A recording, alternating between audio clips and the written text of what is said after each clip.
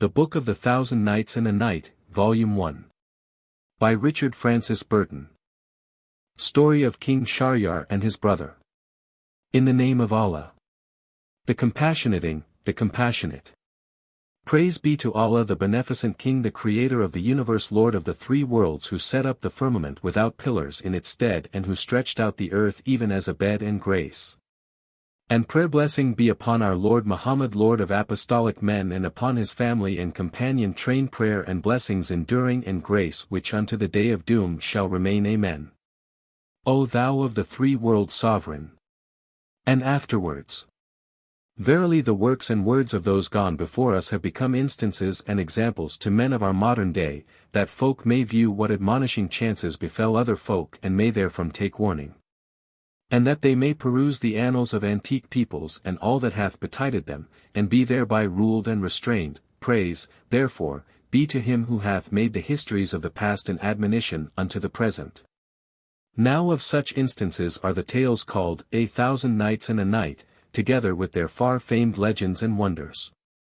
Therein it is related, but Allah is all-knowing of his hidden things, and all-ruling and all-honored and all-giving and all-gracious and all-merciful one, that, in tide of yore and in time long gone before, there was a king of the kings of the Banu Sazan in the islands of India and China, a lord of armies and guards and servants and dependents.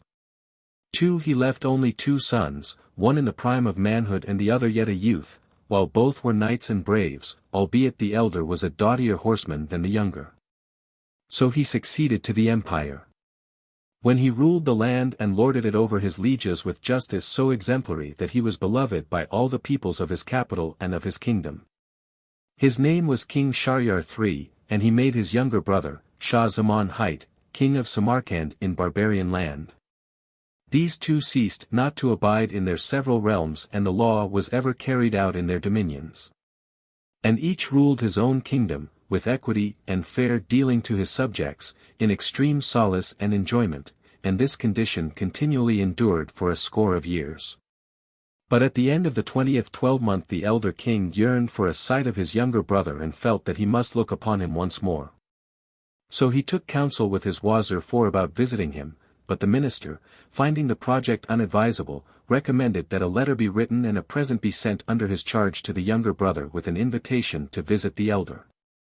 Having accepted this advice, the king forthwith bade prepare handsome gifts, such as horses with saddles of gem-encrusted gold, mamelukes, or white slaves, beautiful handmaids, high-breasted virgins, and splendid stuffs and costly.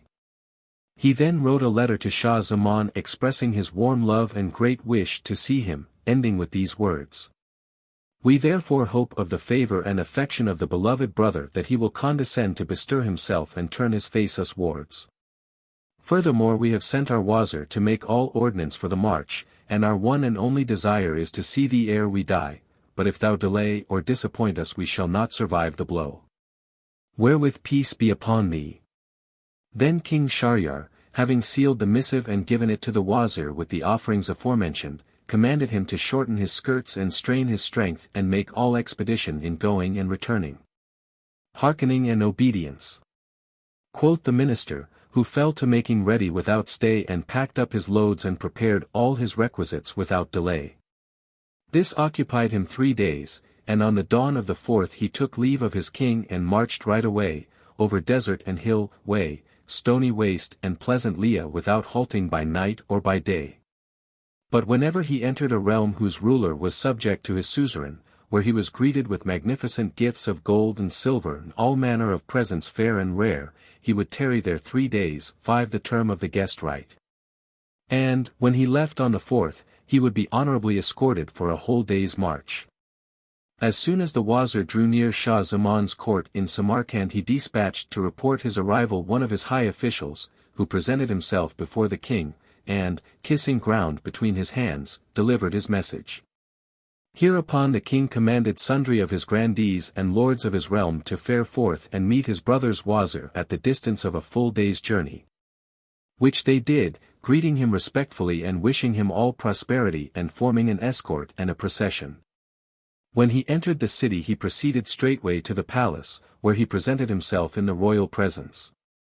And, after kissing ground and praying for the king's health and happiness and for victory over all his enemies, he informed him that his brother was yearning to see him, and prayed for the pleasure of a visit. He then delivered the letter which Shah Zaman took from his hand and read. It contained sundry hints and allusions which required thought.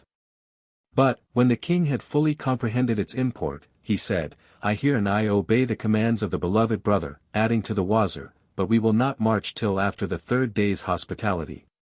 He appointed for the minister fitting quarters of the palace, and, pitching tents for the troops, rationed them with whatever they might require of meat and drink and other necessaries. On the 4th day he made ready for wayfare and got together sumptuous presents befitting his elder brother's majesty, and stablished his chief Wazir viceroy of the land during his absence. Then he caused his tents and camels and mules to be brought forth and encamped, with their bales and loads, attendants and guards, within sight of the city, in readiness to set out next morning for his brother's capital. But when the night was half spent he bethought him that he had forgotten in his palace somewhat which he should have brought with him, so he returned privily and entered his apartments, where he found the queen, his wife, asleep on his own carpet bed, embracing with both arms a black cook of loathsome aspect and foul with kitchen grease and grime. When he saw this the world waxed black before his sight and he said, If such case happen while I am yet within sight of the city, what will be the doings of this damned whore during my long absence at my brother's court? So he drew his scimitar and, cutting the two in 4 pieces with a single blow, left them on the carpet and returned presently to his camp without letting anyone know of what had happened. Then he gave orders for immediate departure and set out at once and began his travel, but he could not help thinking over his wife's treason and he kept ever saying to himself, How could she do this deed by me? How could she work her own death? Till excessive grief seized him, his color changed to yellow, his body waxed weak and he was threatened with a dangerous malady, such an one as bringeth men to die. So the Wazir shortened his stages and tarried long at the watering stations and did his best to solace the king. Now when Shah Zaman drew near the capital of his brother he dispatched vaunt couriers and messengers of glad tidings to announce his arrival, and Shahryar came forth to meet him with his wazirs and emirs and lords and grandees of his realm, and saluted him and joyed with exceeding joy and caused the city to be decorated in his honor. When, however, the brothers met, the elder could not but see the change of complexion in the younger and questioned him of his case, whereto he replied, "'Tis caused by the travails of wayfare and my case needs care. For I have suffered from the change of water and air. But Allah be praised for reuniting me with a brother so dear and so rare." On this wise he dissembled and kept his secret, adding, "O king of the time and caliph of the tide, only toil and moil have tinged my face yellow with bile and hath made my eyes sink deep in my head." Then the two entered the capital in all honor. And the elder brother lodged the younger in a palace overhanging the pleasure garden, and, after a time, seeing his condition still unchanged, he attributed it to his separation from his country and kingdom. So he let him wend his own ways and asked no questions of him till one day when he again said, "O my brother, I see thou art grown weaker of body and yellower of color." "O my brother," replied Shah Zaman, "I have an internal wound." Still he would not tell him what he had witnessed in his wife. Thereupon Shahryar summoned doctors and surgeons and bade them treat his brother according to the rules of art, which they did for a whole month. But their sherbets and potions not availed, for he would dwell upon the deed of his wife, and despondency, instead of diminishing, prevailed, and leech-craft treatment utterly failed. One day his elder brother said to him, "I am going forth to hunt and course and to take my pleasure and pastime, maybe this would lighten thy heart." Shah Zaman, however, refused, saying, "My brother, my soul yearneth for naught of this sort, and I entreat thy favor to suffer me tarry quietly in this place, being wholly taken up with my malady." So King Shah Zaman passed his night in the palace and, next morning, when his brother had fared forth, he removed from his room and sat him down at one of the lattice windows overlooking the pleasure grounds. And there he abode thinking with saddest thought over his wife's betrayal, and burning sighs issued from his tortured breast. And as he continued in this case, lo! A postern of the palace, which was carefully kept private, swung open, and out of it came 20 slave girls surrounding his brother's wife, who was wondrous fair. A model of beauty and comeliness and symmetry and perfect loveliness, and who paced with the grace of a gazelle which panteth for the cooling stream. Thereupon Shah Zaman drew back from the window, but he kept the bevy in sight, espying them from a place whence he could not be espied. They walked under the very lattice and advanced a little way into the garden till they came to a jetting fountain amiddlemost a great basin of water. Then they stripped off their clothes, and behold, 10 of them were women, concubines of the king, and the other 10 were white slaves. Then they all paired off, each with each, but the queen, who was left alone, presently cried out in a loud voice, "Hear to me, O my lord Said." And then sprang with a drop leap from one of the trees a big slobbering blackamoor with rolling eyes which showed the whites, a truly hideous sight. 7 He walked boldly up to her and threw his arms round her neck while she embraced him as warmly. Then he bussed her, and winding his legs round hers, as a button loop clasps a button, he threw her and enjoyed her. On like wise did the other slaves with the girls till all had satisfied their passions, and they ceased not from kissing and clipping, coupling and carousing till day began to wane. When the Mamelukes rose from the damsels' bosoms and the blackamoor slave dismounted from the queen's breast, the men resumed their disguises, and all, except the negro who swarmed up the tree, entered the palace and closed the postern door as before. Now, when Shah Zaman saw this conduct of his sister-in-law, he said in himself, "By Allah, my calamity is lighter than this. My brother is a greater king among the kings than I am, yet this infamy goeth on in his very palace, and his wife is in love with that filthiest of filthy slaves. But this only showeth that they all do it 8, and that there is no woman but who cuckoldeth her husband. Then the curse of Allah upon one and all, and upon the fools who lean against them for support, or who place the reins of conduct in their hands." So he put away his melancholy and despondency, regret and repine, and allayed his sorrow by constantly repeating those words, adding, "'Tis my conviction that no man in this world is safe from their malice." When supper time came they brought him the trays, and he ate with voracious appetite, for he had long refrained from meat, feeling unable to touch any dish however dainty. Then he returned grateful thanks to Almighty Allah, praising him and blessing him, and he spent a most restful night, it having been long since he had savored the sweet food of sleep. Next day he broke his fast heartily and began to recover health and strength, and presently regained excellent condition. His brother came back from the chase 10 days after, when he rode out to meet him, and they saluted each other. And when King Shahryar looked at King Shah Zaman, he saw how the hue of health had returned to him, how his face had waxed ruddy, and how he ate with an appetite after his late scanty diet. He wondered much and said, "O my brother, I was so anxious that thou wouldst join me in hunting and chasing, and wouldst take thy pleasure and pastime in my dominion." He thanked him and excused himself. Then the two took horse and rode into the city, and, when they were seated at their ease in the palace, the food trays were set before them and they ate their sufficiency. After the meats were removed and they had washed their hands, King Shahryar turned to his brother and said, "My mind is overcome with wonderment at thy condition. I was desirous to carry thee with me to the chase, but I saw thee changed in hue, pale and want of view, and in sore trouble of mind too. But now Alhamdulillah, glory be to God. I see thy natural color hath returned to thy face, and that thou art again in the best of case. It was my belief that thy sickness came of severance from thy family and friends, and absence from capital and country, so I refrained from troubling thee with further questions. But now I beseech thee to expound to me the cause of thy complaint and thy change of color, and to explain the reason of thy recovery and the return to the ruddy hue of health which I am wont to view. So speak out and hide naught." When Shah Zaman heard this he bowed groundwards a while his head, then raised it and said, "I will tell thee what caused my complaint and my loss of color. But excuse my acquainting thee with the cause of its return to me and the reason of my complete recovery. Indeed I pray thee not to press me for a reply." Said Shahryar, who was much surprised by these words, "Let me hear first what produced thy pallor and thy poor condition." "Know, then, O my brother," rejoined Shah Zaman, "that when thou sentest thy Wazir with the invitation to place myself between thy hands, I made ready and marched out of my city. But presently I minded me having left behind me in the palace a string of jewels intended as a gift to thee. I returned for it alone and found my wife on my carpet bed and in the arms of a hideous black cook. So I slew the twain and came to thee, yet my thoughts brooded over this business and I lost my bloom and became weak. But excuse me if I still refuse to tell thee what was the reason of my complexion returning. Shahryar shook his head, marveling with extreme marvel, and with the fire of wrath flaming up from his heart, he cried, Indeed, the malice of woman is mighty.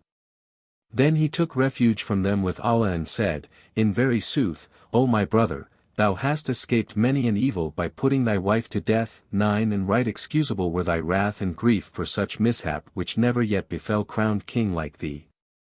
By Allah, had the case been mine, I would not have been satisfied without slaying 1,000 women. In that way madness lies. But now praise be to Allah who hath tempered to thee thy tribulation, and needs must thou acquaint me with that which so suddenly restored to thee complexion and health, and explain to me what causeth this concealment. O King of the age, again I pray thee excuse my so doing. Nay, but thou must.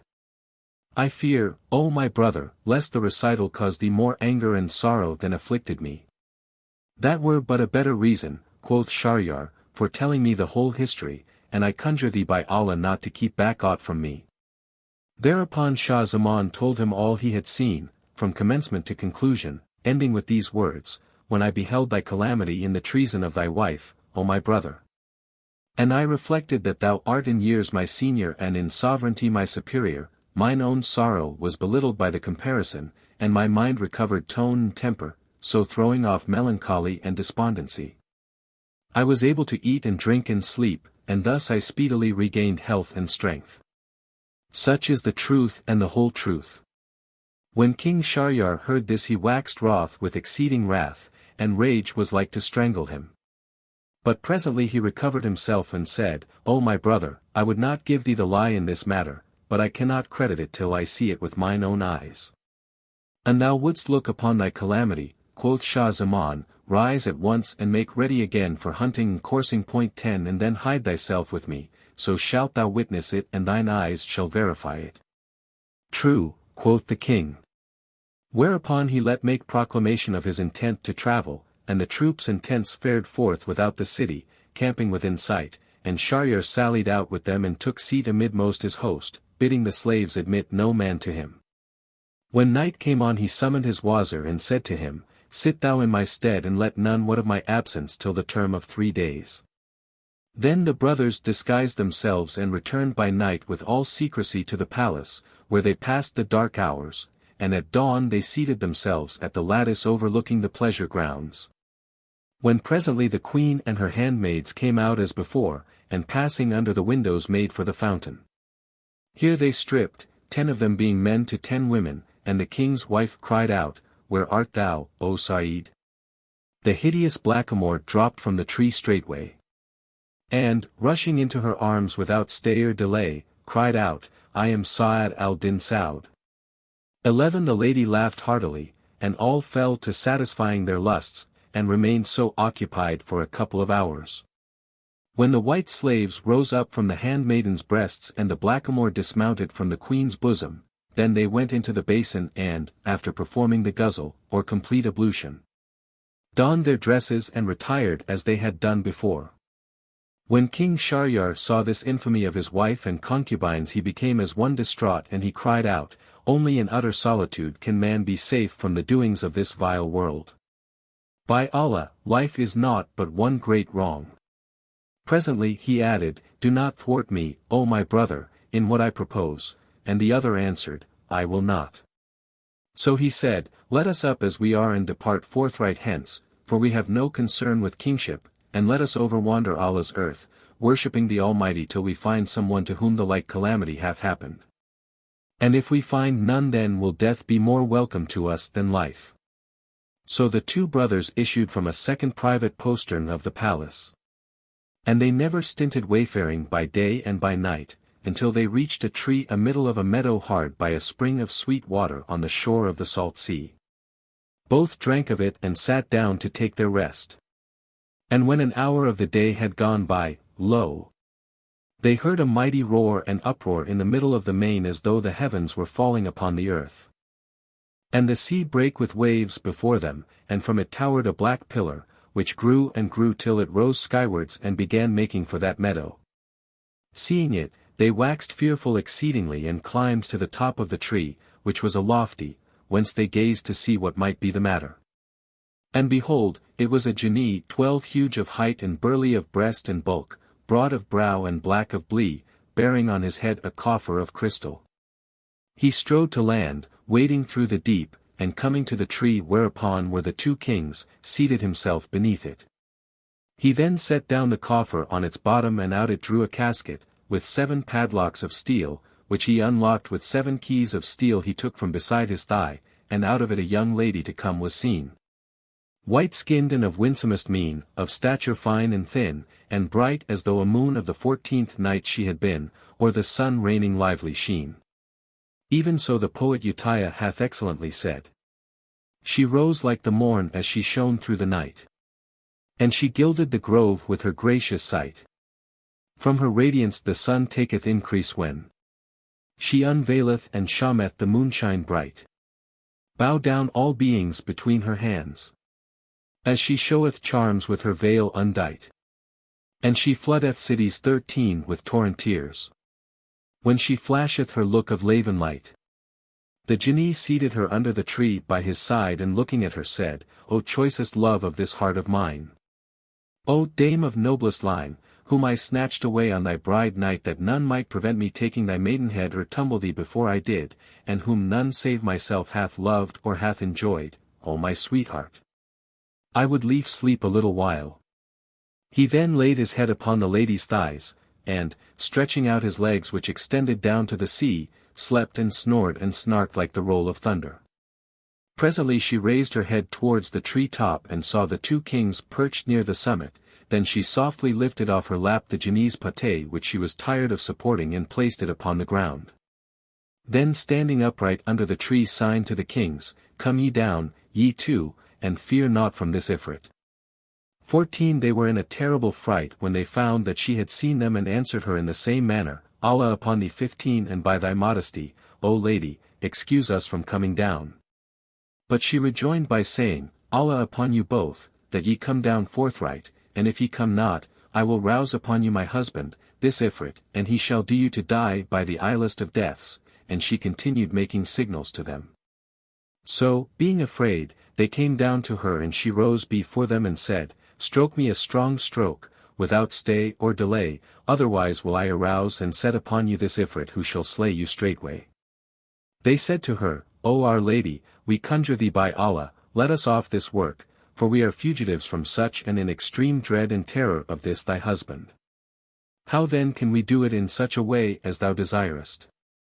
Leave this talk, it needs must be so, quoth she, and she swore them by him 16 who raised the skies on high, without prop or pillar, that, if they worked not her will, she would cause them to be slain and cast into the sea. Whereupon out of fear King Shahryar said to King Shah Zaman, My brother, do thou what she biddeth thee do. But he replied, I will not do it till thou do it before I do. And they began disputing about footering her. Then quoth she to the twain, How is it I see you disputing and demurring? If ye do not come forward like men and do the deed of kind, ye 2, I will arouse upon you the Ifrit. At this, by reason of their sore dread of the Jinni, both did by her what she bade them do, and, when they had dismounted from her, she said, Well done. She then took from her pocket a purse and drew out a knotted string, whereon were strung 517 seal rings, and asked, Know ye what be these? They answered her saying, We know not. Then quoth she, These be the signets of 570 men who have all footered me upon the horns of this fowl, this foolish, this filthy Ifrit, so give me also your 2 seal rings, ye pair of brothers. When they had drawn their 2 rings from their hands and given them to her, she said to them, Of a truth this Ifrit bore me off on my bride night, and put me into a casket, and set the casket in a coffer, and to the coffer he affixed 7 strong padlocks of steel, and deposited me on the deep bottom of the sea that raves, dashing and clashing with waves, and guarded me so that I might remain chaste and honest, quotha, that none save himself might have connection with me. But I have lain under as many of my kind as I please, and this wretched Jinni wotteth not that destiny may not be averted nor hindered by aught, and that whatso woman willeth the same she fulfilleth however man nilleth. Even so saith one of them. Rely not on women. Trust not to their hearts. Whose joys and whose sorrows are hung to their parts. Lying love they will swear thee, whence guile ne'er departs. Take Yusuf 18 for sample. Where slights and where smarts. Iblis 19 ousted Adam.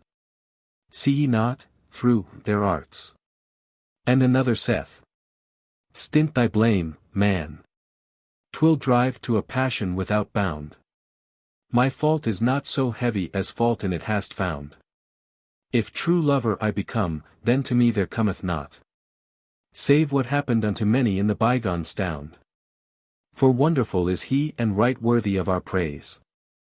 Who from wiles of female wits kept him safe and kept him sound. Hearing these words they marveled with exceeding marvel, and she went from them to the Ifrit and, taking up his head on her thigh as before, said to them softly, Now wend your ways and bear yourselves beyond the bounds of his malice. So they fared forth saying either to other, Allah. Allah, and there be no majesty and there be no might save in Allah, the glorious, the great, and with him we seek refuge from women's malice and slight, for of a truth it hath no mate in might.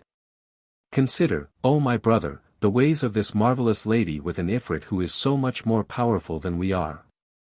Now since there hath happened to him a greater mishap than that which befell us and which should bear us abundant consolation, so return we to our countries and capitals. And let us decide never to intermarry with womankind, and presently we will show them what will be our action. Thereupon they rode back to the tents of King Shahryar, which they reached on the morning of the third day. And, having mustered the Wazirs and Emirs, the chamberlains and high officials, he gave a robe of honor to his viceroy and issued orders for an immediate return to the city. There he sat him upon his throne, and sending for the chief minister, the father of the two damsels who, inshallah, will presently be mentioned, he said, I command thee to take my wife and smite her to death. For she hath broken her plight and her faith. So he carried her to the place of execution and did her die. Then King Shahryar took brand in hand and repairing to the seraglio slew all the concubines and their Mamelukes. 20 He also sware himself by a binding oath that whatever wife he married he would abate her maidenhead at night and slay her next morning to make sure of his honor. For, said he, there never was nor is there one chaste woman upon the face of earth. Then Shah Zaman prayed for permission to fare homewards, and he went forth equipped and escorted and travelled till he reached his own country. Meanwhile Shahryar commanded his Wazir to bring him the bride of the night that he might go into her. So he produced a most beautiful girl, the daughter of one of the emirs, and the king went in unto her at eventide, and when morning dawned he bade his minister strike off her head, and the Wazir did accordingly for fear of the Sultan. On this wise he continued for the space of 3 years, marrying a maiden every night and killing her the next morning, till folk raised an outcry against him and cursed him, praying Allah utterly to destroy him and his rule. And women made an uproar and mothers wept and parents fled with their daughters till there remained not in the city a young person fit for carnal copulation. Presently the king ordered his chief Wazir, the same who was charged with the executions, to bring him a virgin as was his wont, and the minister went forth and searched and found none. So he returned home in sorrow and anxiety, fearing for his life from the king. Now he had 2 daughters, Scheherazade and Dunyazad hight 21, of whom the elder had perused the books, annals and legends of preceding kings, and the stories, examples and instances of bygone men and things. Indeed it was said that she had collected 1,000 books of histories relating to antique races and departed rulers. She had perused the works of the poets and knew them by heart. She had studied philosophy and the sciences, arts and accomplishments, and she was pleasant and polite, wise and witty, well-read and well-bred. Now on that day she said to her father, Why do I see thee thus changed and laden with cark and care? Concerning this matter quoth one of the poets. Tell whoso hath sorrow.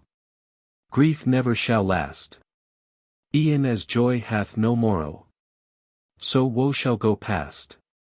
When the Wazir heard from his daughter these words he related to her, from first to last, all that had happened between him and the king. Thereupon said she, By Allah, O my father, how long shall this slaughter of women endure? Shall I tell thee what is in my mind in order to save both sides from destruction? Say on, O my daughter, quoth he, and quoth she, I wish thou wouldst give me in marriage to this King Shahryar. Either I shall live or I shall be a ransom for the virgin daughters of Moslems and the cause of their deliverance from his hands and thine. 22 Allah upon thee. Cried he in wrath exceeding that lacked no feeding, O scanty of wit, expose not thy life to such peril. How durst thou address me in words so wide from wisdom and far from foolishness?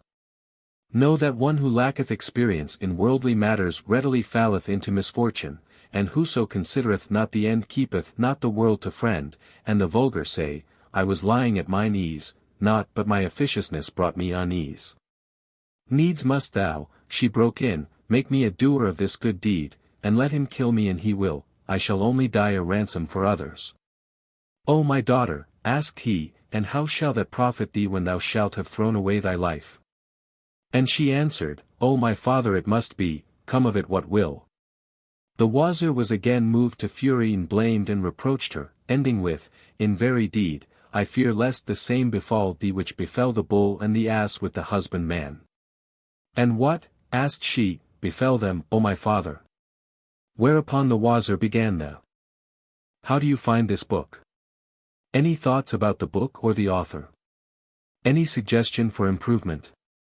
Please take a moment to share your thoughts in a comment. If you like it, share it with your friends who might enjoy it as well. Subscribe to keep in touch. Visit CompleteAudiobooks.com for more quality content. Tale of the Bull and the Ass. In Egypt, etc., the bull takes the place of the Western ox. The Arab word is tor, thor, sor, in Old Persian, Torah, and Lat. Taurus, a venerable remnant of the days before the Semitic and Aryan families of speech had split into two distinct growths. Tor ends in the Saxon, steer, and the English, steer. Know, O my daughter, that there was once a merchant who owned much money in many men, and who was rich in cattle and camels. He had also a wife and family, and he dwelt in the country, being experienced in husbandry and devoted to agriculture. Now Allah Most High had endowed him with understanding the tongues of beasts and birds of every kind, but under pain of death if he divulged the gift to any. So he kept it secret for very fear. He had in his cow house a bull and an ass, each tethered in his own stall, one hard by the other. As the merchant was sitting near hand one day with his servants and his children were playing about him, he heard the bull say to the ass, Hail and health to thee, O father of waking, 23 For that thou enjoyest rest and good ministering. All under thee is clean swept and fresh sprinkled, men wait upon thee and feed thee, and thy provaunt is sifted barley and thy drink pure spring water, while I, unhappy creature, am led forth in the middle of the night, when they set on my neck the plough and a something called yoke, and I tire at cleaving the earth from dawn of day till set of sun. I am forced to do more than I can and to bear all manner of ill treatment from night to night, after which they take me back with my sides torn, my neck flayed, my legs aching and mine eyelids sored with tears. Then they shut me up in the byre and throw me beans and crushed straw 24 mixed with dirt and chaff, and I lie in dung and filth and foul stinks through the livelong night. But thou art ever in a place swept and sprinkled and cleansed, and thou art always lying at ease, save when it happens, and seldom enough, that the master hath some business, when he mounts thee and rides thee to town and returns with thee forthright. So it happens that I am toiling and distressed while thou takest thine ease and thy rest, thou sleepest while I am sleepless. I hunger still while thou eatest thy fill, and I win contempt while thou winnest goodwill. When the bull ceased speaking, the ass turned towards him and said, O broad, O brow, 25 O thou lost one. He lied not who dubbed thee bull head, for thou, O father of a bull, hast neither forethought nor contrivance, thou art the simplest of simpletons. 26 And thou knowest not of good advisers. Hast thou not heard the saying of the wise? For others these hardships and labors I bear, and theirs is the pleasure and mine is the care. As the bleacher who blacketh his brow in the sun, to whiten the raiment which other men wear. 27. But thou, O fool, art full of zeal, and thou toilest and moilest before the master, and thou tearest and wearest and slayest thyself for the comfort of another. Hast thou never heard the saw that saith, none to guide and from the way go wide? Thou wendest forth at the call to dawn prayer, and thou returnest not till sundown, and through the livelong day thou endurest all manner hardships, to wit, beating and belabouring in bad language. Now hearken to me, Sir Bull. When they tie thee to thy stinking manger, thou pawest the ground with thy forehand and lashest out with thy hind hoofs and pushest with thy horns and bellowest aloud, so they deem thee contented. And when they throw thee thy fodder thou fallest on it with greed and hastenest to line thy fair fat paunch. But if thou accept my advice it will be better for thee, and thou wilt lead an easier life even than mine. When thou goest afield and they lay the thing called yoke on thy neck, lie down and rise not again though haply they swinge thee, and, if thou rise, lie down a second time. And when they bring thee home and offer thee thy beans, fall backwards and only sniff at thy meat and withdraw thee and taste it not, and be satisfied with thy crushed straw and chaff. And on this wise feign thou art sick, and cease not doing thus for a day or 2 days or even 3 days, so shalt thou have rest from toil and moil. When the bull heard these words he knew the ass to be his friend and thanked him, saying, Right is thy rede, and prayed that all blessings might requite him, and cried, O Father Wakener, 28 thou hast made up for my failings. Now 29 The merchant, O my daughter, understood all that passed between them. Next day the driver took the bull, and settling the plough on his neck, 30 made him work as wont. But the bull began to shirk his ploughing, according to the advice of the ass, and the ploughman drubbed him till he broke the yoke and made off, but the man caught him up and leathered him till he despaired of his life. Not the less, however, would he do nothing but stand still and drop down till the evening. Then the herd led him home and stabled him in his stall, but he drew back from his manger and neither stamped nor ramped nor butted or bellowed as he was wont to do, whereat the man wondered. He brought him the beans and husks, but he sniffed at them and left them and lay down as far from them as he could and passed the whole night fasting. The peasant came next morning. And, seeing the manger full of beans, the crushed straw untasted and the ox lying on his back in sorriest plight, with legs outstretched and swollen belly, he was concerned for him, and said to himself, By Allah! He hath assuredly sickened, and this is the cause why he would not plough yesterday. Then he went to the merchant and reported, O my master, the bull is ailing, he refused his fodder last night, nay more, he hath not tasted a scrap of it this morning. Now the merchant farmer understood what all this meant, because he had overheard the talk between the bull and the ass, so quoth he, Take that rascal donkey, and set the yoke on his neck, and bind him to the plough and make him do bull's work. Thereupon the ploughman took the ass, and worked him through the livelong day at the bull's task, and, when he failed for weakness, he made him eat stick till his ribs were sore and his sides were sunken and his neck was flayed by the yoke. And when he came home in the evening he could hardly drag his limbs along, either forehand or hind legs. But as for the bull, he had passed the day lying at full length and had eaten his fodder with an excellent appetite, and he ceased not calling down blessings on the ass for his good advice, unknowing what had come to him on his account. So when night set in and the ass returned to the byre, the bull rose up before him in honor, and said, May good tidings gladden thy heart, O Father Wakener. Through thee I have rested all this day and I have eaten my meat in peace and quiet.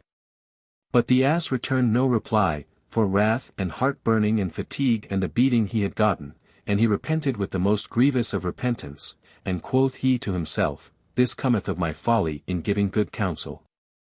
As the saw saith, I was in joy and gladness, not save my officiousness brought me this sadness. But I will bear in mind my innate worth and the nobility of my nature, for what saith the poet? Shall the beautiful hue of the basil 31 fail? Though the beetle's foot o'er the basil crawl, and though spider and fly be its denizens, shall disgrace attach to the royal hall? The cowrie 32 I can, shall have currency. But the pearl's clear drop, shall its value fall? And now I must take thought and put a trick upon him and return him to his place, else I die. Then he went aweary to his manger, while the bull thanked him and blessed him. And even so, O my daughter, said the Wazir, thou wilt die for lack of wits, therefore sit thee still and say naught and expose not thy life to such stress. For, by Allah, I offer thee the best advice, which cometh of my affection and kindly solicitude for thee. O my father, she answered, needs must I go up to this king and be married to him. Quoth he, do not this deed. And quoth she, of a truth I will, whereat he rejoined, if thou be not silent and bide still, I will do with thee even what the merchant did with his wife. And what did he? Asked she. Know then, answered the Wazir, that after the return of the ass the merchant came out on the terrace roof with his wife and family, for it was a moonlit night and the moon at its full. Now the terrace overlooked the cowhouse and presently, as he sat there with his children playing about him, the trader heard the ass say to the bull, Tell me, O father broad O brow, what thou purposest to do tomorrow. The bull answered, What but continue to follow thy counsel, O Aliboran. Indeed it was as good could be and it hath given me rest and repose. Nor will I now depart from it one tittle, so, when they bring me my meat, I will refuse it and blow out my belly in counterfeit crank. The ass shook his head and said, Beware of so doing, O father of a bull. The bull asked, Why, and the ass answered, Know that I am about to give thee the best of counsel, for verily I heard our owner say to the herd. If the bull rise not from his place to do his work this morning and if he retire from his fodder this day, make him over to the butcher that he may slaughter him and give his flesh to the poor, and fashion a bit of leather 33 from his hide. Now I fear for thee on account of this. So take my advice ere a calamity befall thee, and when they bring thee thy fodder eat it and rise up and bellow and paw the ground, or our master will assuredly slay thee, and peace be with thee. Thereupon the bull arose and lowed aloud and thanked the ass, and said, Tomorrow I will readily go forth with them, and he at once ate up all his meat and even licked the manger. All this took place and the owner was listening to their talk. Next morning the trader and his wife went to the bull's crib and sat down, and the driver came and led forth the bull who, seeing his owner, whisked his tail and brake wind. And frisked about so lustily that the merchant laughed a loud laugh and kept laughing till he fell on his back. His wife asked him, Whereat laughest thou with such loud laughter as this? And he answered her, I laughed at a secret something which I have heard and seen but cannot say lest I die my death. She returned, Perforce thou must discover it to me. And disclose the cause of thy laughing even if thou come by thy death. But he rejoined, I cannot reveal what beasts and birds say in their lingo for fear I die. Then quoth she, By Allah! Thou liest. This is a mere pretext, thou laughest at none save me. And now thou wouldest hide somewhat from me. But by the Lord of the heavens!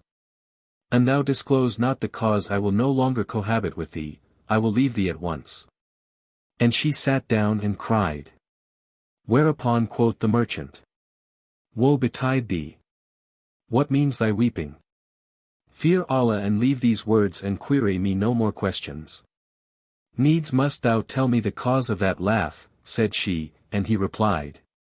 Thou wottest that when I prayed Allah to vouchsafe me understanding of the tongues of beasts and birds, I made a vow never to disclose the secret to any under pain of dying on the spot.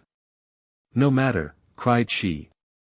Tell me what secret passed between the bull and the ass and die this very hour and thou be so minded, and she ceased not to importune him till he was worn out and clean distraught.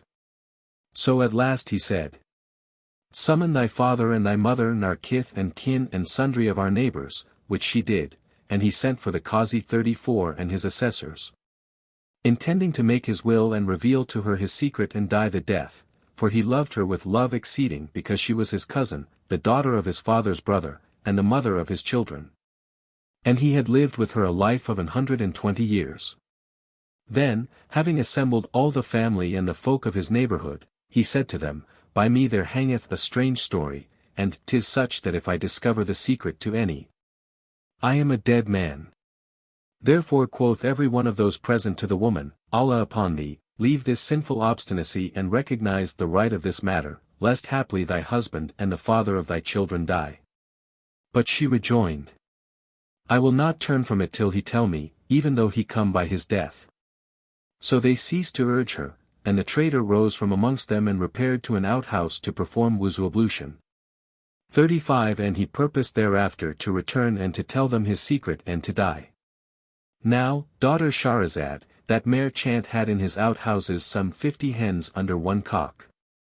And whilst making ready to farewell his folk he heard one of his many farm dogs thus address in his own tongue the cock, who was flapping his wings and crowing lustily and jumping from one hen's back to another and treading all in turn, saying, O Chanticleer! How mean is thy wit and how shameless is thy conduct! Be he disappointed who brought thee up. 36 Art thou not ashamed of thy doings on such a day as this? And what, asked the rooster, hath occurred this day? When the dog answered, Dost thou not know that our master is this day making ready for his death? His wife is resolved that he shall disclose the secret taught to him by Allah. And the moment he so doeth he shall surely die. We dogs are all a mourning, but thou clappest thy wings and clarionest thy loudest and treadest hen after hen. Is this an hour for pastime and pleasuring? Art thou not ashamed of thyself? 37 Then by Allah, quoth the cock, is our master a lack-wit and a man scanty of sense, if he cannot manage matters with a single wife? His life is not worth prolonging.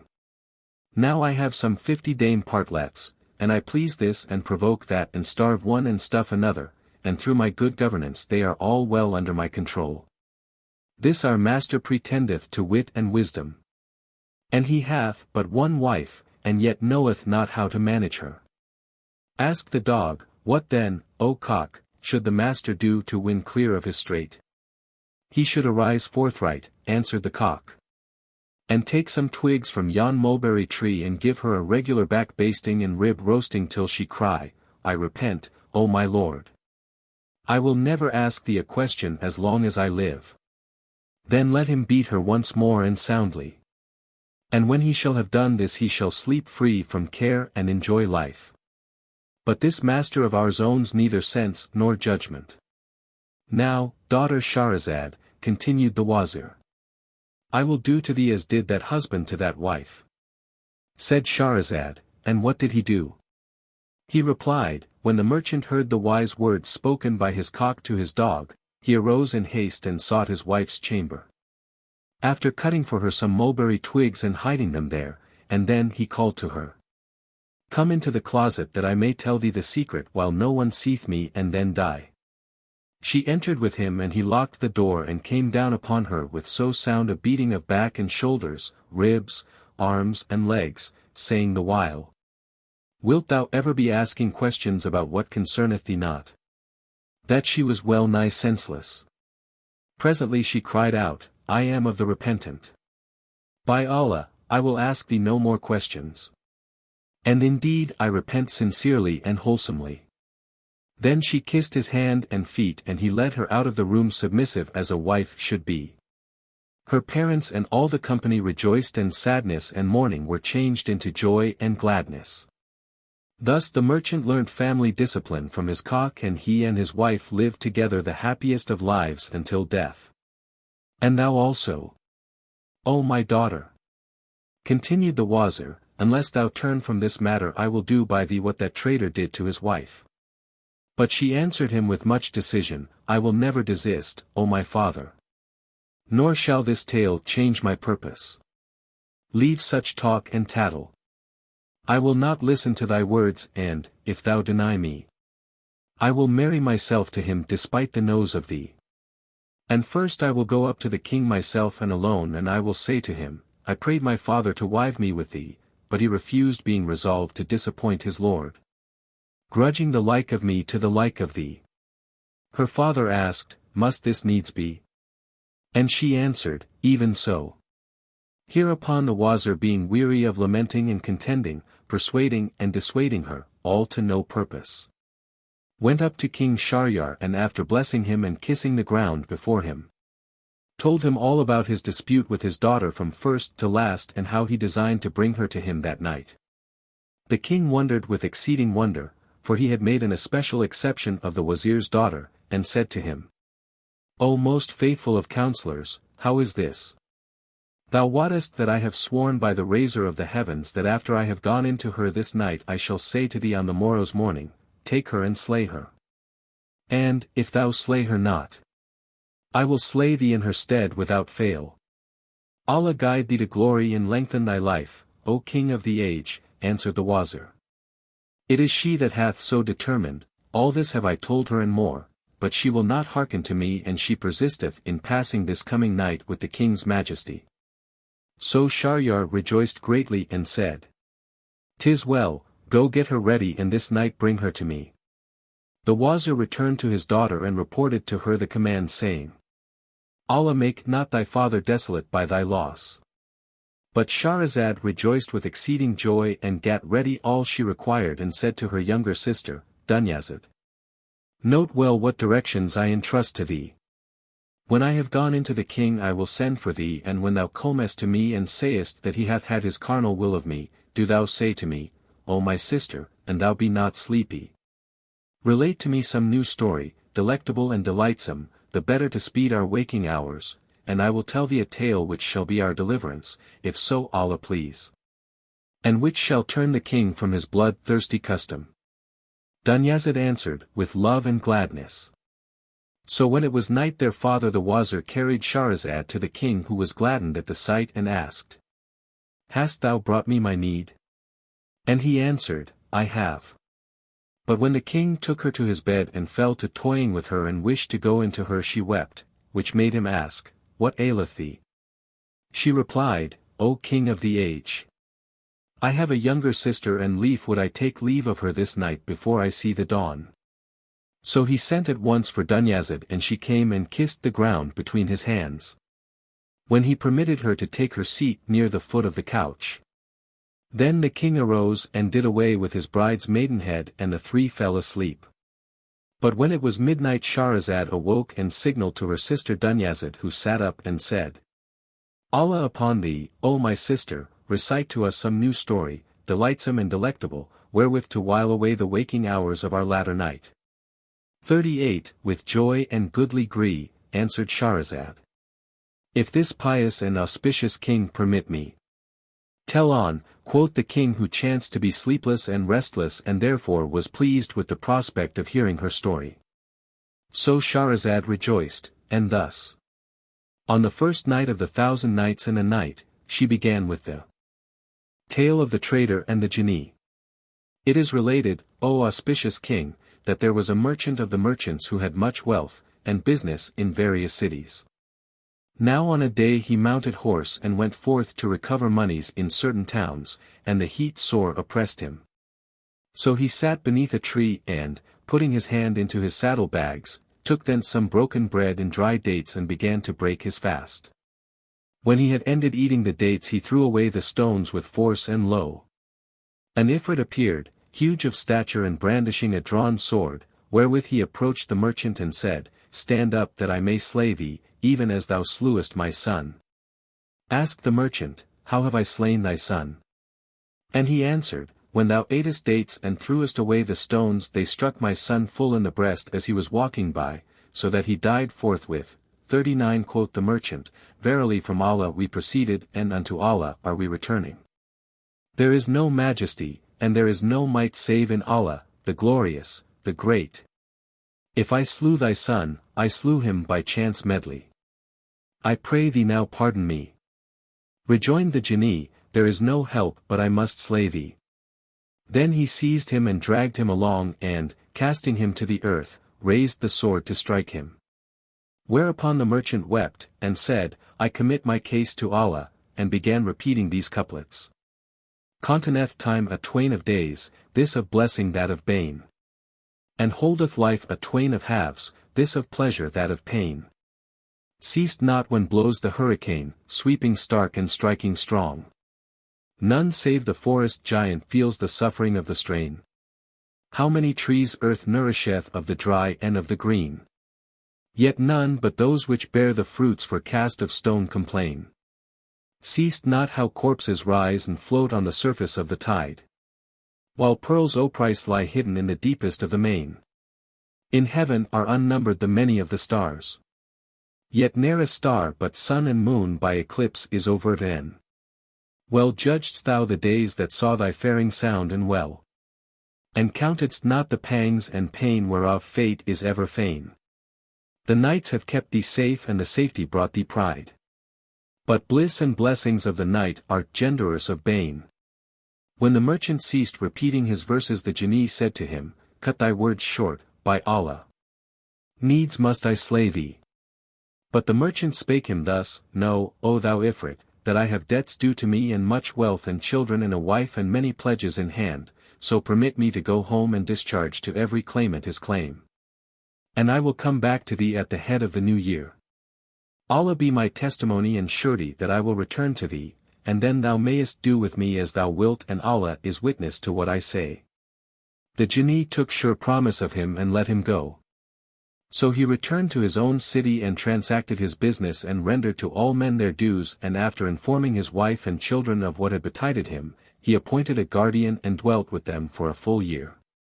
Then he arose, and made the wuzu ablution to purify himself before death, and took his shroud under his arm and bade farewell to his people, his neighbors and all his kith and kin, and went forth despite his own nose. 40 They then began weeping and wailing and beating their breasts over him, but he travelled until he arrived at the same garden, and the day of his arrival was the head of the new year. As he sat weeping over what had befallen him, behold, a Shaykh, 41 a very ancient man, drew near leading a chained gazelle. And he saluted that merchant and wishing him long life said, What is the cause of thy sitting in this place and thou alone, and this be a resort of evil spirits? The merchant related to him what had come to pass with the Ifrit, and the old man, the owner of the gazelle, wondered and said, By Allah, O brother, thy faith is none other than exceeding faith, and thy story right strange. Were it graven with gravers on the eye corners, it were a warner to whoso would be warned. Then seating himself near the merchant he said, By Allah, O my brother, I will not leave thee until I see what may come to pass with thee and this Ifrit. And presently as he sat and the two were at talk, the merchant began to feel fear and terror and exceeding grief and sorrow beyond relief and ever-growing care and extreme despair. And the owner of the gazelle was hard by his side. When behold, a second Shaykh approached them, and with him were 2 dogs both of greyhound breed and both black. The second old man after saluting them with the salam, also asked them of their tidings and said, What causeth you to sit in this place, a dwelling of the Jann? 42 So they told him the tale from beginning to end, and their stay there had not lasted long before there came up a third Shaykh, and with him a she-mule of bright bay coat, and he saluted them and asked them why they were seated in that place. So they told him the story from first to last, and of no avail, O my master, is a twice-told tale. There he sat down with them, and lo! A dust cloud advanced and a mighty sand devil appeared amidmost of the waste. Presently the cloud opened and behold, within it was that Jinni hending in hand a drawn sword, while his eyes were shooting fire sparks of rage. He came up to them and, hailing away the merchant from among them, cried to him, Arise that I may slay thee, as thou slewest my son, the life-stuff of my liver. 43 The merchant wailed and wept, and the 3 old men began sighing and crying and weeping and wailing with their companion. Presently the first old man, the owner of the gazelle, came out from among them and kissed the hand of the Ifrit and said, O Jinni, thou crown of the kings of the Jann.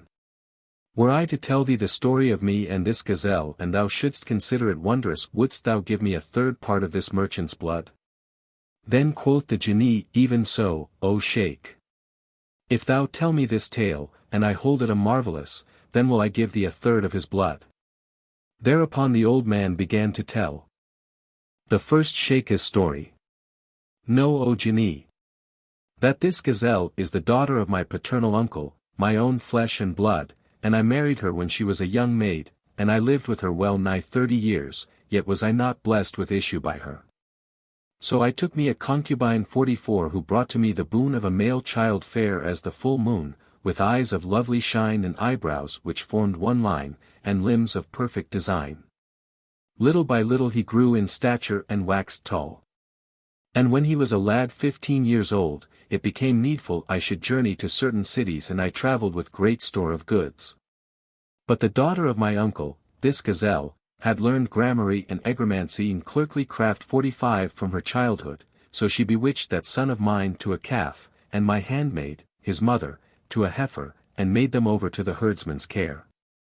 Now when I returned after a long time from my journey and asked for my son and his mother, she answered me, saying, Thy slave girl is dead, and thy son hath fled and I know not whither he is sped. So I remained for a whole year with grieving heart, and streaming eyes until the time came for the great festival of Allah. 46 Then sent I to my herdsman bidding him choose for me a fat heifer. And he brought me one which was the damsel, my handmaid, whom this gazelle had ensorcelled. I tucked up my sleeves and skirt and, taking a knife, proceeded to cut her throat, but she lowed aloud and wept bitter tears. Thereat I marveled and pity seized me and I held my hand, saying to the herd, Bring me other than this. Then cried my cousin, Slay her, for I have not a fatter nor a fairer. Once more I went forward to sacrifice her, but she again lowed aloud, upon which in ruth I refrained and commanded the herdsman to slay her and flay her. He killed her and skinned her but found in her neither fat nor flesh, only hide and bone. And I repented when penitence availed me naught. I gave her to the herdsman and said to him, Fetch me a fat calf, so he brought my son ensorcelled. When the calf saw me, he brake his tether and ran to me, and fawned upon me and wailed and shed tears, so that I took pity on him and said to the herdsman, Bring me a heifer and let this calf go. Thereupon my cousin, this gazelle, called aloud at me, saying, Needs must thou kill this calf, this is a holy day and a blessed, whereon naught is slain save what be perfect pure, and we have not amongst our calves any fatter or fairer than this. Quoth I, Look thou upon the condition of the heifer which I slaughtered at thy bidding and how we turned from her in disappointment and she profited us on no wise.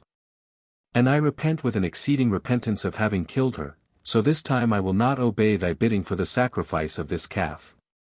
Quoth she, By Allah the most great, the compassionating, the compassionate. There is no help for it. Thou must kill him on this holy day, and if thou kill him not to me thou art no man and I to thee am no wife. Now when I heard those hard words, not knowing her object I went up to the calf, knife in hand, and Scheherazade perceived the dawn of day and ceased to say her permitted say. 47 Then quoth her sister to her, How fair is thy tale, and how grateful, and how sweet and how tasteful. And Scheherazade answered her, What is this to that I could tell thee on the coming night, were I to live and the king would spare me?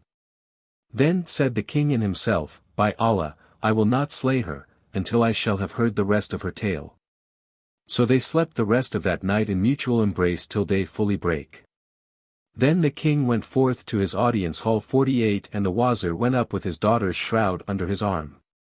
The king issued his orders, and promoted this and deposed that, until the end of the day. And he told the Wazir no whit of what had happened. But the minister wondered thereat with exceeding wonder, and when the court broke up King Shahryar entered his palace. When it was the second night, said Dunyazad to her sister Shahrazad, O my sister, finish for us that story of the merchant and the jinni, and she answered, With joy and goodly gree, if the king permit me.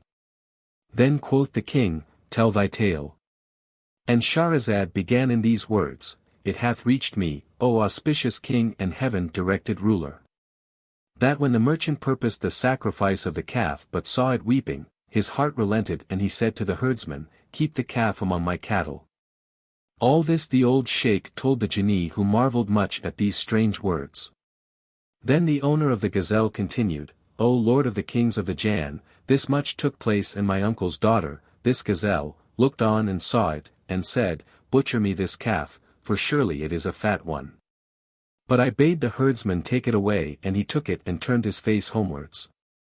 On the next day as I was sitting in my own house, lo! The herdsman came and, standing before me said, O my master, I will tell thee a thing which shall gladden thy soul, and shall gain me the gift of good tidings. 49 I answered, Even so. Then said he, O merchant, I have a daughter, and she learned magic in her childhood from an old woman who lived with us. Yesterday when thou gavest me the calf, I went into the house to her, and she looked upon it and veiled her face. Then she wept and laughed alternately and at last she said, O my father, hath mine honor become so cheap to thee that thou bringest into me strange men? I asked her, Where be these strange men and why wast thou laughing, and crying? And she answered, Of a truth this calf which is with thee is the son of our master, the merchant, but he is ensorcelled by his stepdame who bewitched both him and his mother, such is the cause of my laughing. Now the reason of his weeping is his mother, for that his father slew her unawares. Then I marveled at this with exceeding marvel and hardly made sure that day had dawned before I came to tell thee. When I heard, O Jinni, my herdsman's words, I went out with him, and I was drunken without wine, from the excess of joy and gladness which came upon me, until I reached his house. There his daughter welcomed me and kissed my hand, and forthwith the calf came and fawned upon me as before. Quoth I to the herdsman's daughter, Is this true that thou sayest of this calf? Quoth she, Yea, O my master, he is thy son, the very core of thy heart. I rejoiced and said to her, O maiden, if thou wilt release him thine shall be whatever cattle and property of mine are under thy father's hand. She smiled and answered, O my master, I have no greed for the goods nor will I take them save on two conditions. The first that thou marry me to thy son and the second that I may bewitch her who bewitched him and imprison her, otherwise I cannot be safe from her malice and malpractices. Now when I heard, O Jinni, these, the words of the herdsman's daughter, I replied, Beside what thou askest all the cattle and the household stuff in thy father's charge are thine and, as for the daughter of my uncle, her blood is lawful to thee. When I had spoken, she took a cup and filled it with water, then she recited a spell over it and sprinkled it upon the calf, saying, If Almighty Allah created thee a calf, remain so shaped, and change not. But if thou be enchanted, return to thy whilom form, by command of Allah Most Highest, and lo! He trembled and became a man. Then I fell on his neck and said, Allah upon thee, tell me all that the daughter of my uncle did by thee and by thy mother. And when he told me what had come to pass between them I said, O my son, Allah favored thee with one to restore thee, and thy right hath returned to thee. Then, O Jinni, I married the herdsman's daughter to him, and she transformed my wife into this gazelle, saying, Her shape is a comely and by no means loathsome. After this she abode with us night and day and night, till the Almighty took her to himself. When she deceased, my son fared forth to the cities of Hind, even to the city of this man who hath done to thee what hath been done. 50 And I also took this gazelle, my cousin, and wandered with her from town to town seeking tidings of my son, till destiny drove me to this place where I saw the merchant sitting in tears. Such is my tale. Quoth the Jinni, This story is indeed strange, and therefore I grant thee the third part of his blood. Thereupon the second old man, who owned the 2 greyhounds, came up and said, O Jinni, if I recount to thee what befell me from my brothers, these 2 hounds. And thou see that it is a tale even more wondrous and marvellous than what thou hast heard, wilt thou grant to me also the third of this man's blood? Replied the Jinni, Thou hast my word for it, if thine adventures be more marvellous and wondrous. Thereupon he thus began. The second Shaykh's story. Know, O Lord of the kings of the Jann, that these 2 dogs are my brothers and I am the third. Now when our father died and left us a capital of 3,000 gold pieces 51 I opened a shop with my share, and bought and sold therein, and in like guise did my 2 brothers, each setting up a shop. But I had been in business no long while before the elder sold his stock for 1,000 dinars, and after buying outfit and merchandise, went his ways to foreign parts. He was absent 1 whole year with the caravan. But one day as I sat in my shop, behold, a beggar stood before me asking alms, and I said to him, Allah opened thee another door, 52 Whereupon he answered, weeping the while, Am I so changed that thou knowest me not? Then I looked at him narrowly, and lo! It was my brother, so I rose to him and welcomed him, then I seated him in my shop and put questions concerning his case. Ask me not, answered he, my wealth is a waste and my state hath waxed unstated. So I took him to the Hammam bath 53 and clad him in a suit of my own and gave him lodging in my house.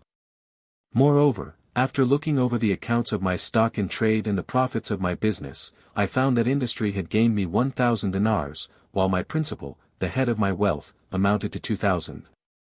So I shared the whole with him, saying, Assume that thou hast made no journey abroad but hast remained at home, and be not cast down by thine ill luck.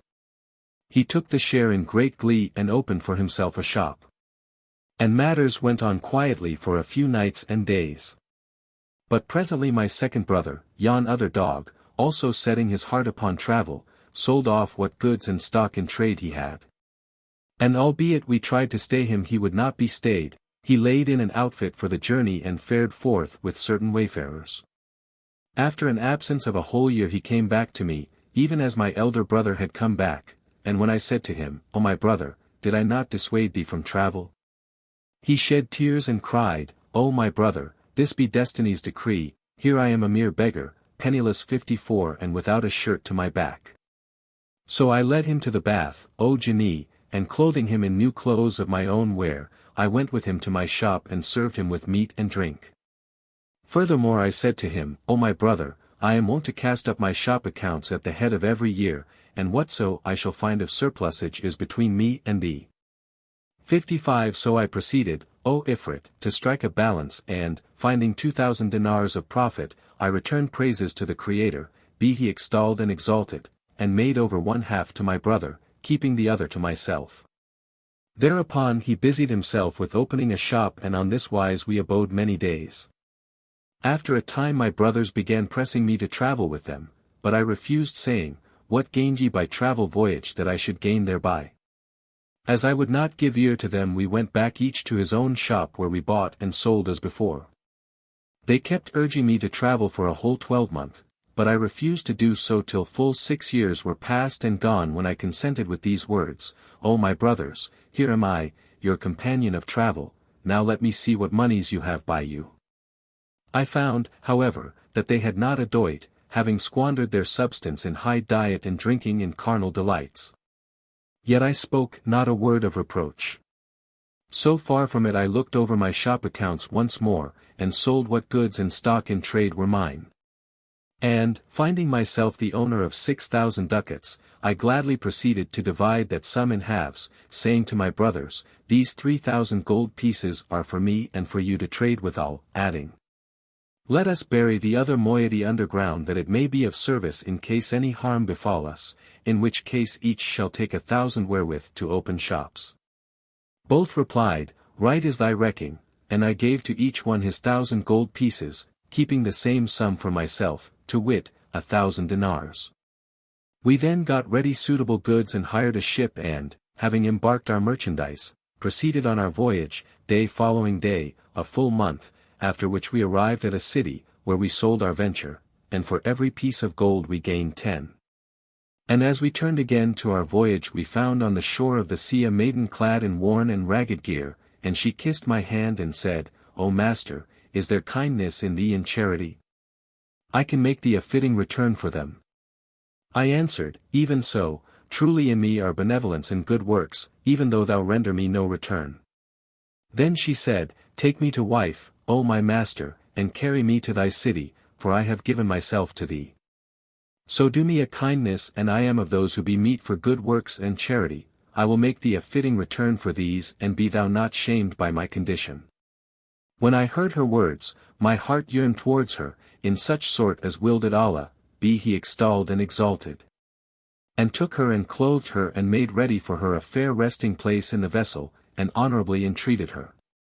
So we voyaged on, and my heart became attached to her with exceeding attachment.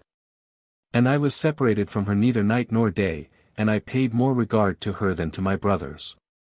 Then they were estranged from me, and waxed jealous of my wealth and the quantity of merchandise I had. And their eyes were opened covetously upon all my property. So they took counsel to murder me and seize my wealth, saying, Let us slay our brother and all his monies will be ours.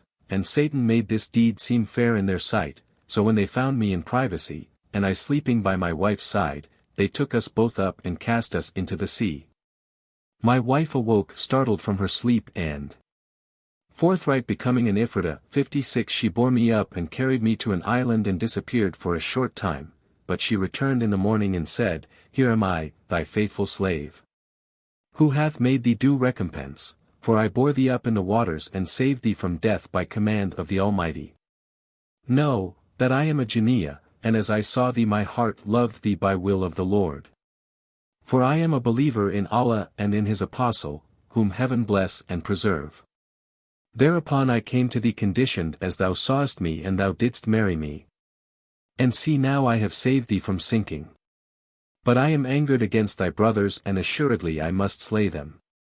When I heard her story I was surprised and, thanking her for all she had done, I said. But as to slaying my brothers this must not be. Then I told her the tale of what had come to pass with them from the beginning of our lives to the end, and on hearing it quoth she. This night will I fly as a bird over them and will sink their ship and slay them.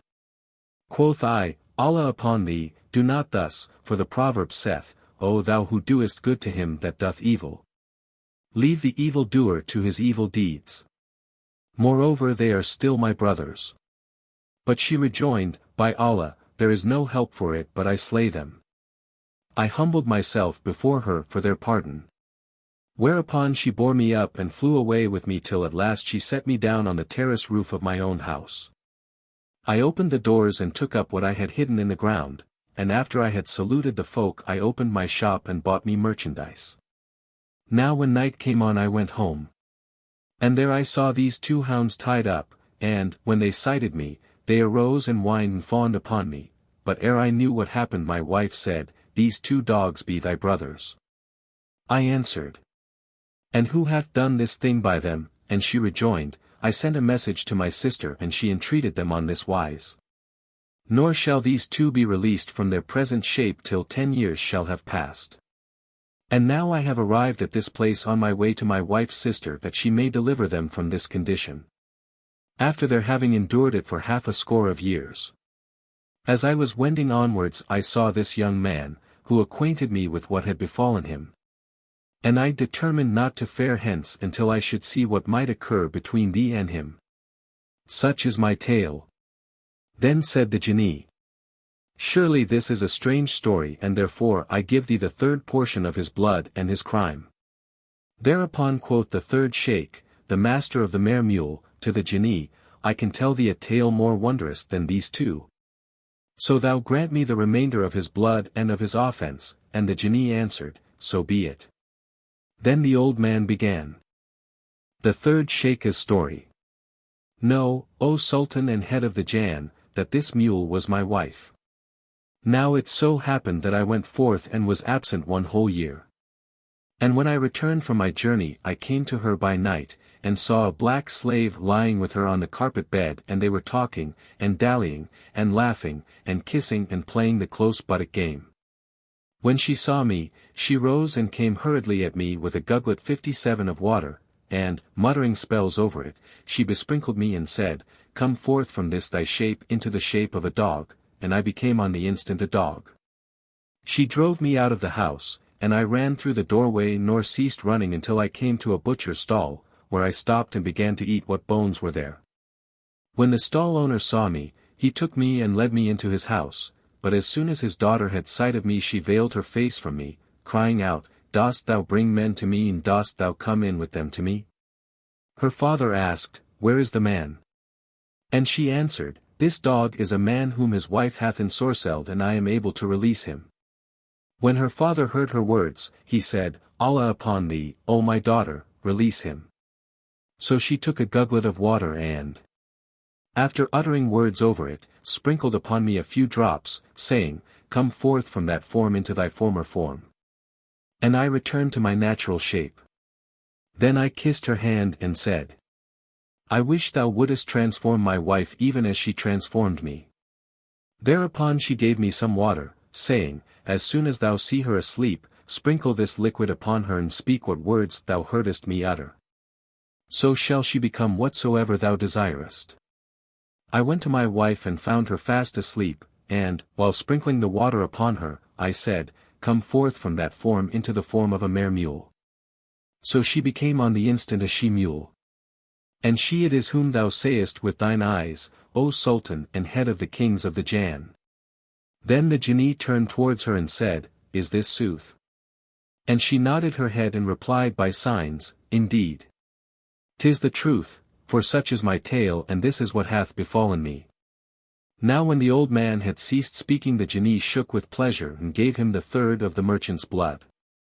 And Scheherazade perceived the dawn of day and ceased saying her permitted say. Then quoth Dunyazad, "O, my sister, how pleasant is thy tale, and how tasteful, how sweet and how grateful." She replied, "And what is this compared with that I could tell thee, the night to come, if I live and the king spare me?" 58 Then thought the king, "By Allah, I will not slay her until I hear the rest of her tale, for truly it is wondrous." So they rested that night in mutual embrace until the dawn. After this the king went forth to his hall of estate. And the Wazir and the troops came in and the court was crowded, and the king gave orders and judged and appointed and deposed, bidding and forbidding during the rest of the day. Then the divan broke up, and King Shahryar entered his palace. When it was the third night, and the king had had his will of the Wazir's daughter, Dunyazad, her sister, said to her, "Finish for us that tale of thine," and she replied, with joy and goodly gree. "It hath reached me, O auspicious king, that when the third old man told a tale to the Jinni more wondrous than the two preceding, the Jinni marveled with exceeding marvel, and, shaking with delight, cried, 'Lo! I have given thee the remainder of the merchant's punishment and for thy sake have I released him.' Thereupon the merchant embraced the old men and thanked them, and these sheikhs wished him joy on being saved and fared forth each one for his own city. Yet this tale is not more wondrous than the fisherman's story." Asked the king, "What is the fisherman's story?" And she answered by relating the tale of the Fisherman and the Jinni. "It hath reached me, O auspicious king, that there was a fisherman well stricken in years who had a wife and 3 children, and withal was of poor condition. Now it was his custom to cast his net every day 4 times, and no more. On a day he went forth about noontide to the sea shore, where he laid down his basket. And, tucking up his shirt and plunging into the water, made a cast with his net and waited till it settled to the bottom. Then he gathered the cords together and haled away at it, but found it weighty. And however much he drew it landwards, he could not pull it up, so he carried the ends ashore and drove a stake into the ground and made the net fast to it.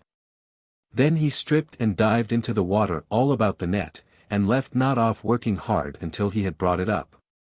He rejoiced thereat and, donning his clothes, went to the net, when he found in it a dead jackass which had torn the meshes. Now when he saw it, he exclaimed in his grief, "There is no majesty, and there is no might save in Allah the Glorious, the Great." Then quoth he, "This is a strange manner of daily bread." And he began reciting in extempore verse. "O toiler through the glooms of night in peril and in pain, thy toiling stint for daily bread comes not by might and main. Sayest thou not the fisher seek afloat upon the sea his bread, while glimmer stars of night as set in tangled skein? Anon he plungeth in despite the buffet of the waves, the while to sight the bellying net his eager glances strain.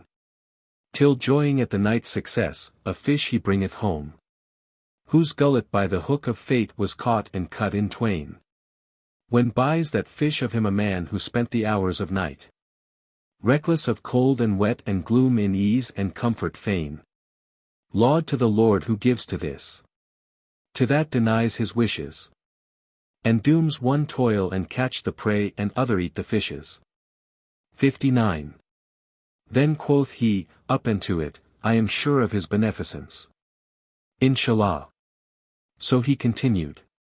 "When thou art seized of evil fate, assume the noble soul's long suffering, 'tis thy best.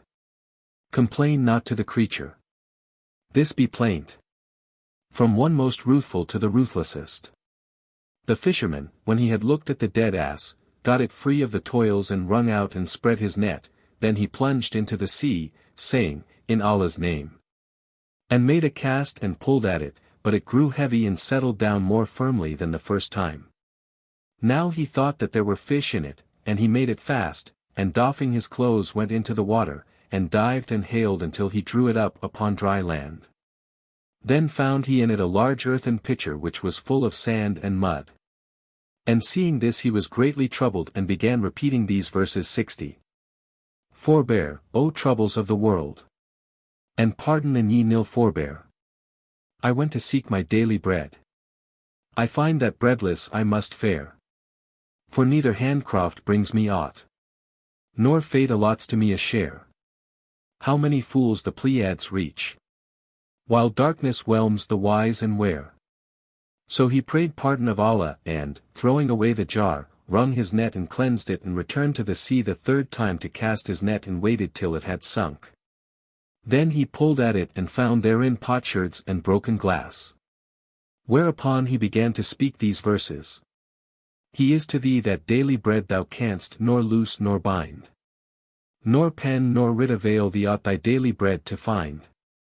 For joy and daily bread are what fate deigneth to allow. This soil is sad and sterile ground, while that makes glad the hind. The shafts of time and life bear down full many a man of worth. While bearing up to high degree wights of ignoble mind. So come thou, death. For verily life is not worth a straw. When lo the falcon falls with all the mallard wings the wind. No wonder, 'tis thou sayest how the great of soul and mind are poor, and many a losel carl to height of luck designed. This bird shall overfly the world from east to furthest west. And that shall win her every wish though ne'er she leave the nest. Then raising his eyes heavenwards he said, O my God! 61 Verily thou wottest that I cast not my net each day save 4 times 62, the third is done and as yet thou hast vouchsafed me nothing. So this time, O my God, deign give me my daily bread. Then, having called on Allah's name, 63 he again threw his net and waited it sinking and settling, whereupon he hailed at it but could not draw it in for that it was entangled at the bottom. He cried out in his vexation, There is no majesty and there is no might save in Allah. And he began reciting. Fie on this wretched world. And so it be. I must be whelmed by grief and misery. Though, gladsome be man's lot when dawns the morn. He drains the cup of woe ere eve he see. Yet was I one of whom the world when asked. Whose lot is happiest? Oft would say, 'tis he. Thereupon he stripped and, diving down to the net, busied himself with it till it came to land. Then he opened the meshes and found therein a cucumber-shaped jar of yellow copper, 64 evidently full of something, whose mouth was made fast with a leaden cap, stamped with the seal ring of our Lord Sulayman son of David, Allah accept the twain.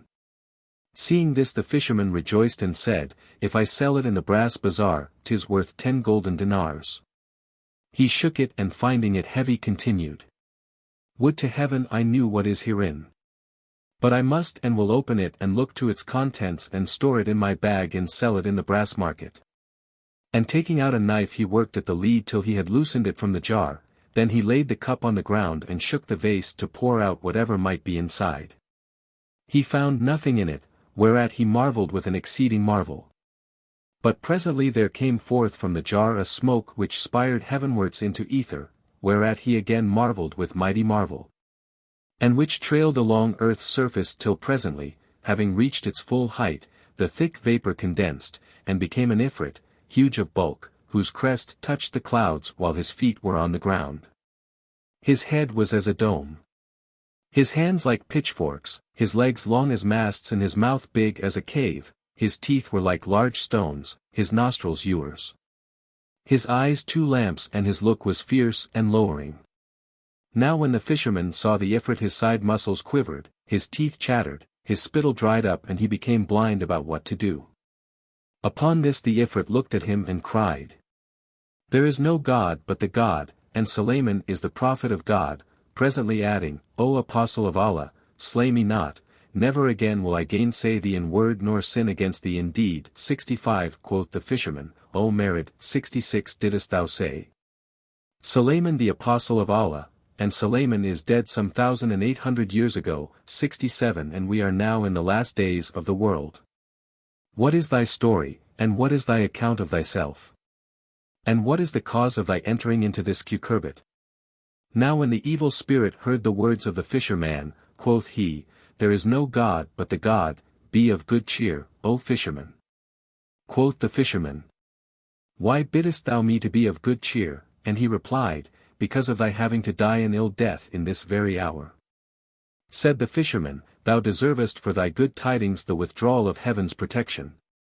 O thou distant one, 68 Wherefore shouldest thou kill me, and what thing have I done to deserve death, I who freed thee from the jar, and saved thee from the depths of the sea, and brought thee up on the dry land? Replied the Ifrit. Ask of me only what mode of death thou wilt die, and by what manner of slaughter shall I slay thee? Rejoined the fisherman, What is my crime and wherefore such retribution? Quoth the Ifrit, Hear my story, O fisherman, and he answered, Say on. And be brief in thy saying, for of very sooth my life breath is in my nostrils. 69 Thereupon quoth the Jinni, Know, that I am one among the heretical Jan, and I sinned against Sulayman, David's son, on the twain be peace. I together with the famous Sakhr al-Jinni, 70 Whereupon the Prophet sent his minister, Asaf son of Barkia, to seize me, and this Wazir brought me against my will and led me in bonds to him, I being downcast despite my nose, and he placed me standing before him like a suppliant.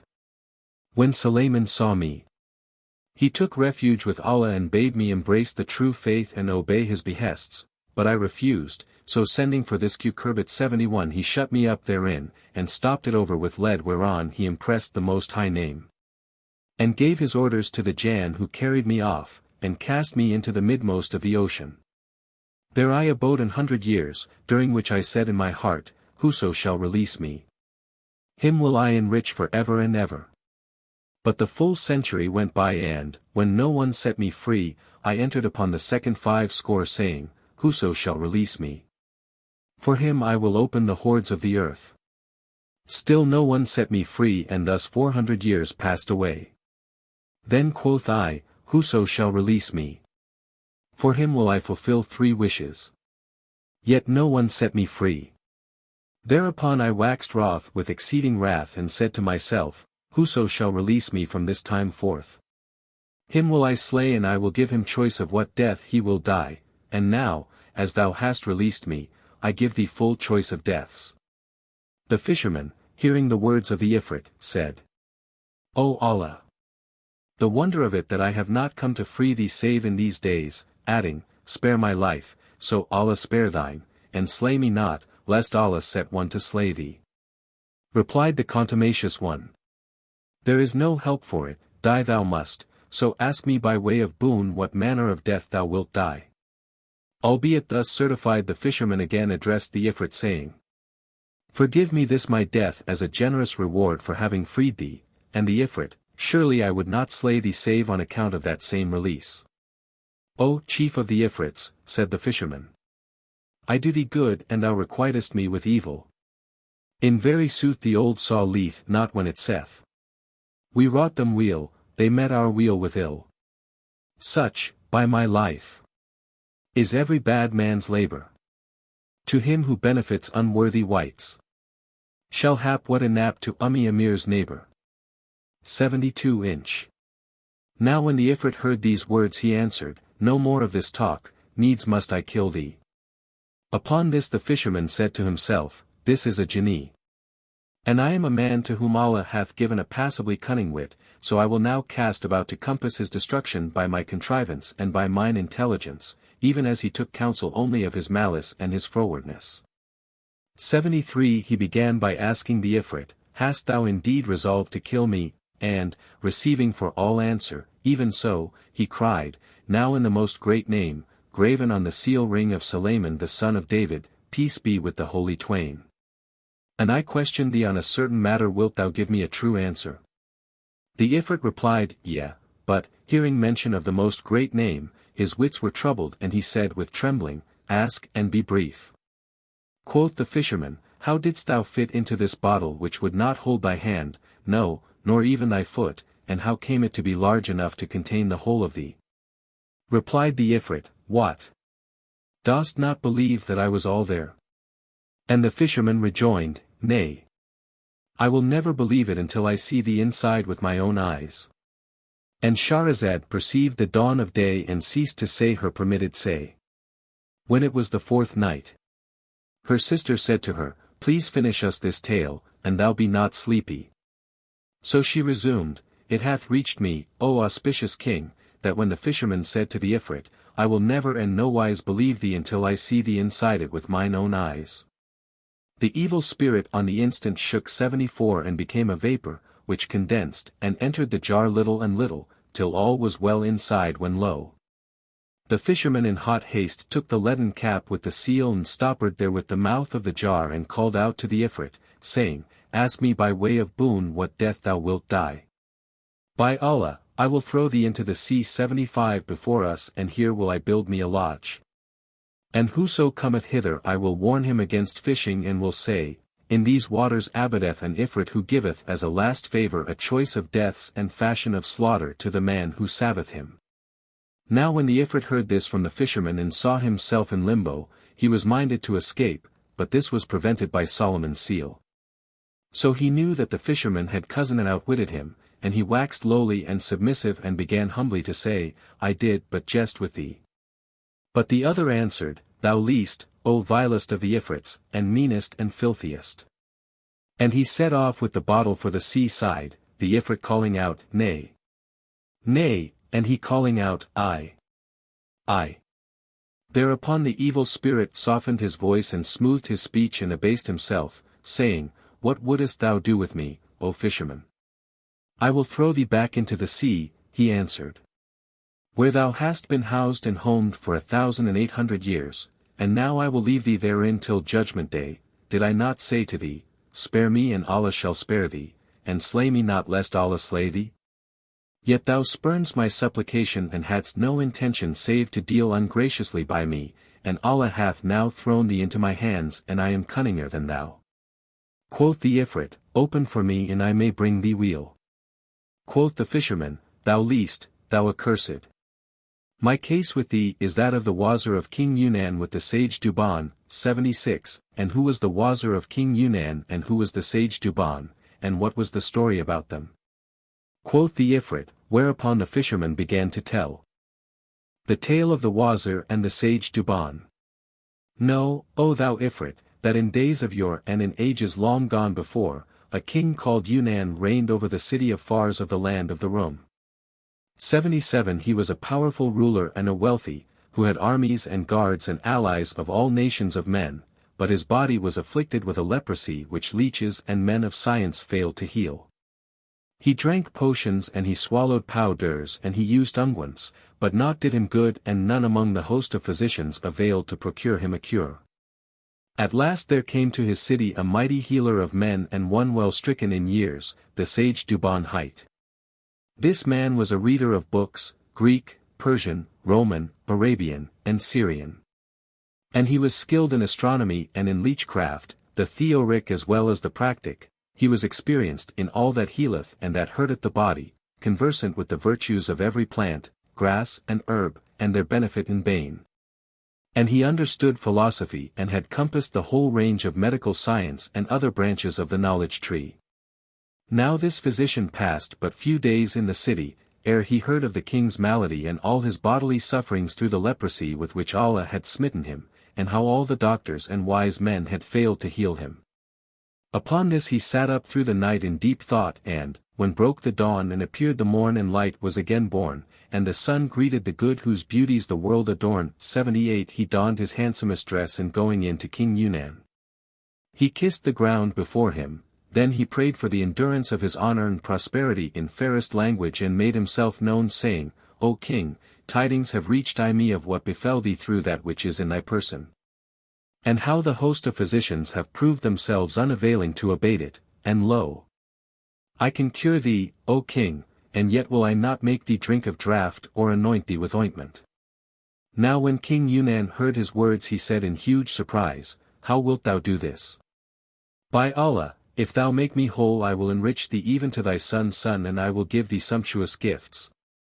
And whatso thou wishest shall be thine and thou shalt be to me a cup companion 79 and a friend. The king then robed him with a dress of honor and entreated him graciously and asked him, canst thou indeed cure me of this complaint without drug and unguent? And he answered, Yes. I will heal thee without the pains and penalties of medicine. The king marveled with exceeding marvel and said, O physician, when shall be this whereof thou speakest, and in how many days shall it take place? Haste thee, O my son. He replied, I hear and I obey, the cure shall begin tomorrow. So saying he went forth from the presence, and hired himself a house in the city for the better storage of his books and scrolls, his medicines and his aromatic roots. Then he set to work at choosing the fittest drugs and simples, and he fashioned a bat hollow within, and furnished with a handle without, for which he made a ball, the two being prepared with consummate art.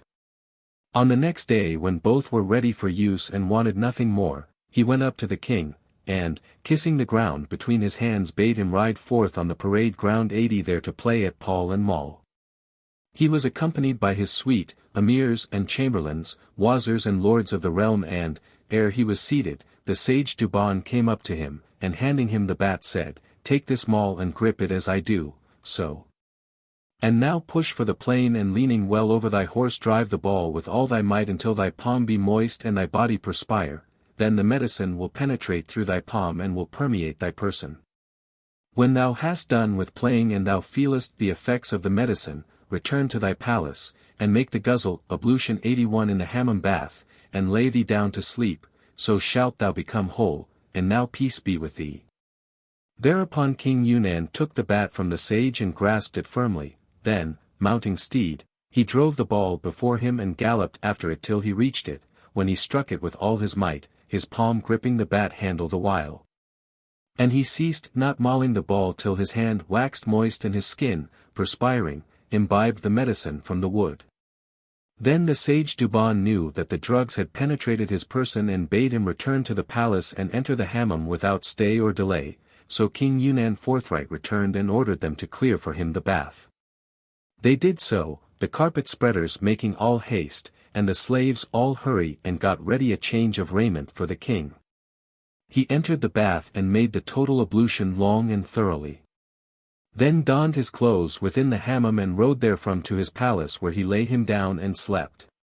Such was the case with King Yunnan, but as regards the sage Duban, he returned home and slept as usual, and when morning dawned he repaired to the palace and craved audience. The king ordered him to be admitted. Then, having kissed the ground between his hands, in allusion to the king he recited these couplets with solemn intonation. Happy is eloquence when thou art named her sire. But mourns she when as other man the title claimed. O Lord of fairest presence, whose illuming rays clear off the fogs of doubt veiling deeds high famed. Ne'er cease thy face to shine like dawn and rise of morn. And never show time's face with heat of ire inflamed. Thy grace hath favored us with gifts that worked such wise. As rain clouds raining on the hills by wolds enframed. Freely thou lavishedst thy wealth to rise on high. Till won from time the heights whereat thy grandeur aimed. Now when the sage ceased reciting, the king rose quickly to his feet and fell on his neck, then, seating him by his side he bade dress him in a sumptuous dress. For it had so happened that when the king left the hammam he looked on his body and saw no trace of leprosy, the skin was all clean as virgin silver. He joyed thereat with exceeding joy, his breast broadened 82 with delight and he felt thoroughly happy. Presently, when it was full day he entered his audience hall and sat upon the throne of his kingship, whereupon his chamberlains and grandees flocked to the presence and with them the sage Duban. Seeing the leech the king rose to him in honor and seated him by his side, then the food trays furnished with the daintiest viands were brought and the physician ate with the king, nor did he cease accompanying him all that day. Moreover, at nightfall he gave the physician Duban 2,000 gold pieces, besides the usual dress of honor and other gifts galore, and sent him home on his own steed. After the sage had fared forth King Yunnan again expressed his amazement at the leech's art, saying, This man medicined my body from without nor anointed me with aught of ointments, by Allah, surely this is none other than consummate skill. I am bound to honor such a man with rewards and distinction, and take him to my companion and my friend during the remainder of my days. So King Yunnan passed the night in joy and gladness, for that his body had been made whole and had thrown off so pernicious a malady. On the morrow the king went forth from his seraglio and sat upon his throne, and the lords of estate stood about him, and the emirs and wazirs sat as was their wont on his right hand and on his left. Then he asked for the sage Duban, who came in and kissed the ground before him, when the king rose to greet him and, seating him by his side, ate with him and wished him long life. Moreover he robed him and gave him gifts, and ceased not conversing with him until night approached. Then the king ordered him, by way of salary, 5 dresses of honor and 1,000 dinars. 83 The physician returned to his own house full of gratitude to the king. Now when next morning dawned the king repaired to his audience hall, and his lords and nobles surrounded him and his chamberlains and his ministers, as the white encloset the black of the eye. 84 Now the king had a wazir among his wazirs, unsightly to look upon, an ill-omened spectacle, sordid, ungenerous, full of envy and evil will. When this minister saw the king place the physician near him and give him all these gifts, he jaloused him and planned to do him a harm, as in the saying on such subject, envy lurks in every body.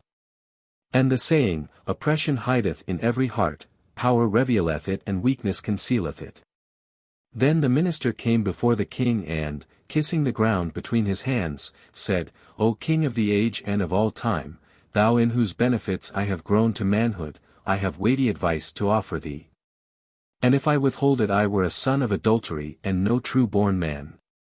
Wherefore an thou order me to disclose it I will so do forthwith. Quoth the king, and he was troubled at the words of the minister, and what is this counsel of thine?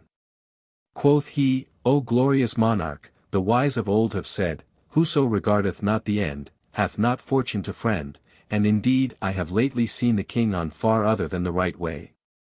For he lavisheth largesse on his enemy, on one whose object is the decline and fall of his kingship, to this man he hath shown favour, honouring him with over-honour and making of him an intimate. Wherefore I fear for the king's life. The king, who was much troubled and changed colour, asked, Whom dost thou suspect and anent whom doest thou hint? And the minister answered, O king, and thou be asleep, wake up. I point to the physician Duban. Rejoined the king, Fie upon thee. This is a true friend who is favoured by me above all men, because he cured me with something which I held in my hand, and he healed my leprosy which had baffled all physicians. Indeed he is one whose like may not be found in these days, no, not in the whole world from furthest east to utmost west. And it is of such a man thou sayest such hard sayings. Now from this day forward I allot him a settled solde and allowances, every month 1,000 gold pieces, and, were I to share with him my realm, 'twere but a little matter. Perforce I must suspect that thou speakest on this wise from mere envy and jealousy as they relate of the king Sindibad. And Scheherazade perceived the dawn of day, and ceased saying her permitted say. Then quoth Dunyazad, O my sister, how pleasant is thy tale, and how tasteful, how sweet, and how grateful. She replied, And where is this compared with what I could tell thee on the coming night if the king deign spare my life? Then said the king in himself, By Allah, I will not slay her until I hear the rest of her tale, for truly it is wondrous. So they rested that night in mutual embrace until the dawn.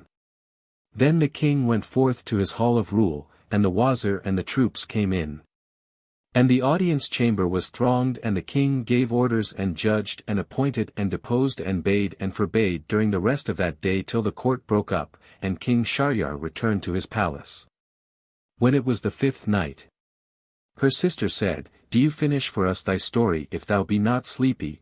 And she resumed, It hath reached me, O auspicious king and mighty monarch, that King Yunnan said to his minister, O Wazir, Thou art one whom the evil spirit of envy hath possessed because of this physician, and thou plottest for my putting him to death, after which I should repent me full sorely, even as repented King Sindibad for killing his falcon.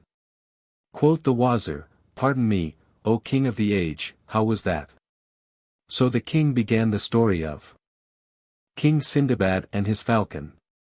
It is said, but Allah is all-knowing, 85, that there was a king of the kings of Fars, who was fond of pleasuring and diversion, especially coursing and hunting. He had reared a falcon which he carried all night on his fist, and whenever he went a-chasing he took with him this bird, and he bade make for her a golden cuplet hung around her neck to give her drink therefrom. One day as the king was sitting quietly in his palace, behold, the high falconer of the household suddenly addressed him, O king of the age, this is indeed a day fit for birding. The king gave orders accordingly and set out taking the hawk on fist, and they fared merrily forwards till they made a wadi 86 where they planted a circle of nets for the chase, when lo! A gazelle came within the toils and the king cried, Whoso alloweth yon gazelle to spring over his head and lesseth her, that man will I surely slay. They narrowed the nets about the gazelle when she drew near the king's station. And, planting herself on her hind quarter, crossed her forehand over her breast, as if about to kiss the earth before the king. He bowed his brow low in acknowledgment to the beast, when she bounded high over his head and took the way of the waist. Thereupon the king turned towards his troops and seeing them winking and pointing at him, he asked, O Wazir, what are my men saying? And the minister answered, They say thou didst proclaim that whoso alloweth the gazelle to spring over his head, that man shall be put to death.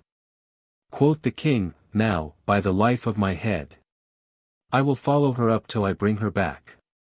So he set off galloping on the gazelle's trail and gave not over tracking till he reached the foothills of a mountain chain where the quarry made for a cave. Then the king cast off at it the falcon which presently caught it up and, swooping down, drove her talons into its eyes, bewildering and blinding it. 87 And the king drew his mace and struck a blow which rolled the game over. He then dismounted. And, after cutting the antelope's throat and flaying the body, hung it to the pommel of his saddle.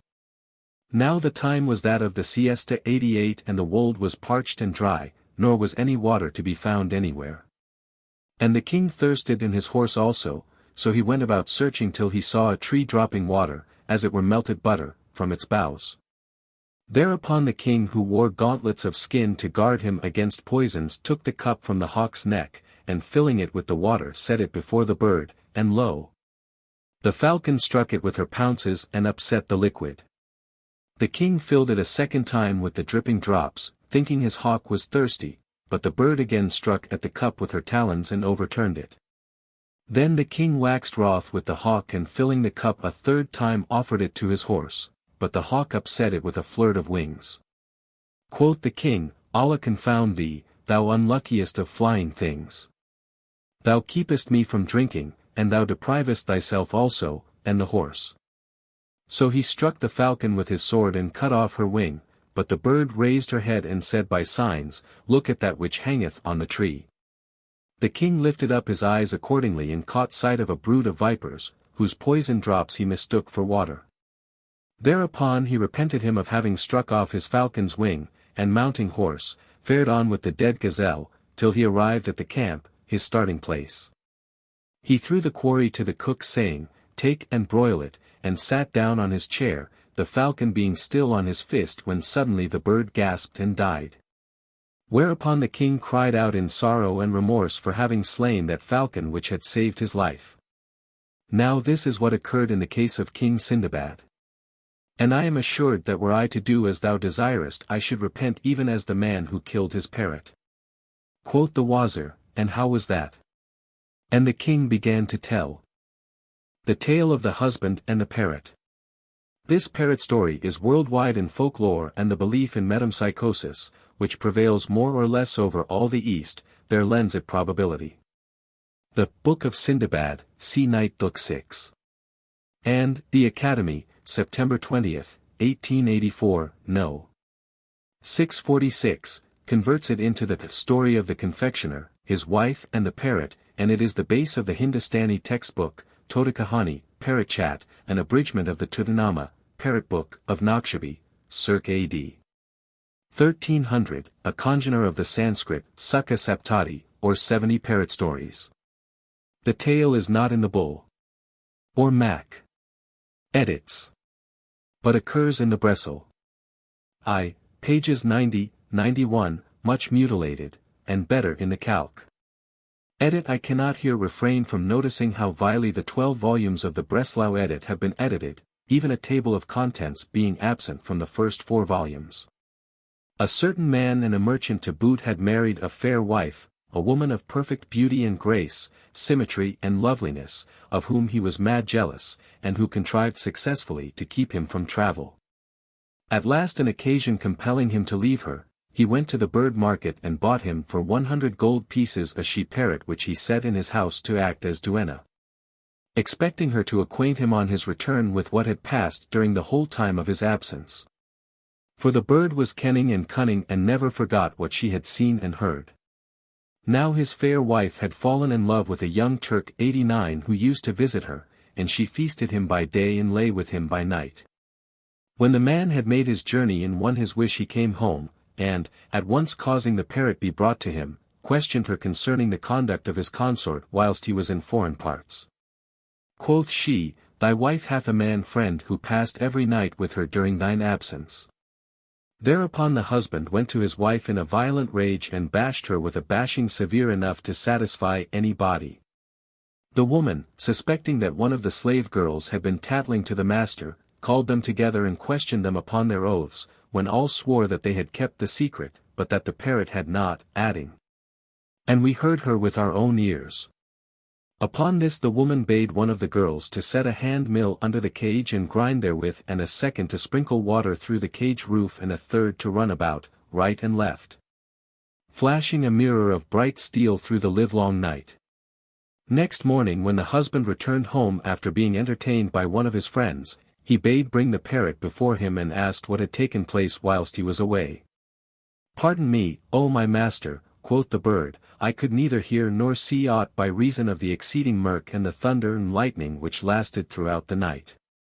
As it happened to be the summer tide, the master was astounded and cried, but we are now in mid-Tammuz 90, and this is not the time for rains and storms."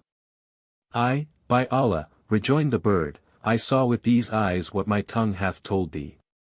Upon this the man, not knowing the case nor smoking the plot, waxed exceeding wroth, and, holding that his wife had been wrongly accused, put forth his hand and pulling the parrot from her cage dashed her upon the ground with such force that he killed her on the spot. Some days afterwards one of his slave girls confessed to him the whole truth. 91 Yet would he not believe it till he saw the young Turk, his wife's lover, coming out of her chamber, when he bared his blade 92 and slew him by a blow on the back of the neck. And he did the same by the adulteress, and thus the twain, laden with mortal sin, went straightways to eternal fire. Then the merchant knew that the parrot had told him the truth anent all she had seen, and he mourned grievously for her loss, when mourning availed him not. The minister, hearing the words of King Yunan, rejoined, "O monarch, high in dignity, and what harm have I done him, or what evil have I seen from him that I should compass his death? I would not do this thing, save to serve thee, and soon shalt thou sight that it is right, and if thou accept my advice thou shalt be saved, otherwise thou shalt be destroyed, even as a certain Wazir who acted treacherously by the young prince." Asked the king, "How was that?" and the minister thus began. The Tale of the Prince and the Ogress. A certain king, who had a son overmuch given to hunting and coursing, ordered one of his Wazirs to be in attendance upon him whithersoever he might wend. One day the youth set out for the chase accompanied by his father's minister, and, as they jogged on together, a big wild beast came in sight. Cried the Wazir to the king's son, "Up and at yon noble quarry." So the prince followed it until he was lost to every eye, and the chase got away from him in the waste, whereby he was confused and he knew not which way to turn, when lo! A damsel appeared ahead, and she was in tears. The king's son asked, "Who art thou?" And she answered, "I am daughter to a king among the kings of Hind, and I was traveling with a caravan in the desert when drowsiness overcame me, and I fell from my beast unwittingly, whereby I am cut off from my people and sore bewildered." The prince, hearing these words, pitied her case and, mounting her on his horse's crupper, travelled until he passed by an old ruin 93, when the damsel said to him, "O my master, I wish to obey a call of nature." He therefore set her down at the ruin, where she delayed so long that the king's son thought that she was only wasting time. So he followed her without her knowledge, and behold, she was a Gullah 94, a wicked ogress, who was saying to her brood, "O my children, this day I bring you a fine fat youth, 95, for dinner. Whereto they answered, Bring him quick to us, O our mother, that we may browse upon him our bellies full. The prince hearing their talk, made sure of death and his side muscles quivered in fear for his life, so he turned away and was about to fly. The Gullah came out and seeing him in sore affright, for he was trembling in every limb, cried, Wherefore art thou afraid? And he replied, I have hit upon an enemy whom I greatly fear. Asked the Gullah, Didst thou not say, I am a king's son? And he answered, Even so. Then quoth she, Why dost not give thine enemy something of money and so satisfy him? Quoth he, He will not be satisfied with my purse but only with my life, and I mortally fear him and am a man under oppression. She replied, If thou be so distressed, as thou deemest, ask aid against him from Allah, who will surely protect thee from his ill-doing and from the evil whereof thou art afraid. Then the prince raised his eyes heavenwards and cried, O thou who answerest the necessitous when he calleth upon thee and dispellest his distress, O my God! Grant me victory over my foe and turn him from me, for thou over all things art almighty. The Gullah, hearing his prayer, turned away from him, and the prince returned to his father, and told him the tale of the Wazir, whereupon the king summoned the minister to his presence and then and there slew him. Thou likewise, O king, if thou continue to trust this leech, shalt be made to die the worst of deaths. He verily thou madest much of and whom thou entreatedest as an intimate, will work thy destruction. Sayest thou not how he healed the disease from outside thy body by something grasped in thy hand? Be not assured that he will not destroy thee by something held in like manner. Replied King Yunan, Thou hast spoken sooth, O Wazir, it may well be as thou hintest O my well-advising minister, and belike this sage hath come as a spy searching to put me to death. For assuredly if he cured me by a something held in my hand, he can kill me by a something given me to smell. Then asked King Yunan, O minister, what must be done with him? And the Wazir answered, Send after him this very instant and summon him to thy presence, and when he shall come strike him across the neck, and thus shalt thou rid thyself of him and his wickedness, and deceive him ere he can deceive thee. Thou hast again spoken sooth, O Wazir, said the king and sent one to call the sage who came in joyful mood for he knew not what had appointed for him the compassionate. As a certain poet saith by way of illustration. O thou who fearest fate, confiding fair. Trust all to him who built the world and wait. What fate saith, be, perforce must be, my lord. And safe art thou from undecreed of fate. As Duban the physician entered he addressed the king in these lines. Unfail I of my thanks to thee nor thank thee day by day. For whom composed I prose and verse, for whom my say and lay. Thou lavishedst thy generous gifts ere they were craved by me. Thou lavishedst thy boons unsought sans pretext or delay. How shall I stint my praise of thee, how shall I cease to laud the grace of thee in secrecy and patentest display? Nay. I will thank thy benefits, for I thy favors lie. Light on my thought and tongue, though heavy on my back they weigh. And he said further on the same theme. Turn thee from grief nor care a jot.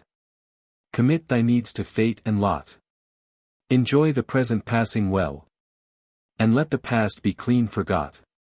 For whatso haply seemeth worse shall work thy weal as Allah wot. Allah shall do whatever he wills. And in his will oppose him not. And further still. To all-wise subtle one trust worldly things. Rest thee from all whereto the worldling clings. Learn wisely well not cometh by thy will. But e'en as willeth Allah, King of kings. And lastly.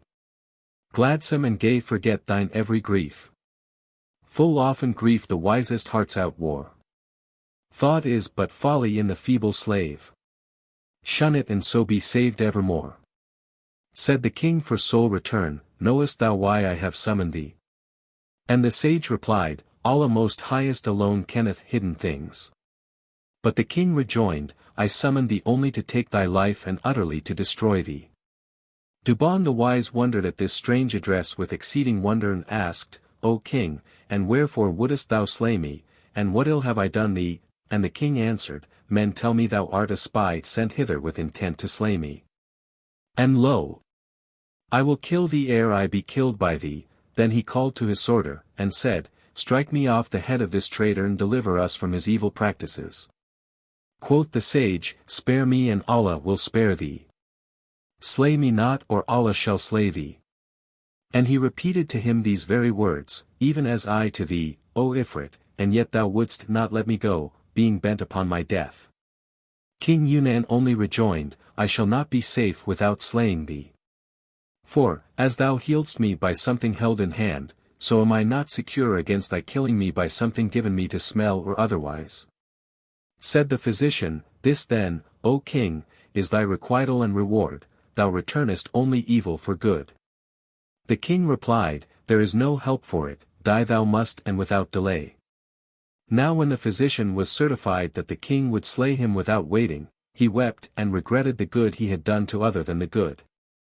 As one hath said on this subject, "Of wit and wisdom is Maimuna 96 bare. Whose sire in wisdom all the wits outstrippeth. Man may not tread on mud or dust or clay, save by good sense, else trippeth he and slippeth." Hereupon the sworder stepped forward and bound the sage Duban's eyes and bared his blade, saying to the king, "By thy leave."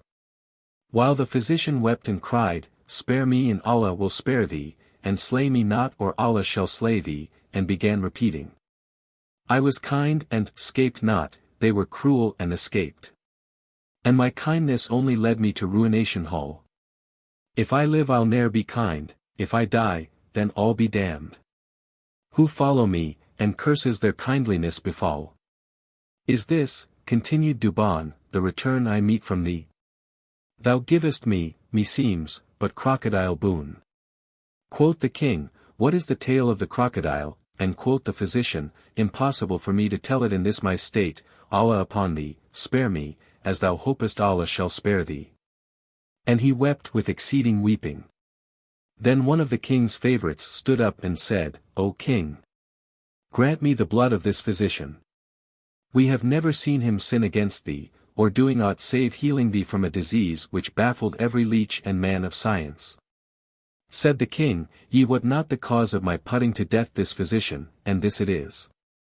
If I spare him, I doom myself to certain death, for one who healed me of such a malady by something held in my hand, surely can slay me by something held to my nose.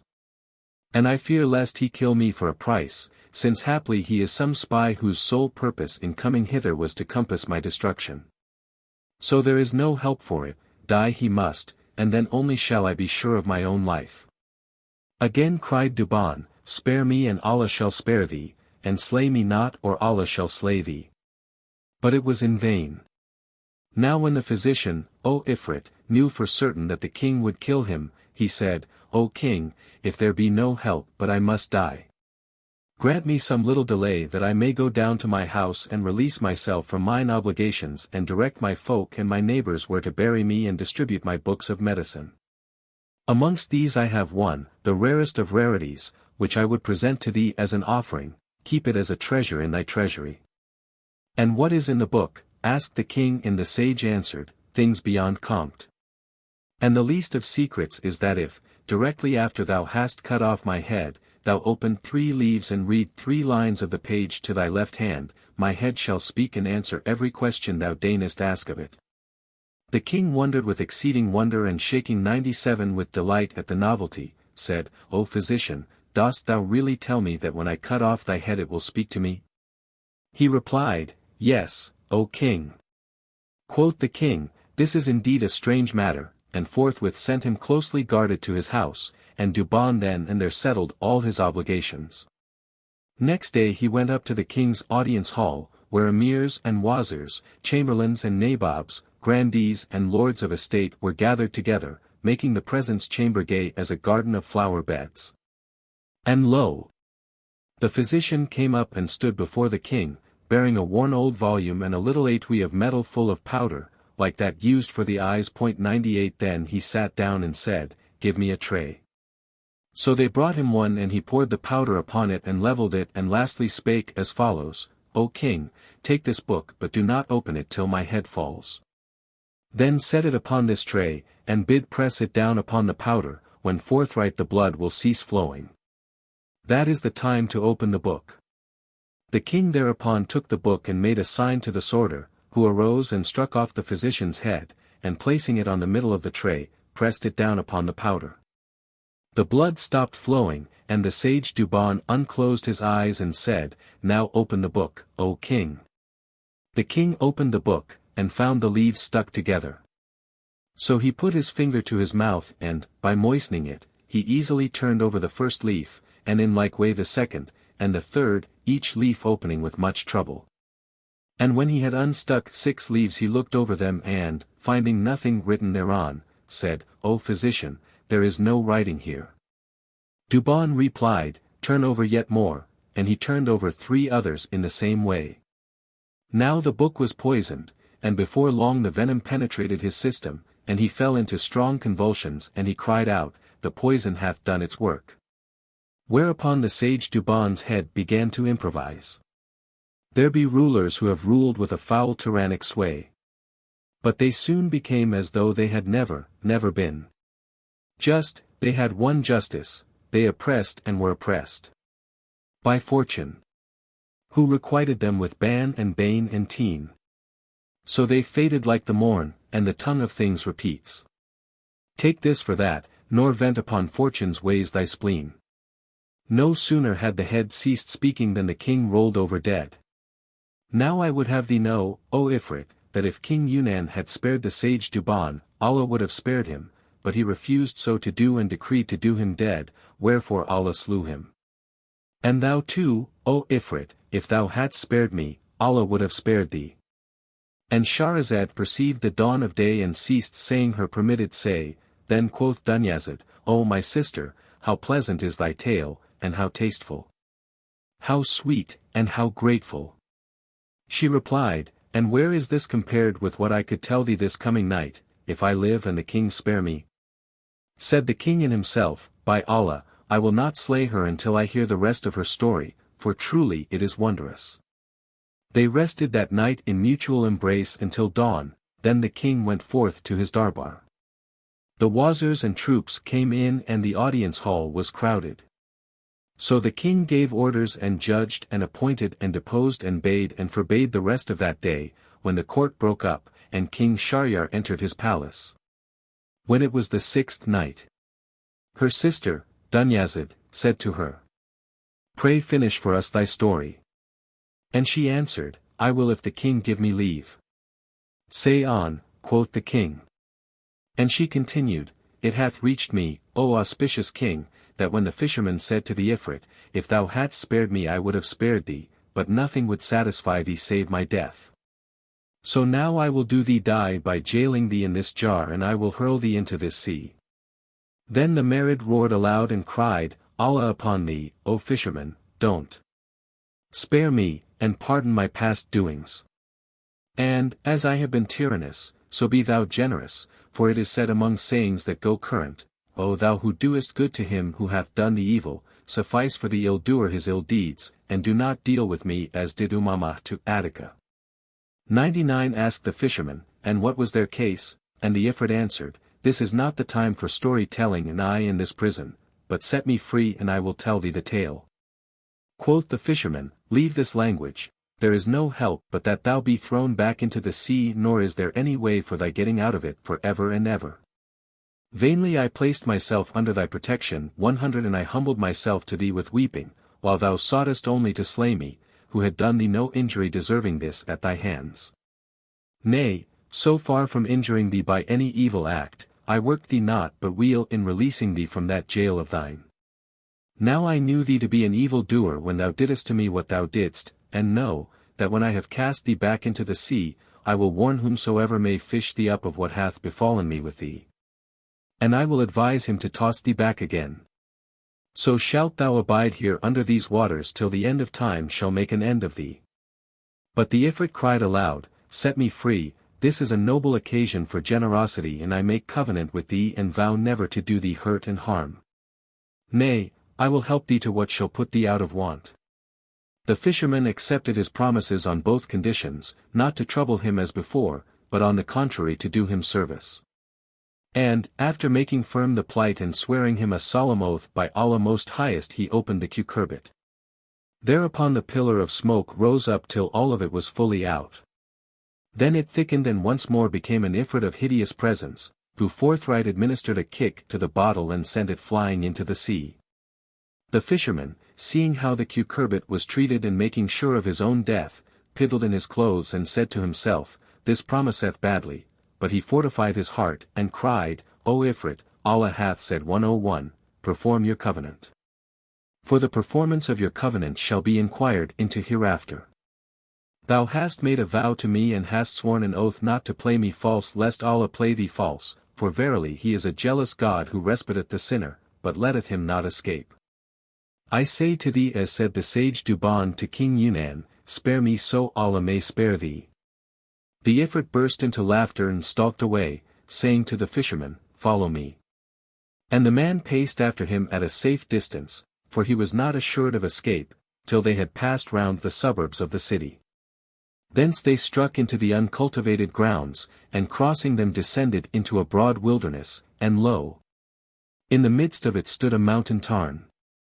The Ifrit waded into the middle and again cried, "Follow me," and when this was done he took his stand in the center and bade the man cast his net and catch his fish. The fisherman looked into the water and was much astonished to see therein vari-colored fishes, white and red, blue and yellow. However he cast his net and, hauling it in, saw that he had netted 4 fishes, one of each color. Thereat he rejoiced greatly and more when the Ifrit said to him, "Carry these to the Sultan and set them in his presence, then he will give thee what shall make thee a wealthy man. And now accept my excuse, for by Allah at this time I wot none other way of benefiting thee, inasmuch I have lain in this sea 1800 years and have not seen the face of the world save within this hour. But I would not have thee fish here save once a day." The Ifrit then gave him Godspeed, saying, "Allah grant we meet again." 102 and struck the earth with 1 foot, whereupon the ground clove asunder and swallowed him up. The fisherman, much marveling at what had happened to him with the Ifrit, took the fish and made for the city, and as soon as he reached home he filled an earthen bowl with water and therein threw the fish which began to struggle and wriggle about. Then he bore off the bowl upon his head and repairing to the king's palace, even as the Ifrit had bidden him, laid the fish before the presence. And the king wondered with exceeding wonder at the sight, for never in his lifetime had he seen fishes like these in quality or in conformation. So he said, "Give those fish to the stranger slave girl who now cooketh for us," meaning the bond maiden whom the king of Rum had sent to him only 3 days before, so that he had not yet made trial of her talents in the dressing of meat. Thereupon the Wazir carried the fish to the cook and bade her fry them 103 saying, "O damsel, the king sendeth this say to thee, I have not treasured thee, O tear, O me. Save for stress time of me. Approve, then, to us this day thy delicate handiwork and thy savory cooking, for this dish of fish is a present sent to the Sultan and evidently a rarity." The Wazir, after he had carefully charged her, returned to the king, who commanded him to give the fisherman 400 dinars, he gave them accordingly. And the man took them to his bosom and ran off home stumbling and falling and rising again and deeming the whole thing to be a dream. However, he bought for his family all they wanted and lastly he went to his wife in huge joy and gladness. So far concerning him. But as regards the cookmaid, she took the fish and cleansed them and set them in the frying pan, basting them with oil till one side was dressed. Then she turned them over and, behold, the kitchen wall clave asunder, and therefrom came a young lady, fair of form, oval of face, perfect in grace, with eyelids which kohl lines and chase. 104 Her dress was a silken head kerchief fringed and tasselled with blue, a large ring hung from either ear, a pair of bracelets adorned her wrists, rings with bezels of priceless gems were on her fingers. And she hent in hand a long rod of rattan cane which she thrust into the frying pan, saying, "O fish! O fish! Be ye constant to your covenant." When the cook maiden saw this apparition she swooned away.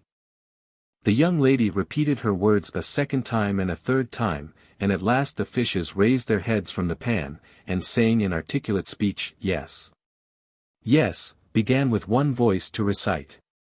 Come back and so will I. Keep faith and so will I. And if ye fain forsake, I'll requite till quits we cry.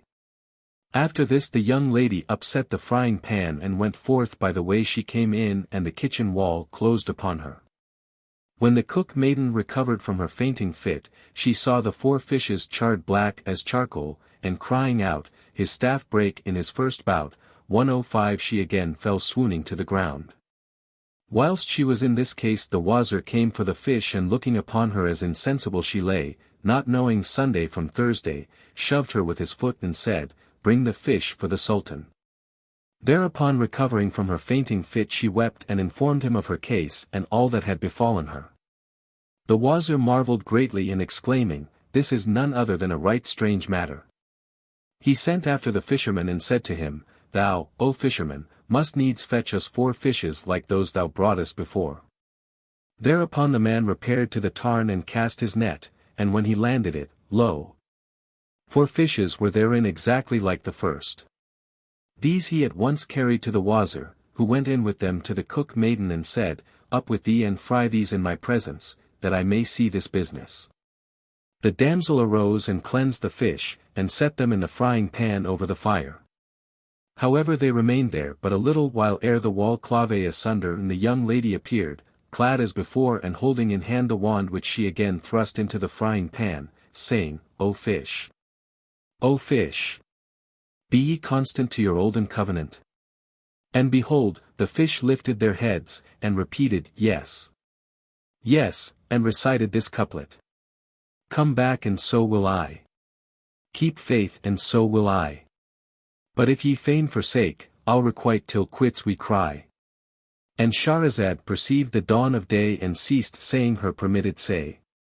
When it was the 7th night, she continued, It hath reached me, O auspicious king, that when the fishes spoke, and the young lady upset the frying pan with her rod, and went forth by the way she came and the wall closed up, the Wazir cried out.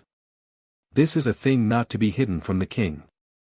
So he went and told him what had happened, whereupon quoth the king, There is no help for it but that I see this with mine own eyes. Then he sent for the fisherman and commanded him to bring 4 other fish like the first and to take with him 3 men as witnesses. The fisherman at once brought the fish, and the king, after ordering them to give him 400 gold pieces, turned to the Wazir and said, Up and fry me the fishes here before me. The minister, replying, To hear is to obey, bade bring the frying pan, threw therein the cleansed fish and set it over the fire, when lo!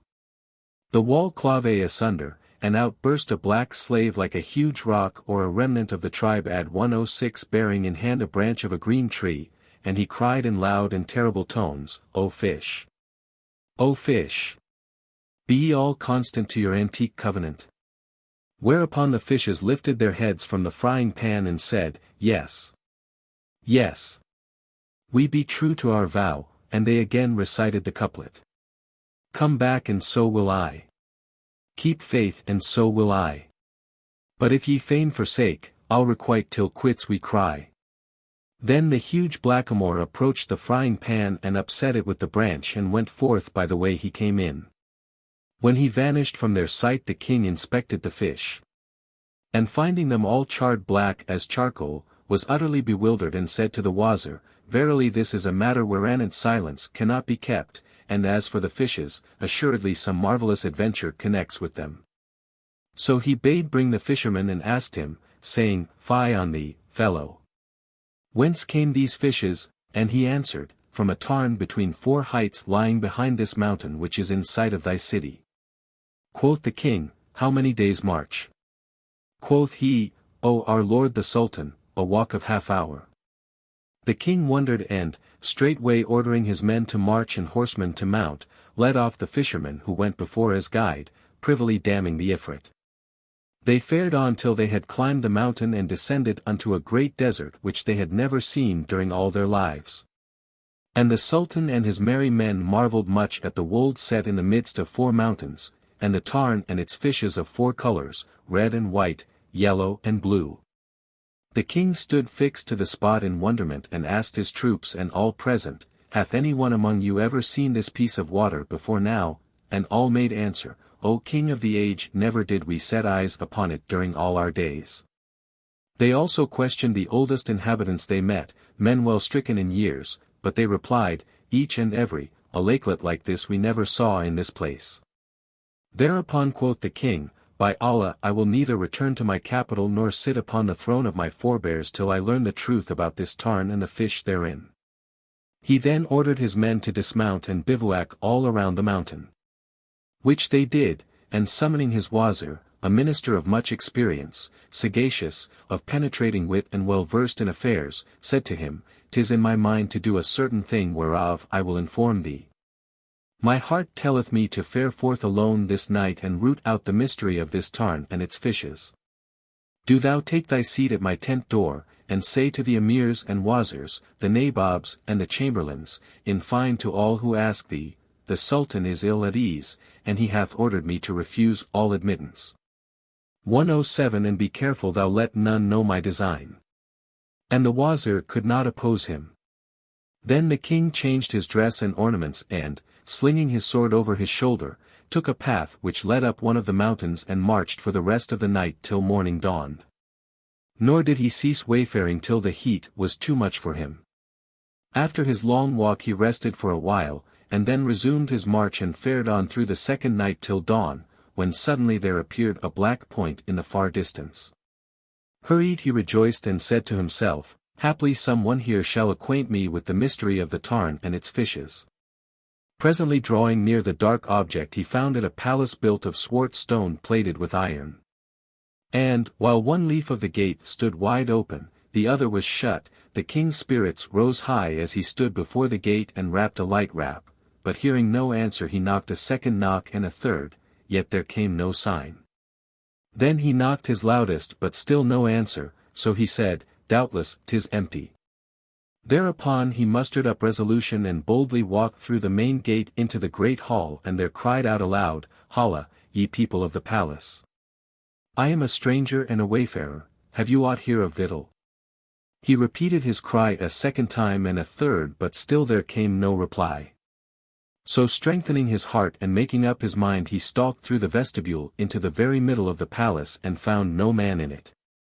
Yet it was furnished with silken stuffs gold-starred, and the hangings were let down over the doorways. In the midst was a spacious court off which set 4 open saloons each with its raised dais, saloon facing saloon. A canopy shaded the court and in the center was a jetting fount with 4 figures of lions made of red gold, spouting from their mouths water clear as pearls and diaphanous gems. Round about the palace birds were let loose and over it stretched a net of golden wire, hindering them from flying off. In brief there was everything but human beings. The king marveled mightily thereat, yet felt he sad at heart for that he saw no one to give him account of the waste and its tarn, the fishes, the mountains, and the palace itself. Presently as he sat between the doors in deep thought behold, there came a voice of lament, as from a heart grief spent and he heard the voice chanting these verses. I hid what I endured of him 108 and yet it came to light. And nightly sleep mine eyelids fled and changed to sleepless night. O world! O fate! Withhold thy hand and cease thy hurt and harm. Look and behold my hapless sprite in color and affright. Wilt ne'er show ruth to highborn youth who lost him on the way of love, and fell from wealth and fame to lowest basest wight. Jealous of Zephyr's breath was I as on your form he breathed. But when as destiny descends she blindeth human sight 109. What shall the hapless archer do who when he fronts his foe and bends his bow to shoot the shaft shall find his string undight?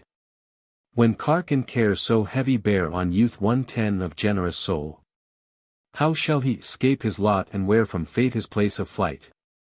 Now when the Sultan heard the mournful voice he sprang to his feet. And, following the sound, found a curtain let down over a chamber door. He raised it and saw behind it a young man sitting upon a couch about a cubit above the ground, and he fair to the sight, a well-shaped wight, with eloquence dight.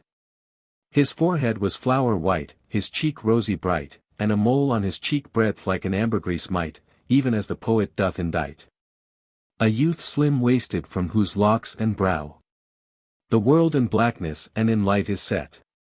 Throughout creation's round no fairer show. No rarer sight thine eye hath ever met.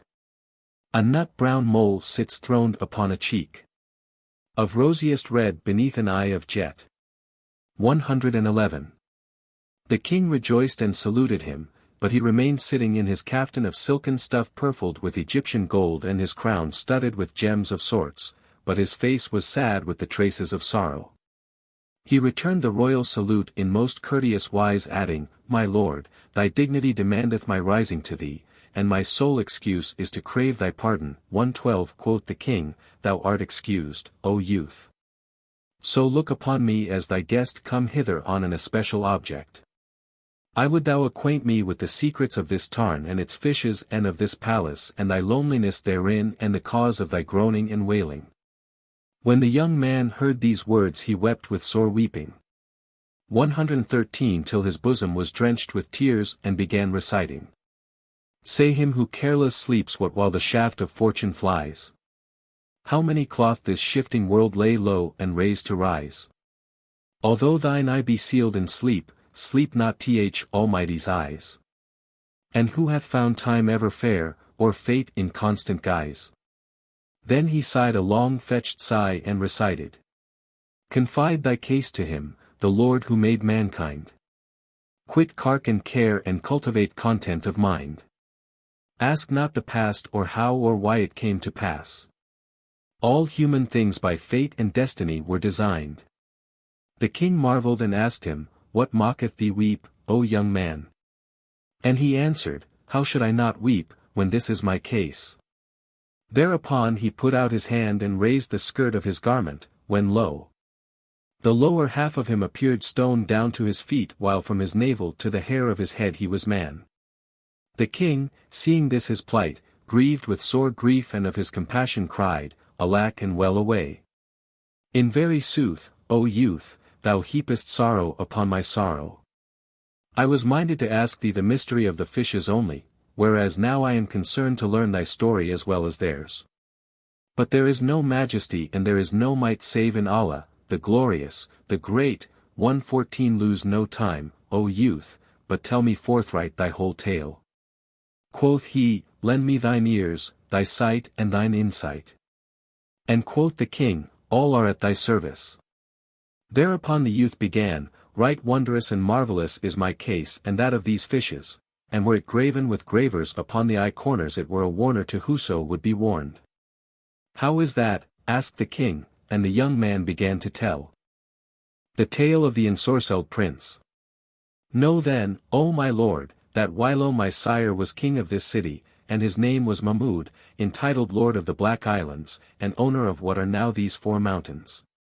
He ruled 70 years, after which he went to the mercy of the Lord and I reigned as Sultan in his stead. I took to wife my cousin, the daughter of my paternal uncle 115 and she loved me with such abounding love that whenever I was absent she ate not and she drank not until she saw me again. She cohabited with me for 5 years till a certain day when she went forth to the hammam bath, and I bade the cook hasten to get ready all requisites for our supper. And I entered this palace and lay down on the bed where I was wont to sleep and bade 2 damsels to fan my face, one sitting by my head and the other at my feet. But I was troubled and made restless by my wife's absence and could not sleep. For although my eyes were closed my mind and thoughts were wide awake. Presently I heard the slave girl at my head say to her at my feet, O Masodar, how miserable is our master and how wasted in his youth and oh! The pity of his being so betrayed by our mistress, the accursed whore. 116 The other replied, Yes indeed, Allah curse all faithless women and adulterous. But the like of our master, with his fair gifts, deserveth something better than this harlot who leeth abroad every night. Then quoth she who sat by my head, Is our Lord dumb or fit only for bubbling that he questioneth her not? And quoth the other, Fie on thee!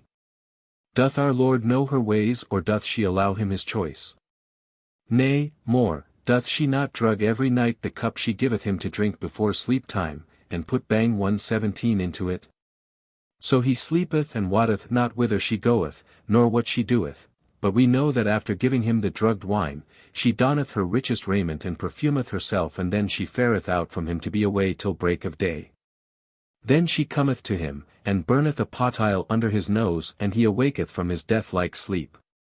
When I heard the slave girl's words, the light became black before my sight, and I thought night would never fall. Presently the daughter of my uncle came from the baths, and they set the table for us, and we ate and sat together a fair half-hour, quaffing our wine as was ever our wont. Then she called for the particular wine I used to drink before sleeping, and reached me the cup, but, seeming to drink it according to my wont, I poured the contents into my bosom, and, lying down, let her hear that I was asleep. Then, behold, she cried, "Sleep out the night, and never wake again. By Allah, I loathe thee, and I loathe thy whole body, and my soul turneth in disgust from cohabiting with thee, and I see not the moment when Allah shall snatch away thy life." Then she rose and donned her fairest dress and perfumed her person and slung my sword over her shoulder, and, opening the gates of the palace, went her ill way. I rose and followed her as she left the palace, and she threaded the streets until she came to the city gate, where she spoke words I understood not, and the padlocks dropped of themselves as if broken, and the gate leaves opened. She went forth, and I after her without her noticing aught, till she came at last to the outlying mounds 118 and a reed fence built about a round-roofed hut of mud bricks. As she entered the door, I climbed upon the roof which commanded a view of the interior, and lo! My fair cousin had gone into a hideous negro slave with his upper lip like the cover of a pot, and his lower like an open pot. Lips which might sweep up sand from the gravel floor of the cot. He was to boot a leper and a paralytic, lying upon a strew of sugar cane trash and wrapped in an old blanket and the foulest rags and tatters. She kissed the earth before him, and he raised his head so as to see her and said, "Woe to thee! What call hadst thou to stay away all this time? Here have been with me sundry of the black brethren, who drank their wine, and each had his young lady, and I was not content to drink because of thine absence." Then she, "O my lord, my heart's love and coolth of my eyes, 119 knowest thou not that I am married to my cousin, whose very look I loathe, and hate myself when in his company? And did not I fear for thy sake, would not let a single sun arise before making his city a ruined heap, wherein raven should croak and howlet hoot, and jackal and wolf harbor and loot. Nay, I had removed its very stones to the back side of Mount Kaf." 120 rejoined the slave, "Thou least, damn thee. Now I swear an oath by the valor and honor of blackamoor men, and deem not our manliness to be the poor manliness of white men. From today forth, if thou stay away till this hour, I will not keep company with thee, nor will I glue my body with thy body, and strum and belly bump. Dost play fast and loose with us, thou cracked pot, that we may satisfy thy dirty lusts? Stinkard! Bitch! Vilest of the vile whites!" When I heard his words, and saw with my own eyes what passed between these two wretches, the world waxed dark before my face, and my soul knew not in what place it was. But, my wife humbly stood up weeping before and wheedling the slave, and saying, "O my beloved, and very fruit of my heart, there is none left to cheer me but thy dear self. And, if thou cast me off, who shall take me in, O my beloved, O light of my eyes?" And she ceased not weeping and abasing herself to him until he deigned be reconciled with her. Then was she right glad, and stood up and doffed her clothes, even to her petticoat trousers, and said, "Zero, my master, what hast thou here for thy handmaiden to eat?" "Uncover the basin," he grumbled, "and thou shalt find at the bottom the broiled bones of some rats we dined on. Pick at them, and then go to that slop pot where thou shalt find some leavings of beer 121 which thou mayest drink." So she ate and drank and washed her hands, and went and lay down by the side of the slave, upon the cane trash, and, stripping herself stark naked, she crept in with him under his foul coverlet and his rags and tatters. When I saw my wife, my cousin, the daughter of my uncle, do this deed 122, I clean lost my wits, and climbing down from the roof, I entered and took the sword which she had with her and drew it, determined to cut down the twain. I first struck at the slave's neck and thought that the death decree had fallen on him, and Scheherazade perceived the dawn of day and ceased to say her permitted say. When it was the 8th night, she continued, "It hath reached me, O auspicious king, that the young ensorcelled prince said to the king, when I smote the slave with intent to strike off his head, I thought that I had slain him. For he groaned a loud hissing groan, but I had cut only the skin and flesh of the gullet and the 2 arteries. It awoke the daughter of my uncle, so I sheathed the sword and fared forth for the city. And, entering the palace, lay upon my bed and slept till morning, when my wife aroused me and I saw that she had cut off her hair and had donned mourning garments.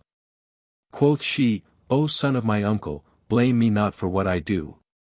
It hath just reached me that my mother is dead, and my father hath been killed in holy war, and of my brothers one hath lost his life by a snake sting and the other by falling down some precipice, and I can and should do not save weep and lament. When I heard her words I refrained from all reproach and said only, Do as thou list, I certainly will not thwart thee. She continued sorrowing, weeping and wailing 1 whole year from the beginning of its circle to the end, and when it was finished she said to me, I wish to build me in thy palace a tomb with a cupola, which I will set apart for my mourning and will name the House of Lamentations. 123 Quoth I again, Do as thou list. Then she builded for herself a cenotaph wherein to mourn, and set on its center a dome under which showed a tomb like a Santon sepulchre. Thither she carried the slave and lodged him. But he was exceeding weak by reason of his wound, and unable to do her love service, he could only drink wine, and from the day of his hurt he spake not a word, yet he lived on because his appointed hour 124 was not come. Every day, morning and evening, my wife went to him and wept and wailed over him and gave him wine and strong soups, and left not off doing after this manner a 2nd year, and I bore with her patiently and paid no heed to her.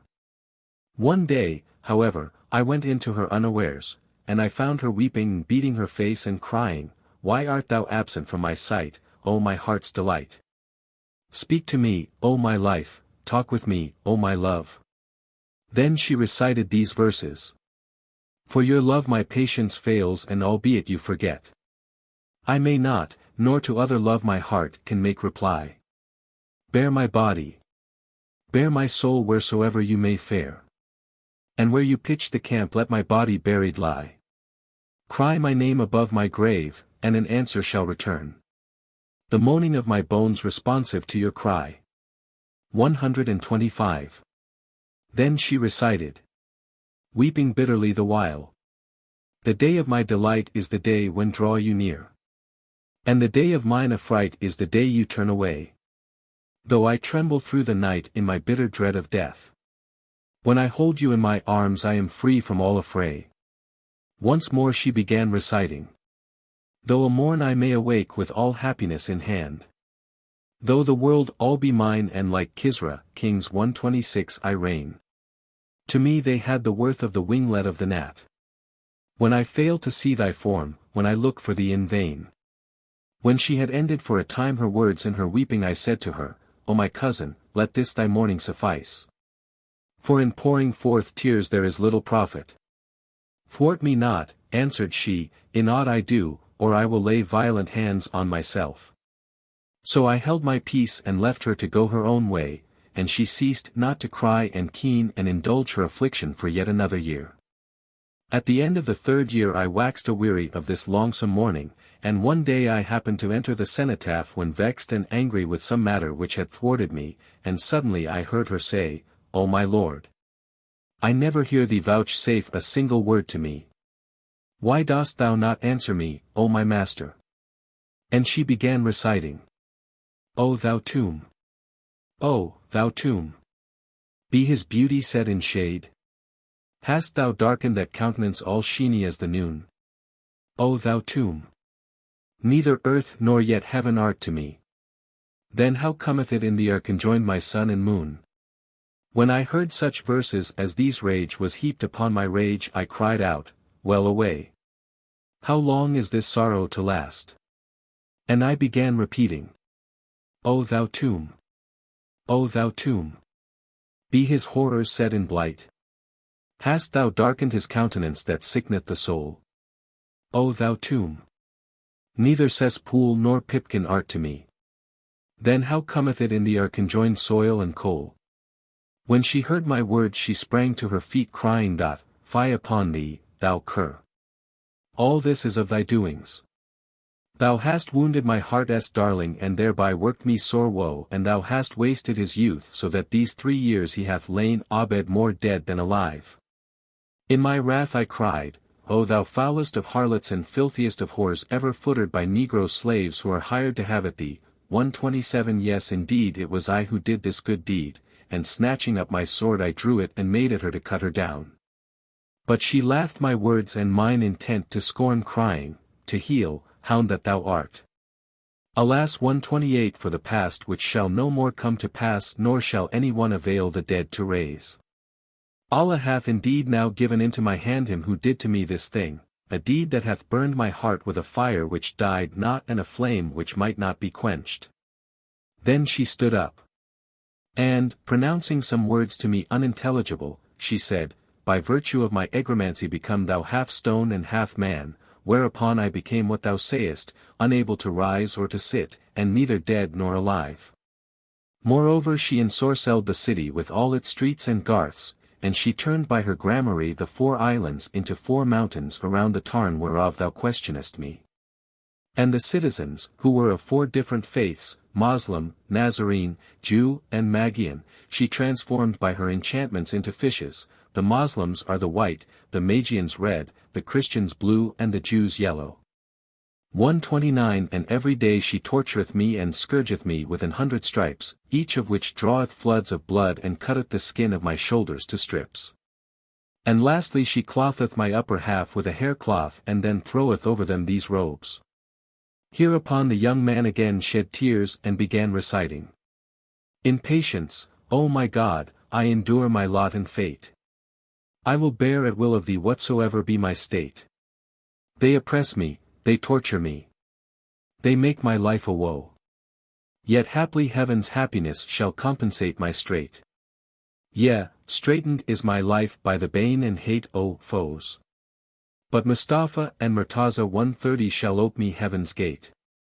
After this the Sultan turned towards the young prince and said, O youth, thou hast removed one grief only to add another grief, but now, O my friend, where is she, and where is the mausoleum wherein lieth the wounded slave? The slave lieth under yon dome, quoth the young man, and she sitteth in the chamber fronting yonder door. And every day at sunrise she cometh forth, and first strippeth me, and whippeth me with 100 strokes of the leathern scourge, and I weep and shriek, but there is no power of motion in my lower limbs to keep her off me. After ending her tormenting me she visiteth the slave, bringing him wine and boiled meats. And tomorrow at an early hour she will be here. Quoth the king, By Allah, O youth, I will assuredly do thee a good deed which the world shall not willingly let die, and an act of daring do which shall be chronicled long after I am dead and gone by. Then the king sat him by the side of the young prince and talked till nightfall, when he lay down and slept. But, as soon as the false dawn 131 showed, he arose and doffing his outer garments 132 bared his blade and hastened to the place wherein lay the slave. Then was he ware of lighted candles and lamps, and the perfume of incenses and unguents, and directed by these. He made for the slave and struck him one stroke killing him on the spot, after which he lifted him on his back and threw him into a well that was in the palace. Presentry he returned and, donning the slave's gear, lay down at length within the mausoleum with the drawn sword laid close to and along his side. After an hour or so the accursed witch came. And, first going to her husband, she stripped off his clothes and, taking a whip, flogged him cruelly while he cried out, Ah!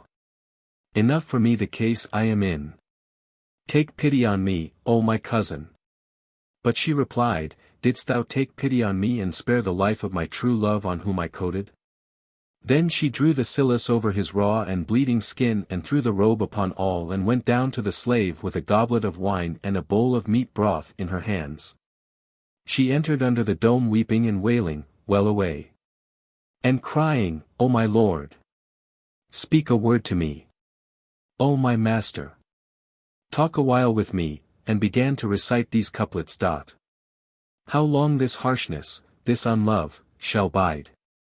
Suffice thee not tear floods thou hast espied? Thou dost prolong our parting purposely. And if wouldst please my foe, thou art satisfied. Then she wept again and said, O my lord. Speak to me, talk with me. The king lowered his voice and, twisting his tongue, spoke after the fashion of the blackamoors and said, Lack. Lack. There be no modesty and there be no might save in Allah, the glorious, the great. Now when she heard these words she shouted for joy, and fell to the ground fainting, and when her senses returned she asked, O my lord, can it be true that thou hast power of speech? And the king making his voice small and faint answered, O my cuss. Dost thou deserve that I talk to thee and speak with thee? Why and wherefore, rejoined she, and he replied, the why is that all the livelong day thou tormentest thy hubby. And he keeps calling on, even for aid until sleep is strange to me even from evening, till morning, and he prays and damns, cussing us too, me and thee, causing me disquiet and much bother. Were this not so, I should long ago have got my health. And it is this which prevents my answering thee. Quoth she, with thy leave I will release him from what spell is on him, and quoth the king, release him and let's have some rest. She cried, to hear is to obey. And, going from the cenotaph to the palace, she took a metal bowl and filled it with water and spake over it certain words which made the contents bubble and boil as a cauldron seetheth over the fire. With this she sprinkled her husband saying, by virtue of the dread words I have spoken, if thou becamest thus by my spells, come forth out of that form into thine own former form. And lo and behold! The young man shook and trembled. Then he rose to his feet and, rejoicing at his deliverance, cried aloud, I testify that there is no God but the God, and in very truth Muhammad is his apostle, whom Allah bless and keep. Then she said to him, Go forth and return not hither, for if thou do I will surely slay thee, screaming these words in his face. So he went from between her hands. And she returned to the dome and, going down to the sepulchre, she said, O my lord, come forth to me that I may look upon thee and thy goodliness. The king replied in faint low words, What 133 thing hast thou done? Thou hast rid me of the branch but not of the root. She asked, O my darling. O my negroling. What is the root? And he answered, Fie on thee, O my cuss. The people of this city and of the 4 islands every night when it's half past lift their heads from the tank in which thou hast turned them to fishes and cry to heaven and call down its anger on me and thee. And this is the reason why my body's balked from health. Go at once and set them free, then come to me and take my hand, and raise me up, for a little strength is already back in me.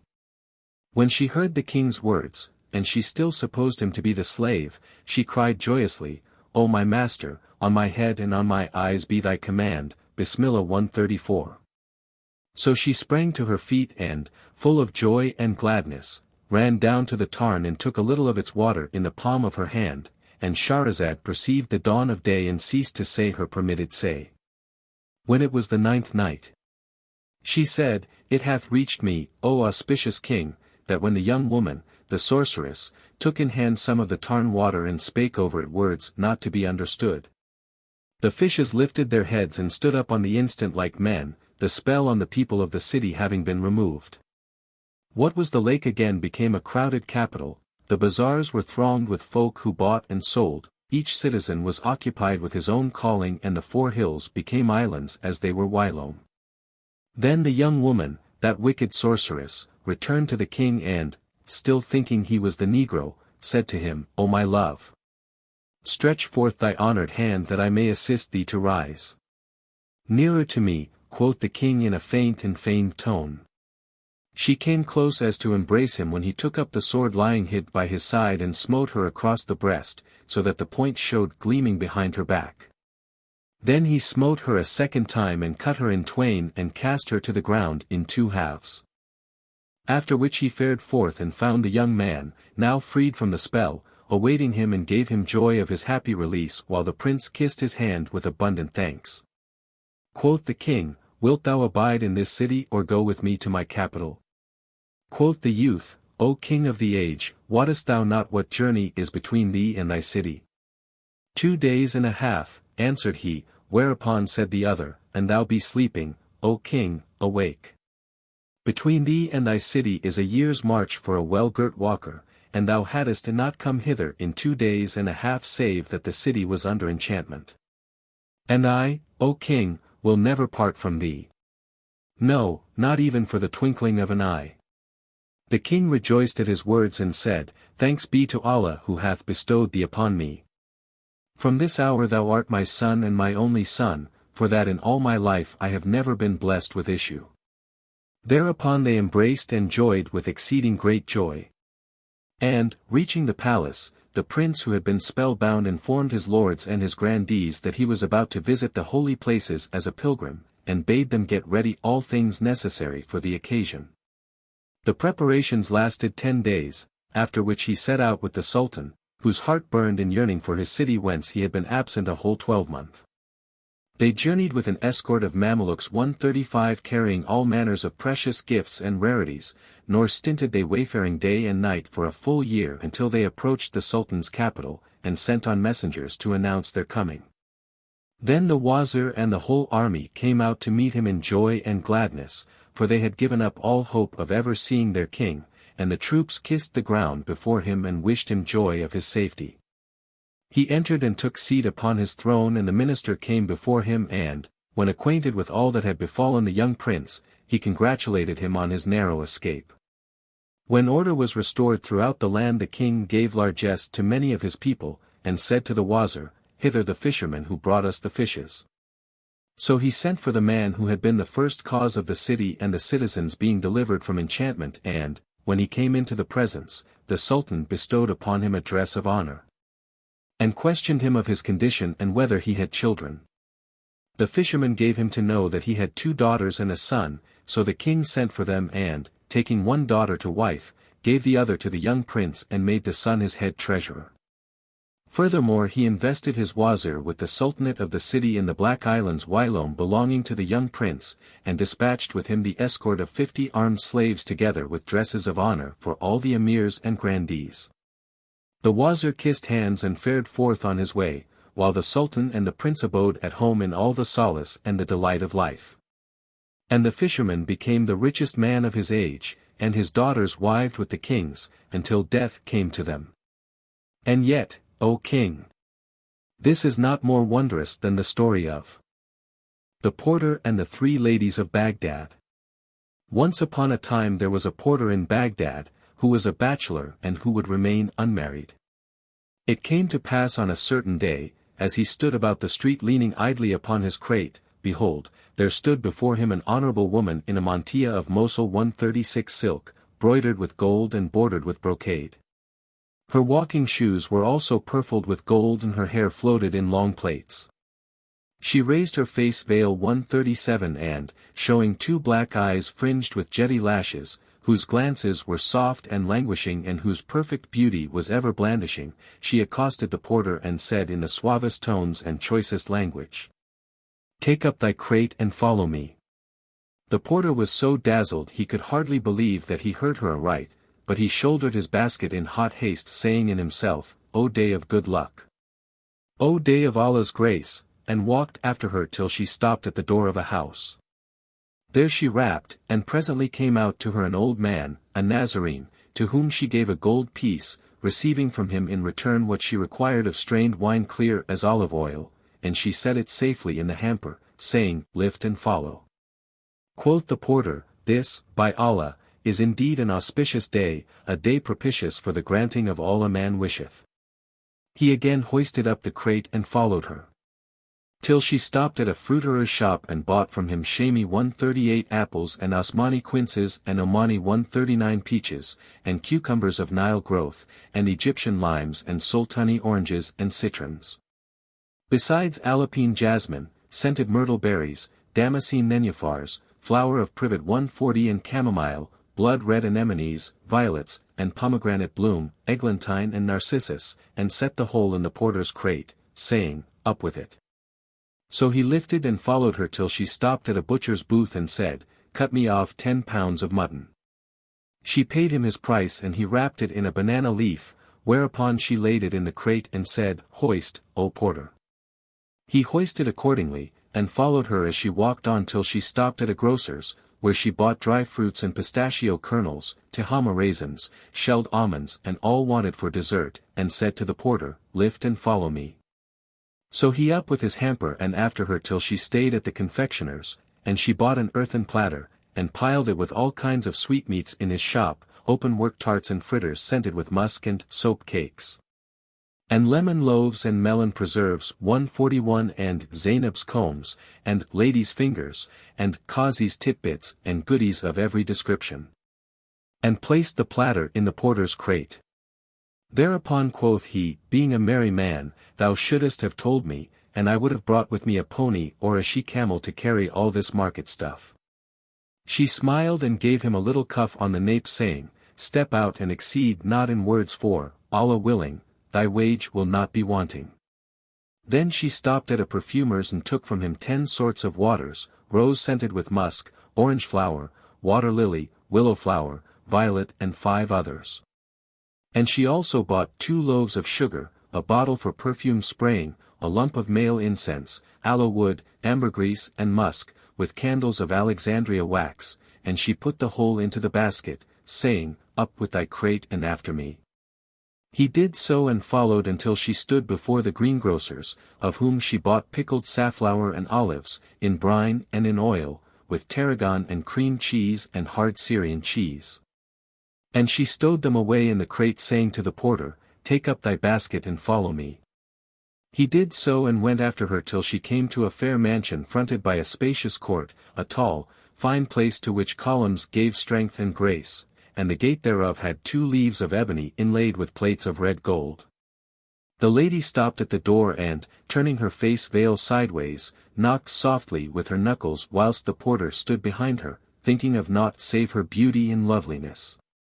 Presently the door swung back and both leaves were opened, whereupon he looked to see who had opened it, and behold, it was a lady of tall figure, some 5 feet high, a model of beauty and loveliness, brilliance and symmetry and perfect grace.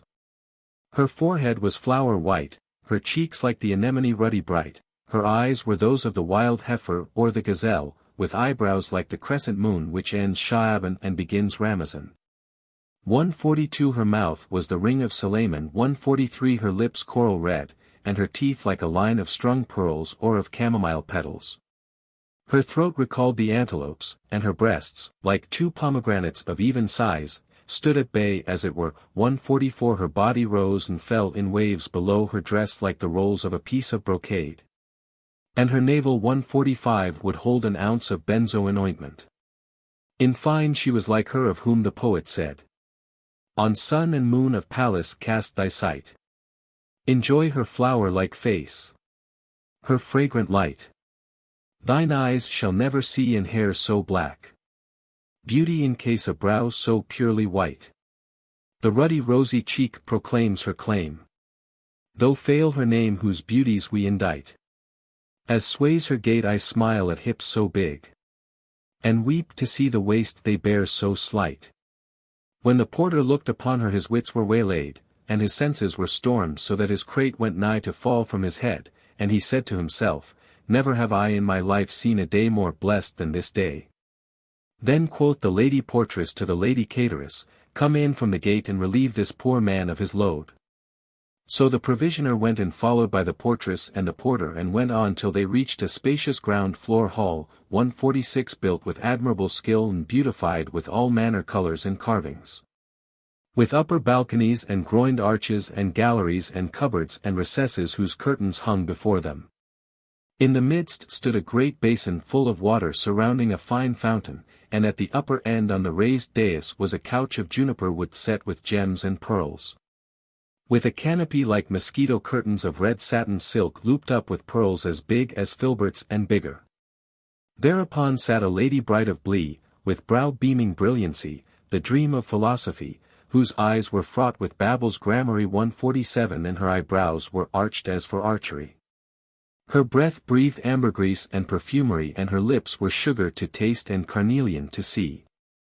Her stature was straight as the letter I 148 and her face shamed the noon sun's radiancy.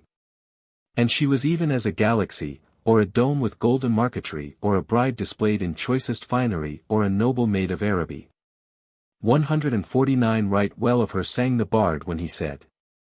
Her smiles twin rows of pearls display. Chamomile buds or rimy spray. Her tresses stray as night let down. And shames her light the dawn o' day. 150 The third lady rising from the couch stepped forward with graceful swaying gait till she reached the middle of the saloon, when she said to her sisters, Why stand ye here? Take it down from this poor man's head. Then the cateress went and stood before him, and the portress behind him while the third helped them, and they lifted the load from the porter's head, and, emptying it of all that was therein, set everything in its place. Lastly they gave him 2 gold pieces, saying, Wend thy ways, O porter.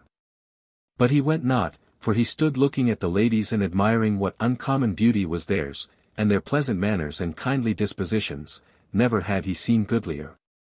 And he gazed wistfully at that good store of wines and sweet-scented flowers and fruits and other matters. Also he marvelled with exceeding marvel, especially to see no man in the place and delayed his going. Whereupon quoth the eldest lady, What aileth thee that goest not, haply thy wage be too little. And, turning to her sister the cateress, she said, Give him another diner. But the porter answered, By Allah, my lady, it is not for the wage. My hire is never more than 2 dirhams, but in very sooth my heart and my soul are taken up with you and your condition. I wonder to see you single with ne'er a man about you and not a soul to bear you company. And well you wot that the minaret toppeth o'er unless it stand upon 4, and you want this same 4th.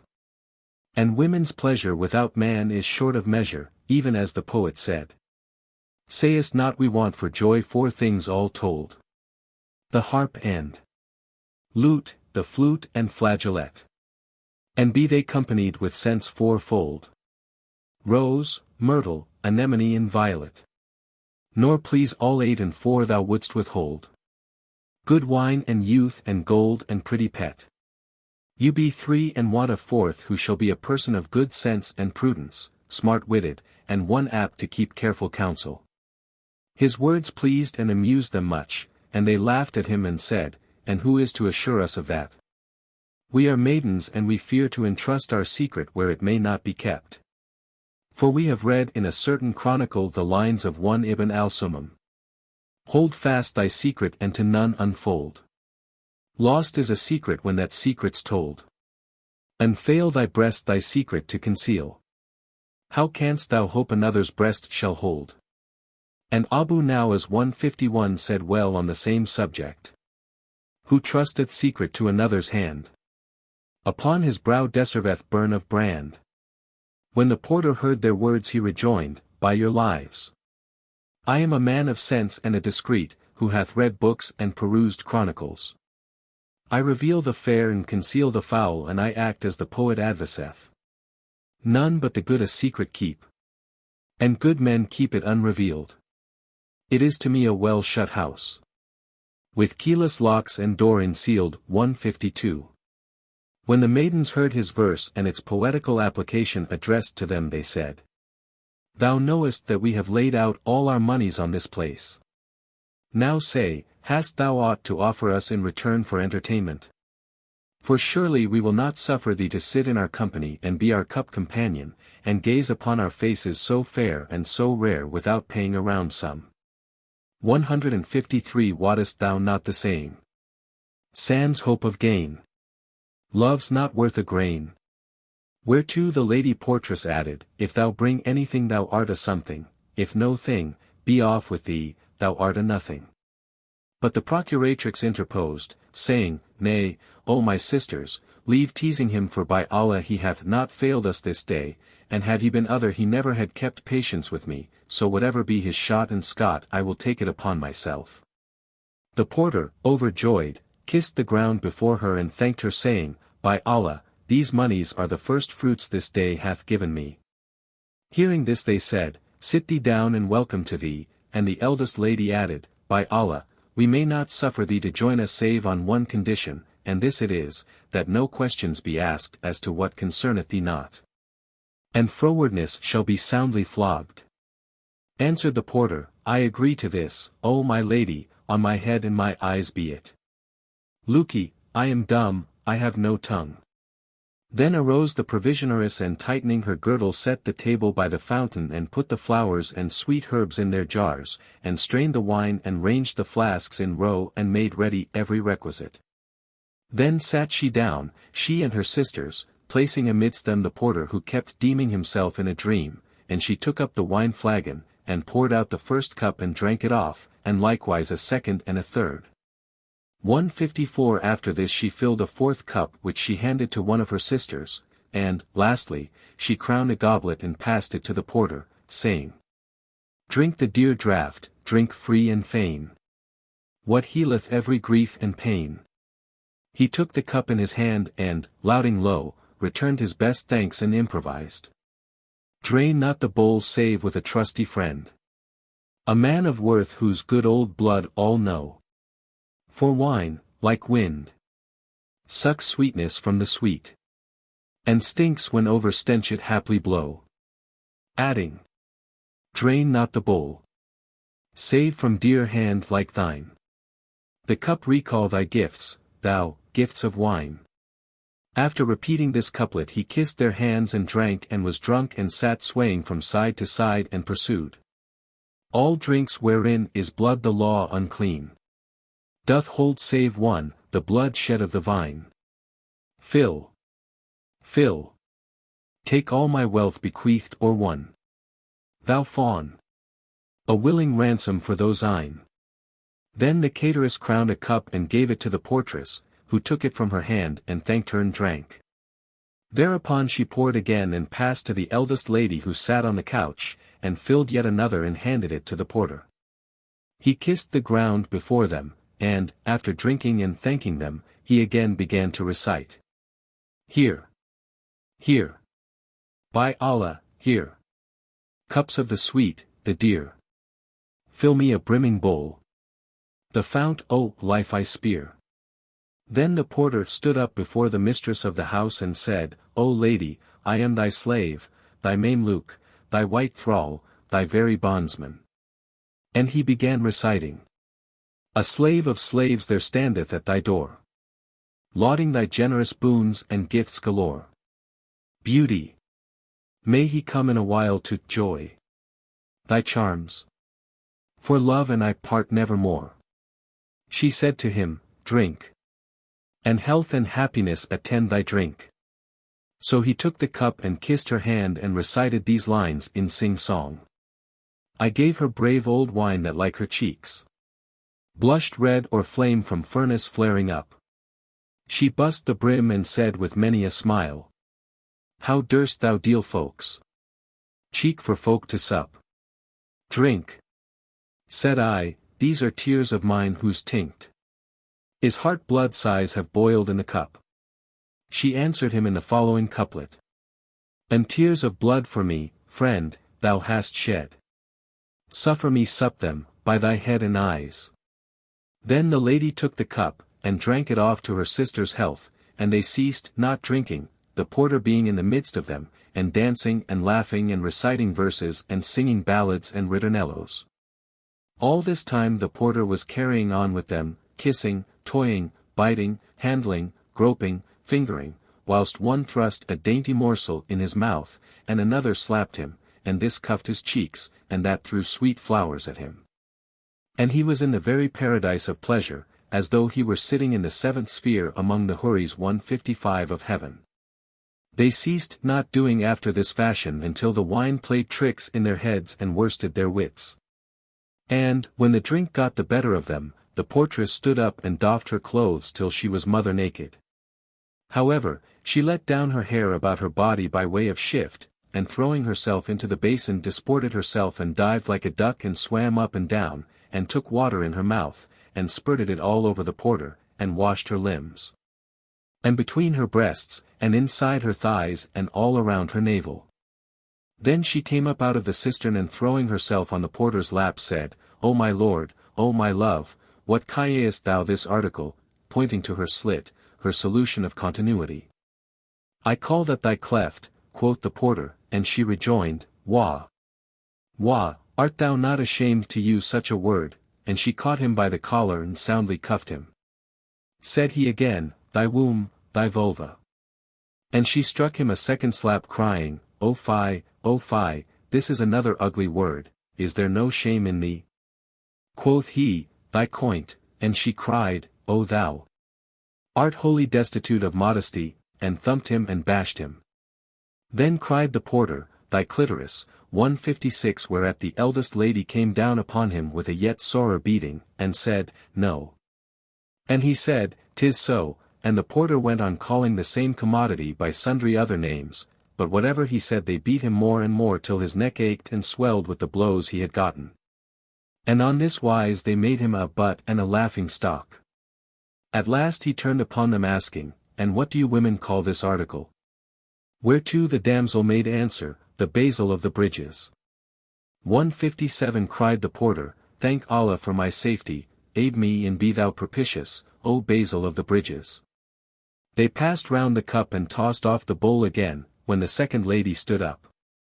And, stripping off all her clothes, cast herself into the cistern and did as the first had done. Then she came out of the water and throwing her naked form on the porter's lap pointed to her machine and said, O light of mine eyes, do tell me what is the name of this concern. He replied as before, Thy slit.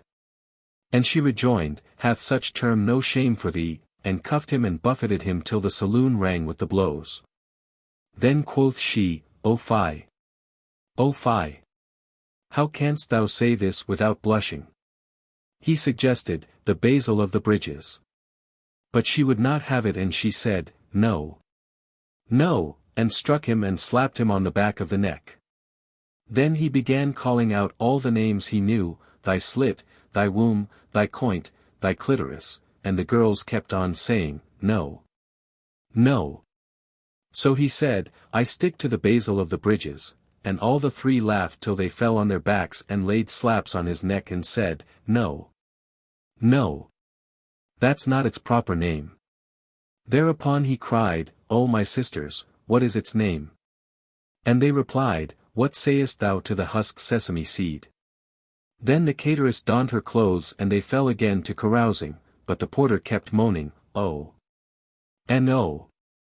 For his neck and shoulders, and the cup passed merrily round and round again for a full hour. After that time the eldest and handsomest lady stood up and stripped off her garments, whereupon the porter took his neck in hand, and rubbed and shampooed it, saying, My neck and shoulders are on the way of Allah.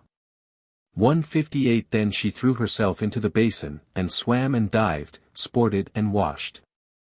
And the porter looked at her naked figure as though she had been a slice of the moon 159 and at her face with the sheen of Luna when at full, or like the dawn when it brighteneth, and he noted her noble stature and shape. And those glorious forms that quivered as she went. For she was naked as the Lord made her. Then he cried, Alack! Alack! And began to address her, versifying in these couplets. If I liken thy shape to the bough when green, my likeness errs and I sore mistake it. For the bough is fairest when clad the most. And thou art fairest when mother naked. When the lady heard his verses she came up out of the basin and, seating herself upon his lap and knees, pointed to her genitory and said, O my lordling, what be the name of this? Quoth he, the basil of the bridges, but she said, Bah, bah. Quoth he, the husked sesame, quoth she, Pooh, pooh. Then said he, thy womb, and she cried, Fie, fie. Art thou not ashamed of thyself, and cuffed him on the nape of the neck? And whatever name he gave declaring, 'Tis so, she beat him and cried, No. No, till at last he said, O my sisters, and what is its name? She replied, It is entitled the Khan 160 of Abu Mansur, whereupon the porter replied, Ha! Ha! O Allah be praised for safe deliverance. O Khan of Abu Mansur! Then she came forth and dressed and the cup went round a full hour. At last the porter rose up, and stripping off all his clothes, jumped into the tank and swam about and washed under his bearded chin and armpits, even as they had done. Then he came out and threw himself into the first lady's lap and rested his arms upon the lap of the portress, and reposed his legs in the lap of the cateress and pointed to his prickle 161 and said, O my mistresses! What is the name of this article? All laughed at his words till they fell on their backs, and one said, "Thy pintle." But he replied, "No," and gave each one of them a bite by way of forfeit. Then said they, "Thy pizzle," but he cried, "No," and gave each of them a hug. And Scheherazade perceived the dawn of day and ceased saying her permitted say. When it was the 10th night, quoth her sister Dunyazad, "Finish for us thy story," and she answered, with joy and goodly gree.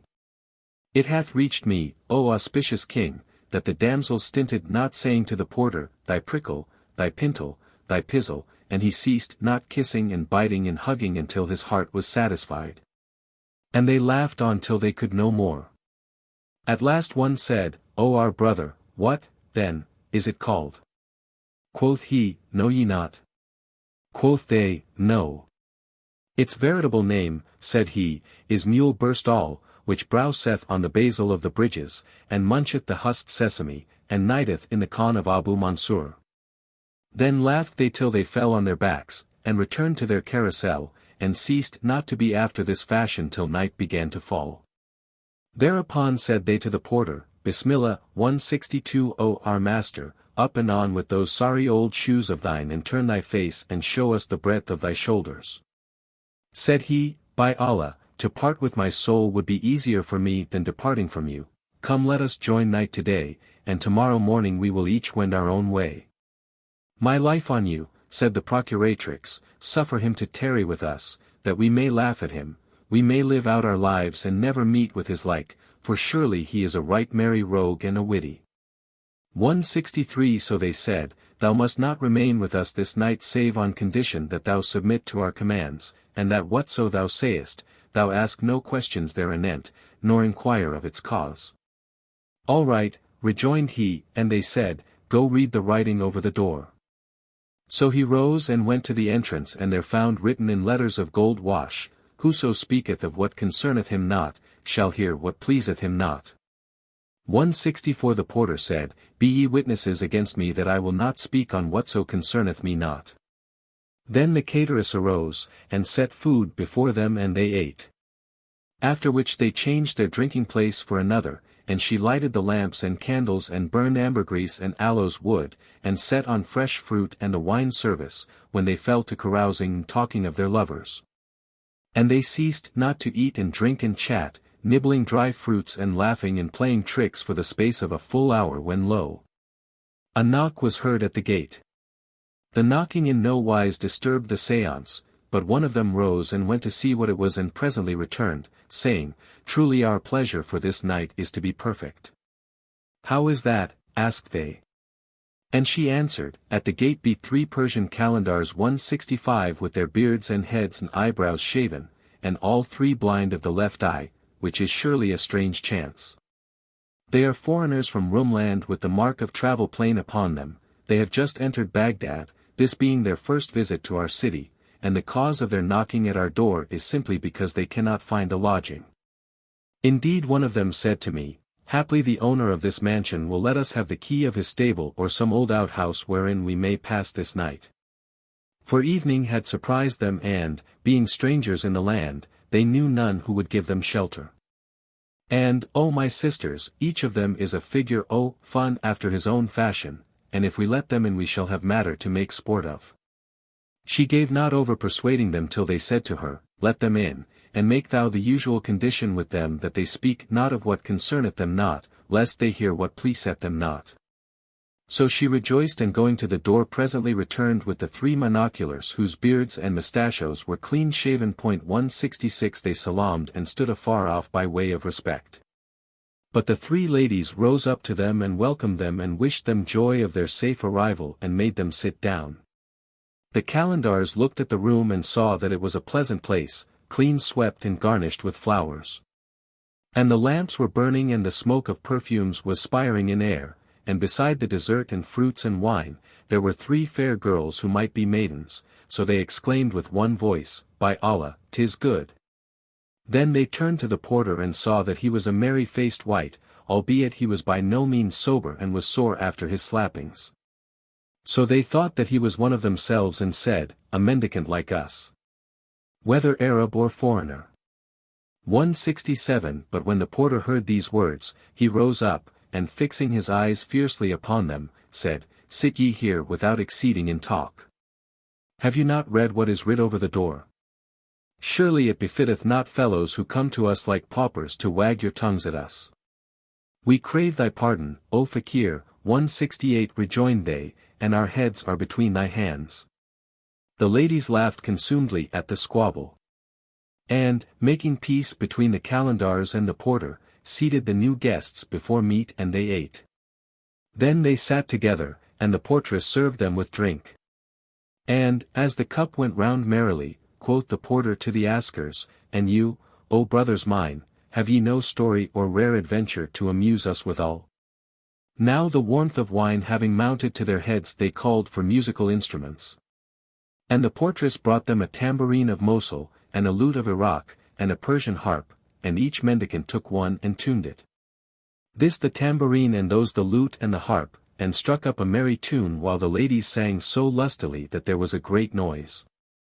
169 And whilst they were carrying on, behold, some one knocked at the gate, and the portress went to see what was the matter there. Now the cause of that knocking, O king, quoth Scheherazade, was this: the Caliph, Harun al-Rashid, had gone forth from the palace, as was his wont now and then, to solace himself in the city that night, and to see and hear what new thing was stirring. He was in merchant's gear, and he was attended by Ja'far, his Wazir, and by Masrur his sworder of vengeance. 170 As they walked about the city, their way led them towards the house of the three ladies. Where they heard the loud noise of musical instruments and singing and merriment, so quoth the Caliph to Ja'far, I long to enter this house and hear those songs and see who sing them. Quoth Ja'far, O Prince of the Faithful, these folk are surely drunken with wine, and I fear some mischief betide us if we get amongst them. There is no help but that I go in there, replied the Caliph, and I desire thee to contrive some pretext for our appearing among them. Ja'far replied, I hear and I obey. 171 And knocked at the door, whereupon the portress came out and opened. Then Ja'far came forward and kissing the ground before her said, O my lady, we be merchants from Tiberias town, we arrived at Baghdad 10 days ago, and, alighting at the merchant's caravanserai, we sold all our merchandise. Now a certain trader invited us to an entertainment this night, so we went to his house and he set food before us and we ate, then we sat at wine and wassail with him for an hour or so when he gave us leave to depart. And we went out from him in the shadow of the night and, being strangers, we could not find our way back to our Khan. So haply of your kindness and courtesy you will suffer us to tarry with you this night, and heaven will reward you. 172 The portress looked upon them and seeing them dressed like merchants and men of grave looks and solid, she returned to her sisters and repeated to them Ja'far's story. And they took compassion upon the strangers and said to her, Let them enter. She opened the door to them, when said they to her, Have we thy leave to come in? Come in, quoth she, and the Caliph entered followed by Ja'far and Masrur. And when the girls saw them they stood up to them in respect and made them sit down and looked to their wants, saying, Welcome, and welcome and good cheer to the guests, but with one condition. What is that? Asked they, and one of the ladies answered, Speak not of what concerneth you not, lest ye hear what pleaseth you not. Even so, said they, and sat down to their wine and drank deep.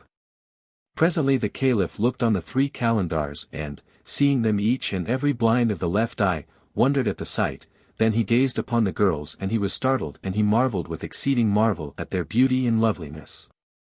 They continued to carouse and to converse and said to the Caliph, Drink, but he replied, I am vowed to pilgrimage. 173 And drew back from the wine. Thereupon the portress rose and spreading before him a tablecloth worked with gold, set thereon a porcelain bowl into which she poured willow flower water with a lump of snow and a spoonful of sugar candy. The Caliph thanked her and said in himself, By Allah, I will recompense her tomorrow for the kind deed she hath done. The others again addressed themselves to conversing and carousing. And, when the wine gat the better of them, the eldest lady who ruled the house rose and making obeisance to them took the cateress by the hand, and said, Rise, O my sister and let us do what is our devoir. Both answered even so. Then the portress stood up and proceeded to remove the table service and the remnants of the banquet, and renewed the potiles and cleared the middle of the saloon. Then she made the Kalandars sit upon a sofa at the side of the estrade, and seated the Caliph and Ja'far and Masrur on the other side of the saloon, after which she called the porter, and said, "How scanty is thy courtesy! Now thou art no stranger. Nay, thou art one of the household." So he stood up and, tightening his waistcloth, asked, "What would ye I do?" And she answered, "Stand in thy place." Then the procuratrix rose and set in the midst of the saloon a low chair and, opening a closet, cried to the porter, "Come help me." So he went to help her and saw two black bitches with chains round their necks. And she said to him, "Take hold of them," and he took them and led them into the middle of the saloon. Then the lady of the house arose and tucked up her sleeves above her wrists and, seizing a scourge, said to the porter, "Bring forward one of the bitches." He brought her forward, dragging her by the chain, while the bitch wept, and shook her head at the lady who, however, came down upon her with blows on the sconce, and the bitch howled and the lady ceased not beating her till her forearm failed her. Then, casting the scourge from her hand, she pressed the bitch to her bosom and, wiping away her tears with her hands, kissed her head. Then she said to the porter, "Take her away and bring the second." And, when he brought her, she did with her as she had done with the first.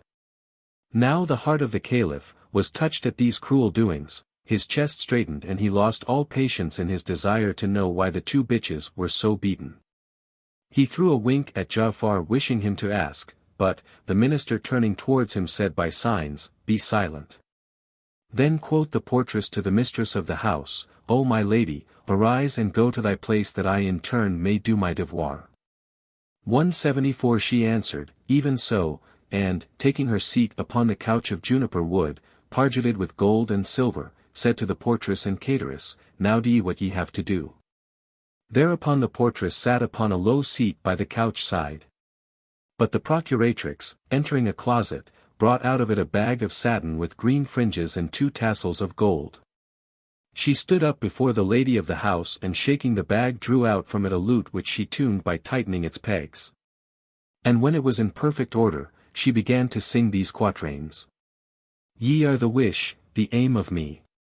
And when, O love, thy sight I see 175. The heavenly mansion openeth, 176. But hell I see when lost thy sight. From thee comes madness. Nor the less. Comes highest joy, comes ecstasy. Nor in my love for thee I fear. Or shame and blame, or hate and spite.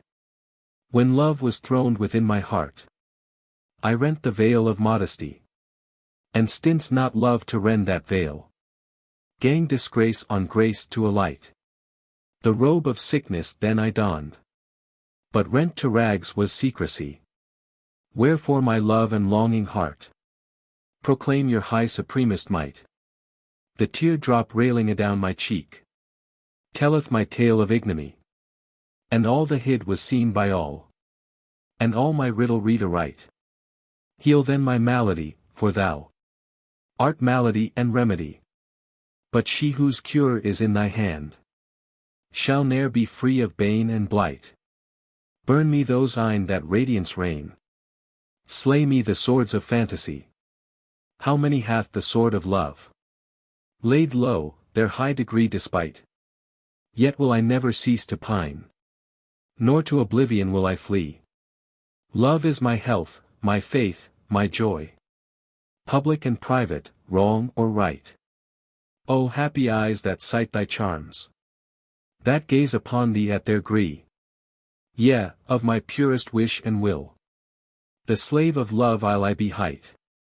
When the damsel heard this elegy in quatrains she cried out, Alas! Alas! And rent her raiment, and fell to the ground fainting. And the Caliph saw scars of the palm rod 177 on her back and welts of the whip, and marveled with exceeding wonder. Then the portress arose and sprinkled water on her and brought her a fresh and very fine dress and put it on her. But when the company beheld these doings their minds were troubled, for they had no inkling of the case nor knew the story thereof, so the Caliph said to Ja'far, didst thou not see the scars upon the damsel's body? I cannot keep silence or be at rest till I learn the truth of her condition and the story of this other maiden and the secret of the 2 black bitches. But Ja'afar answered, O our lord, they made it a condition with us that we speak not of what concerneth us not, lest we come to hear what pleaseth us not. Then said the portress, By Allah, O my sister, come to me and complete this service for me. Replied the procuratrix, with joy and goodly gree, so she took the lute, and leaned it against her breasts and swept the strings with her finger-tips, and began singing. Give back mine eyes their sleep long ravished, and say me whither be my reason fled. I learnt that lending to thy love a place, sleep to mine eyelids mortal foe was made. They said, we held thee righteous, who waylaid thy soul. Go ask his glorious eyes, I said. I pardon all my blood he pleased to spill. Owning his troubles drove him blood to shed. On my mind's mirror sun like sheen he cast, whose keen reflection fire in vitals bred. Waters of life let Allah waste at will.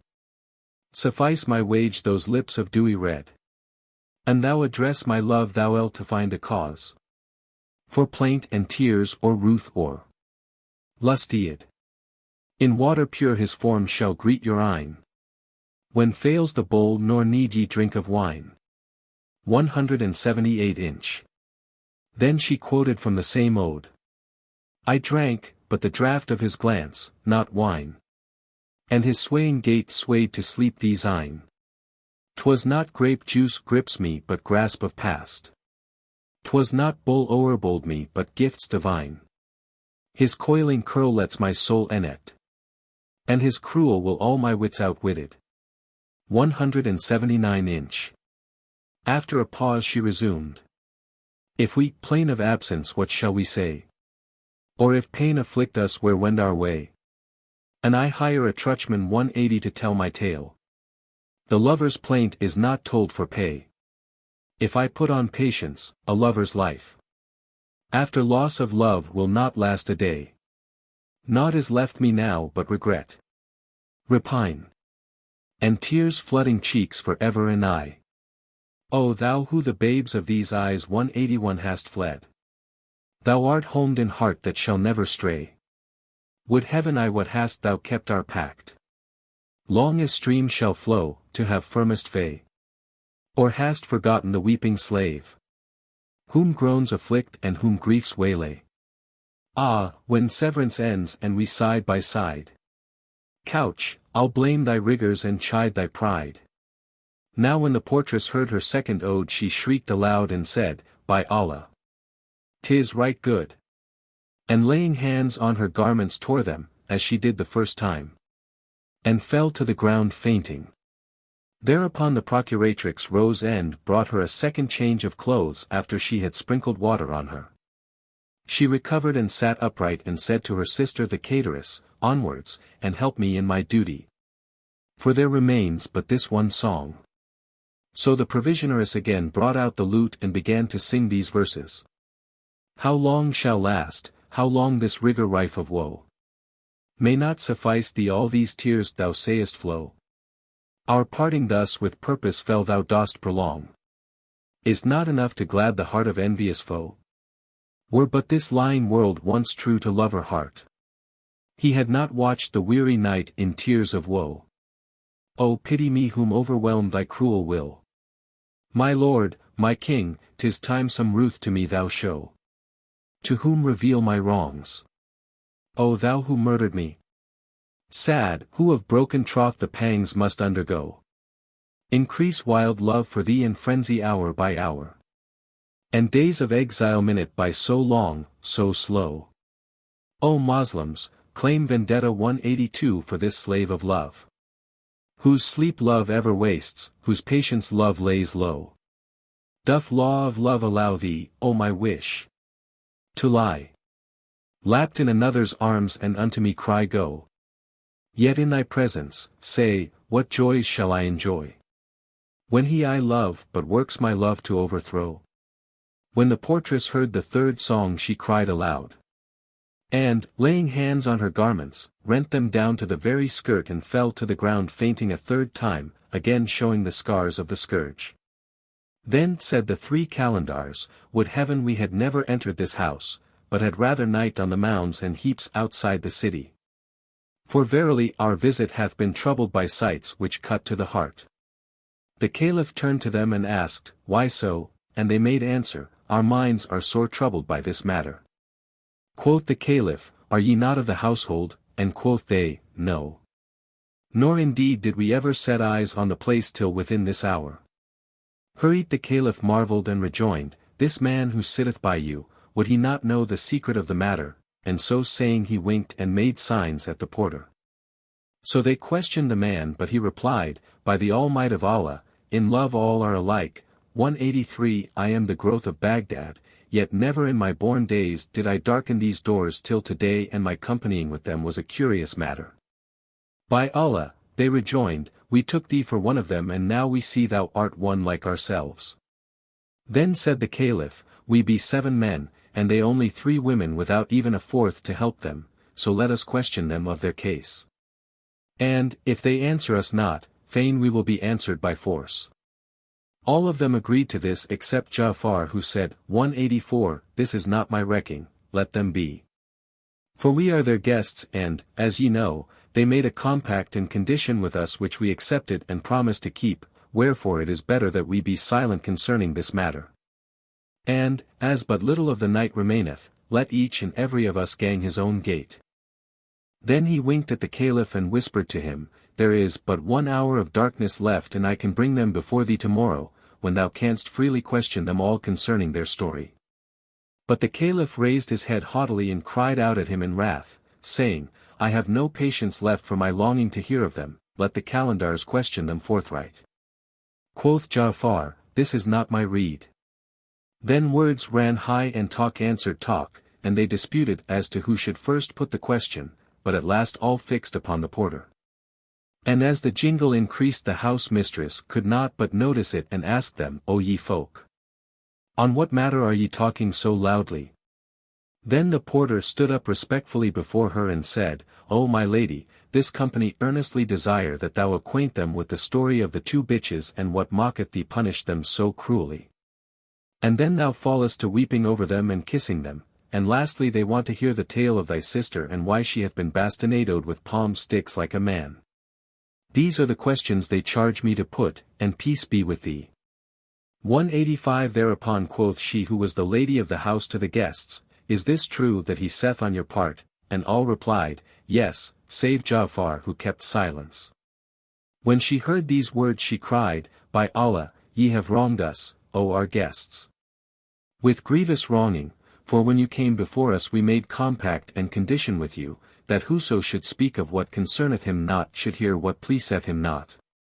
Sufficeth ye not that we took you into our house and fed you with our best food? But the fault is not so much yours as hers who let you in. Then she tucked up her sleeves from her wrists and struck the floor thrice with her hand, crying, Come ye quickly, and lo! A closet door opened, and out of it came 7 negro slaves with drawn swords in hand, to whom she said, Pinion me those praetors' elbows and bind them each to each. They did her bidding and asked her, O veiled and virtuous! Is it thy high command that we strike off their heads? But she answered, Leave them a while that I question them of their condition, before their necks feel the sword. By Allah, O my lady, cried the porter. Slay me not for others' sin, all these men offended and deserve the penalty of crime save myself.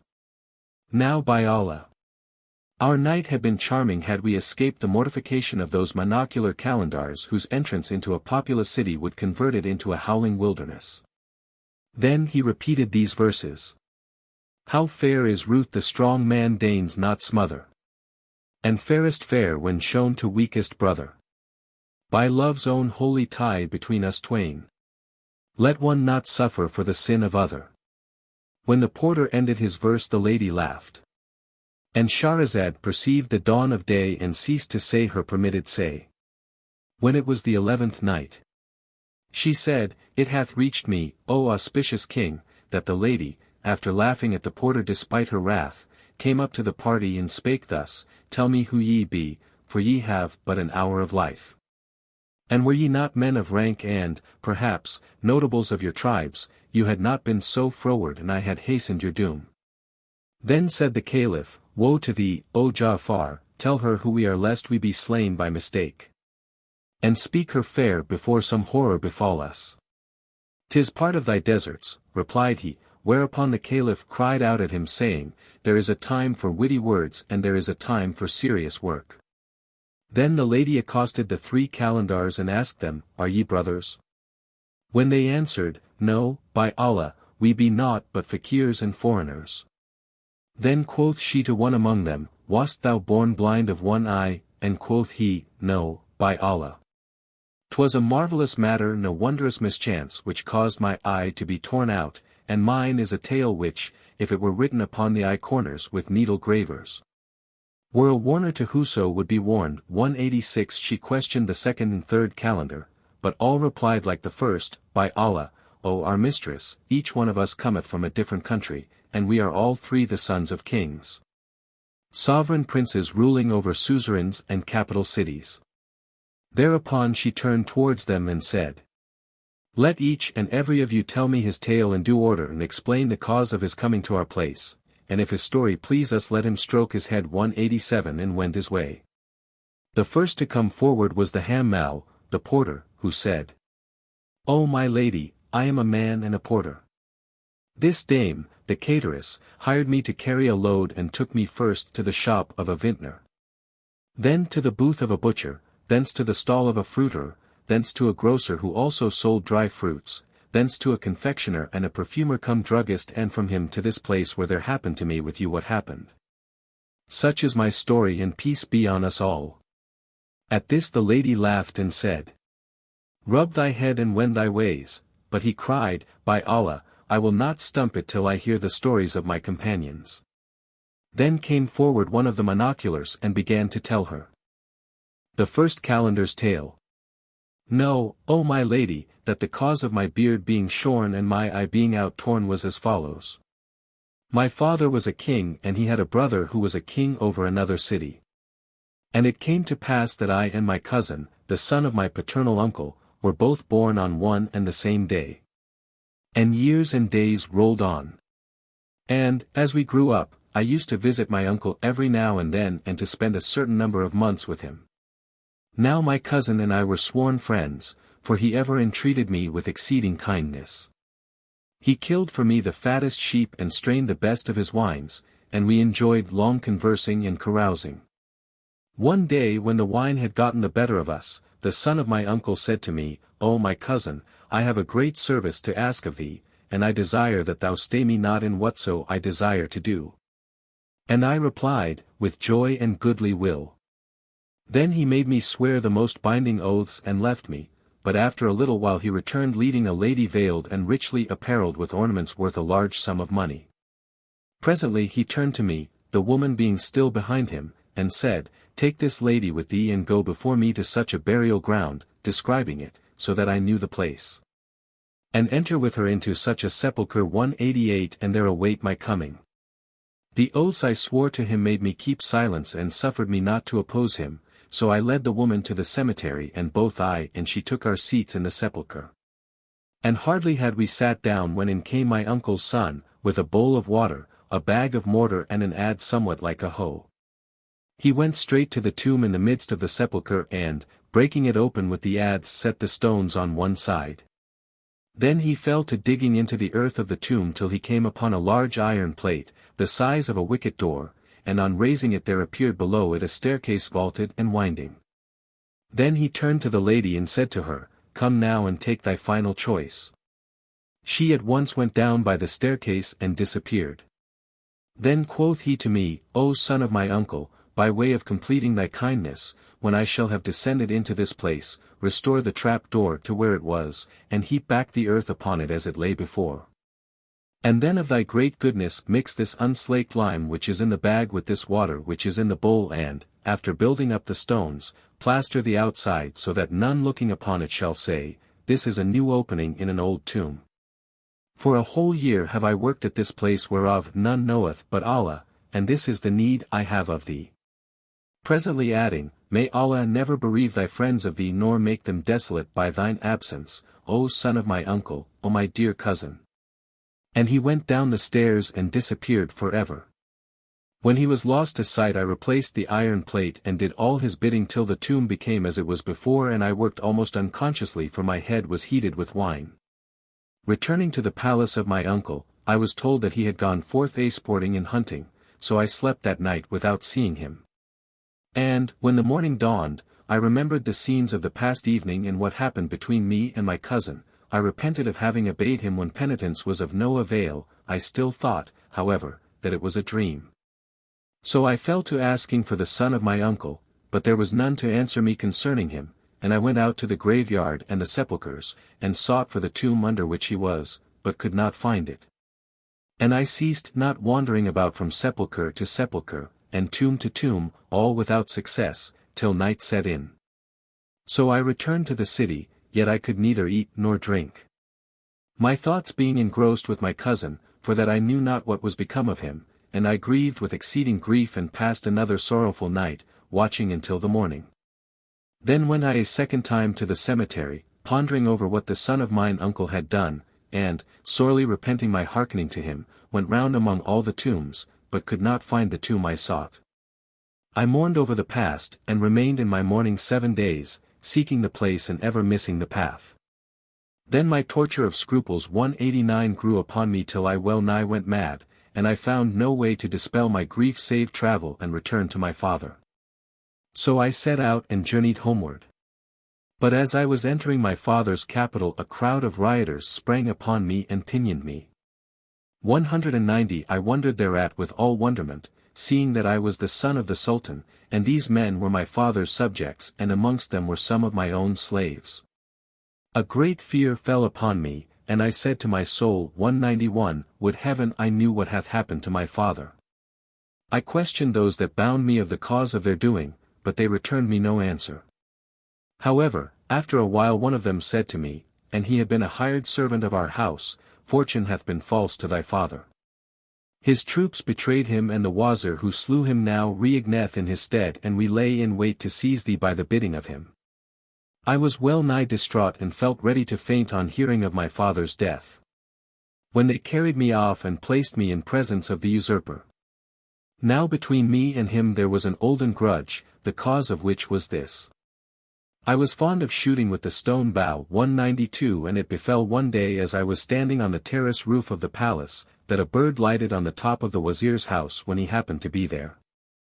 I shot at the bird and missed the mark. But I hit the Wazir's eye and knocked it out as fate and fortune decreed.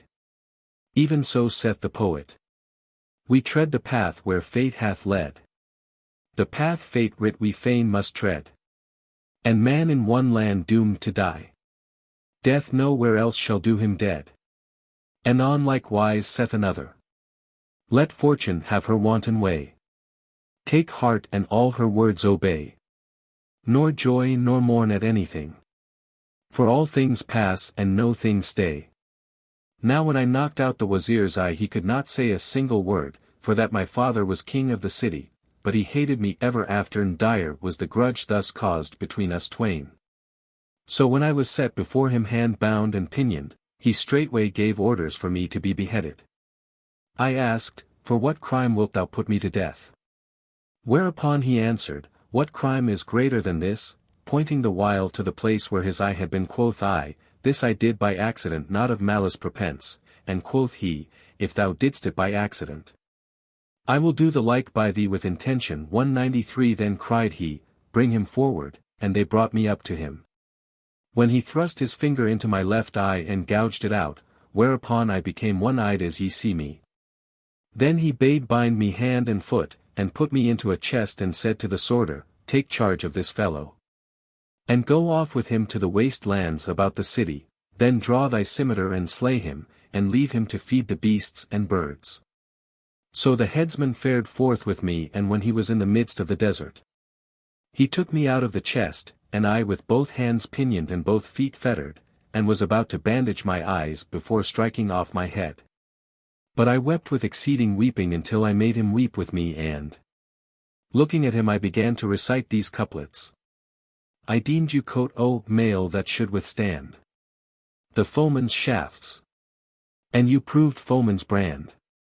I hoped your aidance in mine every chance. Though fail my left to aid my dexter hand. Aloof you stand and hear the railers jibe. While rain their shafts on me the jiber band. But an ye will not guard me from my foes. Stand clear. And succor neither these nor those. And I also quoted. I deemed my brethren mail of strongest steel. And so they were, from foes to fend my dart. I deemed their arrows surest of their aim. And so they were, when aiming at my heart. When the headsman heard my lines, he had been sworder to my sire and he owed me a debt of gratitude. He cried, O my lord, what can I do, being but a slave under orders? Presently adding, fly for thy life and never more return to this land, or they will slay thee and slay me with thee, even as the poet said. Take thy life and fly when as evil's threat. Let the ruined house tell its owner's fate. New land for the old thou shalt seek and find. But to find new life thou must not await. Strange that men should sit in the stead of shame. When Allah's world is so wide and great. And trust not other, in matters grave. Life itself must act for a life beset. Ne'er would prowl the lion with maned neck. Did he reckon on aid or of others' wreck? Hardly believing in my escape, I kissed his hand and thought the loss of my eye a light matter in consideration of my escaping from being slain. I arrived at my uncle's capital. And, going in to him, told him of what had befallen my father and myself, whereat he wept with sore weeping and said, Verily thou addest grief to my grief, and woe to my woe, for thy cousin hath been missing these many days. I wot not what hath happened to him, and none can give me news of him. And he wept till he fainted. I sorrowed and condoled with him. And he would have applied certain medicaments to my eye, but he saw that it was become as a walnut with the shell empty. Then said he, O my son, better to lose eye and keep life. After that I could no longer remain silent about my cousin, who was his only son and one dearly loved, so I told him all that had happened. He rejoiced with extreme joyance to hear news of his son and said, Come now and show me the tomb. But I replied, By Allah, O my uncle, I know not its place, though I sought it carefully full many times, yet could not find the site. However, I and my uncle went to the graveyard and looked right and left, till at last I recognized the tomb and we both rejoiced with exceeding joy. We entered the sepulchre and loosened the earth about the grave. Then, upraising the trap-door, descended some 50 steps till we came to the foot of the staircase when lo! We were stopped by a blinding smoke. Thereupon said my uncle that saying whose sayer shall never come to shame, there is no majesty and there is no might, save in Allah, the glorious, the great. And we advanced till we suddenly came upon a saloon, whose floor was strewed with flour and grain and provisions and all manner necessaries, and in the midst of it stood a canopy sheltering a couch. Thereupon my uncle went up to the couch and inspecting it found his son and the lady who had gone down with him into the tomb, lying in each other's embrace, but the twain had become black as charred wood. It was as if they had been cast into a pit of fire. When my uncle saw this spectacle, he spat in his son's face and said, Thou hast thy deserts, O thou hog. 194 This is thy judgment in the transitory world, and yet remaineth the judgment in the world to come, a durer and a more enduring, and Scheherazade perceived the dawn of day and ceased saying her permitted say. When it was the 12th night, she continued, It hath reached me, O auspicious king, that the Kalandar thus went on with his story before the lady and the Caliph and Ja'far. My uncle struck his son with his slipper 195 as he lay there a black heap of coal. I marveled at his hardness of heart, and grieving for my cousin and the lady, said, By Allah, O my uncle, calm thy wrath, dost thou not see that all my thoughts are occupied with this misfortune? And how sorrowful I am for what hath befallen thy son, and how horrible it is that naught of him remaineth but a black heap of charcoal. And is not that enough, but thou must smite him with thy slipper? Answered he, O son of my brother, this youth from his boyhood was madly in love with his own sister. 196 And often I forbade him from her, saying to myself, they are but little ones. However, when they grew up sin befell between them. And, although I could hardly believe it, I confined him and chided him and threatened him with the severest threats. And the eunuchs and servants said to him, beware of so foul a thing which none before thee ever did, and which none after thee will ever do, and have a care lest thou be dishonored and disgraced among the kings of the day, even to the end of time. And I added, such a report as this will be spread abroad by caravans, and take heed not to give them cause to talk, or I will assuredly curse thee and do thee to death. After that I lodged them apart and shut her up. But the accursed girl loved him with passionate love, for Satan had got the mastery of her as well as of him and made their foul sin seem fair in their sight. Now when my son saw that I separated them, he secretly built this souterrain and furnished it and transported to it victuals, even as thou sayest, and, when I had gone out a-sporting, came here with his sister and hid from me. Then his righteous judgment fell upon the twain and consumed them with fire from heaven, and verily the last judgment will deal them durer pains and more enduring. Then he wept and I wept with him. And he looked at me and said, thou art my son in his stead. And I bethought me a while of the world and of its chances, how the Wazir had slain my father and had taken his place and had put out my eye. And how my cousin had come to his death by the strangest chance, and I wept again and my uncle wept with me. Then we mounted the steps and let down the iron plate and heaped up the earth over it. And, after restoring the tomb to its former condition, we returned to the palace. But hardly had we sat down ere we heard the tom-tomming of the kettle drum and tantara of trumpets and clash of cymbals, and the rattling of war men's lances. And the clamors of assailants and the clanking of bits and the neighing of steeds, while the world was canopied with dense dust and sand clouds raised by the horses' hoofs. 197 We were amazed at sight and sound, knowing not what could be the matter.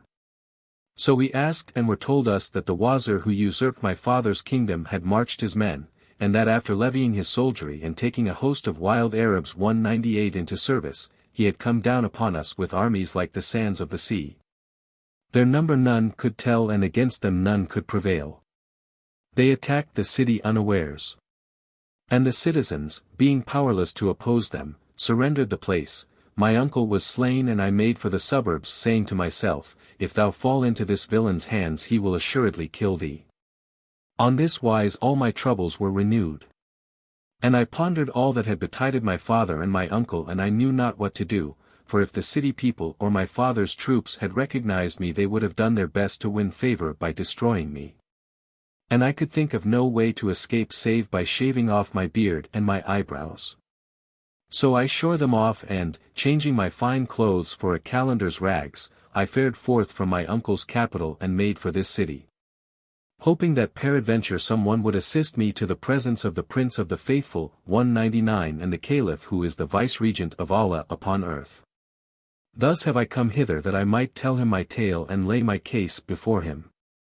I arrived here this very night, and was standing in doubt whither I should go, when suddenly I saw this second Kalandar, so I salaamed to him saying, I am a stranger, and he answered, I too am a stranger. And as we were conversing behold, up came our companion, this third Kalandar, and saluted us saying, I am a stranger. And we answered, we too be strangers. Then we three walked on and together till darkness overtook us and destiny crave us to your house. Such, then, is the cause of the shaving of my beard and mustachios and eyebrows, and the manner of my losing my right eye. They marveled much at this tale, and the Caliph said to Ja'far, by Allah, I have not seen nor have I heard the like of what hath happened to this Kalandar. Quoth the lady of the house, rub thy head and wend thy ways. But he replied, I will not go, till I hear the history of the two others. Thereupon the second Kalandar came forward, and, kissing the ground, began to tell the second Kalandar's tale. Know, O my lady, that I was not born one-eyed, and mine is a strange story, and it were graven with needle graver on the eye corners, it were a warner to whoso would be warned. I am a king, son of a king, and was brought up like a prince.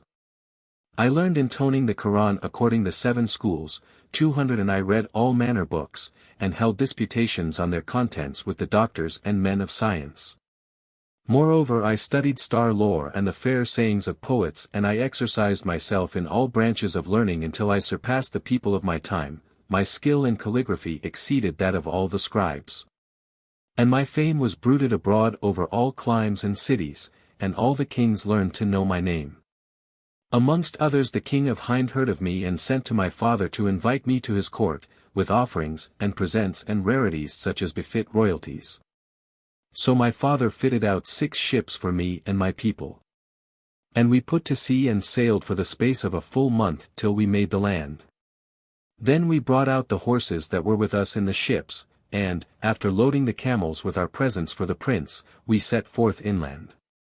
But we had marched only a little way, when behold, a dust cloud up flew, and grew until it walled 201 the horizon from view. After an hour or so the veil lifted and discovered beneath it 50 horsemen, ravening lions to the sight, in steel armor dight. We observed them straightly and lo! They were cutters off of the highway, wild as wild Arabs. When they saw that we were only 4 and had with us but the 10 camels carrying the presents, they dashed down upon us with lances at rest. We signed to them, with our fingers, as it were saying, We be messengers of the great king of Hind, so harm us not, but they answered on like wise, We are not in his dominions to obey nor are we subject to his sway. Then they set upon us and slew some of my slaves and put the lave to flight, and I also fled after I had gotten a wound, a grievous hurt, whilst the Arabs were taken up with the money and the presents which were with us. I went forth unknowing whither I went, having become mean as I was mighty, and I fared on until I came to the crest of a mountain where I took shelter for the night in a cave. When day arose I set out again, nor ceased after this fashion till I arrived at a fair city and a well filled. Now it was the season when winter was turning away with his rime, and to greet the world with his flowers came prime, and the young blooms were springing and the streams flowed ringing, and the birds were sweetly singing. As saith the poet concerning a certain city when describing it. A place secure from every thought of fear. Safety and peace for ever lorded here. Its beauties seem to beautify its sons. And as in heaven its happy folk appear. I was glad of my arrival, for I was wearied with the way, and yellow of face for weakness and want, but my plight was pitiable and I knew not whither to betake me.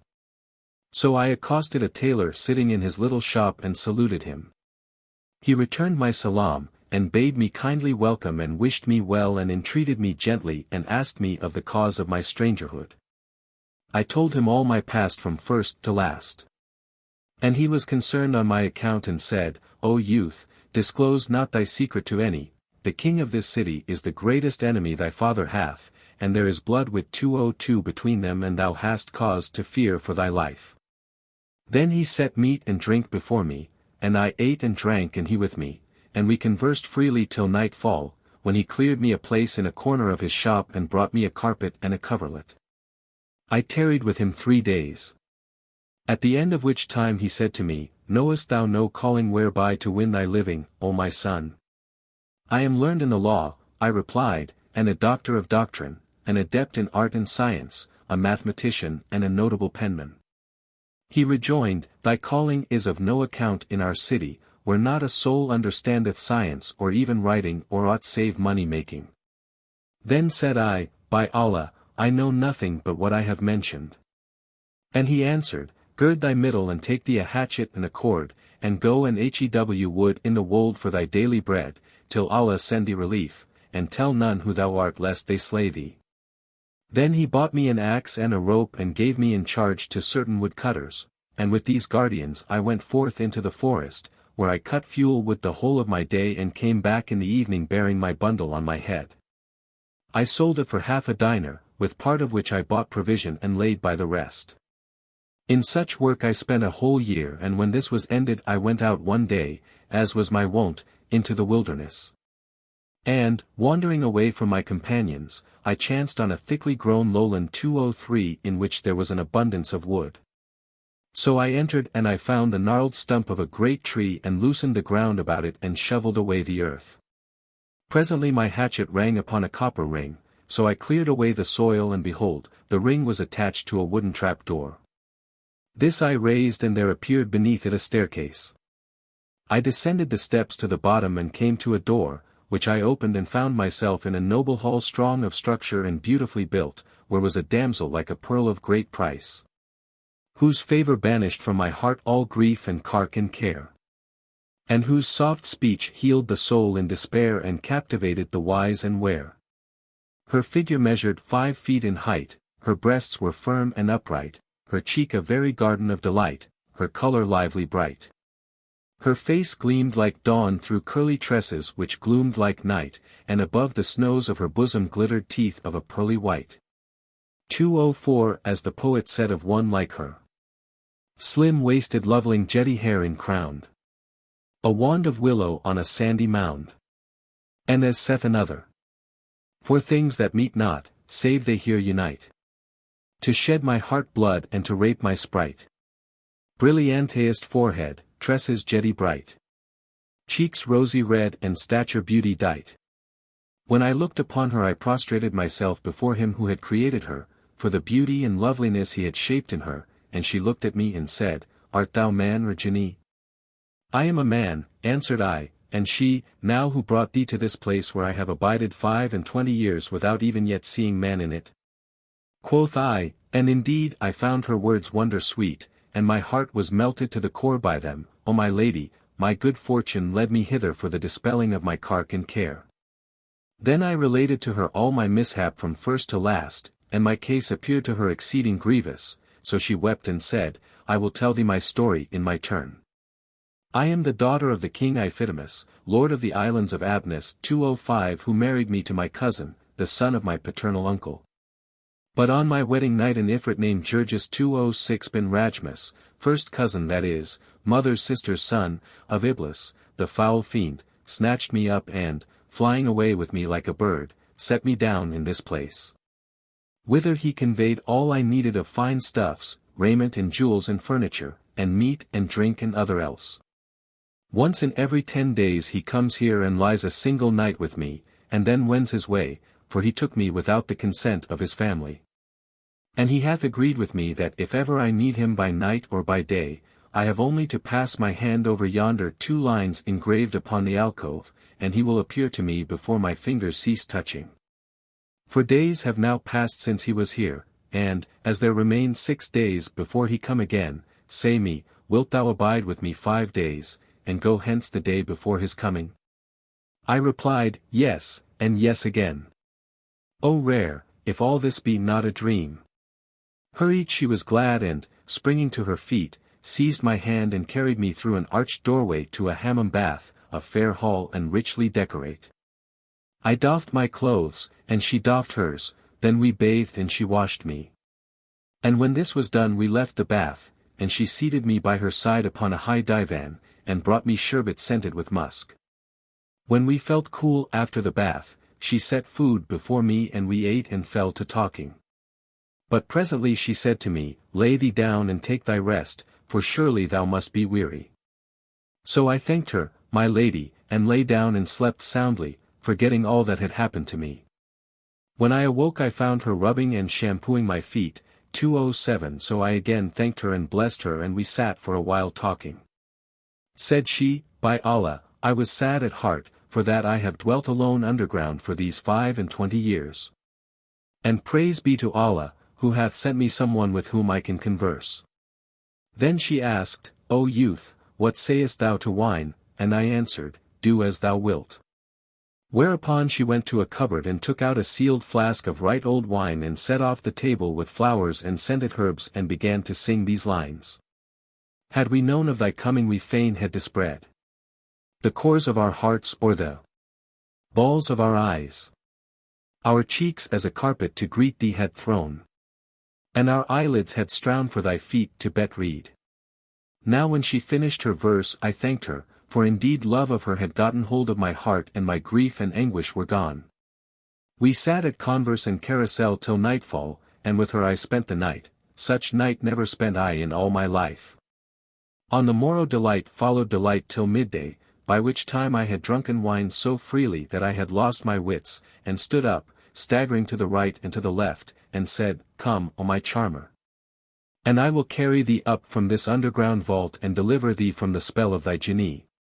She laughed and replied, Content thee and hold thy peace, of every 10 days one is for the Ifrit and the other 9 are thine.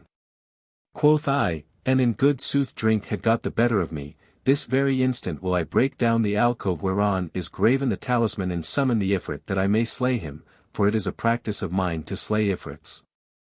When she heard my words her color waxed wan and she said, By Allah, do not, and she began repeating. This is a thing wherein destruction lies. I rede thee shun it and thy wits be wise. And these also. O thou who seekest severance, draw the rein of thy swift steed nor seek o'ermac advance. Ah stay! For treachery is the rule of life. And sweets of meeting end in severance. I heard her verse but paid no heed to her words, nay, I raised my foot and administered to the alcove a mighty kick. And Scheherazade perceived the dawn of day and ceased to say her permitted say. When it was the 13th night, she said, It hath reached me, O auspicious king, that the second Kalandar thus continued his tale to the lady, but when, my mistress, I kicked that alcove with a mighty kick, behold, the air starkened and darkened and thundered and lightened. The earth trembled and quaked and the world became invisible. At once the fumes of wine left my head, I cried to her, What is the matter? And she replied, The Ifrit is upon us. Did I not warn thee of this? By Allah, thou hast brought ruin upon me, but fly for thy life and go up by the way thou camest down. So I fled up the staircase, but, in the excess of my fear, I forgot sandals and hatchet. And when I had mounted 2 steps I turned to look for them, and lo! I saw the earth cleave asunder, and there arose from it an Ifrit, a monster of hideousness, who said to the damsel, What trouble and pother be this wherewith thou disturbest me? What mishap hath betided thee? No mishap hath befallen me, she answered, save that my breast was straitened 208 and my heart heavy with sadness.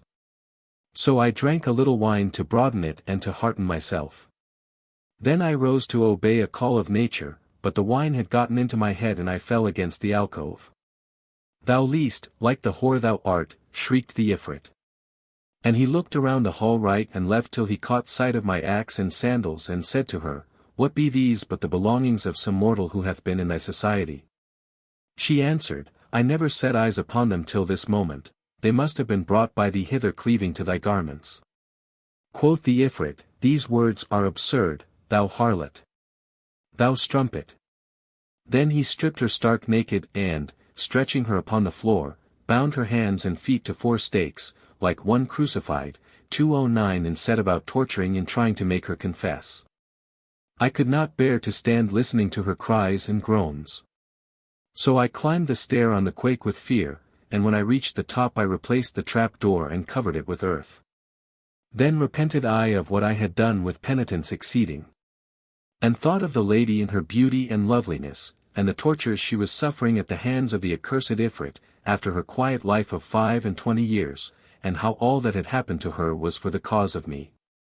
I bethought me of my father and his kingly estate and how I had become a woodcutter, and how, after my time had been a while serene, the world had again waxed turbid and troubled to me. So I wept bitterly and repeated this couplet. What time fate's tyranny shall most oppress thee? Perpend. One day shall joy thee, one distress thee. Then I walked till I reached the home of my friend, the tailor, whom I found most anxiously expecting me. Indeed he was, as the saying goes, on coals of fire for my account. And when he saw me he said, All night long my heart hath been heavy, fearing for thee from wild beasts or other mischances. Now praise be to Allah for thy safety. I thanked him for his friendly solicitude and, retiring to my corner, sat pondering and musing on what had befallen me, and I blamed and chided myself for my meddlesome folly and my frowardness in kicking the alcove. I was calling myself to account when behold, my friend, the tailor, came to me and said, O youth, in the shop there is an old man, a Persian, 210 who seeketh thee, he hath thy hatchet and thy sandals which he had taken to the woodcutters, 211 saying. I was going out at what time the muazzin began the call to dawn prayer, when I chanced upon these things and know not whose they are. so direct me to their owner. The woodcutters recognized thy hatchet and directed him to thee, he is sitting in my shop, so fare forth to him and thank him and take thine axe and sandals. When I heard these words I turned yellow with fear and felt stunned as by a blow, and, before I could recover myself, lo! The floor of my private room clove asunder, and out of it rose the Persian who was the Ifrit. He had tortured the lady with exceeding tortures, natheless she would not confess to him aught, so he took the hatchet and sandals and said to her, As surely as I am Jurgis of the seed of Iblis, I will bring thee back the owner of this and these. 2:12 Then he went to the woodcutters with the pretence aforesaid and, being directed to me, after waiting a while in the shop till the fact was confirmed, he suddenly snatched me up as a hawk snatcheth a mouse and flew high in air. But presently descended and plunged with me under the earth, I being aswoon the while, and lastly set me down in the subterranean palace wherein I had passed that blissful night. And there I saw the lady stripped to the skin, her limbs bound to 4 stakes and blood welling from her sides. At the sight my eyes ran over with tears, but the Ifrit covered her person and said, O wanton, is not this man thy lover? She looked upon me and replied, I wot him not nor have I ever seen him before this hour. Quoth the Ifrit, What? This torture and yet no confessing. And quoth she, I never saw this man in my born days, and it is not lawful in Allah's sight to tell lies on him. If thou know him not, said the Ifrit to her, take this sword and strike off his head. 2:13 She hent the sword in hand and came close up to me, and I signalled to her with my eyebrows, my tears the while flowing adown my cheeks. She understood me and made answer, also by signs, How couldst thou bring all this evil upon me? And I rejoined after the same fashion, This is the time for mercy and forgiveness. And the mute tongue of my case 2:14 spake aloud saying, Mine eyes were dragomans for my tongue betide, and told full clear the love I fain would hide. When last we met and tears in torrents railed, for tongue struck dumb my glances testified.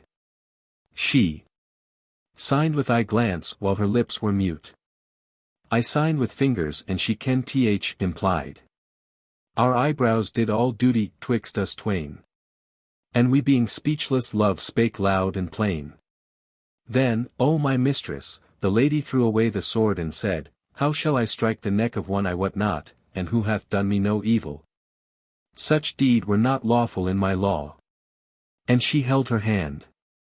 Said the Ifrit, 'Tis grievous to thee to slay thy lover, and, because he hath lain with thee, thou endurest these torments and obstinately refusest to confess.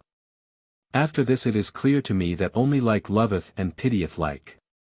Then he turned to me and asked me, O man, haply thou also dost not know this woman, whereto I answered, And pray who may she be? Assuredly I never saw her till this instant. Then take the sword, said he, and strike off her head and I will believe that thou wottest her not and will leave thee free to go, and will not deaf hardly with thee. I replied, That will I do.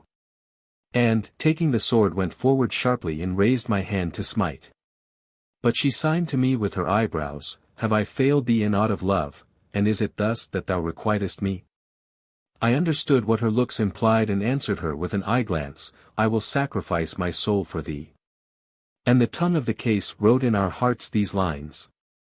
How many a lover with his eyebrows speaketh to his beloved, as his passion pleadeth. With flashing eyne his passion he inspireth. And well she seeth what kit's pleading needeth. How sweet the look when each on other gazeth.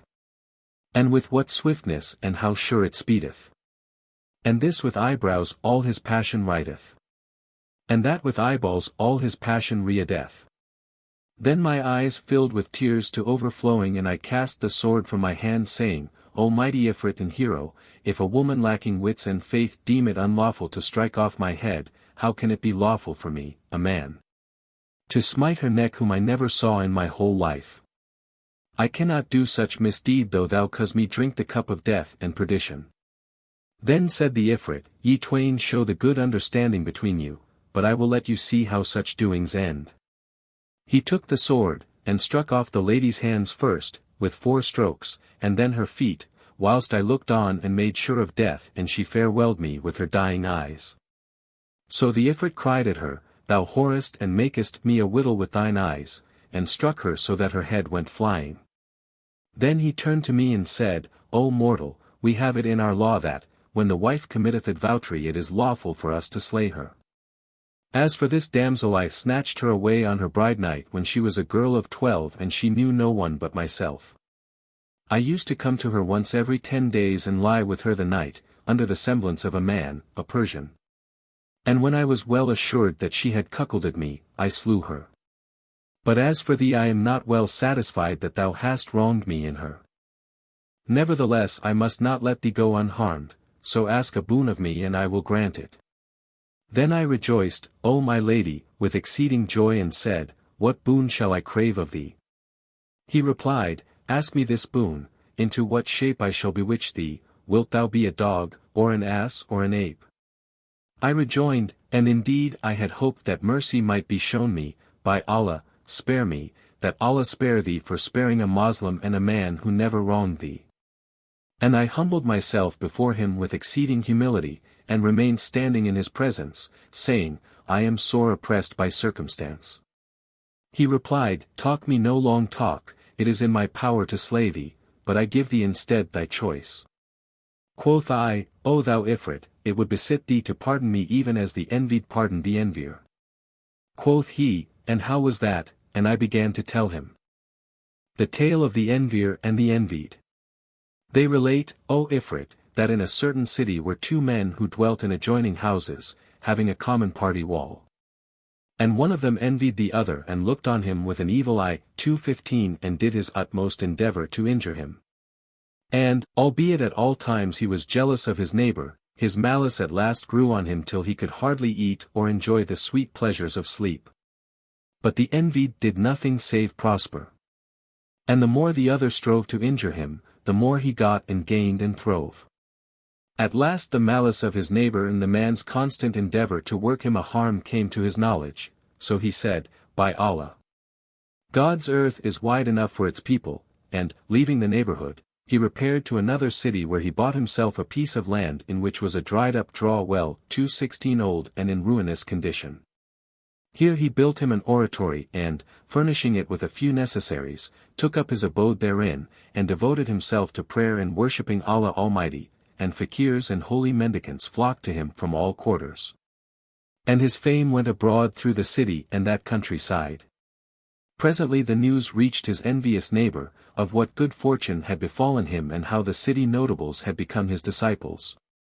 So he travelled to the place and presented himself at the holy man's hermitage, and was met by the Envied with welcome and greeting and all honor.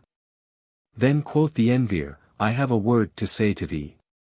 And this is the cause of my faring hither, and I wish to give thee a piece of good news, so come with me to thy cell. Thereupon the Envied arose and took the Envier by the hand, and they went into the inmost part of the hermitage. But the Envier said, Bid thy fakirs retire to their cells, for I will not tell thee what I have to say, save in secret where none may hear us. Accordingly the Envied said to his fakirs, Retire to your private cells. And, when all had done as he bade them, he set out with his visitor and walked a little way until the twain reached the ruinous old well.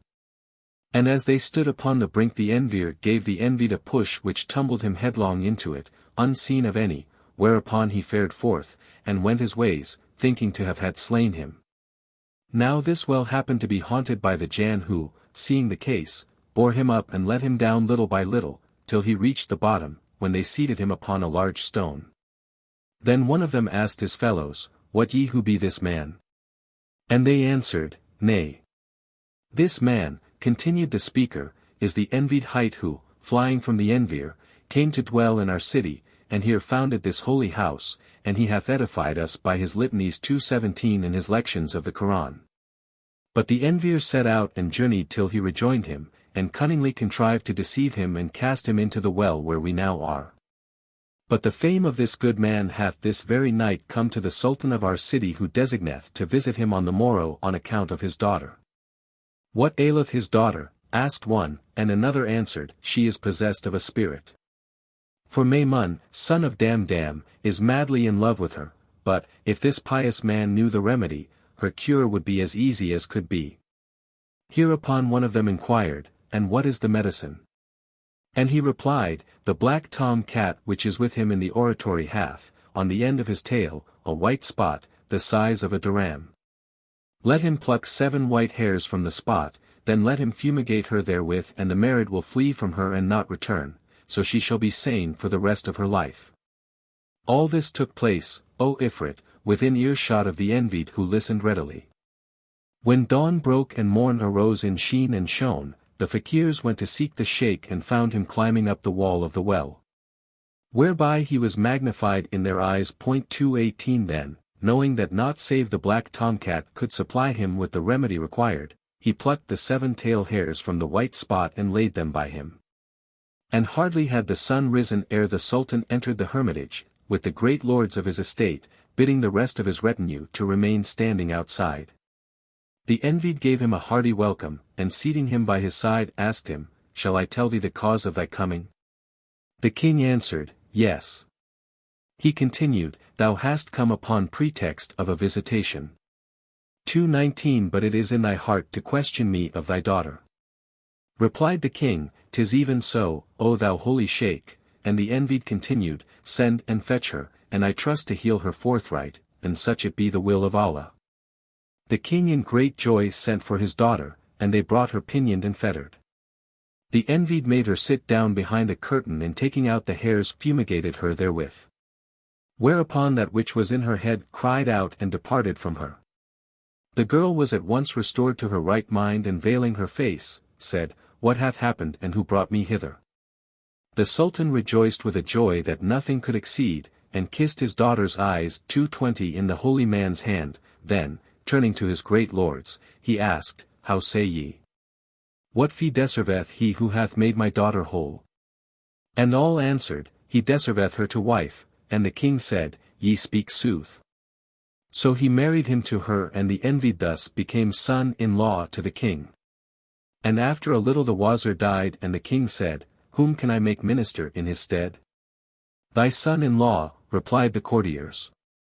So the Envied became a Wazir. And after a while the Sultan also died, and the lieges said, "Whom shall we make king?" And all cried, "The Wazir." So the Wazir was forthright made Sultan, and he became king regnant, a true ruler of men. One day as he had mounted his horse, and, in the eminence of his kinglihood, was riding amidst his emirs and wazirs and the grandees of his realm, his eye fell upon his old neighbor, the Envier, who stood afoot on his path. So he turned to one of his ministers, and said, "Bring hither that man and cause him no affright."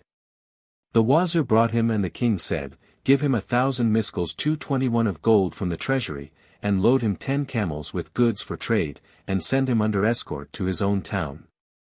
Then he bade his enemy farewell and sent him away, and forbore to punish him for the many and great evils he had done. See, O Ifrit, the mercy of the Envied to the Envier, who had hated him from the beginning and had borne him such bitter malice and never met him without causing him trouble. And had driven him from house and home, and then had journeyed for the sole purpose of taking his life by throwing him into the well. Yet he did not requite his injurious dealing, but forgave him and was bountiful to him. 222 Then I wept before him, O my lady, with sore weeping, never was there sorer, and I recited, "Pardon my fault. For 'tis the wise man's wont all faults to pardon and revenge forego. In sooth all manner faults in me contain. Then deign of goodness mercy grace to show. Whoso imploreth pardon from on high should hold his hand from sinners here below." Said the Ifrit, "Lengthen not thy words. As to my slaying thee fear it not, and as to my pardoning thee hope it not, but from my bewitching thee there is no escape." Then he tore me from the ground which closed under my feet and flew with me into the firmament till I saw the earth as a large white cloud or a saucer 223 in the midst of the waters. Presently he set me down on a mountain, and taking a little dust, over which he muttered some magical words, sprinkled me therewith, saying, "Quit that shape and take thou the shape of an ape." And on the instant I became an ape, a tailless baboon, the son of a century 224. Now when he had left me and I saw myself in this ugly and hateful shape, I wept for myself, but resigned my soul to the tyranny of time and circumstance, well weeting that fortune is fair and constant to no man. I descended the mountain and found at the foot a desert plain, long and broad, over which I travelled for the space of a month till my course brought me to the brink of the briny sea. 2:25 After standing there a while, I was ware of a ship in the offing which ran before a fair wind making for the shore. I hid myself behind a rock on the beach and waited till the ship drew near, when I leaped on board. I found her full of merchants and passengers, and one of them cried, "O Captain, this ill-omened brute will bring us ill luck," and another said, "Turn this ill-omened beast out from among us." The captain said, "Let us kill it." Another said, "Slay it with the sword," a third, "Drown it," and a fourth, "Shoot it with an arrow." But I sprang up and laid hold of the Rice's 226 skirt, and shed tears which poured down my chops. The captain took pity on me, and said, "O merchants! This ape hath appealed to me for protection, and I will protect him. Henceforth he is under my charge, so let none do him aught hurt or harm, otherwise there will be bad blood between us." Then he entreated me kindly, and whatsoever he said I understood, and ministered to his every want and served him as a servant, albeit my tongue would not obey my wishes, so that he came to love me. The vessel sailed on, the wind being fair, for the space of 50 days, at the end of which we cast anchor under the walls of a great city wherein was a world of people, especially learned men, none could tell their number save Allah. No sooner had we arrived than we were visited by certain Mameluke officials from the king of that city, who, after boarding us, greeted the merchants and giving them joy of safe arrival said, "Our king welcometh you, and sendeth you this roll of paper, whereupon each and every of you must write a line. For ye shall know that the king's minister, a calligrapher of renown, is dead, and the king hath sworn a solemn oath that he will make none Wazir in his stead who cannot write as well as he could." He then gave us the scroll, which measured 10 cubits long by a breadth of 1, and each of the merchants who knew how to write wrote a line thereon, even to the last of them. After which I stood up, still in the shape of an ape, and snatched the roll out of their hands. They feared lest I should tear it or throw it overboard. So they tried to stay me and scare me, but I signed to them that I could write, whereat all marveled, saying, "We never yet saw an ape write." And the captain cried, "Let him write. And if he scribble and scrabble we will kick him out and kill him, but if he write fair and scholarly I will adopt him as my son, for surely I never yet saw a more intelligent and well-mannered monkey than he. Would heaven my real son were his match in morals and manners." I took the reed, and stretching out my paw, dipped it in ink and wrote, in the hand used for letters 227 these 2 couplets. "Time hath recorded gifts she gave the great, but none recorded thine which be far higher. Allah ne'er orphan men by loss of thee, who be of goodness mother, bounty's sire." And I wrote in Rehani or larger letters elegantly curved 228. "Thou hast a reed 229 of reed to every land, whose driving causeth all the world to thrive. Nil is the Nile of Misraim by thy boons, who makest misery smile with fingers 5. Then I wrote in the soul's 230 character, "There be no writer who from death shall fleet, but what his hand hath writ men shall repeat. Write, therefore, naught save what shall serve thee when thou seat on judgment day, and so thou seat." Then I wrote in the character Nask 231, "When to sore parting fate our love shall doom, to distant life by destiny decreed, we cause the inkhorn's lips to plain our pains, and tongue our utterance with the talking reed." And I wrote in the Tumor character 232, "Kingdom with none endures, if thou deny this truth, where be the kings of earlier earth? Set trees of goodliness while rule endures, and when thou art fallen they shall tell thy worth." And I wrote in the character Mahakak 233, "When Abed the inkhorn of thy wealth and fame, take ink of generous heart and gracious hand, write brave and noble deeds while write thou can, and win thee praise from point of pen and brand." Then I gave the scroll to the officials, and, after we all had written our line, they carried it before the king. When he saw the paper, no writing pleased him save my writing. And he said to the assembled courtiers, Go seek the writer of these lines and dress him in a splendid robe of honor, then mount him on a she-mule. 234 Let a band of music precede him and bring him to the presence. At these words they smiled, and the king was wroth with them and cried, O accursed! I give you an order and you laugh at me. O king, replied they, if we laugh, 'tis not at thee and not without a cause. And what is it? asked he. And they answered, O king, thou orderest us to bring to thy presence the man who wrote these lines. Now the truth is that he who wrote them is not of the sons of Adam. 235 but an ape, a tailless baboon, belonging to the ship captain. Quoth he, Is this true that you say?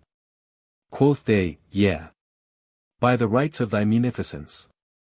The king marveled at their words and shook with mirth and said, I am minded to buy this ape of the captain. Then he sent messengers to the ship with the mule, the dress, the guard and the state drums, saying, Not the less do you clothe him in the robe of honor and mount him on the mule and let him be surrounded by the guards and preceded by the band of music. They came to the ship and took me from the captain and robed me in the robe of honor and, mounting me on the she-mule, carried me in state procession through the streets, whilst the people were amazed and amused. And folk said to one another, Halloo! Is our sultan about to make an ape his minister? And came all agog crowding to gaze at me, and the town was astir and turned topsy-turvy on my account. When they brought me up to the king and set me in his presence, I kissed the ground before him 3 times. And once before the high chamberlain and great officers, and he bade me be seated, and I sat respectfully on shins and knees. 236 And all who were present marveled at my fine manners. And the king most of all. Thereupon he ordered the lieges to retire, and, when none remained save the king's majesty, the eunuch on duty in a little white slave, he bade them set before me the table of food, containing all manner of birds. Whatever hoppeth and fleeth and treadeth in nest, such as quail and sand grouse. Then he signed me to eat with him, so I rose and kissed ground before him. Then sat me down and ate with him. And when the table was removed I washed my hands in 7 waters and took the reed case and reed, and wrote instead of speaking these couplets. Wail for the little partridges on porringer and plate. Cry for the ruin of the fries and stews well marinate. Keen as I keen for loved, lost daughters of the cotta grouse. 237. An omelette round the fair and browned fowls agglomerate. O fire and heart of me for fish, those du poissons I saw. Bedded on new-made scones. 238 And cakes in piles to laniate. For thee, O vermicelli, aches my very maw. I hold. Without thee every taste and joy are clean annihilate. Those eggs have rolled their yellow eyes in torturing pains of fire. Ere served with hash and fritters hot, that delicatest Kate. Praised be Allah for his baked and roast and how good! This pulse, these potherbs steeped in oil with ice ill combinate. When hunger sated was, I elbow-propped fell back upon. Meat pudding. 239 Wherein gleamed the bangles that my wits amadi. Then woke I sleeping appetite to eat as though in sport. Sweets from broached trays and kickshaws most elaborate. Be patient, soul of me. Time is a haughty, jealous wight. Today he seems dark lowering and tomorrow fair to sight. 240. Then I rose and seated myself at a respectful distance while the king read what I had written, and marveled, exclaiming, Oh the miracle, that an ape should be gifted with this graceful style and this power of penmanship. By Allah, 'tis a wonder of wonders. Presently they set before the king choice wines in flagons of glass and he drank, then he passed on the cup to me. And I kissed the ground and drank and wrote on it. With fire they boiled me to loose my tongue. 241. And pain and patience gave for fellowship. Hence comes it hands of men upbear me high. And honey dew from lips of maid I sip. And these also. Morn saith to night, withdraw and let me shine. So drain we draughts that dull all pain and pine. 242. I doubt, so fine the glass, the wine so clear. If 'tis the wine in glass or glass in wine. The king read my verse and said with a sigh, were these gifts 243 in a man, he would excel all the folk of his time and age. Then he called for the chess-board, and said, say, wilt thou play with me? And I signed with my head, yes. Then I came forward and ordered the pieces and played with him 2 games, both of which I won. He was speechless with surprise, so I took the pen case and, drawing forth a reed, wrote on the board these 2 couplets. 2 hosts fair fighting through the livelong day. Nor is their battling ever finished. Until, when darkness girdeth them about, the twain go sleeping in a single bed. 244. The king read these lines with wonder and delight and said to his eunuch, 245, O Muqbil, go to thy mistress, Sit al-Huzn, 246 and say her, come, speak the king who biddeth thee hither to take thy solace in seeing this right wondrous ape. So the eunuch went out and presently returned with the lady who, when she saw me veiled her face and said, O my father! Hast thou lost all sense of honor? How cometh it thou art pleased to send for me and show me to strange men? O Sid al-Huzn, said he, no man is here save this little foot-page and the eunuch who reared thee and I, thy father. From whom, then, dost thou veil thy face? She answered, this whom thou deemest an ape is a young man, a clever and polite, a wise and learned and the son of a king. But he is Ensorcelled and the Ifrit Jarjaris, who is of the seed of Iblis, cast a spell upon him, after putting to death his own wife the daughter of King Ifitimus lord of the islands of Abnus. The king marveled at his daughter's words and, turning to me, said, is this true that she saith of thee? And I signed by a nod of my head the answer, yea, verily, and wept sore. Then he asked his daughter, whence knewest thou that he is Ensorcelled? And she answered, O my dear papa, there was with me in my childhood an old woman, a wily one and a wise and a witch to boot, and she taught me the theory of magic and its practice, and I took notes in writing and therein waxed perfect, and have committed to memory 170 chapters of egromantic formulas, by the least of which I could transport the stones of thy city behind the mountain Kaf and the circumambient main 247 or make it sight an abyss of the sea and its people fishes swimming in the midst of it. O my daughter, said her father, I conjure thee, by my life, disenchant this young man, that I may make him my Wazir and marry thee to him, for indeed he is an ingenious youth and a deeply learned. With joy and goodly gree, she replied and, hending in hand an iron knife whereon was inscribed the name of Allah in Hebrew characters, she described a wide circle, and Scheherazade perceived the dawn of day and ceased saying her permitted say. When it was the 14th night, she said, it hath reached me, O auspicious king, that the Kalandar continued his tale thus, O my lady. The king's daughter hent in hand a knife whereon were inscribed Hebrew characters and described a wide circle in the midst of the palace hall, and therein wrote in Kufic letters mysterious names and talismans. And she uttered words and muttered charms, some of which we understood and others we understood not. Presently the world waxed dark before our sight till we thought that the sky was falling upon our heads, and lo! The Ifrit presented himself in his own shape and aspect. His hands were like many-pronged pitchforks, his legs like the masts of great ships, and his eyes like cressets of gleaming fire. We were in terrible fear of him, but the king's daughter cried at him, no welcome to thee and no greeting, O dog. Whereupon he changed to the form of a lion and said, O traitress, how is it thou hast broken the oath we swear that neither should contraire other? O accursed one, answered she, how could there be a compact between me and the like of thee? Then said he, take what thou hast brought on thyself, and the lion opened his jaws and rushed upon her, but she was too quick for him, and, plucking a hair from her head, waved it in the air muttering over it the while. And the hair straightway became a trenchant sword blade, wherewith she smote the lion and cut him in twain. Then the two halves flew away in air and the head changed to a scorpion and the princess became a huge serpent and set upon the accursed scorpion, and the two fought, coiling and uncoiling, a stiff fight for an hour at least. Then the scorpion changed to a vulture and the serpent became an eagle which set upon the vulture, and hunted him for an hour's time, till he became a black tom cat, which meowed and grinned and spat. Thereupon the eagle changed into a piebald wolf, and these two battled in the palace for a long time, when the cat, seeing himself overcome, changed into a worm and crept into a huge red pomegranate. 248 which lay beside the jetting fountain in the midst of the palace hall.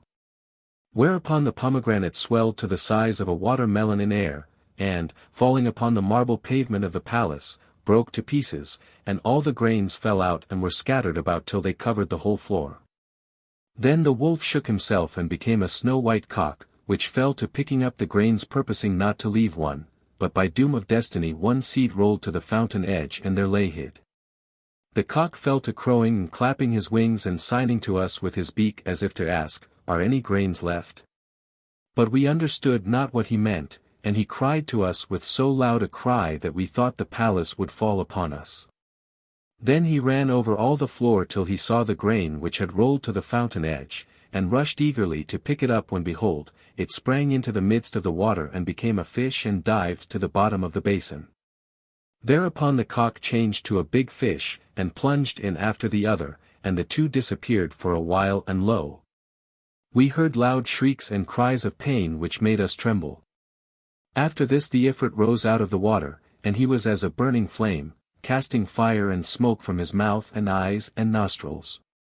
And immediately the princess likewise came forth from the basin, and she was one live coal of flaming low. And these two, she and he, battled for the space of an hour, until their fires entirely compassed them about and their thick smoke filled the palace. As for us, we panted for breath, being well nigh suffocated, and we longed to plunge into the water, fearing lest we be burnt up and utterly destroyed. And the king said, "There is no majesty and there is no might save in Allah the Glorious, the Great. Verily we are Allah's, and unto him are we returning. Would heaven I had not urged my daughter to attempt the disenchantment of this ape fellow, whereby I have imposed upon her the terrible task of fighting yon accursed Ifrit, against whom all the Ifrits in the world could not prevail. And would heaven we had never seen this ape, Allah never assign nor bless the day of his coming. We thought to do a good deed by him before the face of Allah." 249 And to release him from enchantment, and now we have brought this trouble and travail upon our heart. But I, O my lady, was tongue-tied and powerless to say a word to him.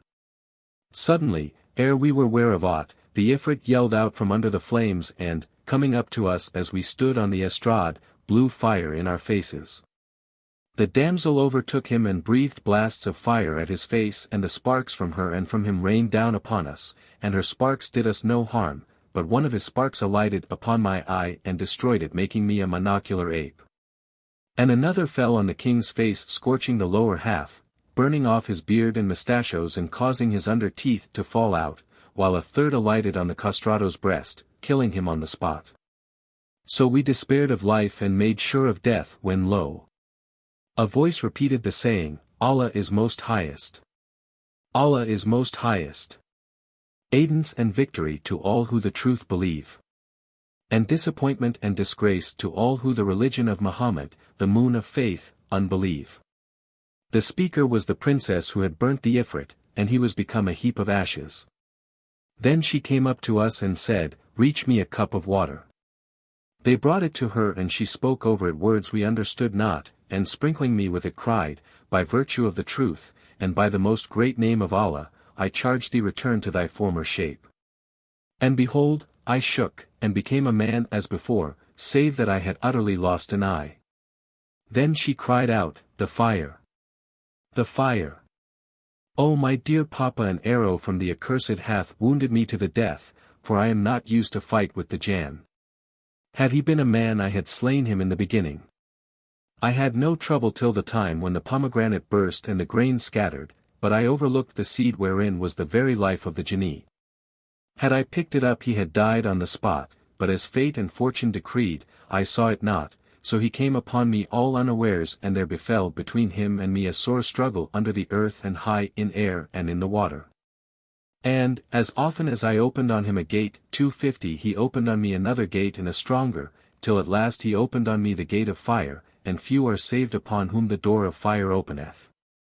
But destiny willed that my cunning prevail over his cunning, and I burned him to death after I vainly exhorted him to embrace the religion of Al-Islam. As for me, I am a dead woman, Allah supply my place to you. Then she called upon heaven for help and ceased not to implore relief from the fire, when lo! A black spark shot up from her robed feet to her thighs, then it flew to her bosom and thence to her face. When it reached her face she wept and said, I testify that there is no God but the God and that Muhammad is the apostle of God. And we looked at her and saw naught but a heap of ashes by the side of the heap that had been the Ifrit. We mourned for her and I wished I had been in her place, so had I not seen her lovely face who had worked me such will become ashes, but there is no gainsaying the will of Allah. When the king saw his daughter's terrible death, he plucked out what was left of his beard and beat his face and rent his raiment, and I did as he did and we both wept over her. Then came in the chamberlains and grandees and were amazed to find 2 heaps of ashes and the sultan in a fainting fit, so they stood round him till he revived and told them what had befallen his daughter from the Ifrit.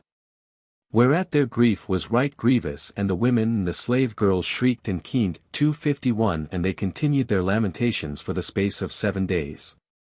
Moreover the king bade build over his daughter's ashes a vast vaulted tomb, and burn therein wax tapers and sepulchral lamps, but as for the Ifrit's ashes they scattered them on the winds, speeding them to the curse of Allah. Then the sultan fell sick of a sickness that well nigh brought him to his death for a month's space. And, when health returned to him and his beard grew again and he had been converted by the mercy of Allah to al-Islam, he sent for me and said, O youth, fate had decreed for us the happiest of lives, safe from all the chances and changes of time. Till thou camest to us, when troubles fell upon us. Would to heaven we had never seen thee and the foul face of thee. For we took pity on thee and thereby we have lost our all. I have on thy account first lost my daughter who to me was well worth 100 men, secondly I have suffered that which befell me by reason of the fire and the loss of my teeth, and my eunuch also was slain. I blame thee not, for it was out of thy power to prevent this, the doom of Allah was on thee as well as on us and thanks be to the Almighty for that my daughter delivered thee, albeit thereby she lost her own life. Go forth now, O my son, from this my city, and suffice thee what hath befallen us through thee, even although 'twas decreed for us. Go forth in peace, and if I ever see thee again I will surely slay thee. And he cried out at me. So I went forth from his presence, O my lady, weeping bitterly and hardly believing in my escape and knowing not whither I should wend. And I recalled all that had befallen me, my meeting the tailor, my love for the damsel in the palace beneath the earth, and my narrow escape from the Ifrit, even after he had determined to do me die. And how I had entered the city as an ape and was now leaving it a man once more. Then I gave thanks to Allah and said, My eye and not my life. And before leaving the place I entered the bath and shaved my poll and beard and mustachios and eyebrows, and cast ashes on my head and donned the coarse black woolen robe of a Kalandar. Then I fared forth, O my lady, and every day I pondered all the calamities which had betided me, and I wept and repeated these couplets. I am distraught, yet verily his ruth abides with me. Though round me gather hosts of ills. Whence come I cannot see. Patient I'll be till patience self with me impatient wax. Patient forever till the Lord fulfill my destiny. Patient I'll bide without complaint, a wronged and vanquished man. Patient as sun-parked white that spans the desert sandy sea. Patient I'll be till Aloes 252 self unwittingly allow. I'm patient under bitterer things than bitterest aloe. No bitterer things than aloes or than patience for mankind. Yet bitterer than the twain to me were patience, treachery. My sear and seamed and seared brow would drag 'em in my sore. If soul could search my sprite and their unsecret secrecy. Were hills to bear the load I bear they'd crumble 'neath the weight. 'Twould still the roaring wind, 'twould quench the flame-tongue's flagrancy. And whoso set the world is sweet certes a day he'll see. With more than aloe's bitterness and aloe's pungency. Then I journeyed through many regions and saw many a city intending for Baghdad, that I might seek audience, in the house of peace 253 with the commander of the faithful and tell him all that had befallen me. I arrived here this very night and found my brother in Allah, this first Kalandar, standing about as one perplexed, so I saluted him with, Peace be upon thee, and entered into discourse with him. Presently up came our brother, this third Kalandar, and said to us, Peace be with you. I am a stranger, whereto we replied, and we too be strangers, who have come hither this blessed night. So we all three walked on together, none of us knowing the other's history, till destiny drave us to this door and we came in to you. Such then is my story and my reason for shaving my beard and mustachios, and this is what caused the loss of my eye. Said the house mistress, Thy tale is indeed a rare, so rub thy head and wend thy ways. But he replied, I will not budge till I hear my companion's stories. Then came forward the third Kalandar, and said, O illustrious lady! My history is not like that of these my comrades, but more wondrous and far more marvelous. In their case fate and fortune came down on them unawares, but I drew down destiny upon my own head and brought sorrow on mine own soul, and shaved my own beard and lost my own eye. Hear then the third Kalandar's tale. Know, O my lady, that I also am a king and the son of a king, and my name is Ajib son of Kazib. When my father died I succeeded him, and I ruled and did justice and dealt fairly by all my lieges. I delighted in sea trips, for my capital stood on the shore, before which the ocean stretched far and wide, and near hand were many great islands with sconces and garrisons in the midst of the main. My fleet numbered 50 merchantmen, and as many yachts for pleasance, and 150 sail ready fitted for holy war with the unbelievers. It fortuned that I had a mind to enjoy myself on the islands aforesaid, so I took ship with my people in 10 keel, and, carrying with me a month's victual, I set out on a 20 days' voyage. But one night a head wind struck us, and the sea rose against us with huge waves, the billows sorely buffeted us and a dense darkness settled round us. We gave ourselves up for lost, and I said, Whoso endangereth his days, e'en and heat scape deserveth no praise. Then we prayed to Allah and besought him. But the storm blast ceased not to blow against us nor the surges to strike us till morning broke, when the gale fell, the seas sank to mirrory stillness and the sun shone upon us kindly clear. Presently we made an island where we landed and cooked somewhat of food, and ate heartily and took our rest for a couple of days. Then we set out again and sailed other 20 days, the seas broadening and the land shrinking. Presently the current ran counter to us, and we found ourselves in strange waters, where the captain had lost his reckoning, and was wholly bewildered in this sea. So said we to the lookout man, 254, Get thee to the masthead and keep thine eyes open.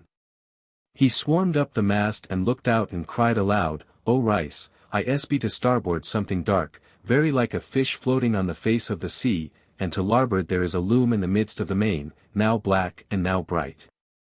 When the captain heard the lookout's words he dashed his turband on the deck and plucked out his beard and beat his face, saying, Good news indeed. We be all dead men, not one of us can be saved. And he fell to weeping, and all of us wept for his weeping and also for our lives, and I said, O captain, tell us what it is the lookout saw. O my prince, answered he, know that we lost our course on the night of the storm, which was followed on the morrow by a 2 days' calm during which we made no way. And we have gone astray 11 days reckoning from that night, with ne'er a wind to bring us back to our true course. Tomorrow by the end of the day we shall come to a mountain of black stone, hight the Magnet Mountain. 255 For thither the currents carry us willy-nilly. As soon as we are under its lee, the ship's sides will open and every nail and plank will fly out and cleave fast to the mountain. For that Almighty Allah hath gifted the lodestone with a mysterious virtue and a love for iron, by reason whereof all which is iron travelleth towards it. And on this mountain is much iron, how much none knoweth save the Most High, from the many vessels which have been lost there since the days of yore. The bright spot upon its summit is a dome of yellow laden from Andalusia, vaulted upon 10 columns. And on its crown is a horseman who rideth a horse of brass and holdeth in hand a lance of laden, and there hangeth on his bosom a tablet of lead graven with names and talismans. And he presently added, And, O king, none destroyeth folk save the rider on that steed, nor will the egromancy be dispelled till he fall from his horse. 256 Then, O my lady, the captain wept with exceeding weeping, and we all made sure of death doom, and each and every one of us farewelled his friend and charged him with his last will and testament in case he might be saved. We slept not that night, and in the morning we found ourselves much nearer the Lodestone Mountain, whither the waters drave us with a violent send. When the ships were close under its lee they opened and the nails flew out and all the iron in them sought the magnet mountain and clove to it like a network. So that by the end of the day we were all struggling in the waves round about the mountain. Some of us were saved, but more were drowned, and even those who had escaped knew not one another, so stupefied were they by the beating of the billows and the raving of the winds. As for me, O my lady, Allah, be his name exalted, preserve my life that I might suffer whatso he willed to me of hardship, misfortune and calamity, for I scrambled upon a plank from one of the ships, and the wind and waters threw it at the feet of the mountain. There I found a practicable path leading by steps carven out of the rock to the summit, and I called on the name of Allah Almighty. 257, and Scheherazade perceived the dawn of day and ceased to say her permitted say. When it was the 15th night, she continued, It hath reached me, O auspicious king, that the third Kalandar said to the lady, the rest of the party sitting fast bound and the slaves standing with swords drawn over their heads, and after calling on the name of Almighty Allah and passionately beseeching him, I breasted the ascent, clinging to the steps and notches hewn in the stone, and mounted little by little. And the Lord stilled the wind and aided me in the ascent, so that I succeeded in reaching the summit. There I found no resting place save the dome, which I entered, joying with exceeding joy at my escape. And made the wuzu, ablution 258, and prayed a 2-bow prayer, 259, a thanksgiving to God for my preservation. Then I fell asleep under the dome, and heard in my dream a mysterious voice 260 saying, O son of Kazib, when thou wakest from thy sleep dig under thy feet and thou shalt find a bow of brass and 3 leaden arrows, inscribed with talismans and characts. Take the bow and shoot the arrows at the horseman on the dome top and free mankind from this sore calamity. When thou hast shot him he shall fall into the sea, and the horse will also drop at thy feet, then bury it in the place of the bow. This done, the main will swell and rise till it is level with the mountain head, and there will appear on it a skiff carrying a man of Leighton, other than he thou shalt have shot, holding in his hand a pair of paddles. He will come to thee and do thou embark with him, but beware of saying Bismillah or of otherwise naming Allah Almighty. He will row thee for a space of 10 days, till he bring thee to certain islands called the Islands of Safety, and thence thou shalt easily reach a port and find those who will convey thee to thy native land. And all this shall be fulfilled to thee so thou call not on the name of Allah. Then I started up from my sleep in joy and gladness and, hastening to do the bidding of the mysterious voice, found the bow and arrows and shot at the horseman and tumbled him into the main, whilst the horse dropped at my feet. So I took it and buried it. Presently the sea surged up and rose till it reached the top of the mountain, nor had I long to wait ere I saw a skiff in the offing coming towards me. I gave thanks to Allah. And, when the skiff came up to me, I saw therein a man of brass with a tablet of lead on his breast inscribed with talismans and characts, and I embarked without uttering a word. The boatman rowed on with me through the first day and the second and the third, in all 10 whole days, till I caught sight of the Islands of Safety, whereat I joyed with exceeding joy and for stress of gladness exclaimed, Allah! Allah! In the name of Allah! There is no God but the God, and Allah is Almighty. 261. Thereupon the skiff forthwith upset and cast me upon the sea, then it righted and sank deep into the depths. Now I am a fair swimmer, so I swam the whole day till nightfall, when my forearms and shoulders were numbed with fatigue and I felt like to die, so I testified to my faith, expecting naught but death. The sea was still surging under the violence of the winds, and presently there came a billow like a hillock, and, bearing me up high in air, threw me with a long cast on dry land, that his will might be fulfilled. I crawled up the beach and doffing my raiment wrung it out to dry and spread it in the sunshine, then I lay me down and slept the whole night. As soon as it was day, I donned my clothes and rose to look whither I should walk. Presently I came to a thicket of low trees, and, making a cast round it, found that the spot whereon I stood was an islet, a mere home, girt on all sides by the ocean. Whereupon I said to myself, Whatso freeth me from one great calamity casteth me into a greater. But while I was pondering my case and longing for death, behold, I saw afar off a ship making for the island. So I clomb a tree and hid myself among the branches. Presently the ship anchored and landed 10 slaves, blackamoors, bearing iron hoes and baskets, who walked on till they reached the middle of the island. Here they dug deep into the ground, until they uncovered a plate of metal which they lifted, thereby opening a trap door. After this they returned to the ship and thence brought bread and flour, honey and fruits, clarified butter, 262 leather bottles containing liquors and many household stuffs. Also furniture, table service and mirrors, rugs, carpets, and in fact all needed to furnish a dwelling, and they kept going to and fro, and descending by the trap door, till they had transported into the dwelling all that was in the ship. After this the slaves again went on board and brought back with them garments as rich as may be, and in the midst of them came an old man, of whom very little was left, for time had dealt hardly and harshly with him. And all that remained of him was a bone wrapped in a rag of blue stuff through which the winds whistled west and east. As saith the poet of him, "Time gars me tremble, ah, how sore the bulk! While time in pride of strength doth ever stalk. Time was I walked nor ever felt I tired. Now am I tired alba I never walk." And the Shaykh held by the hand a youth cast in beauty's mould, all elegance and perfect grace, so fair that his comeliness deserved to be proverbial. For he was as a green bough or the tender young of the roe, ravishing every heart with his loveliness and subduing every soul with his coquetry and amorous ways. 263 It was of him the poet spake when he said, "Beauty they brought with him to make compare. But beauty hung her head in shame and care. Quoth they, O beauty, hast thou seen his like? And beauty cried, his like? Not anywhere.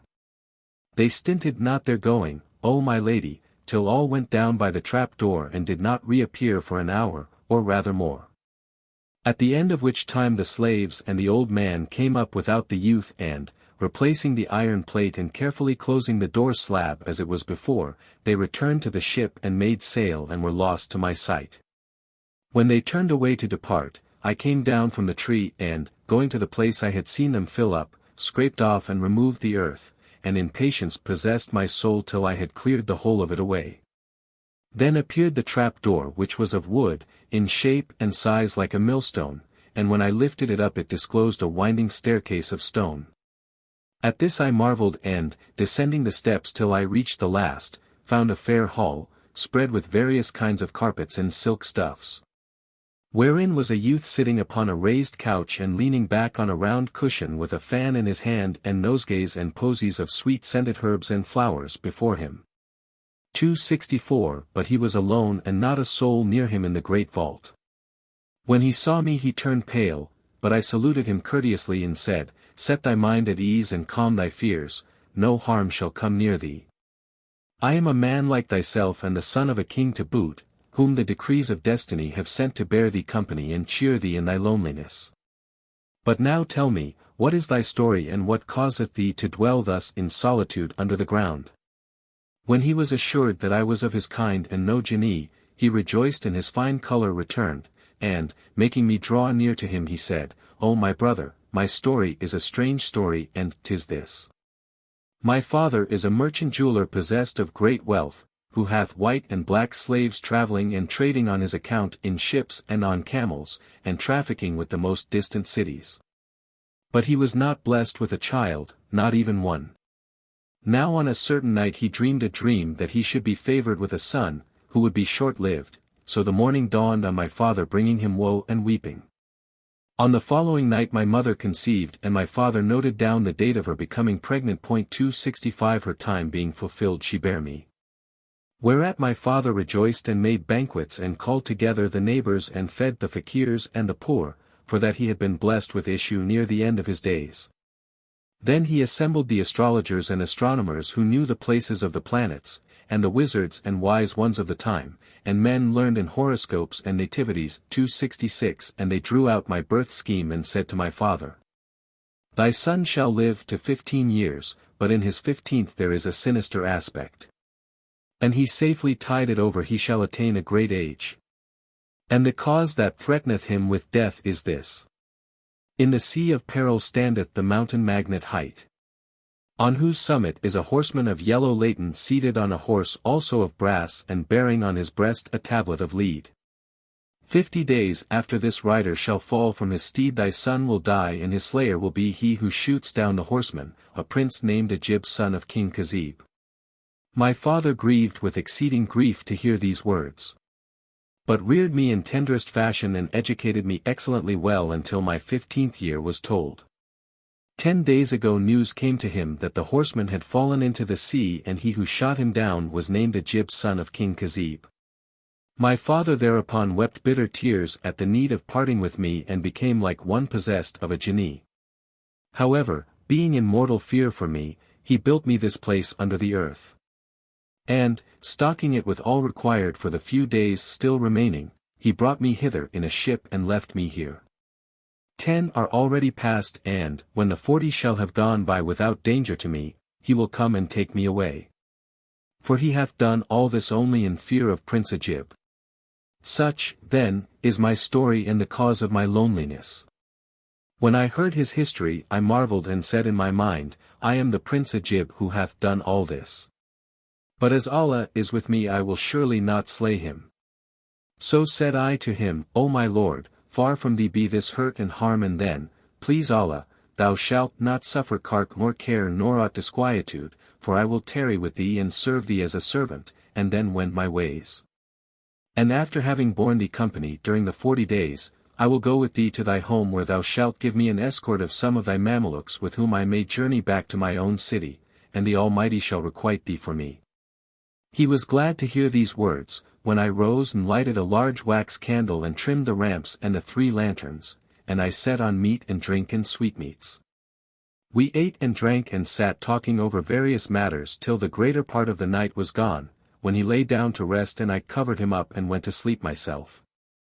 Next morning I arose and warmed a little water, then lifted him gently so as to awake him and brought him the warm water wherewith he washed his face. 267 and said to me, Heaven requite thee for me with every blessing, O youth. By Allah, if I get quit of this danger and am saved from him whose name is Ajib bin Kazib, I will make my father reward thee and send thee home healthy and wealthy, and, if I die, then my blessing be upon thee. I answered, May the day never dawn on which evil shall betide thee, and may Allah make my last day before thy last day. Then I set before him somewhat of food and we ate, and I got ready perfumes for fumigating the hall, wherewith he was pleased. Moreover I made him a mancala cloth. 268 And we played and ate sweetmeats and we played again and took our pleasure till nightfall, when I rose and lighted the lamps, and set before him somewhat to eat, and sat telling him stories till the hours of darkness were far spent. Then he lay down to rest and I covered him up and rested also. And thus I continued to do, O my lady, for days and nights, and affection for him took root in my heart and my sorrow was eased, and I said to myself, the astrologers lied. 269 When they predicted that he should be slain by Ajib bin Kazib, by Allah, I will not slay him. I ceased not ministering to him and conversing and carousing with him and telling him all manner tales for 39 days. On the 40th night 270 the youth rejoiced and said, My brother, Alhamdulillah. Praise be to Allah, who hath preserved me from death, and this is by thy blessing and the blessing of thy coming to me, and I pray God that he restore thee to thy native land. But now, O my brother, I would thou warm me some water for the ghusl ablution, and do thou kindly bathe me and change my clothes. I replied, with love and gladness.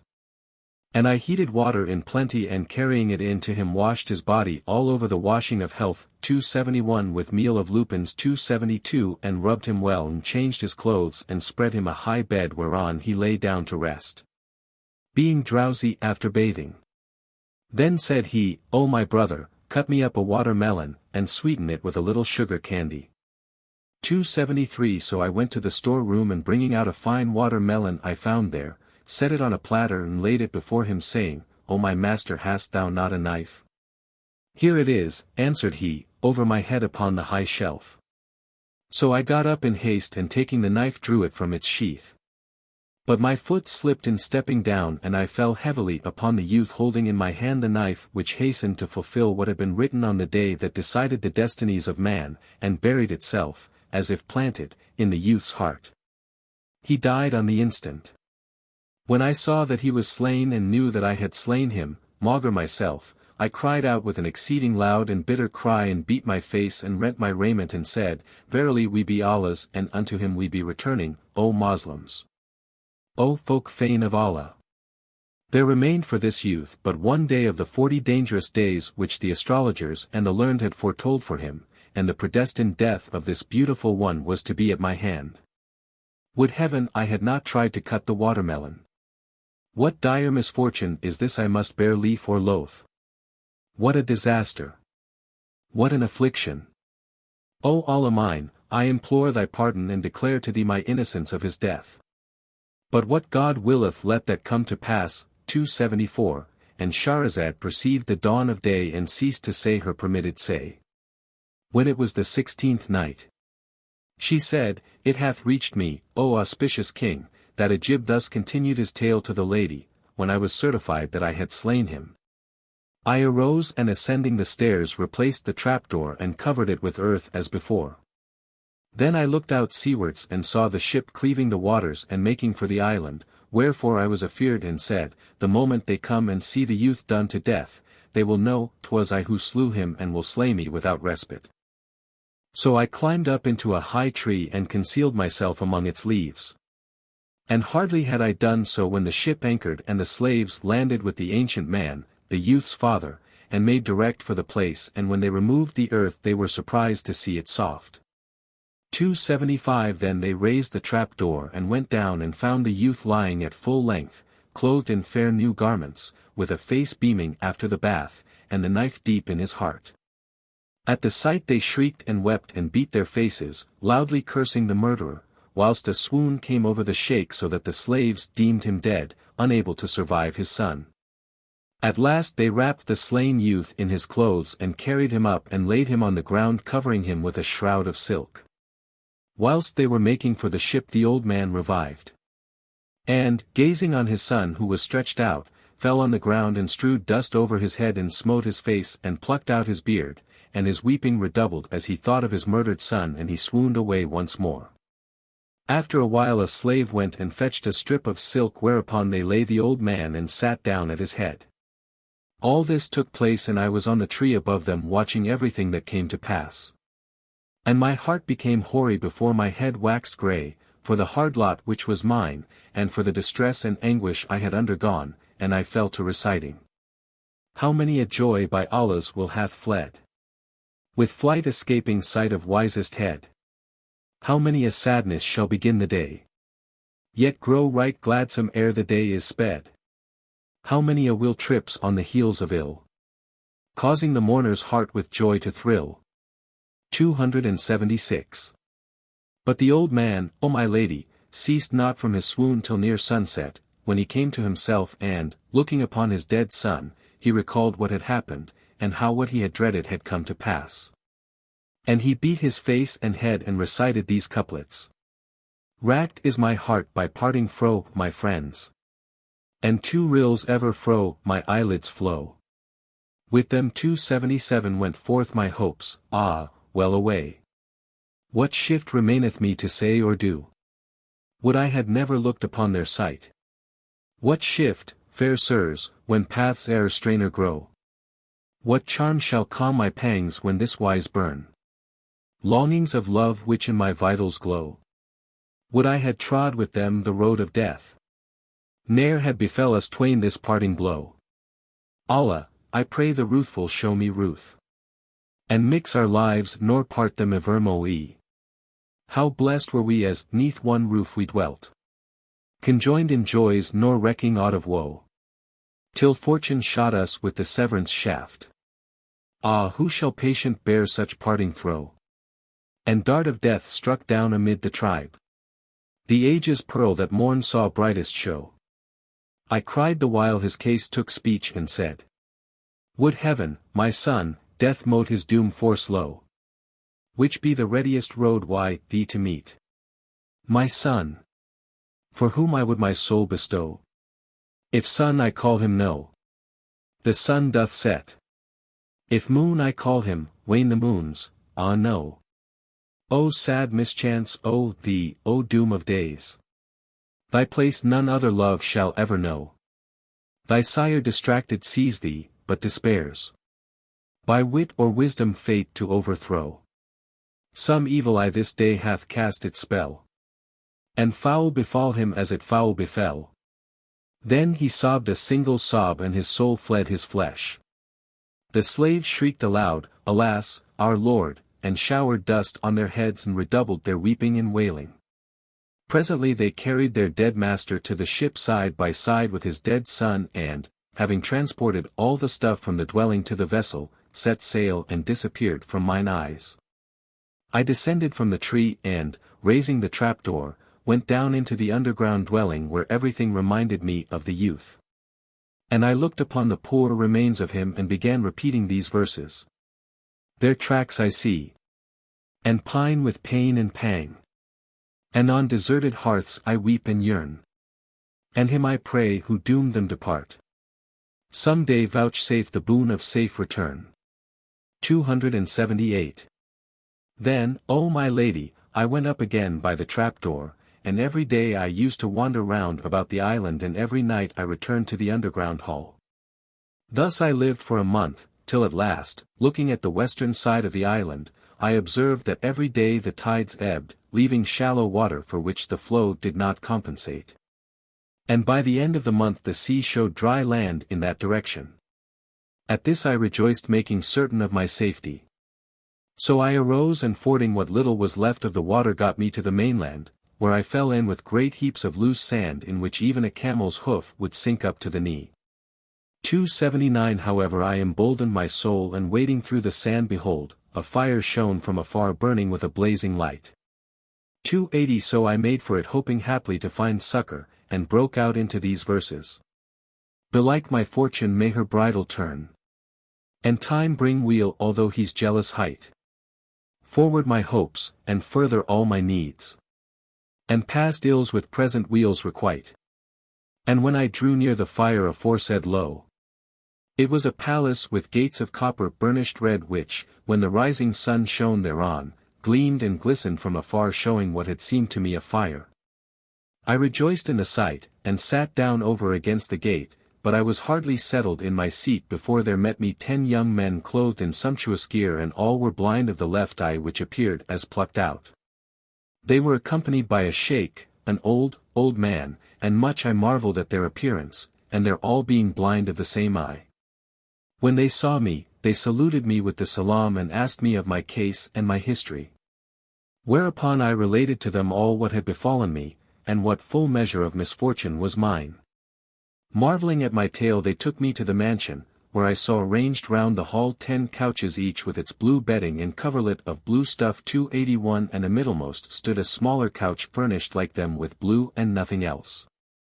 As we entered each of the youths took his seat on his own couch and the old man seated himself upon the smaller one in the middle saying to me, O youth, sit thee down on the floor and ask not of our case nor of the loss of our eyes. Presently he rose up and set before each young man some meat in a charger and drink in a large mazer, treating me in like manner. And after that they sat questioning me concerning my adventures and what had betided me, and I kept telling them my tale till the night was far spent. Then said the young men, O our Shaykh, wilt not thou set before us our ordinary? The time is come. He replied, with love and gladness, and rose and entering a closet disappeared, but presently returned bearing on his head 10 trays each covered with a strip of blue stuff. He set a tray before each youth and, lighting 10 wax candles, he stuck one upon each tray, and drew off the covers and lo! Under them was naught but ashes and powdered charcoal and kettle soot. Then all the young men tucked up their sleeves to the elbows and fell a-weeping and wailing and they blackened their faces and smeared their clothes and buffeted their brows and beat their breasts, continually exclaiming. We were sitting at our ease but our frowardness brought us unease. They ceased not to do this till dawn drew nigh, when the old man rose and heated water for them, and they washed their faces, and donned other and clean clothes. Now when I saw this, O my lady, for very wonderment my senses left me and my wits went wild and heart and head were full of thought. Till I forgot what had betided me and I could not keep silence feeling I fain must speak out and question them of these strangenesses. So I said to them, How come ye to do this after we have been so open-hearted and frolicsome? Thanks be to Allah, ye be all sound and sane, yet actions such as these befit none but mad men or those possessed of an evil spirit. I conjure you by all that is dearest to you, why stint ye to tell me your history, and the cause of your losing your eyes and your blackening your faces with ashes and soot? Hereupon they turned to me and said, O young man, hearken not to thy youth-tide suggestions and question us no questions. Then they slept and I with them, and when they awoke the old man brought us somewhat of food. And, after we had eaten and the plates and goblets had been removed, they sat conversing till nightfall, when the old man rose and lit the wax candles and lamps and set meat and drink before us. After we had eaten and drunken we sat conversing and carousing in companionage till the noon of night, when they said to the old man, Bring us our ordinary, for the hour of sleep is at hand. So he rose and brought them the trays of soot and ashes. And they did as they had done on the preceding night, nor more, nor less. I abode with them after this fashion for the space of a month, during which time they used to blacken their faces with ashes every night, and to wash and change their raiment when the morn was young. And I but marveled the more, and my scruples and curiosity increased to such a point that I had to forego even food and drink. At last, I lost command of myself, for my heart was aflame with fire unquenchable and low unconcealable, and I said, O young men! Will ye not relieve my trouble and acquaint me with the reason of thus blackening your faces and the meaning of your words? We were sitting at our ease, but our frowardness brought us unease. Quoth they, 'Twere better to keep these things secret. Still I was bewildered by their doings to the point of abstaining from eating and drinking, and, at last wholly losing patience, quoth I to them, There is no help for it, ye must acquaint me with what is the reason of these doings. They replied, We kept our secret only for thy good, to gratify thee will bring down evil upon thee, and thou wilt become a monocular even as we are. I repeated, There is no help for it, and, if ye will not, let me leave you and return to mine own people and be at rest from seeing these things. For the proverb saith, Better ye bide and I take my leave. For what I see's not heart shall never grieve. Thereupon they said to me, Remember, O youth, that should ill befall thee we will not again harbor thee nor suffer thee to abide amongst us, and bringing a ram they slaughtered it and skinned it. Lastly they gave me a knife, saying, Take this skin and stretch thyself upon it, and we will sew it around thee, presently there shall come to thee a certain bird, hight rook. 282 that will catch thee up in his pounces and tower high in air and then set thee down on a mountain. When thou feelest he is no longer flying, rip open the pelt with this blade and come out of it, the bird will be scared and will fly away and leave thee free.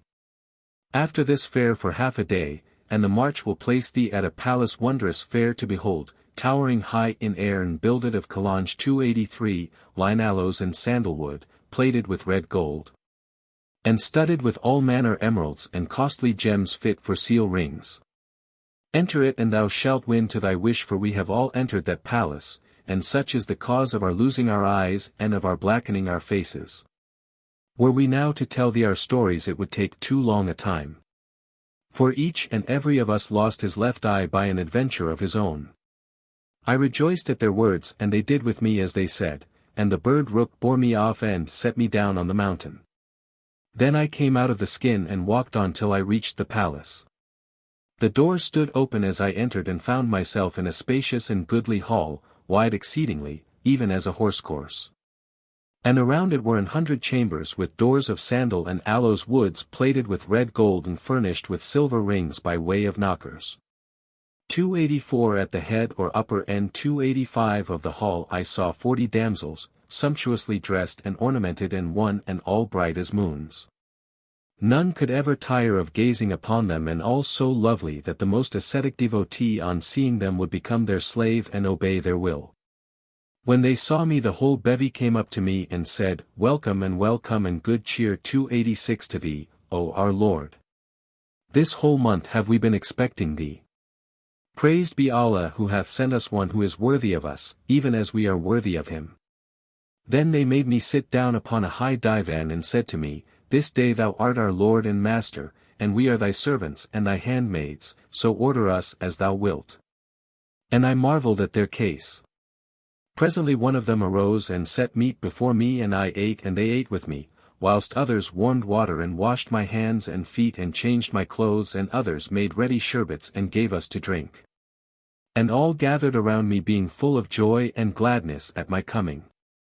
Then they sat down and conversed with me till nightfall, when 5 of them arose and laid the trays and spread them with flowers and fragrant herbs and fruits, fresh and dried, and confections in profusion. At last they brought out a fine wine service with rich old wine, and we sat down to drink, and some sang songs and others played the lute and psaltery and recorders and other instruments, and the bowl went merrily round. Hereupon such gladness possessed me that I forgot the sorrows of the world one and all, and said, This is indeed life, oh sad that 'tis fleeting. I enjoyed their company till the time came for rest.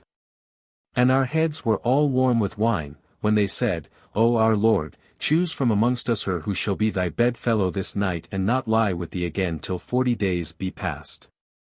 So I chose a girl fair of face and perfect in shape, with eyes kohl-edged by nature's hand.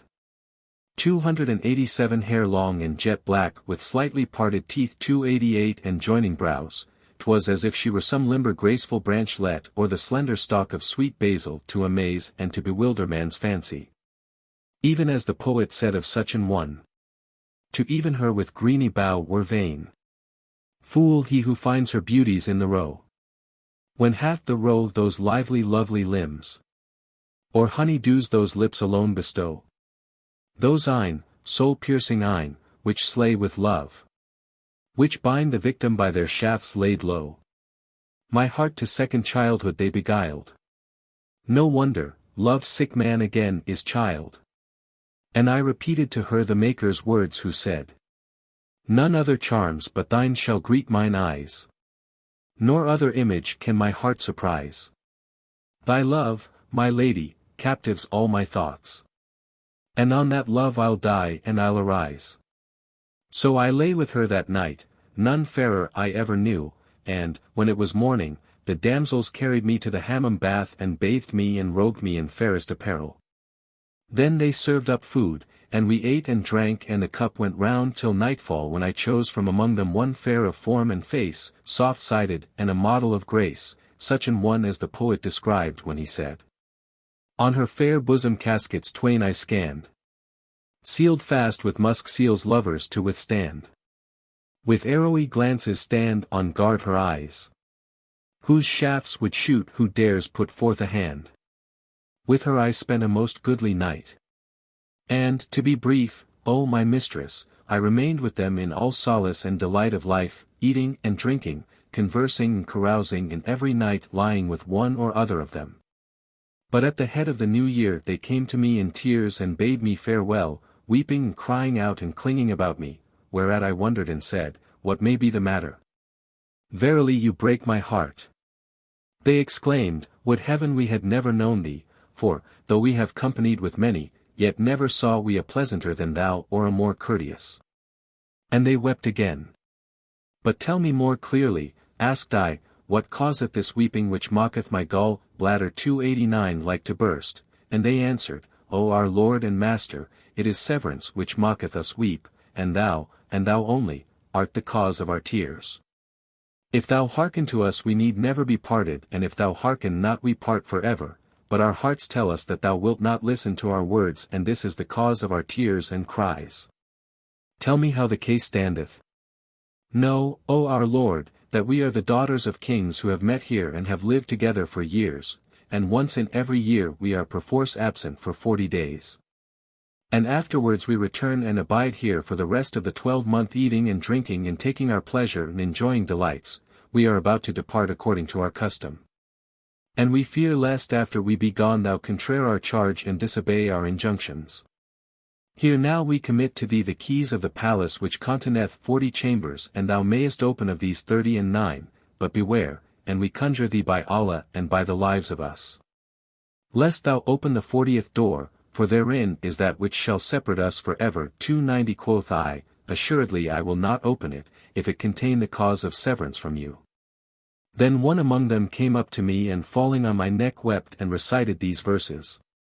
If time unite us after absent while, The world harsh frowning on our lot shall smile. And if thy semblance deign adorn mine eyes. 291. I'll pardon time past wrongs and bygone guile. And I recited the following. When drew she near to bid adieu with heart unstrung, while care and longing on that day her bosom wrung, wet pearls she wept and mine like red carnelians rolled, and, joined in sad riviere, around her neck they hung. When I saw her weeping I said, by Allah I will never open that 40th door, never and no wise, and I bade her farewell. Thereupon all departed flying away like birds, signaling with their hands farewells as they went and leaving me alone in the palace. When evening drew near I opened the door of the first chamber and entering it found myself in a place like one of the pleasaunces of paradise. It was a garden with trees of freshest green and ripe fruits of yellow sheen, and its birds were singing clear and keen and rills ran wimpling through the fair terrene. The sight and sounds brought solace to my sprite. And I walked among the trees, and I smelt the breath of the flowers on the breeze, and heard the birdies sing their melodies hymning the One, the Almighty in sweetest litanies, and I looked upon the apple whose hue is parcel red and parcel yellow. As said the poet, apple whose hue combines in union mellow. My fair's red cheek, her hapless lover's yellow. Then I looked upon the quince, and inhaled its fragrance which putteth to shame musk and ambergris, even as the poet hath said. Quince every taste conjoins. In her are found gifts which for queen of fruits the quince have crowned. Her taste is wine, her scent the waft of musk. Pure gold her hue, her shape the moon's fair round. Then I looked upon the pear whose taste surpasseth sherbet and sugar. And the apricot 292 whose beauty strike the eye with admiration, as if she were a polished ruby. Then I went out of the place and locked the door as it was before. When it was the morrow I opened the second door. And entering found myself in a spacious plain set with tall date palms and watered by a running stream whose banks were shrubbed with bushes of rose and jasmine, while privet and eglantine, ox eye, violet and lily, narcissus, origane and the winter gillyflower carpeted the borders. And the breath of the breeze swept over these sweet-smelling growths diffusing their delicious odors right and left, perfuming the world and filling my soul with delight. After taking my pleasure there a while I went from it and, having closed the door as it was before, opened the third door wherein I saw a high open hall pargeted with parti-colored marbles and pietra dura of price and other precious stones, and hung with cages of sandalwood and eaglewood, full of birds which made sweet music, such as the thousand-voiced 293 and the cushat, the merle, the turtle-dove and the Nubian ring-dove. My heart was filled with pleasure thereby, my grief was dispelled and I slept in that aviary till dawn. Then I undocked the door of the fourth chamber and therein found a grand saloon with 40 smaller chambers giving upon it. All their doors stood open, so I entered and found them full of pearls and jacinths and beryls and emeralds and corals and carbuncles, and all manner precious gems and jewels, such as tongue of man may not describe. My thought was stunned at the sight and I said to myself, these be things methinks united which could not be found save in the treasuries of a king of kings, nor could the monarchs of the world have collected the like of these. And my heart dilated and my sorrows ceased, for, quoth I, now verily am I the monarch of the age, since by Allah's grace this enormous wealth is mine, and I have 40 damsels under my hand nor is there any to claim them save myself. Then I gave not over opening place after place until 39 days were past and in that time I had entered every chamber except that one whose door the princesses had charged me not to open. But my thoughts, O my mistress, ever ran on that forbidden 40th 294 and Satan urged me to open it for my own undoing, nor had I patience to forbear, albeit there wanted of the trysting time but a single day. So I stood before the chamber aforesaid and, after a moment's hesitation, opened the door which was plated with red gold, and entered. I was met by a perfume whose like I had never before smelt. And so sharp and subtle was the odor that it made my senses drunken as with strong wine, and I fell to the ground in a fainting fit which lasted a full hour. When I came to myself I strengthened my heart and, entering, found myself in a chamber whose floor was bespread with saffron and blazing with light from branched candelabra of gold and lamps fed with costly oils, which diffused the scent of musk and ambergris. I saw there also 2 great censers each big as a mazer bowl, 295 flaming with linaloes, nad perfume, 296 ambergris and honeyed scents, and the place was full of their fragrance. Presently, O my lady, I espied a noble steed, black as the murks of night when murkiest, standing, ready saddled and bridled, and his saddle was of red gold, before 2 mangers, one of clear crystal wherein was husked sesame, and the other also of crystal containing water of the rose scented with musk. When I saw this I marveled and said to myself, doubtless in this animal must be some wondrous mystery, and Satan cozened me, so I led him without the palace and mounted him, but he would not stir from his place.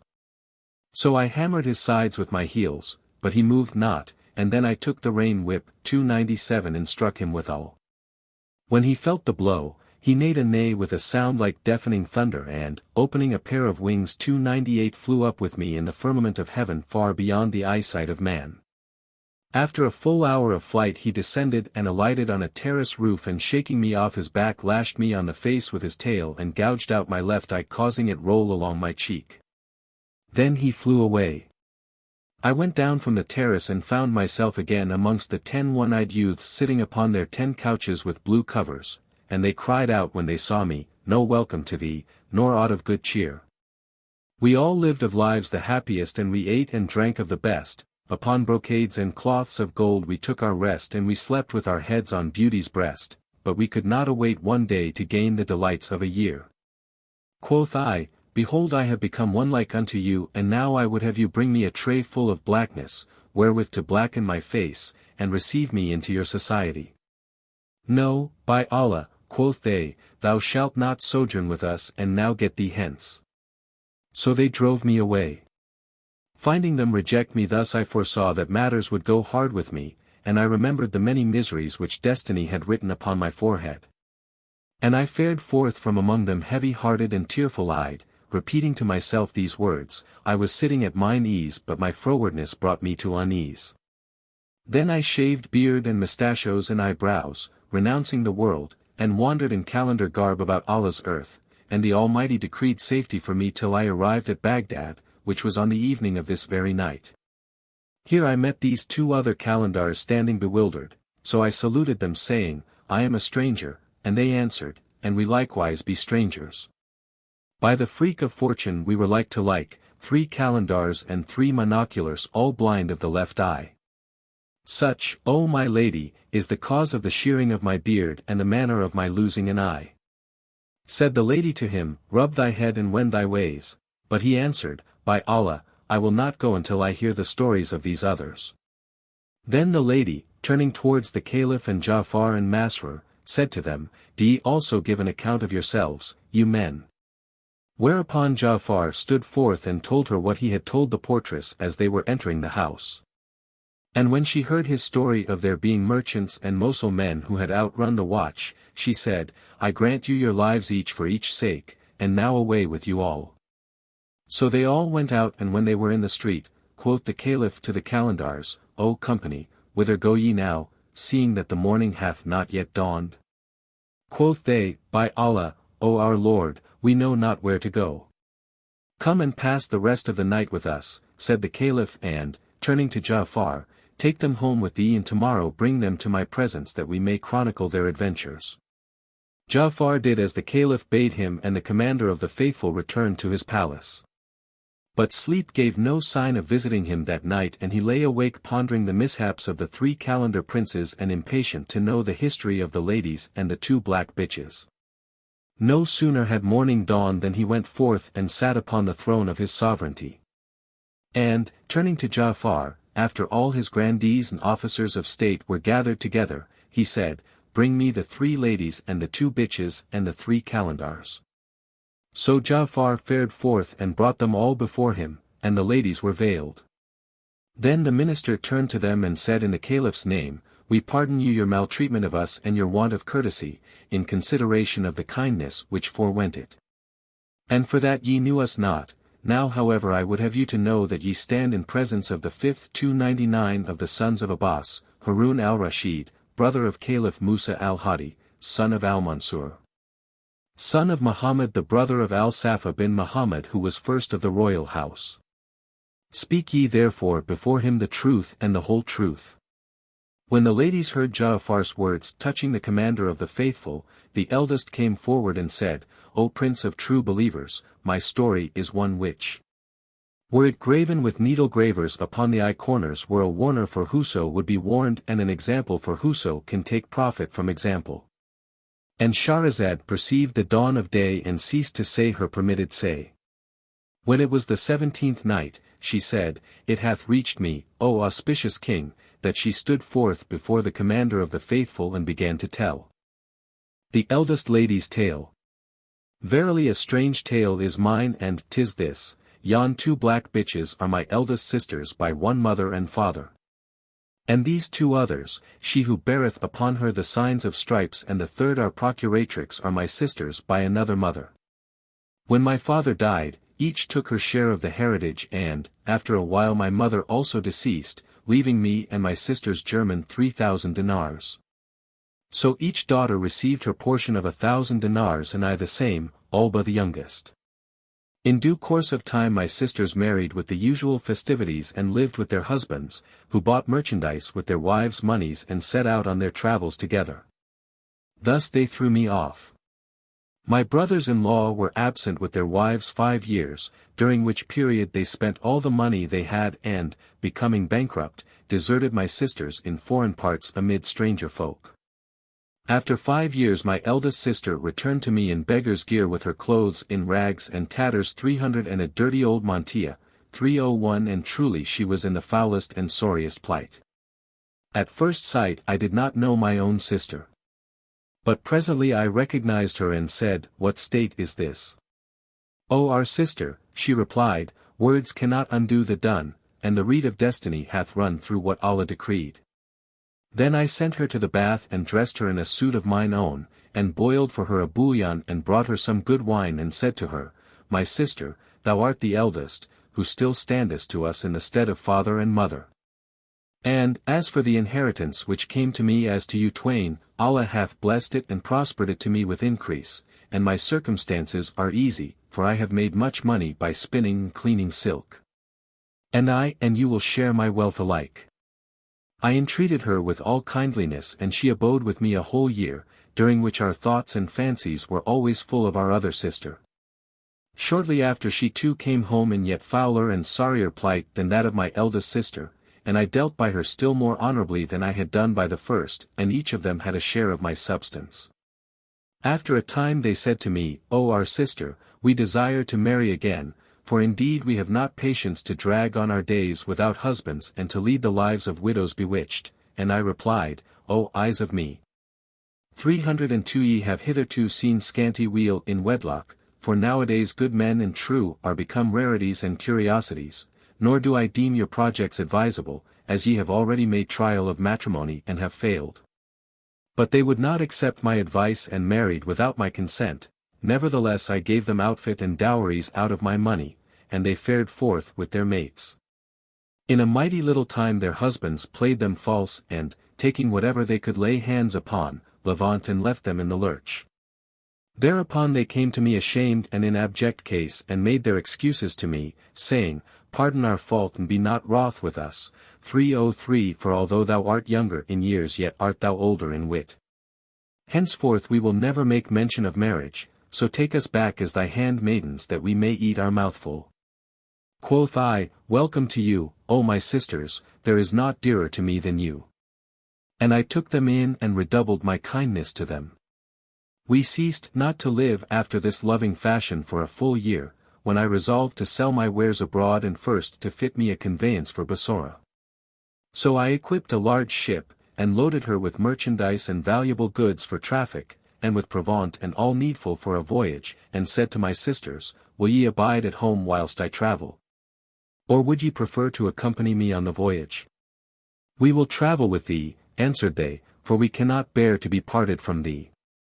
So I divided my monies into 2 parts, one to accompany me and the other to be left in charge of a trusty person, for, as I said to myself, haply some accident may happen to the ship and yet we remain alive. In which case we shall find on our return what may stand us in good stead. I took my 2 sisters and we went a-voyaging some days and nights. But the master was careless enough to miss his course, and the ship went astray with us and entered a sea other than the sea we sought. For a time we knew naught of this. And the wind blew fair for us 10 days, after which the lookout man went aloft to see about him and cried, "Good news." Then he came down rejoicing and said, "I have seen what seemeth to be a city as 'twere a pigeon."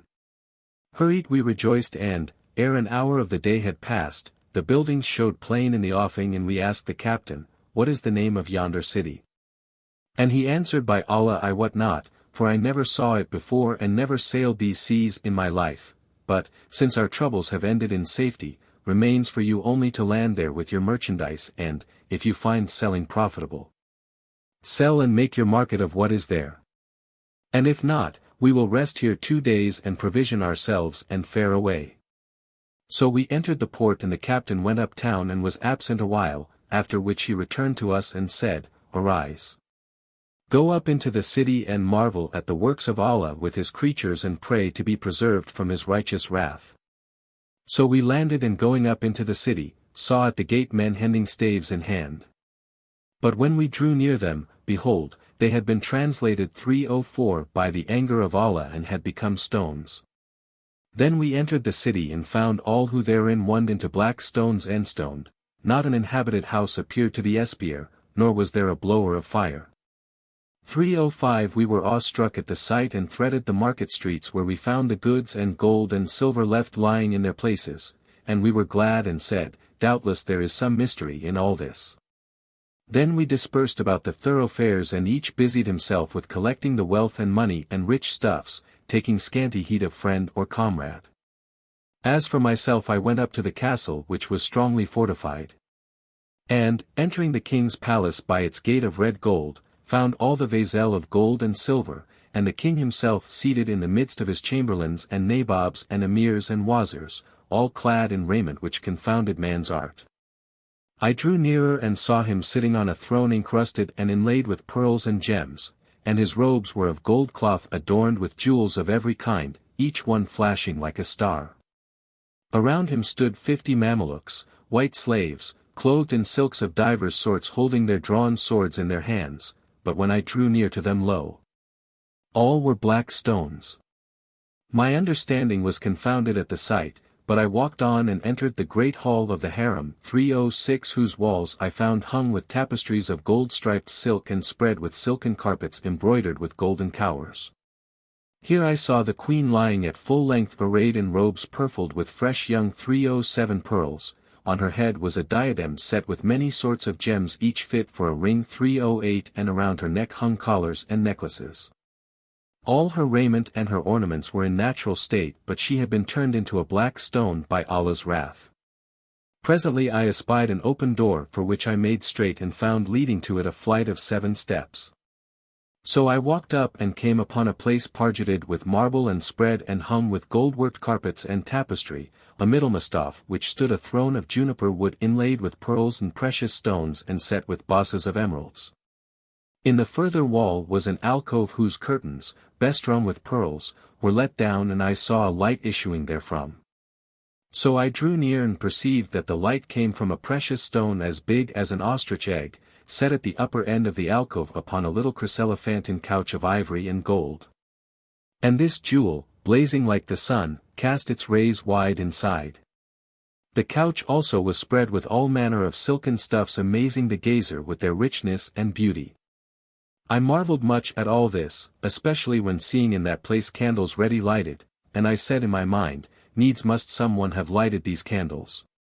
Then I went forth and came to the kitchen and thence to the buttery and the king's treasure chambers, and continued to explore the palace and to pace from place to place. I forgot myself in my awe and marvel at these matters and I was drowned in thought till the night came on.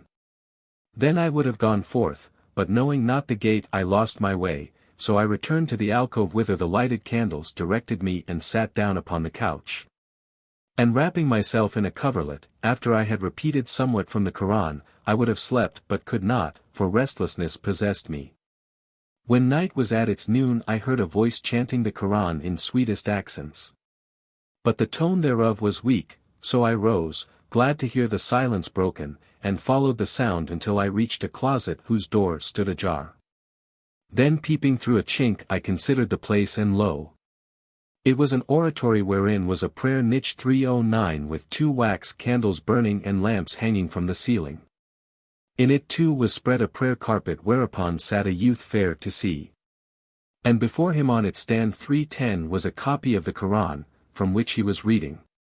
I marveled to see him alone alive amongst the people of the city, and entering saluted him, whereupon he raised his eyes and returned my salam. Quoth I, now by the truth of what thou readest in Allah's holy book, I conjure thee to answer my question. He looked upon me with a smile and said, O handmaid of Allah, first tell me the cause of thy coming hither, and I in turn will tell what hath befallen both me and the people of this city, and what was the reason of my escaping their doom. So I told him my story, whereat he wondered, and I questioned him of the people of the city, when he replied, Have patience with me for a while, O my sister, and, reverently closing the holy book, he laid it up in a satin bag. Then he seated me by his side, and I looked at him, and behold, he was as the moon at its full, fair of face and rare of form, soft-sided and slight, of well-proportioned height and cheek smoothly bright in diffusing light. In brief a sweet, a sugar stick 311. Even as saith the poet of the like of him in these couplets. That night astrologer a scheme of planets drew. And lo! A graceful shape of youth appeared in view. Saturn had stained his locks with Saturninest jet. And spots of nut-brown musk on rosy-side face blue 312. Mars tinctured either cheek with tinct of martial red. Sagittal shots from eyelid Sagittarius through. Dowered him Mercury with bright mercurial wit. Bore off the bare 313 what all man's evil glances grew. Amazed stood Astrophil to sight the marvel birth. When lauded low the moon at full to bust the earth. And of a truth Allah the Most High had robed him in the raiment of perfect grace, and had purfled and fringed it with a cheek all beauty and loveliness. Even as the poet saith of such an one. By his eyelids shedding perfume and his fine slim waist I swear. By the shooting of his shafts barbed with sorcery passing rare. By the softness of his sides 314 and glances lingering light. And brow of dazzling day-tide ray and night within his hair. By his eyebrows which deny to who look upon them rest. Now bidding now forbidding, ever dealing joy and care. By the rose that decks his cheek, and the myrtle of its moss 315. By jacinths bedded in his lips and pearl his smile lays bare. By his graceful bending neck and the curving of his breast. Whose polished surface beareth those granados, lovely pair. By his heady hips that quiver as he passeth in his pride. Or he resteth with that waist which is slim beyond compare. By the satin of his skin, by that fine unsullied sprite. By the beauty that containeth all things bright and debonair. By that ever open hand, by the candour of his tongue. By noble blood and high degree whereof he's hope and heir. Musk from him borrows muskiness she loveth to exhale. And all the airs of ambergris through him perfume the air. The sun, methinks, the broad bright sun, before my love would pale. And sans his splendour would appear a paring of his nail point 316.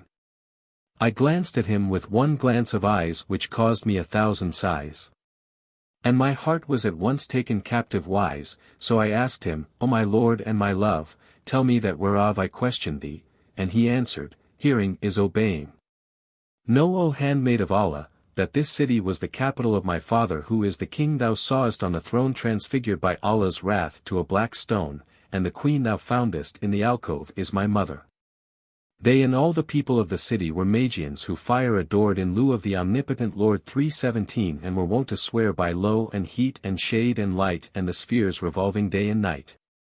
My father had ne'er a son till he was blessed with me ere the last of his days, and he reared me till I grew up and prosperity anticipated me in all things. Now it so fortuned that there was with us an old woman well stricken in years, a Moslemah who, inwardly believing in Allah and his apostle, conformed outwardly with the religion of my people. And my father placed thorough confidence in her, for that he knew her to be trustworthy and virtuous, and he treated her with ever-increasing kindness, believing her to be of his own belief. So when I was well nigh grown up, my father committed me to her charge, saying, "Take him and educate him and teach him the rules of our faith, let him have the best instructions and cease not thy fostering care of him." So she took me and taught me the tenets of al-Islam with the divine ordinances 318 of the wuzu ablution and the 5 daily prayers, and she made me learn the Quran by rote, often repeating, "Serve none save Allah Almighty." When I had mastered this much of knowledge, she said to me, "O my son, keep this matter concealed from thy sire and reveal not to him lest he slay thee." So I hid it from him, and I abode on this wise for a term of days, when the old woman died, and the people of the city redoubled in their impiety 319 and arrogance and the error of their ways. One day, while they were as wont, behold, they heard a loud and terrible sound, and a crier crying out with a voice like roaring thunder, so every ear could hear, far and near, O folk of this city, leave ye your fire worshipping and adore Allah the all-compassionate King. At this, fear and terror fell upon the citizens, and they crowded to my father, he being king of the city, and asked him, "What is this awesome voice we have heard, for it hath confounded us with the excess of its terror?" And he answered, "Let not a voice fright you, nor shake your steadfast sprite, nor turn you back from the faith which is right." Their hearts inclined to his words, and they ceased not to worship the fire, and they persisted in rebellion for a full year from the time they heard the first voice. And on the anniversary came a second cry, and a third at the head of the third year. Each year once still they persisted in their malpractices, till one day at break of dawn, judgment and the wrath of heaven descended upon them with all suddenness. And by the visitation of Allah all were metamorphosed into black stones, 320 they and their beasts and their cattle. And none was saved save myself, who at the time was engaged in my devotions. From that day to this I am in the case thou sayest, constant in prayer and fasting and reading and reciting the Quran. But I am indeed grown weary by reason of my loneliness, having none to bear me company. Then said I to him, for in very sooth he had won my heart and was the Lord of my life and soul, O youth, wilt thou fare with me to Baghdad city and visit the ulema and men learned in the law and doctors of divinity, and get the increase of wisdom and understanding and theology? And know that she who standeth in thy presence will be thy handmaid, albeit she be head of her family and mistress over men and eunuchs and servants and slaves. Indeed my life was no life before it fell in with thy youth. I have here a ship laden with merchandise, and in very truth destiny drove me to this city that I might come to the knowledge of these matters, for it was fated that we should meet. And I ceased not to persuade him and speak him fair and use every art till he consented. And Scheherazade perceived the dawn of day and ceased to say her permitted say. When it was the 18th night, she continued, It hath reached me, O auspicious king, that the lady ceased not persuading with soft speech the youth to depart with her till he consented and said, Yes. She slept that night lying at his feet and hardly knowing where she was for excess of joy. As soon as the next morning dawned, she pursued, addressing the caliph, I arose and we entered the treasuries and took thence whatever was light in weight and great in worth. Then we went down side by side from the castle to the city, where we were met by the captain and my sisters and slaves who had been seeking for me. When they saw me they rejoiced and asked what had stayed me, and I told them all I had seen and related to them the story of the young prince and the transformation wherewith the citizens had been justly visited. Hurried all marveled, but when my 2 sisters, these 2 bitches, O commander of the faithful, saw me by the side of my young lover they jaloused me on his account and were wroth and plotted mischief against me. We awaited a fair wind and went on board rejoicing and ready to fly for joy by reason of the goods we had gotten, but my own greatest joyance was in the youth, and we waited a while till the wind blew fair for us, and then we set sail and fared forth. Now as we sat talking, my sisters asked me, And what wilt thou do with this handsome young man? And I answered, I purpose to make him my husband. Then I turned to him and said, O my lord, I have that to propose to thee wherein thou must not cross me, and this it is that, when we reach Baghdad, my native city, I offer thee my life as thy handmaiden in holy matrimony, and thou shalt be to me barren and I will be femme to thee. He answered. I hear and I obey, thou art my lady and my mistress and whatso thou doest I will not gainsay. Then I turned to my sisters and said. This is my gain, I content me with this youth and those who have gotten aught of my property let them keep it as their gain with my good will. Thou sayest and doest well, answered the twain. But they imagined mischief against me. We ceased not spooning before a fair wind till we had exchanged the sea of peril for the seas of safety and, in a few days, we made Bassora city. Whose buildings loomed clear before us as evening fell. But after we had retired to rest and were sound all sleep, my two sisters arose and took me up, bed and all, and threw me into the sea. They did the same with the young prince who, as he could not swim, sank and was drowned and Allah enrolled him in the noble army of martyrs. 321 As for me would heaven I had been drowned with him. But Allah deemed that I should be of the saved, so when I awoke and found myself in the sea and saw the ship making off like a dash of lightning, he threw in my way a piece of timber which I bestrided. And the waves tossed me to and fro till they cast me upon an island coast, a high land and an uninhabited. I landed and walked about the island the rest of the night and, when morning dawned, I saw a rough track barely fit for child of Adam to tread, leading to what proved a shallow ford connecting island and mainland. As soon as the sun had risen I spread my garments to dry in its rays, and ate of the fruits of the island and drank of its waters, then I set out along the foot track and ceased not walking till I reached the mainland. Now when there remained between me and the city but a 2 hours' journey behold, a great serpent, the bigness of a date palm, came fleeing towards me in all haste, gliding along now to the right then to the left till she was close upon me. Whilst her tongue lolled groundwards a span long and swept the dust as she went. She was pursued by a dragon 322 who was not longer than 2 lances, and of slender build about the bulk of a spear and, although her terror lent her speed, and she kept wriggling from side to side, he overtook her and seized her by the tail, whereat her tears streamed down and her tongue was thrust out in her agony. I took pity on her and, picking up a stone and calling upon Allah for aid, threw it at the dragon's head with such force that he died then and there, and the serpent opening a pair of wings flew into the lift and disappeared from before my eyes.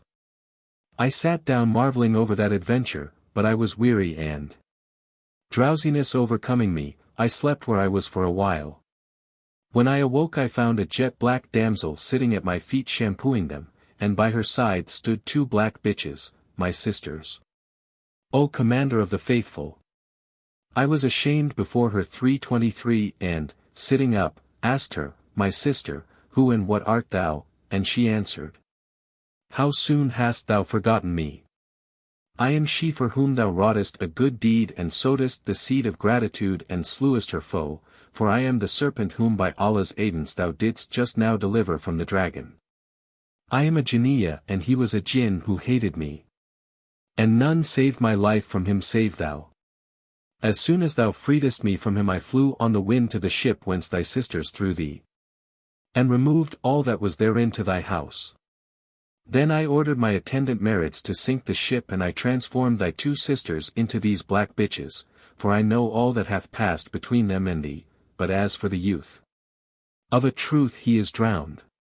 So saying, she flew up with me and the bitches, and presently set us down on the terrace roof of my house, wherein I found ready stored the whole of what property was in my ship. Nor was aught of it missing. Now, continued the serpent that was. I swear by all engraven on the seal ring of Solomon 324, with whom be peace, unless thou deal to each of these bitches 300 stripes every day I will come and imprison thee forever under the earth. I answered. Hearkening and obedience, and away she flew. But before going she again charged me saying. I again swear by him who made the 2 seas flow 325, and this be my second oath, if thou gainsay me I will come and transform thee like thy sisters. Since then I have never failed, O Commander of the Faithful, to beat them with that number of blows till their blood flows with my tears, I pitying them the while. And well they wot that their being scourged is no fault of mine and they accept my excuses. And this is my tale and my history. The Caliph marvelled at her adventures and then signed to Ja'far, who said to the second lady, the portress, and thou? How camest thou by the welts and wheals upon thy body? So she began the tale of the portress. Know, O Commander of the Faithful, that I had a father who, after fulfilling his time, deceased and left me great store of wealth. I remained single for a short time and presently married one of the richest of his day. I abode with him a year when he also died, and my share of his property amounted to 80,000 dinars in gold according to the holy law of inheritance. 326 Thus I became passing rich and my reputation spread far and wide, for I had made me 10 changes of raiment, each worth 1,000 dinars. One day as I was sitting at home, behold, there came in to me an old woman 327 with lantern jaws and cheeks sucked in, and eyes rucked up, and eyebrows scant and scald, and head bare and bald. And teeth broken by time and mauled, and back bending and neck nape nodding, and face blotched, and rheum running, and hair like a snake black and white speckled, in complexion a very fright. Even as saith the poet of the like of her. Ill-omened hag. Unshriven be her sins. Nor mercy visit her on dying bed. Thousand head strongest he mules would her guiles. Despite their bolting lead with spider thread. And as saith another. A hag to whom th unlawful lawfulest. And witchcraft wisdom in her sight are grown. A mischief-making brat, a demon maid. A whorish woman and a pimping crone. 328. When the old woman entered she salamied to me and kissing the ground before me, said, I have at home an orphan daughter and this night are her wedding in her displaying. 329 We be poor folks and strangers in this city knowing none inhabitant and we are broken-hearted. So do thou earn for thyself a recompense and a reward in heaven by being present at her displaying and, when the ladies of this city shall hear that thou art to make act of presence, they also will present themselves. So shalt thou comfort her affliction, for she is sore bruised in spirit and she hath none to look to save Allah the Most High. Then she wept and kissed my feet reciting these couplets. Thy presence bringeth us a grace. We own before thy winsome face. And wert thou absent ne'er an one could stand instead or take thy place. So pity get hold on me and compassion and I said, hearing is consenting and, please Allah, I will do somewhat more for her, nor shall she be shown to her bridegroom save in my raiment and ornaments and jewelry. At this the old woman rejoiced and bowed her head to my feet and kissed them, saying, Allah requite thee weal, and comfort thy heart even as thou hast comforted mine. But, O my lady, do not trouble thyself to do me this service at this hour. Be thou ready by supper time, 3:30 when I will come and fetch thee. So saying she kissed my hand and went her ways. I set about stringing my pearls and donning my brocades and making my toilette. Little recking what fortune had in womb for me, when suddenly the old woman stood before me, simpering and smiling till she showed every tooth stump, and quoth she, O my mistress! The city madams have arrived and when I apprised them that thou promisedst to be present, they were glad and they are now awaiting thee and looking eagerly for thy coming and for the honor of meeting thee. So I threw on my mantilla and, making the old crone walk before me and my handmaidens behind me, I fared till we came to a street well watered and swept neat, where the winnowing breeze blew cool and sweet. Here we were stopped by a gate arched over with a dome of marble stone firmly seated on solidest foundation, and leading to a palace whose walls from earth rose tall and proud, and whose pinnacle was crowned by the clouds. 331 And over the doorway were writ these couplets. I am the one where mirth shall ever smile. The home of joyance through my lasting while. And mid my court a fountain jets and flows. Nor tears nor troubles shall that fount defile. The marge with royal new human S332 bloom is dight. Myrtle, narcissus flower and chamomile. Arrived at the gate, before which hung a black curtain, the old woman knocked and it was opened to us. When we entered and found a vestibule spread with carpets and hung around with lamps all alight and wax candles in candelabra adorned with pendants of precious gems and noble ores. We passed on through this passage till we entered a saloon, whose like for grandeur and beauty is not to be found in this world. It was hung and carpeted with silken stuffs, and was illuminated with branches, sconces and tapers ranged in double row, an avenue abutting on the upper or noble end of the saloon, where stood a couch of juniper wood encrusted with pearls and gems and surmounted by a baldachin with mosquito curtains of satin looped up with margaritas. And hardly had we taken note of this when there came forth from the baldachin a young lady, and I looked, O Commander of the Faithful, upon a face and form more perfect than the moon when fullest, with a favour brighter than the dawn gleaming with saffron-hued light, even as the poet sang when he said, "Thou pacest the palace a marvel sight, a bride for a Kisra's or Kaisar's knight. Wantons the rose on thy roseate cheek, O cheek as the blood of the dragon 333 bright. Slim-waisted, languorous, sleepy-eyed, with charms which promise all love delight. And the tire which attires thy tiara'd brow is a night of woe on a morn's glad light."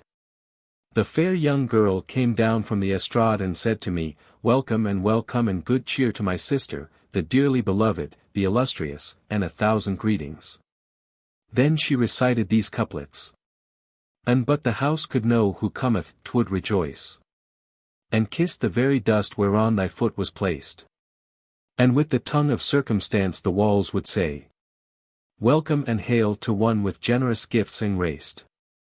Then sat she down and said to me, "O my sister, I have a brother who hath had sight of thee at sundry wedding feasts and festive seasons. He is a youth handsomer than I, and he hath fallen desperately in love with thee. For that bounteous destiny hath garnered in thee all beauty and perfection. And he hath given silver to this old woman that she might visit thee, and she hath contrived on this wise to foregather us twain. He hath heard that thou art one of the nobles of thy tribe, nor is he aught less in his. And, being desirous to ally his lot with thy lot, he hath practised this device to bring me in company with thee, for he is fain to marry thee after the ordinance of Allah and his apostle, and in what is lawful and right there is no shame." When I heard these words and saw myself fairly entrapped in the house, I said, "Hearing is consenting." She was delighted at this and clapped her hands. 334 Whereupon a door opened and out of it came a young man blooming in the prime of life, exquisitely dressed, a model of beauty in loveliness and symmetry in perfect grace, with gentle winning manners and eyebrows like a bended bow and shaft on cord, and eyes which bewitched all hearts with sorcery lawful in the sight of the Lord.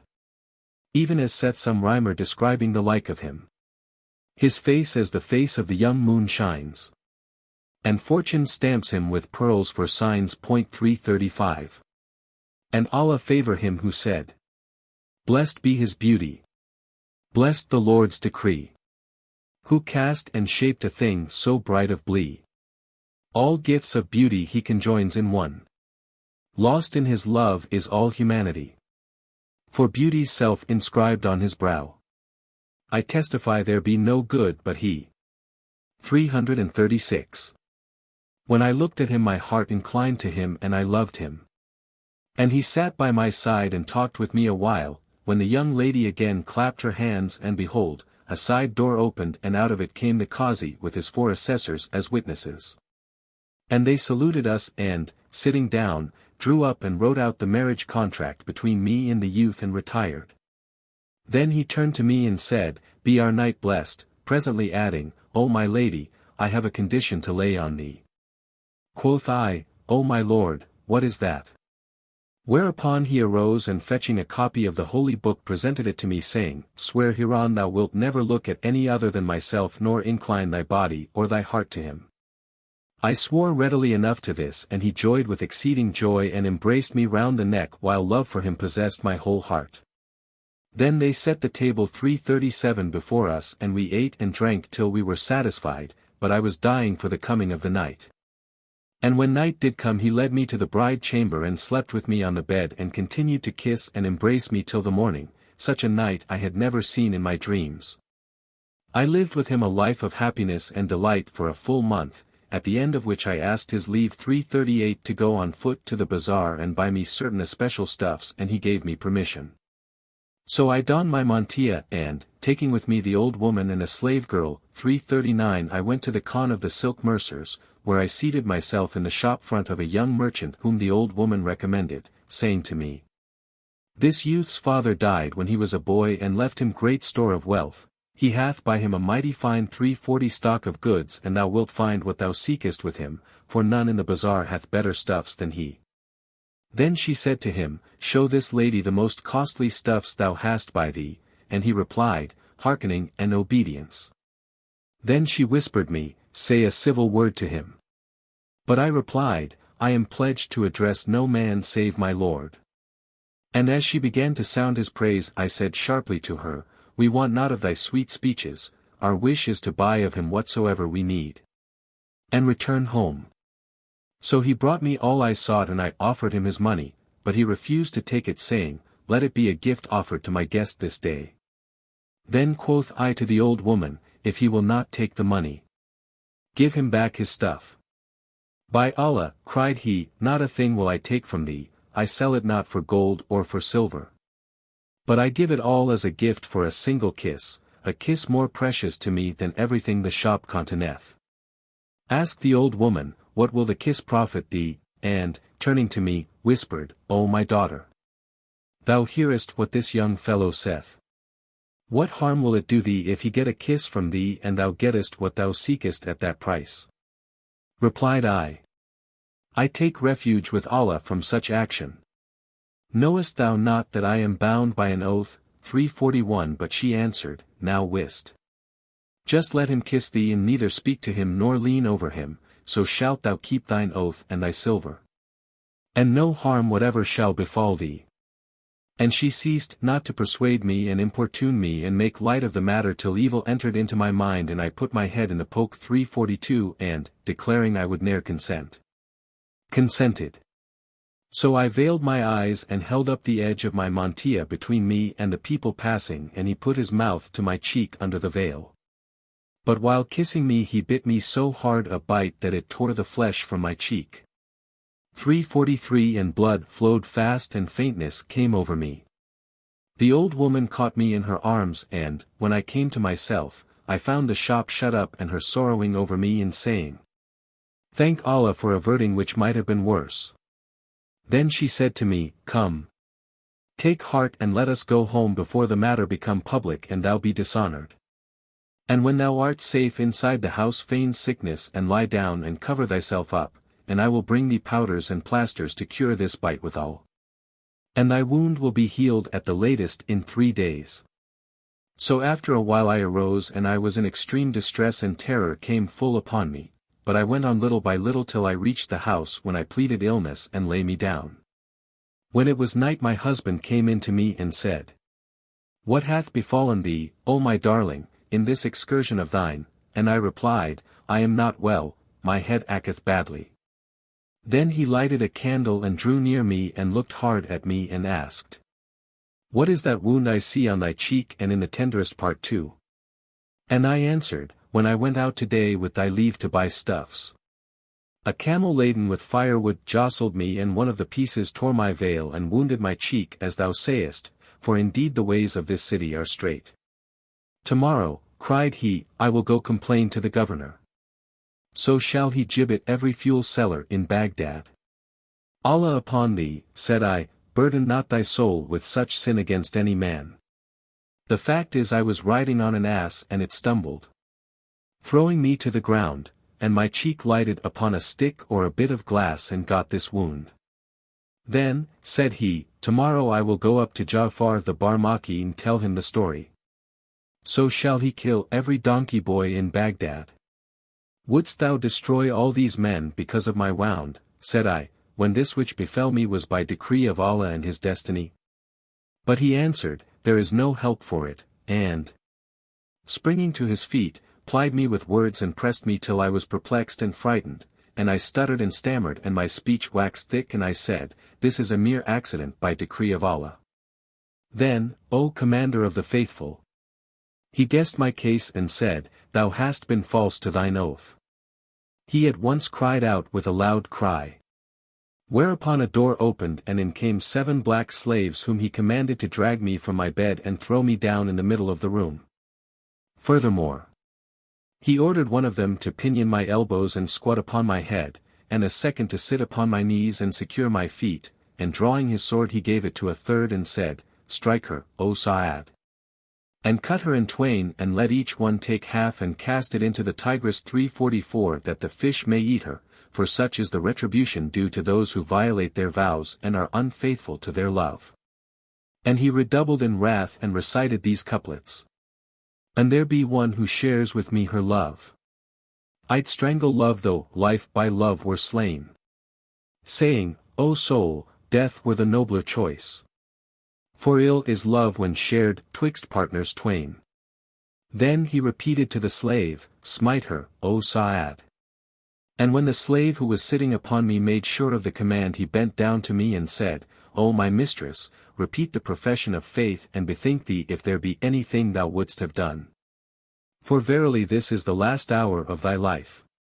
O good slave, said I, wait but a little while and get off my head that I may charge thee with my last injunctions. Then I raised my head and saw the state I was in, how I had fallen from high degree into lowest disgrace, and into death after life, and such life, and how I had brought my punishment on myself by my own sin. Whereupon the tears streamed from mine eyes and I wept with exceeding weeping. But he looked on me with eyes of wrath, and began repeating. Tell her who turneth from our love to work at injury sore. And taketh her a fine new love the old love tossing o'er. We cry enough, O, thee ere thou enough of us shalt cry. What passed between us doth suffice and haply something more. 345. When I heard this, O Commander of the Faithful, I wept and looked at him and began repeating these couplets. To severance you doom my love and all unmoved remain. My tear-sore lids you sleepless make and sleep while I complain.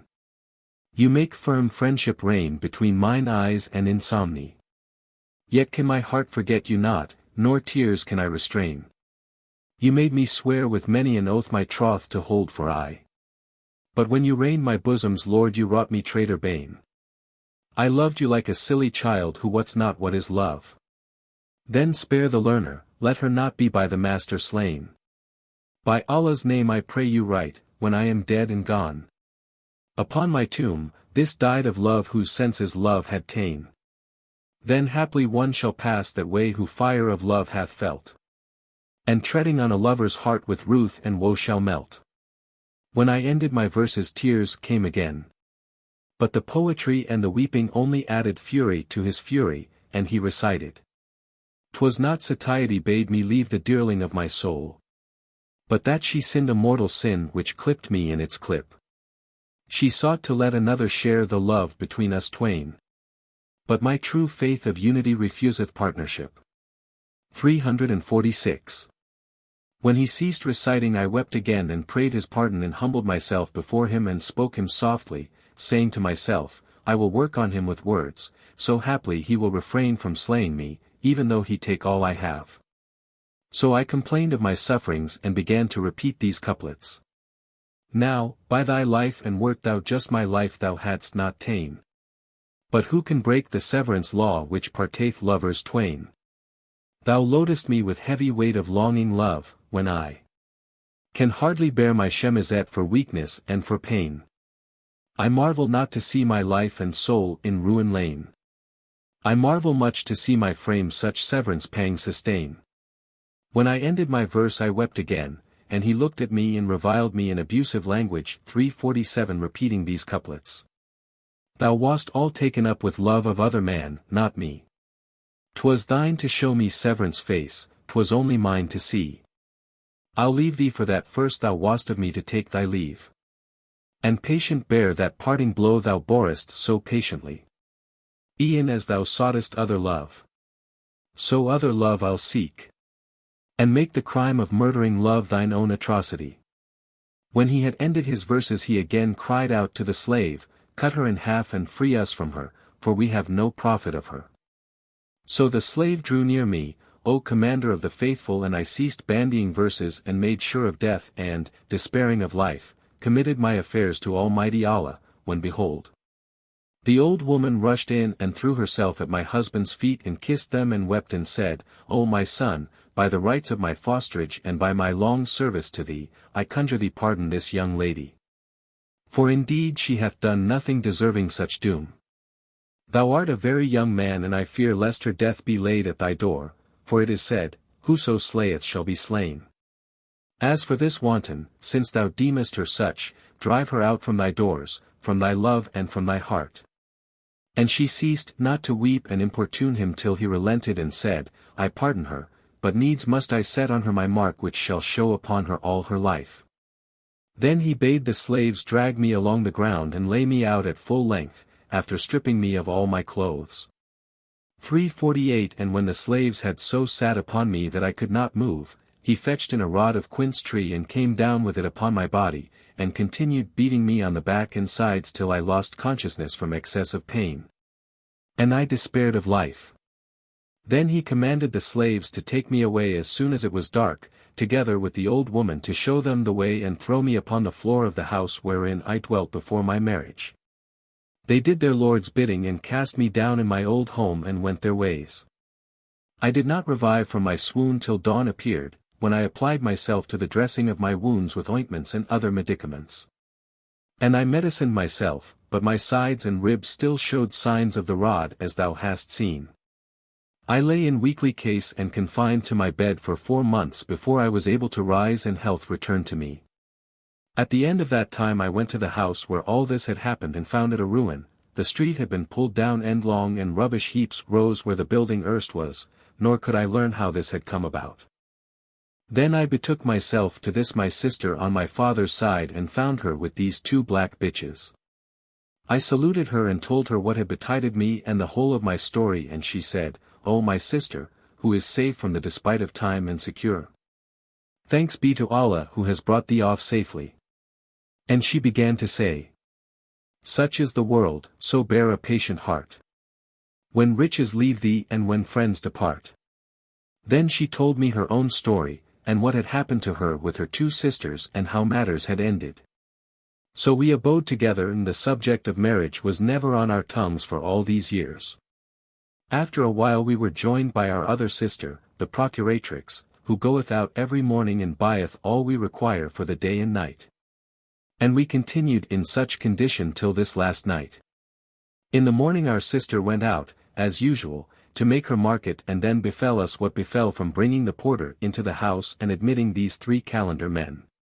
We entreated them kindly and honorably and a quarter of the night had not passed ere 3 grave and respectable merchants from Mosul joined us and told us their adventures. We sat talking with them but on one condition which they violated, whereupon we treated them as sorted with their breach of promise, and made them repeat the account they had given of themselves. They did our bidding and we forgave their offense. So they departed from us and this morning we were unexpectedly summoned to thy presence. And such is our story. The Caliph wondered at her words and bade the tale be recorded and chronicled and laid up in his muniment chambers. And Scheherazade perceived the dawn of day and ceased saying her permitted say. When it was the 19th night, she continued, It hath reached me, O auspicious king, that the Caliph commanded this story and those of the sister and the Kalandars to be recorded in the archives and be set in the royal muniment chambers.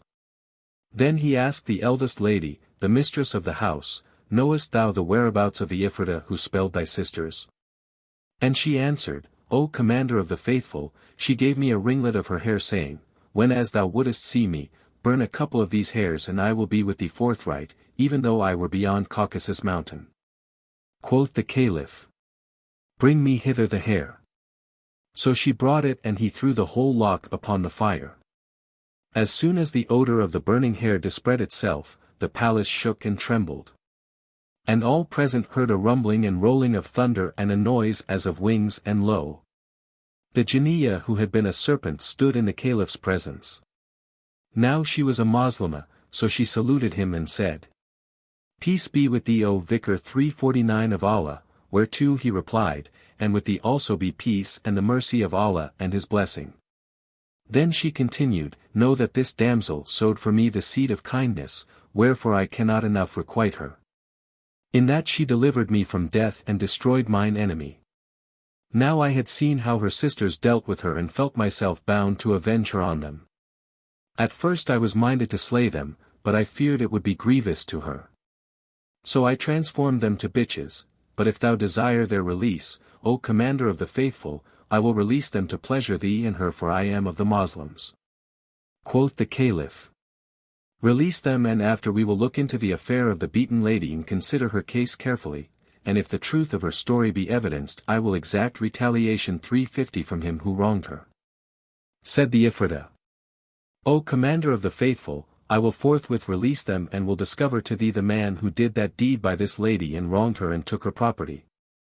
And he is the nearest of all men to thee. So saying she took a cup of water and muttered a spell over it and uttered words there was no understanding, then she sprinkled some of the water over the faces of the two bitches, saying, Return to your former human shape, whereupon they were restored to their natural forms and fell to praising their Creator. Then said the Ifritah, O Commander of the Faithful, of a truth he who scourged this lady with rods is thy son Al-Amin, brother of Al-Mamun, 351, for he had heard of her beauty and loveliness and he played a lover's stratagem with her and married her according to the law and committed the crime, such as it is, of scourging her. Yet indeed he is not to be blamed for beating her. For he laid a condition on her and swore her by a solemn oath not to do a certain thing. However, she was false to her vow and he was minded to put her to death, but he feared Almighty Allah and contented himself with scourging her. As thou hast seen, and with sending her back to her own place. Such is the story of the second lady, and the Lord knoweth all. When the Caliph heard these words of the Ifritah, and knew who had beaten the damsel, he marveled with mighty marvel and said, Praise be to Allah, the Most High, the Almighty, who hath shown his exceeding mercy towards me, enabling me to deliver these two damsels from sorcery and torture. And vouchsafing to let me know the secret of this lady's history. And now by Allah, we will do a deed which shall be recorded of us after we are no more. Then he summoned his son Al-Amin and questioned him of the story of the second lady, the Portress, and he told it in the face of truth, whereupon the Caliph bade call into presence the Qazis and their witnesses and the 3 Kalandars and the first lady with her sisters German who had been ensorcelled, and he married the 3 to the 3 Kalandars whom he knew to be princes and sons of kings, and he appointed them chamberlains about his person, assigning to them stipends and allowances and all that they required, and lodging them in his palace at Baghdad. He returned the beaten lady to his son, Al-Amin, renewing the marriage contract between them, and gave her great wealth and bade rebuild the house fairer than it was before. As for himself he took to wife the procuratrix and lay with her that night, and next day he set apart for her an apartment in his seraglio, with handmaidens for her service and a fixed daily allowance. And the people marveled at their caliph's generosity and natural beneficence and princely wisdom, nor did he forget to send all these histories to be recorded in his annals. When Scheherazade ceased speaking, Dunyazad exclaimed, O my own sister, by Allah, in very sooth this is a right pleasant tale and a delectable, never was heard the like of it, but prithee tell me now another story to while away what yet remaineth of the waking hours of this our night. She replied, With love and gladness if the king give me leave, and he said, Tell thy tale and tell it quickly. So she began, in these words. The Tale of the 3 Apples. They relate, O King of the age and Lord of the time and of these days, that the Caliph Harun al-Rashid summoned his Wazir Ja'far one night and said to him, I desire to go down into the city and question the common folk concerning the conduct of those charged with its governance. And those of whom they complain we will depose from office, and those whom they commend we will promote. Quoth Ja'far, hearkening and obedience. So the Caliph went down with Ja'far and eunuch Masrur to the town and walked about the streets and markets, and, as they were threading a narrow alley, they came upon a very old man with a fishing net and crate to carry small fish on his head, and in his hand a staff. And, as he walked at a leisurely pace, he repeated these lines. They say me, thou shinest a light to mankind, with thy lore as the night which the moon doth uplight. I answer, a truce to your jests and your jibes. Without luck what is learning, a poor devil wight? If they take me to pawn with my lore in my pouch, with my volumes to read and my inkcase to write. For 1 day's provision they never could pledge me. As likely on doomsday to draw a bill at sight. How poorly, indeed, doth it fare the poor, with his pauper existence and beggarly plight. In summer he faileth provision to find. In winter the firepot's his only delight. The street dogs with bite and with bark to him rise. And each losel receives him with bark and with bite. If he lift up his voice and complain of his wrong, none pities or heeds him, however he's right. And when sorrows and evils like these he must brave, his happiest homestead were down in the grave. When the Caliph heard his verses he said to Ja'far, "See this poor man and note his verses, for surely they point to his necessities." Then he accosted him and asked, "O Shaykh, what be thine occupation?" And the poor man answered, "O my lord, I am a fisherman with a family to keep, and I have been out between midday and this time. And not a thing hath Allah made my portion wherewithal to feed my family. I cannot even pawn myself to buy them a supper, and I hate and disgust my life, and I hanker after death." Quoth the Caliph, "Say me, wilt thou return with us to Tigris' bank and cast thy net on my luck, and whatsoever turneth up I will buy of thee for 100 gold pieces?" The man rejoiced when he heard these words and said, "On my head be it. I will go back with you," and, returning with them riverwards, made a cast and waited a while, then he hauled in the rope and dragged the net ashore, and there appeared in it a chest padlocked and heavy. The Caliph examined it and lifted it, finding it weighty, so he gave the fisherman 200 dinars and sent him about his business, whilst Masrur, aided by the Caliph, carried the chest to the palace and set it down and lighted the candles. Ja'far and Masrur then broke it open and found therein a basket of palm leaves corded with red worsted. This they cut open and saw within it a piece of carpet which they lifted out, and under it was a woman's mantilla folded in 4, which they pulled out. And at the bottom of the chest they came upon a young lady, fair as a silver ingot, slain and cut into 19 pieces. When the Caliph looked upon her he cried, "Alas!" And tears ran down his cheeks, and turning to Ja'far he said, "O dog of Wazirs, 352 shall folk be murdered in our reign and be cast into the river to be a burden and a responsibility for us on the day of doom? By Allah, we must avenge this woman on her murderer, and he shall be made die the worst of deaths." And presently he added, "Now, as surely as we are descended from the sons of Abbas, 353, if thou bring us not him who slew her, that we do her justice on him, I will hang thee at the gate of my palace, thee and 40 of thy kith and kin by thy side." And the Caliph was wroth with exceeding rage. Quoth Ja'far, "Grant me 3 days' delay," and quoth the Caliph, "We grant thee this." So Ja'far went out from before him and returned to his own house, full of sorrow, and saying to himself, "How shall I find him who murdered this damsel, that I may bring him before the Caliph? If I bring other than the murderer, it will be laid to my charge by the Lord. In very sooth I wot not what to do." He kept his house 3 days, and on the 4th day the Caliph sent one of the chamberlains for him and, as he came into the presence, asked him, "Where is the murderer of the damsel?" To which answered Ja'far, "O Commander of the Faithful, am I inspector of murdered folk that I should ken who killed her?" The Caliph was furious at his answer and bade hang him before the palace gate, and commanded that a crier cry through the streets of Baghdad, whoso would see the hanging of Ja'far, the Barmaki, Wazir of the Caliph, with 40 of the Barmecides, 354 his cousins and kinsmen, before the palace gate, let him come and let him look.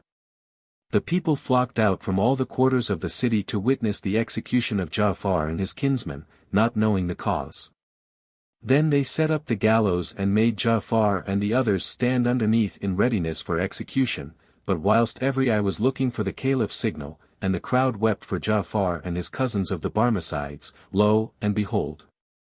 A young man fair of face and neat of dress and of favour like the moon raining light, with eyes black and bright, and brow flower white, and cheeks red as rose and young down where the beard grows, and a mole like a grain of ambergris, pushed his way through the people till he stood immediately before the Wazir and said to him, "Safety to thee from this strait, O Prince of the Emirs and Asylum of the Poor.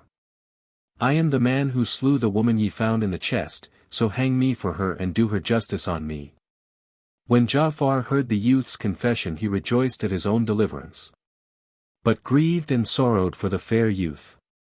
And whilst they were yet talking behold, another man well stricken in years pressed forwards through the people and thrust his way amid the populace till he came to Ja'far and the youth, whom he saluted saying, Ho thou the Wazir and Prince Sans peer! Believe not the words of this youth. Of a surety none murdered the damsel but I, take her wreak on me this moment, for, an thou do not thus, I will require it of thee before Almighty Allah. Then quoth the young man, O Wazir, this is an old man in his dotage who wotteth not whatso he saith ever, and I am he who murdered her, so do thou avenge her on me. Quoth the old man, O my son, thou art young and desirest the joys of the world and I am old and weary and surfeited with the world, I will offer my life as a ransom for thee and for the Wazir and his cousins. No one murdered the damsel but I, so Allah upon thee, make haste to hang me, for no life is left in me now that hers is gone. The Wazir marveled much at all this strangeness and, taking the young man and the old man, carried them before the Caliph, where, after kissing the ground 7 times between his hands, he said, O Commander of the Faithful, I bring thee the murderer of the damsel. Where is he? Asked the Caliph, and Ja'far answered, This young man saith, I am the murderer, and this old man giving him the lie saith, I am the murderer, and behold, here are the twain standing before thee. The Caliph looked at the old man and the young man and asked, Which of you killed the girl? The young man replied, No one slew her save I, and the old man answered, Indeed none killed her but myself. Then said the Caliph to Ja'far, Take the twain and hang them both, but Ja'far rejoined, Since one of them was the murderer, to hang the other were mere injustice. 355 By him who raised the firmament and dispread the earth like a carpet, cried the youth, I am he who slew the damsel. And he went on to describe the manner of her murder and the basket, the mantilla and the bit of carpet, in fact all that the Caliph had found upon her. So the Caliph was certified that the young man was the murderer. Whereat he wondered and asked him, What was the cause of thy wrongfully doing this damsel to die, and what made thee confess the murder without the bastinado, and what brought thee here to yield up thy life? And what made thee say do her wreak upon me? The youth answered, Know, O Commander of the Faithful, that this woman was my wife and the mother of my children, also my first cousin and the daughter of my paternal uncle, this old man who is my father's own brother. When I married her she was a maid 356 and Allah blessed me with 3 male children by her, she loved me and served me and I saw no evil in her, for I also loved her with fondest love. Now on the first day of this month she fell ill with grievous sickness and I fetched in physicians to her, but recovery came to her little by little. And, when I wished her to go to the hammam bath, she said, There is a something I long for before I go to the bath and I long for it with an exceeding longing. To hear is to comply, said I, and what is it? Quoth she, I have a queasy craving for an apple, to smell it and bite a bit of it. I replied, Hadst thou 1,000 longings I would try to satisfy them. So I went on the instant into the city and sought for apples but could find none. Yet, had they cost a gold piece each, would I have bought them. I was vexed at this and went home and said, O daughter of my uncle, by Allah I can find none. She was distressed, being yet very weakly, and her weakness increased greatly on her that night and I felt anxious and alarmed on her account. As soon as morning dawned I went out again and made the round of the gardens, one by one, but found no apples anywhere. At last there met me an old gardener, of whom I asked about them, and he answered, O my son, this fruit is a rarity with us and is not now to be found save in the garden of the Commander of the Faithful at Bassorah, where the gardener keepeth it for the Caliph's eating. I returned to my house troubled by my ill success, and my love for my wife and my affection moved me to undertake the journey. So I got me ready and set out and travelled 15 days and nights, going and coming, and brought her 3 apples which I bought from the gardener for 3 dinars. But when I went in to my wife and set them before her, she took no pleasure in them and let them lie by her side. For her weakness and fever had increased on her and her malady lasted without abating 10 days, after which time she began to recover health. So I left my house and betaking me to my shop sat there buying and selling. And about midday behold, a great ugly black slave, long as a lance and broad as a bench, passed by my shop holding in hand one of the 3 apples wherewith he was playing. Quoth I, O my good slave, tell me whence thou tookest that apple, that I may get the like of it. He laughed and answered, I got it from my mistress, for I had been absent and on my return I found her lying ill with 3 apples by her side, and she said to me, my horned widow of a husband made a journey for them to Bassora and bought them for 3 dinars. So I ate and drank with her and took this one from her. 357 When I heard such words from the slave, O Commander of the Faithful, the world grew black before my face, and I arose and locked up my shop and went home beside myself for excess of rage. I looked for the apples and finding only 2 of the 3 asked my wife, O my cousin, where is the 3rd apple? And raising her head languidly she answered, I wot not, O son of my uncle, where 'tis gone. This convinced me that the slave had spoken the truth. So I took a knife and coming behind her got upon her breast without a word said and cut her throat. Then I hewed off her head and her limbs in pieces and, wrapping her in her mantilla and a rag of carpet, hurriedly sewed up the hole which I set in a chest and, locking it tight, loaded it on my he-mule and threw it into the Tigris with my own hands. So Allah upon thee, O Commander of the Faithful, make haste to hang me, as I fear lest she appeal for vengeance on resurrection day.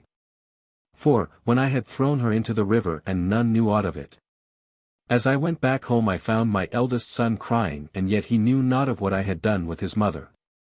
I asked him, What hath made thee weep, my boy? And he answered, I took one of the 3 apples which were by my mammy and went down into the lane to play with my brethren when behold, a big long black slave snatched it from my hand and said, Whence hadst thou this? Quoth I, my father travelled far for it, and brought it from Bassora for my mother who was ill and 2 other apples for which he paid 3 ducats. He took no heed of my words and I asked for the apple a 2nd and a 3rd time. But he cuffed me and kicked me and went off with it. I was afraid lest my mother should swinge me on account of the apple. So for fear of her I went with my brother outside the city and stayed there till evening closed in upon us, and indeed I am in fear of her, and now by Allah, O my father, say nothing to her of this or it may add to her ailment. When I heard what my child said I knew that the slave was he who had foully slandered my wife, the daughter of my uncle, and was certified that I had slain her wrong fully. So I wept with exceeding weeping and presently this old man, my paternal uncle and her father, came in, and I told him what had happened and he sat down by my side and wept and we ceased not weeping till midnight. We have kept up mourning for her these last 5 days and we lamented her in the deepest sorrow for that she was unjustly done to die. This came from the gratuitous lying of the slave, the blackamoor, and this was the manner of my killing her, so I conjure thee, by the honor of thine ancestors, make haste to kill me and do her justice upon me, as there is no living for me after her. The Caliph marveled at his words and said, By Allah, the young man is excusable, I will hang none but the accursed slave and I will do a deed which shall comfort the ill at ease and suffering, and which shall please the all-glorious king. And Scheherazade perceived the dawn of day and ceased saying her permitted say. When it was the 20th night, she said, It hath reached me, O auspicious king, that the Caliph swore he would hang none but the slave, for the youth was excusable. Then he turned to Ja'far and said to him, Bring before me this accursed slave who was the sole cause of this calamity, and, if thou bring him not before me within 3 days, thou shalt be slain in his stead. So Ja'far fared forth weeping and saying, 2 deaths have already beset me, nor shall the crock come of safe from every shock. 358 In this matter craft and cunning are of no avail. But he who preserved my life the first time can preserve it a second time. By Allah, I will not leave my house during the 3 days of life which remain to me and let the truth, whose perfection be praised, do e'en as he will. So he kept his house 3 days, and on the 4th day he summoned the Qazis and legal witnesses and made his last will and testament, and took leave of his children weeping. Presently in came a messenger from the Caliph and said to him, The Commander of the Faithful is in the most violent rage that can be. And he sendeth to seek thee, and he sweareth that the day shall certainly not pass without thy being hanged unless the slave be forthcoming. When Ja'far heard this he wept, and his children and slaves and all who were in the house wept with him. After he had bidden adieu to everybody except his youngest daughter, he proceeded to farewell her. For he loved this wee one, who was a beautiful child, more than all his other children, and he pressed her to his breast and kissed her and wept bitterly at parting from her.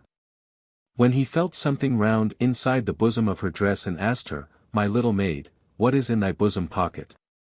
"O my father," she replied.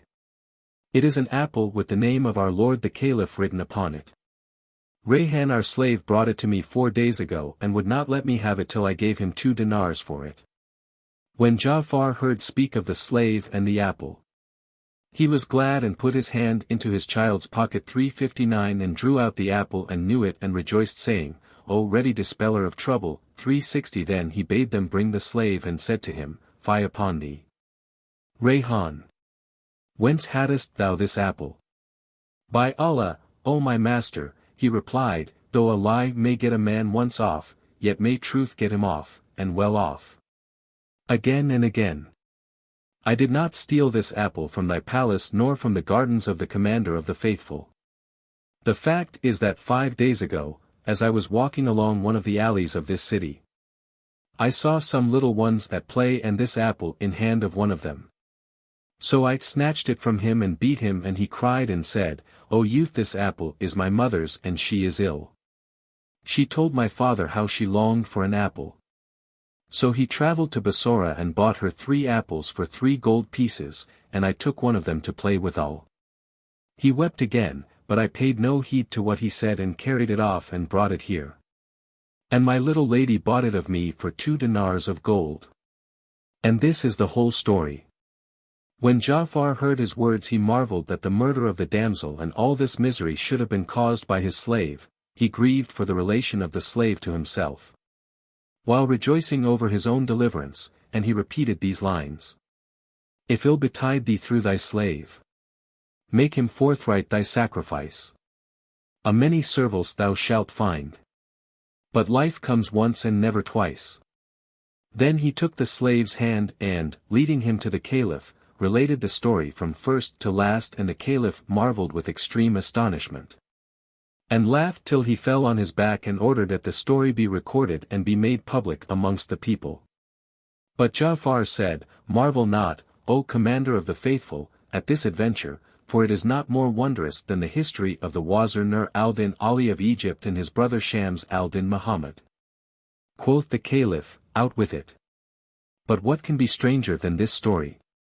And Ja'far answered, "O Commander of the Faithful, I will not tell it thee, save on condition that thou pardon my slave." And the Caliph rejoined, "If it be indeed more wondrous than that of the 3 apples, I grant thee his blood, and if not I will surely slay thy slave." So Ja'far began in these words the tale of Nur al-Din and his son. Know, O Commander of the Faithful, that in times of yore the land of Egypt was ruled by a sultan endowed with justice and generosity, one who loved the pious poor and companied with the ulema and learned men. And he had a wazir, a wise and an experienced, well versed in affairs and in the art of government. This minister, who was a very old man, had 2 sons, as they were 2 moons. Never man saw the like of them for beauty and grace, the elder called Shams al-Din Muhammad and the younger Nur al-Din Ali. But the younger excelled the elder in seemliness and pleasing semblance, so that folk heard his fame in far countries and men flocked to Egypt for the purpose of seeing him. In course of time their father, the Wazir, died and was deeply regretted and mourned by the Sultan, who sent for his 2 sons and, investing them with dresses of honor, 361 said to them, "Let not your hearts be troubled. For ye shall stand in your father's stead and be joint ministers of Egypt." At this they rejoiced and kissed the ground before him and performed the ceremonial mourning 362 for their father during a full month. After which time they entered upon the Wazirate, and the power passed into their hands as it had been in the hands of their father, each doing duty for a week at a time. They lived under the same roof and their word was one. And whenever the Sultan desired to travel they took it by turns to be in attendance on him. It fortuned one night that the Sultan purposed setting out on a journey next morning, and the elder, whose turn it was to accompany him, was sitting conversing with his brother and said to him, "O my brother, it is my wish that we both marry, I and thou, two sisters, and go into our wives on one and the same night." "Do, O my brother, as thou desirest," the younger replied, "for right is thy recking and surely I will comply with thee in whatso thou sayest." So they agreed upon this, and quoth Shams al-Din, "If Allah decree that we marry two damsels and go into them on the same night, and they shall conceive on their bride nights and bear children to us on the same day. And by Allah's will thy wife bear thee a son and my wife bear me a daughter, let us wed them either to other, for they will be cousins." Quoth Nur al-Din, "O my brother, Shams al-Din, what dower 363 wilt thou require from my son for thy daughter?" Quoth Shams al-Din, "I will take 3,000 dinars and 3 pleasure gardens and 3 farms. And it would not be seemly that the youth make contract for less than this." When Nur al-Din heard such demand he said, "What manner of dower is this thou wouldest impose upon my son? Wottest thou not that we are brothers and both by Allah's grace Wazirs and equal in office? It behoveth thee to offer thy daughter to my son without marriage settlement. Or if one need be, it should represent a mere nominal value by way of show to the world, for thou knowest that the masculine is worthier than the feminine, and my son is a male and our memory will be preserved by him, not by thy daughter."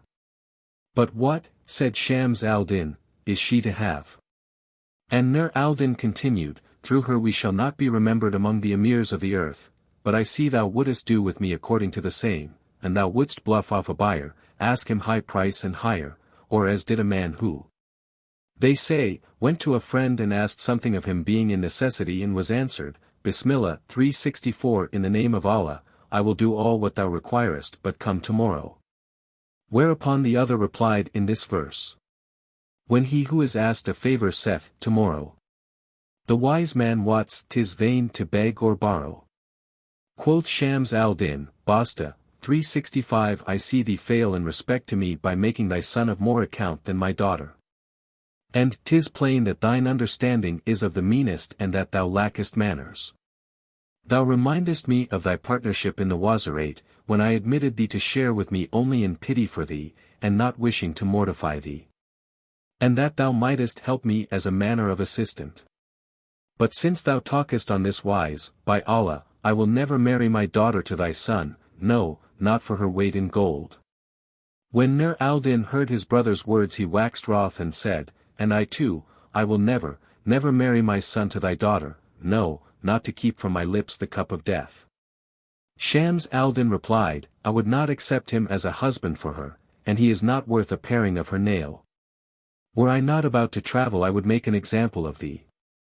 However when I return thou shalt see, and I will show thee, how I can assert my dignity and vindicate my honor. But Allah doeth whatso he willeth." 366 When Nur al-Din heard this speech from his brother, he was filled with fury and lost his wits for rage, but he hid what he felt and held his peace, and each of the brothers passed the night in a place far apart, wild with wrath against the other. As soon as morning dawned the Sultan fared forth in state and crossed over from Cairo 367 to Giza 368 and made for the pyramids, accompanied by the Wazir Shams al-Din, whose turn of duty it was, whilst his brother Nur al-Din, who passed the night in sore rage, rose with the light and prayed the dawn prayer. Then he betook himself to his treasury and, taking a small pair of saddle-bags, filled them with gold, and he called to mind his brother's threats and the contempt wherewith he had treated him, and he repeated these couplets. Travel, and thou shalt find new friends for old ones left behind. Toil, for the sweets of human life by toil and moil are found. The stay at home no honor wins nor aught attains but want. So leave thy place of birth 369 and wander all the world around. I've seen, and very oft I've seen, how standing water stinks. And only flowing sweetens it and trotting makes it sound. And were the moon forever full and ne'er to wax or wane, man would not strain his watchful eyes to see its gladsome round. Except the lion leave his lair he ne'er would fell his game. Except the arrow leave the bow ne'er had it reached its bound. Gold dust is dust the while it lies entraveled in the mine. And aloes wood mere fuel is upon its native ground. And gold shall win his highest worth when from his goal ungold. And aloes sent to foreign parts grows costlier than gold. When he ended his verse he bade one of his pages saddle him his Nubian mare mule with her padded selle. Now she was a dapple grey 370 with ears like reed pens and legs like columns and a back high and strong as a dome builded on pillars. Her saddle was of gold cloth and her stirrups of Indian steel, and her housing of Ispahan velvet. She had trappings which would serve the Khosrows, and she was like a bride adorned for her wedding night. Moreover he bade lay on her back a piece of silk for a seat, and a pur carpet under which were his saddle-bags. When this was done he said to his pages and slaves, I purpose going forth a pleasuring outside the city on the road to Kaliub town 371 and I shall lie 3 nights abroad, so let none of you follow me, for there is something straiteneth my breast. Then he mounted the mule in haste, and, taking with him some provaunt for the way, set out from Cairo and faced the open and uncultivated country lying around it. 372 About noontide he entered Bilbay's city 373 where he dismounted and stayed a while to rest himself and his mule and ate some of his victual.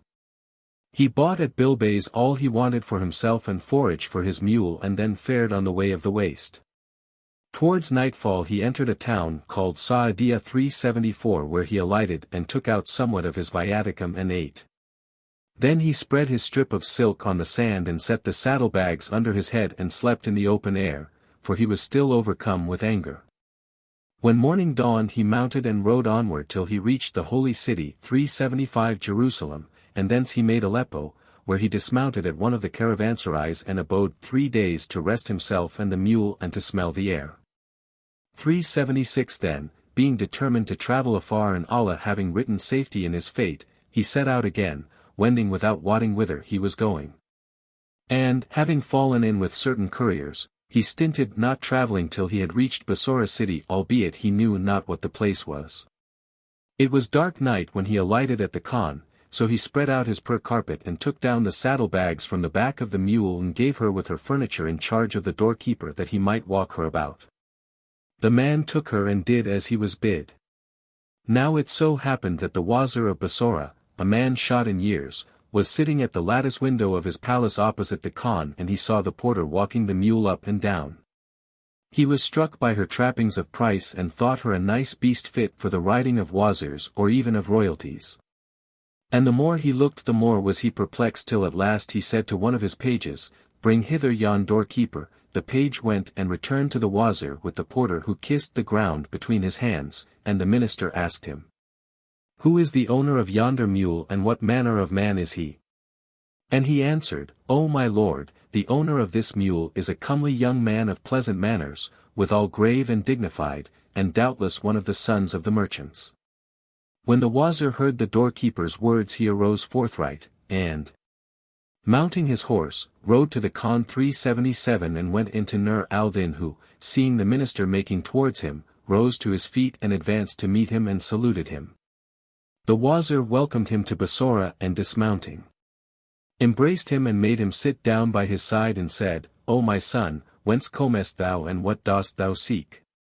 O my lord, Nur al-Din replied, I have come from Cairo city of which my father was whilome wazir, but he hath been removed to the grace of Allah, and he informed him of all that had befallen him from beginning to end, adding, I am resolved never to return home before I have seen all the cities and countries of the world. When the wazir heard this, he said to him, O my son, hearken not to the voice of passion lest it cast thee into the pit, for indeed many regions be waste places and I fear for thee the turns of time. Then he let load the saddlebags and the silk and pur carpets on the mule and carried Nur al-Din to his own house, where he lodged him in a pleasant place and entreated him honorably and made much of him, for he inclined to love him with exceeding love. After a while he said to him, O my son, here am I left a man in years and have no male children. But Allah hath blessed me with a daughter who event thee in beauty, and I have rejected all her many suitors, men of rank and substance. But affection for thee hath entered into my heart, say me, then, wilt thou be to her a husband? If thou accept this, I will go up with thee to the Sultan of Bassorah 378 and will tell him that thou art my nephew, the son of my brother, and bring thee to be appointed Wazir in my place that I may keep the house for.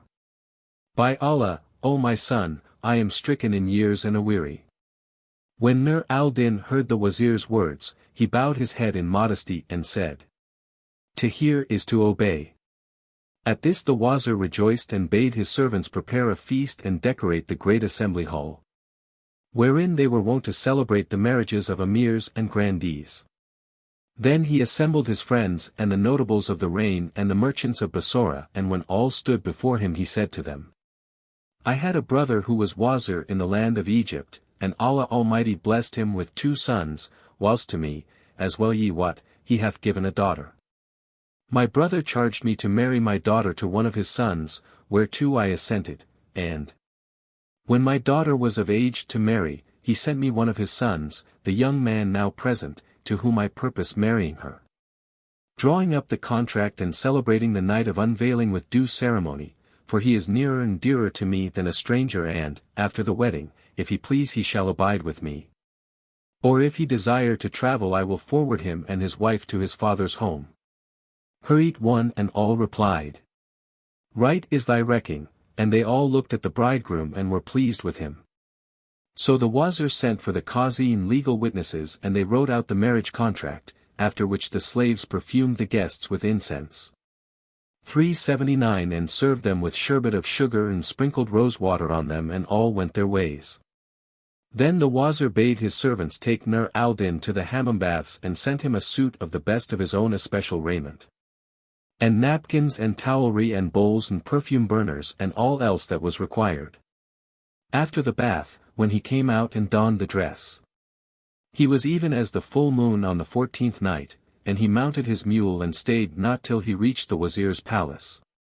There he dismounted and went in to the minister and kissed his hands. And the Wazir bade him welcome. And Scheherazade perceived the dawn of day and ceased to say her permitted say. When it was the 21st night, she said, It hath reached me, O auspicious king, that the Wazir stood up to him and welcoming him said, Arise, and go into thy wife this night, and on the morrow I will carry thee to the Sultan. And pray Allah bless thee with all manner of weal. So Nur al-Din left him and went in to his wife the Wazir's daughter. Thus far concerning him, but as regards his elder brother, Shams al-Din, he was absent with the Sultan a long time, and when he returned from his journey he found not his brother.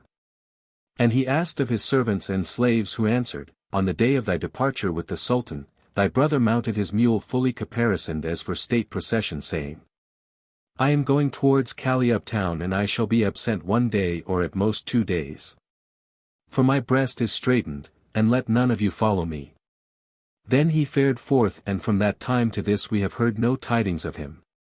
Shams al-Din was greatly troubled at the sudden disappearance of his brother and grieved with exceeding grief at the loss, and said to himself, This is only because I chided and upbraided him the night before my departure with the Sultan.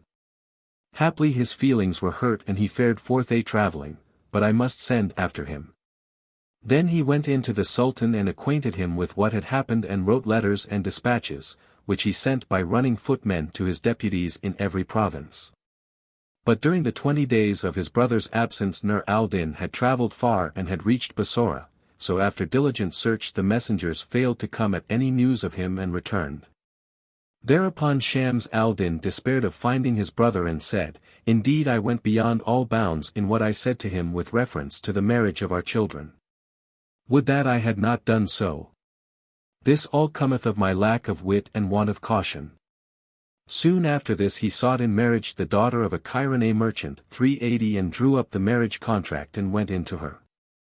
And it so chanced that, on the very same night when Shams al-Din went in to his wife, Nur al-Din also went into his wife the daughter of the Wazir of Bassorah. This being in accordance with the will of Almighty Allah, that he might deal the decrees of destiny to his creatures. Furthermore, it was as the 2 brothers had said. For their 2 wives became pregnant by them on the same night, and both were brought to bed on the same day, the wife of Shams al-Din, Wazir of Egypt, of a daughter, never in Cairo was seen a fairer. And the wife of Nur al-Din of a son, none more beautiful was ever seen in his time, as one of the poets said concerning the like of him. That jetty hair, that glossy brow. My slender-waisted youth, of thine. Can darkness round creation throw? Or make it brightly shine? The dusky mole that faintly shows upon his cheek, ah! Blame it not. The tulip flower never blows undarkened by its spot. 381. And as another also said, his scent was musk and his cheek was rose. His teeth are pearls and his lips drop wine. His form is a brand and his hips a hill. His hair is night and his face moonshine. They named the boy Badr al-Din Hassan, and his grandfather, the Wazir of Bassorah, rejoiced in him and, on the 7th day after his birth, made entertainments and spread banquets which would befit the birth of kings' sons and heirs. Then he took Nur al-Din and went up with him to the Sultan, and his son-in-law, when he came before the presence of the king, kissed the ground between his hands and repeated these verses, for he was ready of speech. Firm of sprite and good in heart as he was goodly in form. The world's best joys long be thy lot, my lord. And last while darkness and the dawn o'erlap. O thou who makest, when we greet thy gifts, the world to dance and time his palms to clap. 382. Then the Sultan rose up to honor them, and thanking Nur al-Din for his fine compliment, asked the Wazir, who may be this young man? And the minister answered, this is my brother's son, and related his tale from first to last. Quoth the Sultan, and how comes he to be thy nephew, and we have never heard speak of him? Quoth the minister, O our lord the Sultan, I had a brother who was Wazir in the land of Egypt, and he died, leaving 2 sons, whereof the elder hath taken his father's place, and the younger, whom thou sayest, came to me.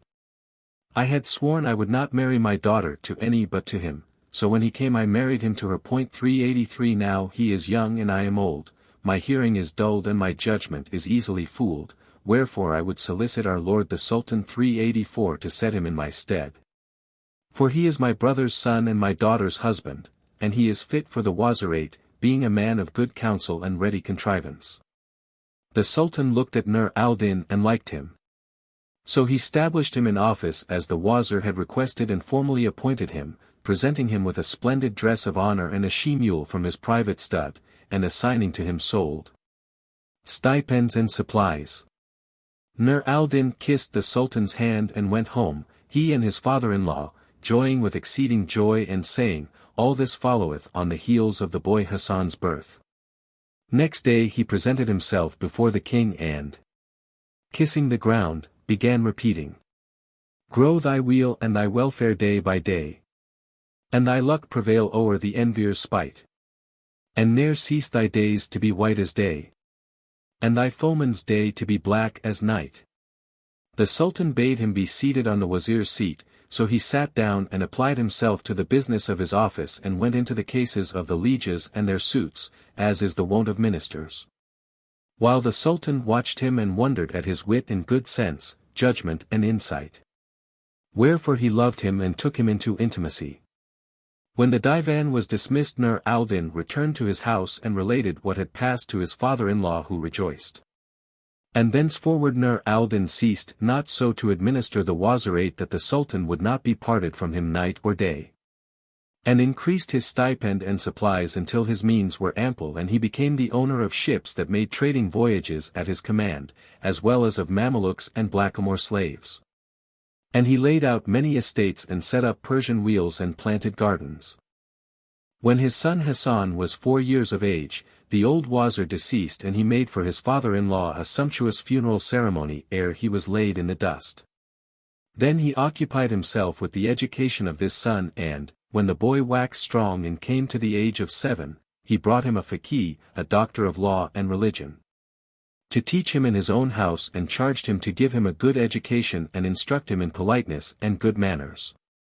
So the tutor made the boy read and retain all varieties of useful knowledge, after he had spent some years in learning the Quran by heart. 385 And he ceased not to grow in beauty and stature and symmetry, even as saith the poet. In his face sky shines the fullest moon. In his cheeks anemone glows the sun. He so conquered beauty that he hath won all charms of humanity one by one. The professor brought him up in his father's palace, teaching him reading, writing and ciphering, theology and belles lettres. His grandfather the old Wazir had bequeathed to him the whole of his property when he was but 4 years of age. Now during all the time of his earliest youth he had never left the house, till on a certain day his father, the Wazir Nur al-Din, clad him in his best clothes and, mounting him on a she-mule of the finest, went up with him to the Sultan. The king gazed at Badr al-Din Hasan and marveled at his comeliness and loved him. As for the city folk, when he first passed before them with his father, they marveled at his exceeding beauty and sat down on the road expecting his return, that they might look their fill on his beauty and loveliness and symmetry and perfect grace. Even as the poet said in these verses. As the sage watched the stars, the semblance clear of a fair youth on S scroll he saw appear. Those jetty locks canopus o'er him threw, and tinged his temple curls a musky hue. Mars dyed his ruddy cheek, and from his eyes the archer star his glittering arrow flies. His wit from Hermes came, and Soha's care, the half-seen star that dimly haunts the bear, kept off all evil eyes that threaten and ensnare. The sage stood mazed to see such fortunes meet, and Luna kissed the earth beneath his feet. 386. And they blessed him aloud as he passed and called upon Almighty Allah to bless him. 387 The Sultan entreated the lad with a special favor and said to his father, O Wazir, thou must needs bring him daily to my presence. Whereupon he replied, I hear and I obey. Then the Wazir returned home with his son and ceased not to carry him to court till he reached the age of 20. At that time the minister sickened and, sending for Badr al-Din Hasan, said to him, Know, O my son, that the world of the present is but a house of mortality, while that of the future is a house of eternity. I wish, before I die, to bequeath thee certain charges, and do thou take heed of what I say and incline thy heart to my words. Then he gave him his last instructions as to the properest way of dealing with his neighbors and the due management of his affairs. After which he called to mind his brother and his home and his native land and wept over his separation from those he had first loved. Then he wiped away his tears and, turning to his son, said to him, Before I proceed, O my son, to my last charges and injunctions, know that I have a brother, and thou hast an uncle, Shams al-Din Hight, the Wazir of Cairo, which whom I parted, leaving him against his will. Now take thee a sheet of paper and write upon it whatso I say to thee. Badr al-Din took a fair leaf and set about doing his father's bidding, and he wrote thereon a full account of what had happened to his sire first and last. The dates of his arrival at Bassorah and of his foregathering with the Wazir, of his marriage, of his going in to the minister's daughter and of the birth of his son. Brief, his life of 40 years from the date of his dispute with his brother, adding the words, And this is written at my dictation, and may Almighty Allah be with him when I am gone. Then he folded the paper and sealed it and said, O Hasan, my son, keep this paper with all care. For it will enable thee to establish thine origin and rank and lineage and, if anything contrary befall thee, set out for Cairo and ask for thine uncle and show him this paper and say to him that I died a stranger far from mine own people and full of yearning to see him and them. So Badr al-Din Hasan took the document and folded it, and, wrapping it up in a piece of waxed cloth, sewed it like a talisman between the inner and outer cloth of his skullcap and wound his light turban 388 round it. And he fell to weeping over his father and at parting with him, and he but a boy. Then Nur al-Din lapsed into a swoon, the forerunner of death. But presently recovering himself he said, O Hasan, O my son, I will now bequeath to thee 5 last behests. The first behest is, be over intimate with none, nor frequent any, nor be familiar with any, so shalt thou be safe from his mischief. 389 For security leath in seclusion of thought and a certain retirement from the society of thy fellows. And I have heard it said by a poet, In this world there is none thou mayst count upon, to befriend thy case in the nick of need. So live for thyself nursing hope of none. Such counsel I give thee, now, take heed. The second behest is, O my son, deal harshly with none lest fortune with thee deal hardly, for the fortune of this world is one day with thee and another day against thee and all worldly goods are but a loan to be repaid. And I have heard a poet say, take thought nor haste to win the thing thou wilt. Have ruth on man for ruth thou mayst require. No hand is there but Allah's hand is higher. No tyrant but shall rue worse tyrant's ire. The third behest is, learn to be silent in society and let thine own faults distract thine attention from the faults of other men, for it is said, in silence dwelleth safety, and thereon I have heard the lines that tell us. Reserve's a jewel. Silent safety is. Whenas thou speakest many a word withhold. For an of silence thou repent thee once. Of speech thou shalt repent times manifold. The fourth behest, O my son, is beware of wine-bibbing, for wine is the head of all frowardness and a fine solvent of human wits. So shun, and again I say, shun mixing strong liquor. For I have heard a poet say 390. From wine 391 I turn and whoso wine cups swill. Becoming one of those who deem it ill. Wine driveth man to miss salvation way 392. And opes the gateway wide to sins that kill. The fifth behest, O my son, is keep thy wealth and it will keep thee, guard thy money and it will guard thee, and waste not thy substance lest haply thou come to want and must fare a begging from the meanest of mankind. Save thy dirhams and deem them the sovereignest salve for the wounds of the world. And here again I have heard that one of the poets said, when fails my wealth no friend will deign befriend. When wealth abounds all friends their friendship tender. How many friends lent aid my wealth to spend? But friends to lack of wealth no friendship render. On this wise Nur al-Din ceased not to counsel his son Badr al-Din Hasan till his hour came and, sighing one sobbing sigh, his life went forth. Then the voice of mourning and keening rose high in his house and the Sultan and all the grandees grieved for him and buried him. But his son ceased not lamenting his loss for 2 months, during which he never mounted horse, nor attended the divan nor presented himself before the Sultan. At last the king, being wroth with him, stablished in his stead one of his chamberlains and made him Wazir, giving orders to seize and set seals on all Nur al-Din's houses and goods and domains. So the new Wazir went forth with a mighty posse of chamberlains and people of the divan, and watchmen and a host of idlers to do this and to seize Badr al-Din Hasan and carry him before the king, who would deal with him as he deemed fit. Now there was among the crowd of followers a Mameluke of the deceased Wazir who, when he heard this order, urged his horse and rode at full speed to the house of Badr al-Din Hasan, for he could not endure to see the ruin of his old master's son. He found him sitting at the gate with head hung down and sorrowing, as was his wont, for the loss of his father, so he dismounted and kissing his hand said to him, O my lord and son of my lord, haste ere ruin come and lay waste. When Hasan heard this he trembled and asked, What may be the matter? And the man answered, The Sultan is angered with thee and hath issued a warrant against thee, and evil cometh hard upon my track, so flee with thy life.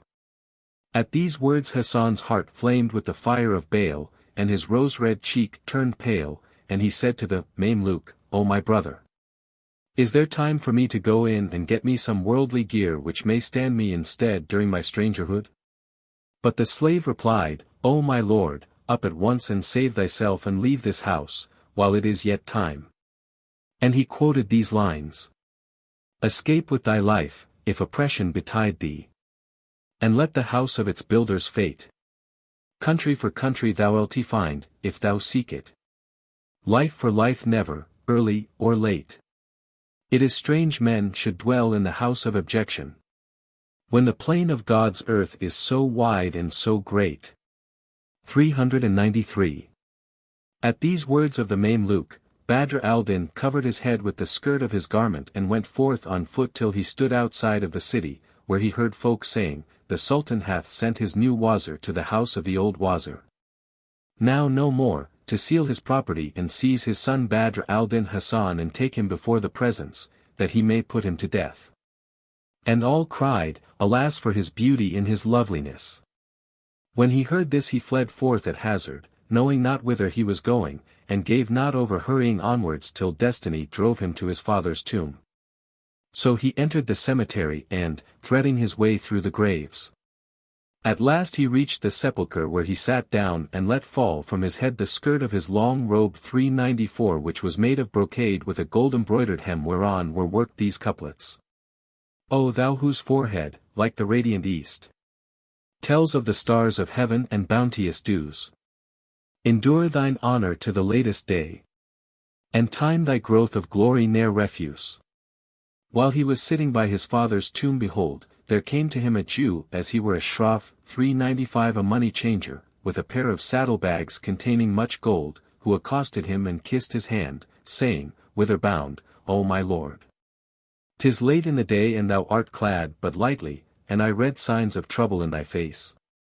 I was sleeping within this very hour, answered Hassan, when my father appeared to me and chid me for not having visited his tomb. So I awoke trembling and came hither forthright lest the day should go by without my visiting him, which would have been grievous to me.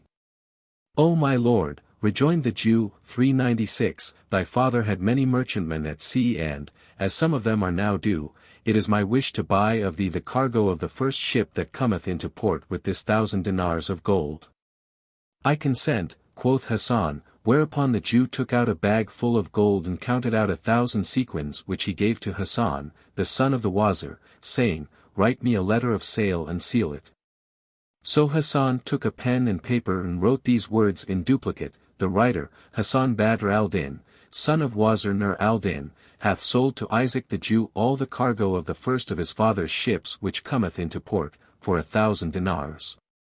And he hath received the price in advance. And after he had taken one copy the Jew put it into his pouch and went away. But Hassan fell a weeping as he thought of the dignity and prosperity which had erst been his, and he began reciting. This house, my lady, since you left is now a home no more. For me, nor neighbors, since you left. Prove kind and neighborly. The friend, whilera I took to heart, alas, no more to me is friend. And even Luna's self displayeth lunacy. You left and by your going left the world a waste, a wold. And lies a gloomy murk upon the face of hill and Leah. Oh, may the raven bird whose cry our hapless parting croaked, find ne'er a nesty home and eke shed all his plumery. At length my patience fails me, and this absence wastes my flesh. How many a veil by severance rent our eyes are doomed see. Ah! Shall I ever sight again our fair past nights of yore? And shall a single house become a home for me once more? Then he wept with exceeding weeping and night came upon him, so he leant his head against his father's grave and sleep overcame him, glory to him who sleepeth not. He ceased not slumbering till the moon rose, when his head slipped from off the tomb and he lay on his back, with limbs outstretched, his face shining bright in the moonlight. Now the cemetery was haunted day and night by jinns who were of the true believers, and presently came out a jinniya who, seeing Hassan asleep, marveled at his beauty and loveliness and cried, Glory to God! This youth can be none other than one of the Woolden of Paradise. 397 Then she flew firmament-wards to circle it, as was her custom, and met an Ifrit on the wing who saluted her and she said to him, Whence comest thou? From Cairo, he replied. Wilt thou come with me and look upon the beauty of a youth who sleepeth in yonder burial place? She asked and he answered, I will. So they flew till they lighted at the tomb and she showed him the youth and said, Now didst thou ever in thy born days see aught like this? The Ifrit looked upon him and exclaimed, Praise be to him that hath no equal. But, O my sister, shall I tell thee what I have seen this day? Asked she, What is that? And he answered, I have seen the counterpart of this youth in the land of Egypt. She is the daughter of the Wazir Shams al-Din and she is a model of beauty and loveliness, of fairest favor and formous form, and dight with symmetry and perfect grace. When she had reached the age of 19, 398 the Sultan of Egypt heard of her and, sending for the Wazir her father, said to him, Hear me, O Wazir, it hath reached mine ear that thou hast a daughter and I wish to demand her of thee in marriage. The Wazir replied, O our lord the Sultan, deign accept my excuses and take compassion on my sorrows, for thou knowest that my brother, who was partner with me in the Wazirate, disappeared from amongst us many years ago and we wot not where he is. Now the cause of his departure was that one night, as we were sitting together and talking of wives and children to come, we had words on the matter and he went off in high dudgeon. But I swore that I would marry my daughter to none save to the son of my brother on the day her mother gave her birth, which was nigh upon 19 years ago.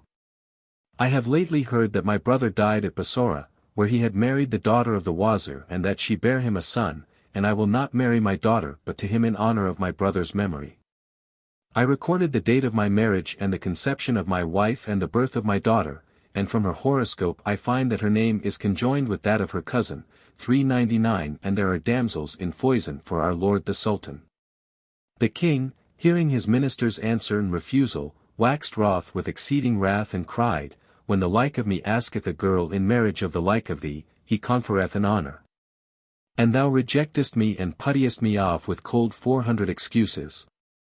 Now, by the life of my head I will marry her to the meanest of my men in spite of the nose of thee, for one there was in the palace a horse-groom which was a gobo with a bunch to his breast and a hunch to his back. And the Sultan sent for him and married him to the daughter of the Wazir, lief or loath, and hath ordered a pompous marriage procession for him and that he go in to his bride this very night. I have now just flown hither from Cairo, where I left the Hunchback at the door of the hammam-bath amidst the Sultan's white slaves who were waving lighted flambeaux about him. As for the minister's daughter, she sitteth among her nurses and tire women, weeping and wailing, for they have forbidden her father to come near her. Never have I seen, O my sister, more hideous being than this Hunchback 402, whilst the young lady is the likest of all folk to this young man, albeit even fairer than he, and Scheherazade perceived the dawn of day and ceased saying her permitted say.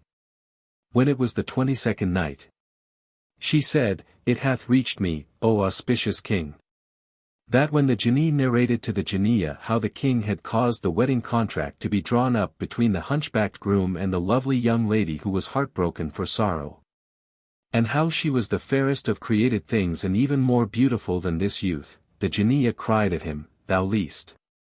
This youth is handsomer than any one of his day. The Ifrit gave her the lie again, adding, By Allah, O my sister, the damsel I speak of is fairer than this, yet none but he deserveth her, for they resemble each other like brother and sister or at least cousins. And, well away! How she is wasted upon that hunchback! Then said she, O my brother, let us get under him and lift him up and carry him to Cairo, that we may compare him with the damsel of whom thou speakest and so determine whether of the twain is the fairer. To hear is to obey, replied he, thou speakest to the point, nor is there a righter recking than this of thine, and I myself will carry him. So he raised him from the ground and flew with him like a bird soaring in upper air, the Ifrita keeping close by his side at equal speed, till he alighted with him in the city of Cairo and set him down on a stone bench and woke him up. He roused himself and finding that he was no longer at his father's tomb in Bassorah city, he looked right and left and saw that he was in a strange place, and he would have cried out. But the Ifrit gave him a cuff which persuaded him to keep silence. Then he brought him rich raiment and clothed him therein and, giving him a lighted flambeau, said, Know that I have brought thee hither, meaning to do thee a good turn for the love of Allah, so take this torch and mingle with the people at the hammam door and walk on with them without stopping till thou reach the house of the wedding festival. Then go boldly forward and enter the great saloon, and fear none, but take thy stand at the right hand of the hunchback bridegroom. And, as often as any of the nurses and tire women and singing girls come up to thee, 403 put thy hand into thy pocket which thou wilt find filled with gold. Take it out and throw it to them and spare not. For as often as thou thrustest fingers in pouch thou shalt find it full of coin. Give largesse by handsful and fear nothing, but set thy trust upon him who created thee, for this is not by thine own strength but by that of Allah Almighty, that his decrees may take effect upon his creatures. When Badr al-Din Hassan heard these words from the Ifrit, he said to himself, Would heaven I knew what all this means and what is the cause of such kindness. However, he mingled with the people and, lighting his flambeau, moved on with the bridal procession till he came to the bath where he found the hunchback already on horseback. Then he pushed his way in among the crowd, a veritable beauty of a man in the finest apparel, wearing tarbouche 404 and turban and a long-sleeved robe purfled with gold. And, as often as the singing women stopped for the people to give them largesse, he thrust his hand into his pocket and, finding it full of gold, took out a handful and threw it on the tambourine 405 till he had filled it with gold pieces for the music girls and the tire women. The singers were amazed by his bounty and the people marveled at his beauty and loveliness and the splendor of his dress. He ceased not to do thus till he reached the mansion of the Wazir, who was his uncle, where the chamberlains drove back the people and forbade them to go forward. But the singing girls and the tire women said, "By Allah, we will not enter unless this young man enter with us, for he hath given us length o' life with his largesse, and we will not display the bride unless he be present." Therewith they carried him into the bridal hall and made him sit down, defying the evil glances of the hunchbacked bridegroom. The wives of the emirs and wazirs and chamberlains and courtiers all stood in double line, each holding a massy sirge ready lighted. All wore thin face veils, and the 2 rows right and left extended from the bride's throne 406 to the head of the hall adjoining the chamber whence she was to come forth. When the ladies saw Badr al-Din Hasan and noted his beauty and loveliness and his face that shone like the new moon, their hearts inclined to him, and the singing girls said to all that were present, "Know that this beauty crossed our hands with naught but red gold. So be not chary to do him womanly service and comply with all he says, no matter what he ask." 407 So all the women crowded around Hassan with their torches and gazed on his loveliness and envied him his beauty. And one and all would gladly have lain on his bosom an hour or rather a year.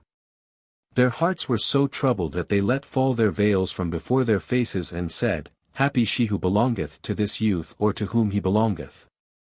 And they called down curses on the crooked groom and on him who was the cause of his marriage to the girl Beauty, and as often as they blessed Badr al-Din Hasan they damned the hunchback, saying, "Verily this youth and none else deserveth our bride, ah! Well away for such a lovely one with this hideous Quasimodo, Allah's curse light on his head and on the Sultan who commanded the marriage." Then the singing girls beat their tabrets and lullilud with joy, announcing the appearing of the bride, and the Wazir's daughter came in surrounded by her tire women who had made her goodly to look upon, for they had perfumed her and incensed her and adorned her hair, and they had robed her in raiment and ornaments befitting the mighty Khosrow's kings. The most notable part of her dress was a loose robe worn over her other garments. It was diapered in red gold with figures of wild beasts and birds whose eyes and beaks were of gems, and claws of red rubies and green beryl, and her neck was graced with a necklace of Yamani work, worth thousands of gold pieces, whose bezels were great round jewels of sorts, the like of which was never owned by Caesar or by Taba King. 408 And the bride was as the full moon when at fullest on 14th night, and as she paced into the hall she was like one of the Houris of heaven, praise be to him who created her in such splendor of beauty. The ladies encompassed her as the white contains the black of the eye, they clustering like stars whilst she shone amongst them like the moon when it eats up the clouds. Now Badr al-Din Hasan of Bassorah was sitting in full gaze of the folk, when the bride came forward with her graceful swaying and swimming gait. And her hunchbacked groom stood up to meet 409 and receive her. She, however, turned away from the white and walked forward till she stood before her cousin Hassan, the son of her uncle. Whereat the people laughed. But when the wedding guests saw her thus attracted towards Badr al-Din they made a mighty clamor and the singing women shouted their loudest, whereupon he put his hand into his pocket and, pulling out a handful of gold, cast it into their tambourines, and the girls rejoiced and said, "Could we win our wish this bride were thine." At this he smiled and the folk came round him, flambeaux in hand like the eyeball round the pupil. While the Gobo bridegroom was left sitting alone much like a tailless baboon, for every time they lighted a candle for him it went out willy-nilly. So he was left in darkness and silence and looking at naught but himself. 410 When Badr al-Din Hasan saw the bridegroom sitting lonesome in the dark, and all the wedding guests with their flambeaux and wax candles crowding around himself, he was bewildered and marveled much, but when he looked at his cousin, the daughter of his uncle, he rejoiced and felt an inward delight. he longed to greet her and gazed intently on her face which was radiant with light and brilliancy. Then the Tyre women took off her veil and displayed her in the first bridal dress which was of scarlet satin, and Hassan had a view of her which dazzled his sight and dazed his wits. As she moved to and fro, swaying with graceful gait, for 11 and she turned the heads of all the guests, women as well as men, for she was even as Seth the surpassing poet. A sun on wand in knoll of sand she showed, clad in her cramoisy-hued chemisette. Of her lips honey-dew she gave me drink, and with her rosy cheeks quenched fire she set. Then they changed that dress and displayed her in a robe of azure. And she reappeared like the full moon when it riseth over the horizon, with her coal-black hair and cheeks delicately fair, and teeth shone in sweet smiling and breasts firm rising and crowning sides of the softest and waist of the roundest. And in this second suit she was as a certain master of high conceits saith of the like of her. She came apparelled in an azure vest, ultramarine, as skies are decked and dight. I viewed unparalleled sight, which showed my eyes a moon of summer on a winter night.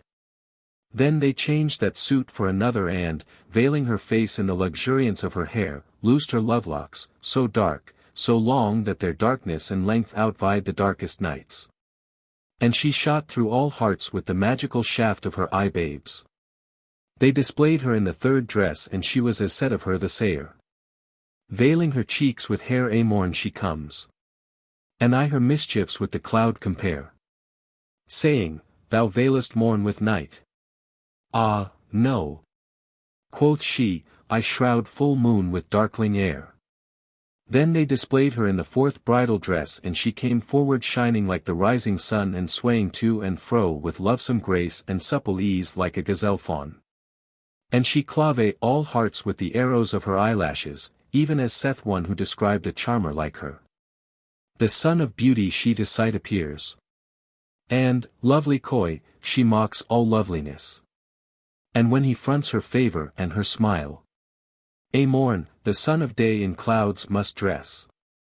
Then she came forth in the fifth dress, a very light of loveliness like a wand of waving willow or a gazelle of the thirsty wold. Those locks which stung like scorpions along her cheeks were bent, and her neck was bowed in blandishment, and her hips quivered as she went.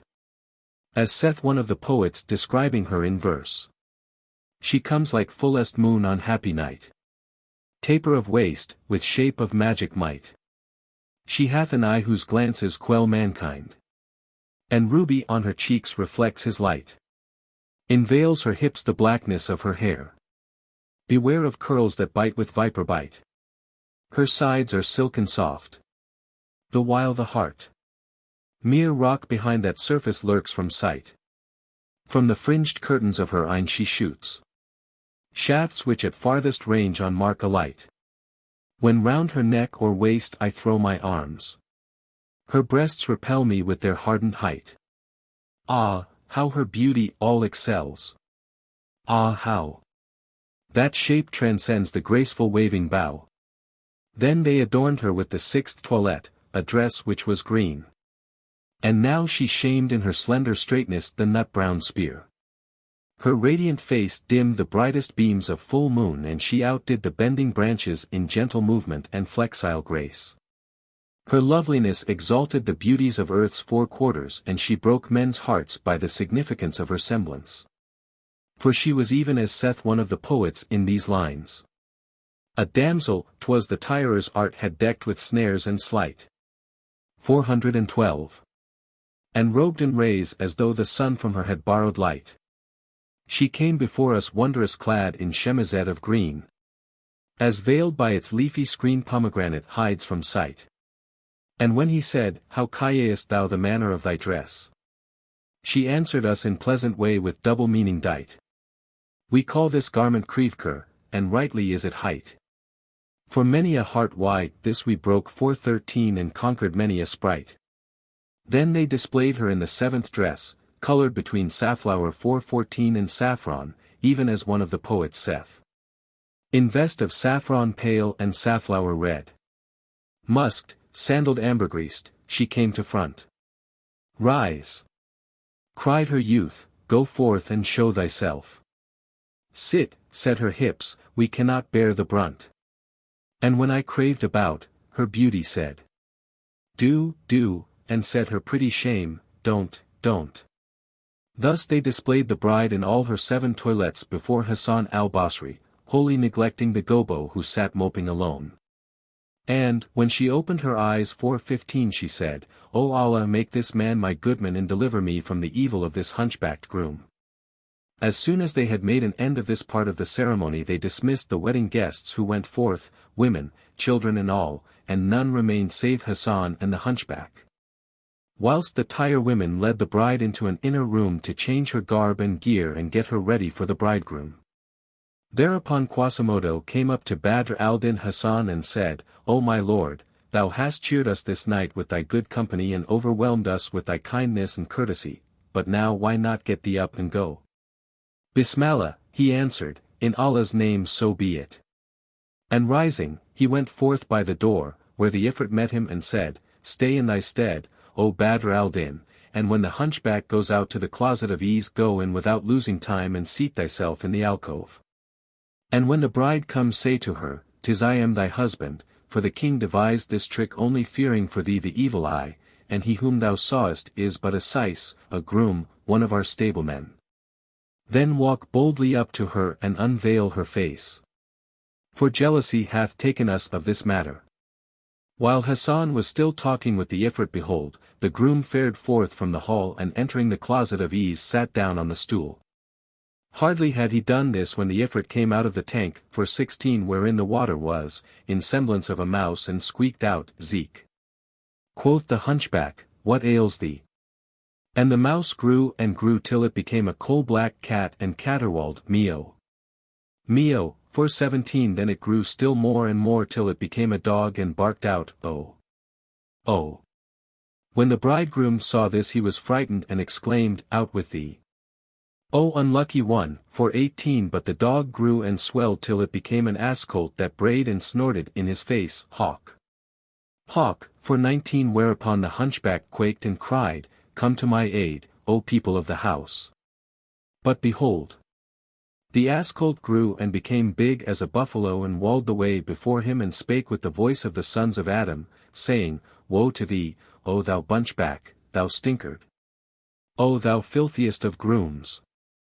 Hearing this the groom was seized with a colic and he sat down on the jakes in his clothes with teeth chattering and knocking together. Quoth the Ifrit. Is the world so straight to thee thou findest none to marry save my lady love? But as he was silent the Ifrit continued, Answer me or I will do thee dwell in the dust.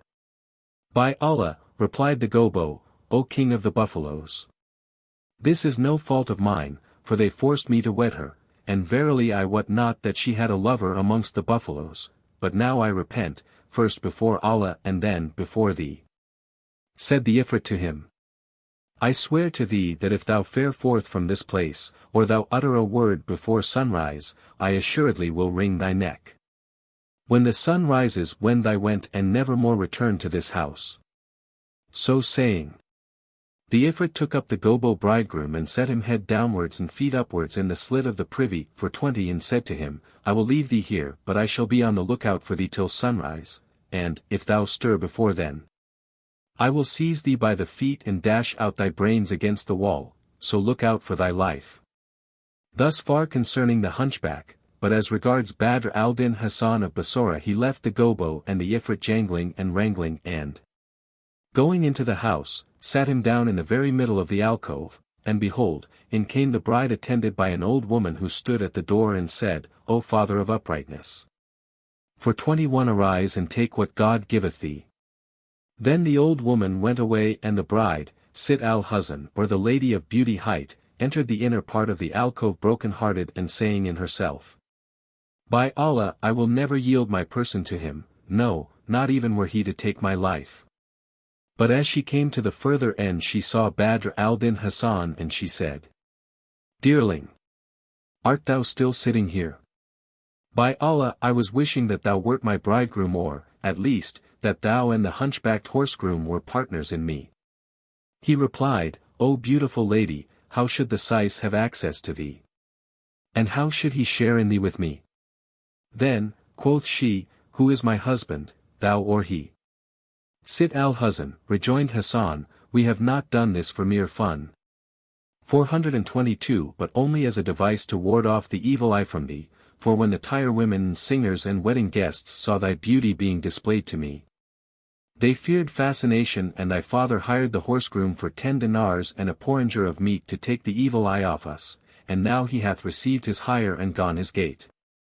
When the Lady of Beauty heard these words she smiled and rejoiced and laughed a pleasant laugh. Then she whispered him, by the Lord thou hast quenched a fire which tortured me, and now, by Allah, O my little dark-haired darling, take me to thee and press me to thy bosom. Then she began singing. By Allah, set thy foot upon my soul. Since long, long years for this alone I long. And whisper tale of love in ear of me. To me 'tis sweeter than the sweetest song. No other youth upon my heart shall lie. So do it often, dear, and do it long. Then she stripped off her outer gear and she threw open her chemise from the neck downwards and showed her parts genital and all the ronda of her hips. When Badr al-Din saw the glorious sight his desires were roused, and he arose and doffed his clothes, and wrapping up in his bag, trousers 423 the purse of gold which he had taken from the Jew and which contained the 1,000 dinars. He laid it under the edge of the bedding. Then he took off his turban and set it upon the settle 424 atop of his other clothes, remaining in his skullcap and fine shirt of blue silk laced with gold. Whereupon the Lady of Beauty drew him to her and he did likewise. Then he took her to his embrace and set her legs round his waist and point blank that cannon 425 placed where it battereth down the bulwark of maidenhead and layeth it waste. And he found her a pearl unpierced and unthridden and a filly by all men save himself unridden, and he abetted her virginity and had joyance of her youth in his virility, and presently he withdrew sword from sheath. And then returned to the fray right eth, and when the battle and the siege had finished, some 15 assaults he had furnished and she conceived by him that very night. Then he laid his hand under her head and she did the same, and they embraced and fell asleep in each other's arms, as a certain poet said of such lovers in these couplets. Visit thy lover, spurn what envy told. No envious churl shall smile on love ensouled. Merciful Allah made no fairer sight. Then coupled lovers single couch doth hold. Breast pressing breast and robed in joys their own. With pillowed forearms cast in finest mold. And when heart speaks to heart with tongue of love, folk who would part them hammer steel ice cold. If a fair friend 426 thou find who cleaves to thee, live for that friend in heart enfold. O ye who blame for love us lover kind, say, can ye minister to diseased mind? This much concerning Badr al-Hasan and Sit al-Huzn his cousin. But as regards the Ifrit, as soon as he saw the twain asleep, he said to the Ifrita, arise, slip thee under the youth and let us carry him back to his place ere dawn overtake us, for the day is near hand. Thereupon she came forward and, getting under him as he lay asleep, took him up clad only in his fine blue shirt, leaving the rest of his garments. And ceased not flying, and the Ifrit vying with her in flight, till the dawn advised them that it had come upon them midway, and the muezzin began his call from the minaret, haste ye to salvation. Haste ye to salvation. For 27 Then Allah suffered his angelic host to shoot down the Ifrit with a shooting star, for 28 So he was consumed, but the Ifrita escaped and she descended with Badr al-Din at the place where the Ifrit was burnt, and did not carry him back to Bassorah, fearing lest he come to harm. Now by the order of him who predestineth all things, they alighted at Damascus of Syria, and the Ifrita set down her burden at one of the city gates and flew away. When day arose and the doors were opened, the folks who came forth saw a handsome youth, with no other raiment but his blue shirt of gold-embroidered silk and skullcap. For 29 lying upon the ground drowned in sleep after the hard labor of the night which had not suffered him to take his rest. So the folk looking at him said, O her luck with whom this one spent the night. But would he had waited to don his garments. Quoth another, a sorry lot are the sons of great families. Haply he but now came forth of the tavern on some occasion of his own, and his wine flew to his head, for 30 whereby he hath missed the place he was making for and strayed till he came to the gate of the city. And finding it shut lay him down and went to bye-bye. As the people were bandying guesses about him, suddenly the morning breeze blew upon Badr al-Din, and raising his shirt to his middle showed a stomach and navel with something below it, for 31, and legs and thighs clear as crystal and smooth as cream. Cried the people, by Allah, he is a pretty fellow. And at the cry Badr al-Din awoke and found himself lying at a city gate with a crowd gathered around him. At this he greatly marvelled and asked, Where am I, O good folk, and what causeth you thus to gather round me? And what have I had to do with you? And they answered, We found thee lying here asleep during the call to dawn prayer, and this is all we know of the matter. But where didst thou lie last night? For 32, by Allah, O good people, replied he. I lay last night in Cairo. Said somebody, Thou hast surely been eating hashish, for 33, and another, He is a fool, and a third, He is a citroui, and a fourth asked him, Art thou out of thy mind? Thou sleepest in Cairo, and thou wakest in the morning at the gate of Damascus city, for 34 cried he, By Allah, my good people, one and all. I lie not to you. Indeed I lay yesternight in the land of Egypt, and yesternoon I was at Bassorah. Quoth one, Well. Well, and quoth another, Ho. Ho, and a third, So. So, and a fourth cried, This youth is mad. Is possessed of the Jinni. So they clapped hands at him and said to one another, Alas, the pity of it for his youth, by Allah, a madman. And madness is no respecter of persons. Then they said to him, Collect thy wits and return to thy reason. How couldst thou be in Bassorah yesterday and Cairo yesternight and withal awake in Damascus this morning? But he persisted. Indeed I was a bridegroom in Cairo last night. Belike thou hast been dreaming, rejoined they, and sawest all this in thy sleep. So Hassan took thought for a while and said to them, By Allah, this is no dream, nor vision like doth it seem. I certainly was in Cairo, where they displayed the bride before me, in presence of a third person, the hunchback groom who was sitting hard by. By Allah, O my brother, this be no dream. And if it were a dream, where is the bag of gold I bore with me, and where are my turban and my robe, and my trousers? Then he rose and entered the city, threading its highways and byways and bazaar streets, and the people pressed upon him and jeered at him, crying out, Madman! Madman, till he, beside himself with rage, took refuge in a cook's shop. Now that cook had been a trifle too clever. That is, a rogue and thief, but Allah had made him repent and turn from his evil ways and open a cook shop, and all the people of Damascus stood in fear of his boldness and his mischief. So when the crowd saw the youth enter his shop, they dispersed being afraid of him, and went their ways. The cook looked at Badr al-Din and, noting his beauty and loveliness, fell in love with him forthright and said, Whence comest thou, O youth? Tell me at once thy tale. For thou art become dearer to me than my soul.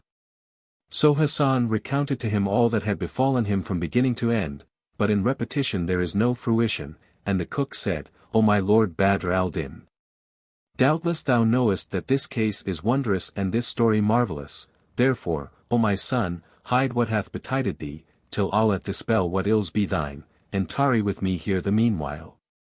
For I have no child and I will adopt thee. Badr al-Din replied, Be it as thou wilt, O my uncle.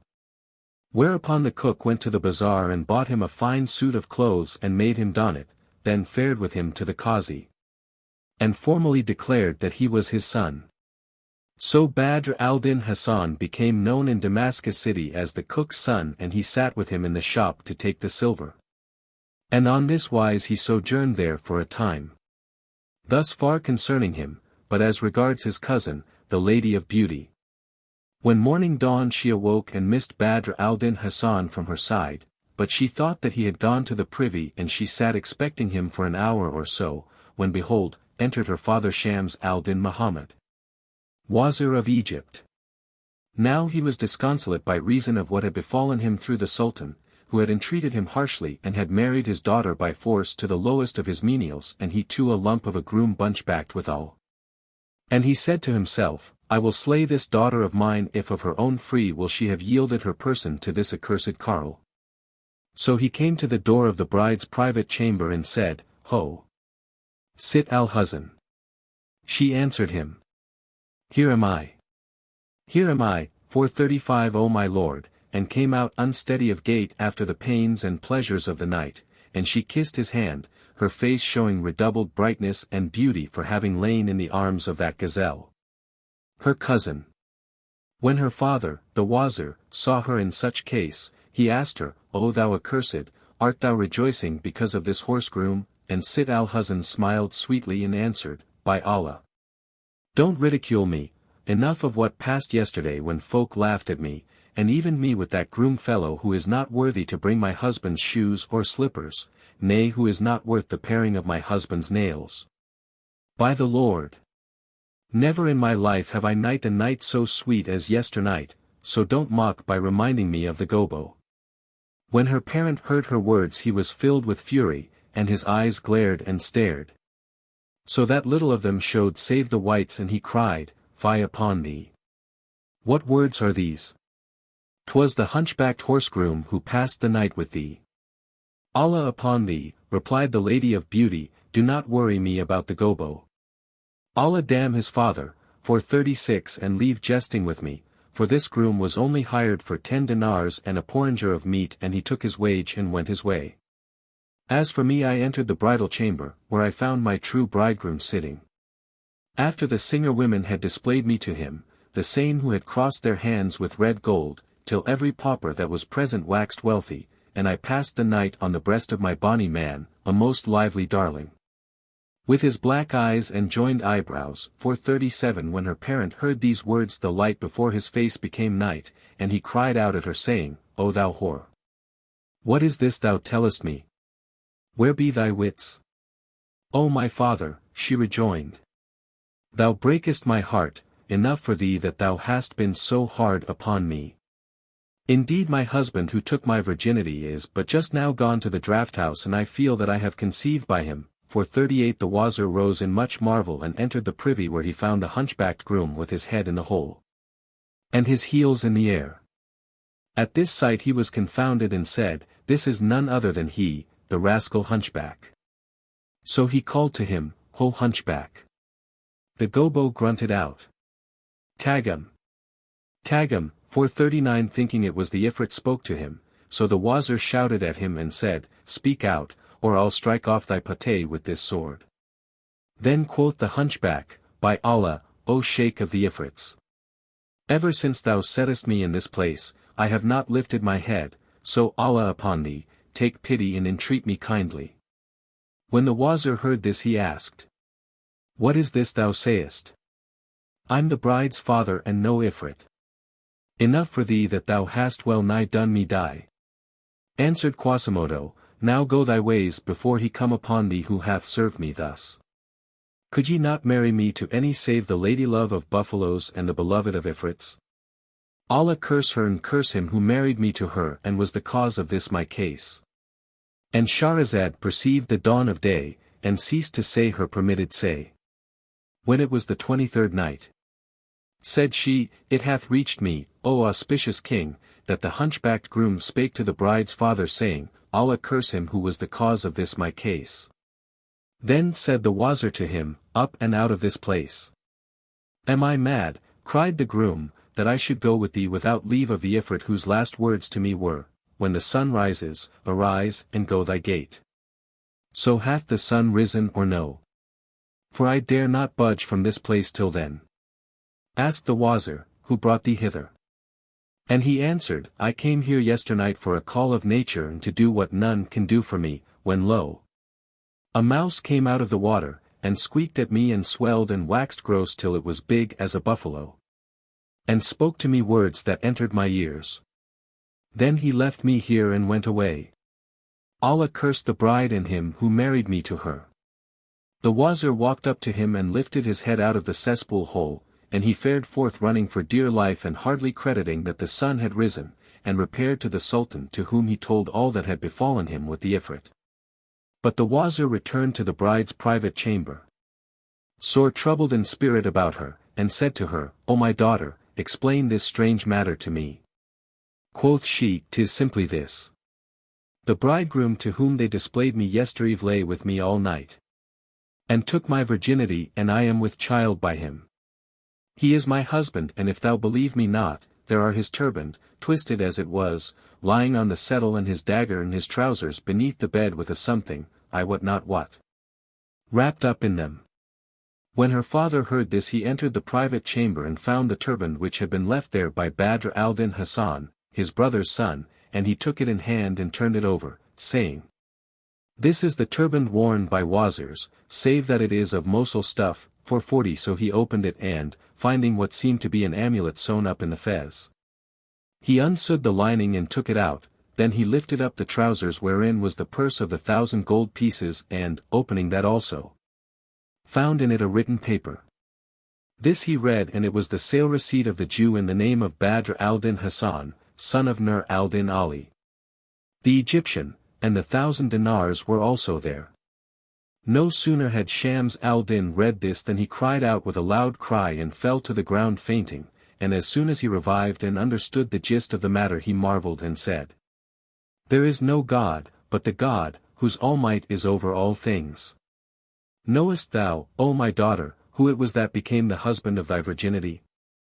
"No," answered she, and he said, "Verily he is the son of my brother, thy cousin. And this 1,000 dinars is thy dowry. Praise be to Allah. And would I wot how this matter came about." Then opened he the amulet which was sewn up, and found therein a paper in the handwriting of his deceased brother, Nur al-Din the Egyptian, father of Badr al-Din Hassan, and, when he saw the handwriting, he kissed it again and again, and he wept and wailed over his dead brother and improvised this lines: "I see their traces and with pain I melt, and on their whilome homes I weep and yearn. And him I pray who dealt this parting blow, some day he deign vouchsafe a safe return." 441. When he ceased versifying, he read the scroll and found in it recorded the dates of his brother's marriage with the daughter of the Wazir of Bassorah, and of his going into her, and her conception, and the birth of Badr al-Din Hassan, and all his brother's history and doings up to his dying day. So he marveled much and shook with joy, and, comparing the dates with his own marriage and going in to his wife and the birth of their daughter, Sid al-Huzn, he found that they perfectly agreed. So he took the document and, repairing with it to the Sultan, acquainted him with what had passed, from first to last, whereat the king marveled and commanded the case to be at once recorded. For 42 the Wazir abode that day expecting to see his brother's son, but he came not, and he waited a second day, a third day, and so on to the 7th day, without any tidings of him. So he said, "By Allah, I will do a deed such as none hath ever done before me." And he took reed pen and ink and drew upon a sheet of paper the plan of the whole house, showing whereabouts was the private chamber with the curtain in such a place and the furniture in such another, and so on with all that was in the room. Then he folded up the sketch and, causing all the furniture to be collected, he took Badr al-Din's garments and the turban and fez and robe and purse, and carried the whole to his house and locked them up, against the coming of his nephew, Badr al-Din Hassan, the son of his lost brother, with an iron padlock on which he set his seal. As for the Wazir's daughter, when her tale of months was fulfilled, she bare a son like the full moon, the image of his father in beauty and loveliness and fair proportions and perfect grace. They cut his navel, string 443, and kohled his eyelids to strengthen his eyes, and gave him over to the nurses and nursery governesses, 444, naming him Ajib, the Wonderful. His day was as a month and his month was as a year, 445, and, when 7 years had passed over him, his grandfather sent him to school, enjoining the master to teach him Quran reading, and to educate him well. He remained at the school 4 years, till he began to bully his schoolfellows and abuse them and bash them and thrash them and say, "Who among you is like me? I am the son of Wazir of Egypt." At last the boys came in a body to complain to the monitor 446 of what hard usage they were wont to have from Ajib, and he said to them, I will tell you somewhat you may do to him so that he shall leave off coming to the school, and it is this. When he enters tomorrow, sit ye down about him and say some one of you to some other. By Allah, none shall play with us at this game except he tell us the names of his mamma and his papa, for he who knows not the names of his mother and his father is a bastard, a son of adultery. For 47 and he shall not play with us. When morning dawned the boys came to school, Ajib being one of them, and all flocked around him saying, We will play a game wherein none can join save he can tell the name of his mamma and his papa. And they all cried, By Allah, good. Then quoth one of them, My name is Majid and my mammy's name is Alawiya and my daddy's is Aldin. Another spoke in like guise and yet a third, till Ajid's turn came, and he said, My name is Ajib, and my mother's is Sit al-Huzn, and my father's Shams al-Din. The Wazir of Cairo. By Allah, cried they, the Wazir is not thy true father. Ajib answered, The Wazir is my father in very deed. Then the boys all laughed and clapped their hands at him, saying, He does not know who is his papa, get out from among us. For none shall play with us except he know his father's name. Thereupon they dispersed from around him and laughed him to scorn, so his breast was straitened and he well nigh choked with tears and hurt feelings. Then said the monitor to him, We know that the Wazir is thy grandfather, the father of thy mother, Sid al-Huzn, and not thy father. As for thy father, neither dost thou know him nor yet do we, for the Sultan married thy mother to the hunchbacked horsegroom, but the Jinni came and slept with her and thou hast no known father. Leave, then, comparing thyself too advantageously with the little ones of the school, till thou know that thou hast a lawful father, for until then thou wilt pass for a child of adultery amongst them. Sayest thou not that even a huckster's son knoweth his own sire? Thy grandfather is the Wazir of Egypt, but as for thy father we wot him not and we say indeed that thou hast none. So return to thy sound senses. When Ajib heard these insulting words from the monitor and the schoolboys and understood the reproach they put upon him, he went out at once and ran to his mother, Sid al-Huzn, to complain, but he was crying so bitterly that his tears prevented his speech for a while. When she heard his sobs and saw his tears her heart burned as though with fire for him. And she said, O my son, why dost thou weep? Allah keep the tears from thine eyes. Tell me what hath betided thee. So he told her all that he heard from the boys and from the monitor and ended with asking, And who, O my mother, is my father? She answered, Thy father is the Wazir of Egypt, but he said, Do not lie to me. The Wazir is thy father, not mine. Who then is my father? Except thou tell me the very truth I will kill myself with this hanger. For 48 When his mother heard him speak of his father she wept, remembering her cousin and her bridal night with him and all that occurred there and then, and she repeated these couplets. Love in my heart they lit and went their ways, and all I loved to furthest lands withdrew. And when they left me sufferance also left. And when we parted patience bade adieu.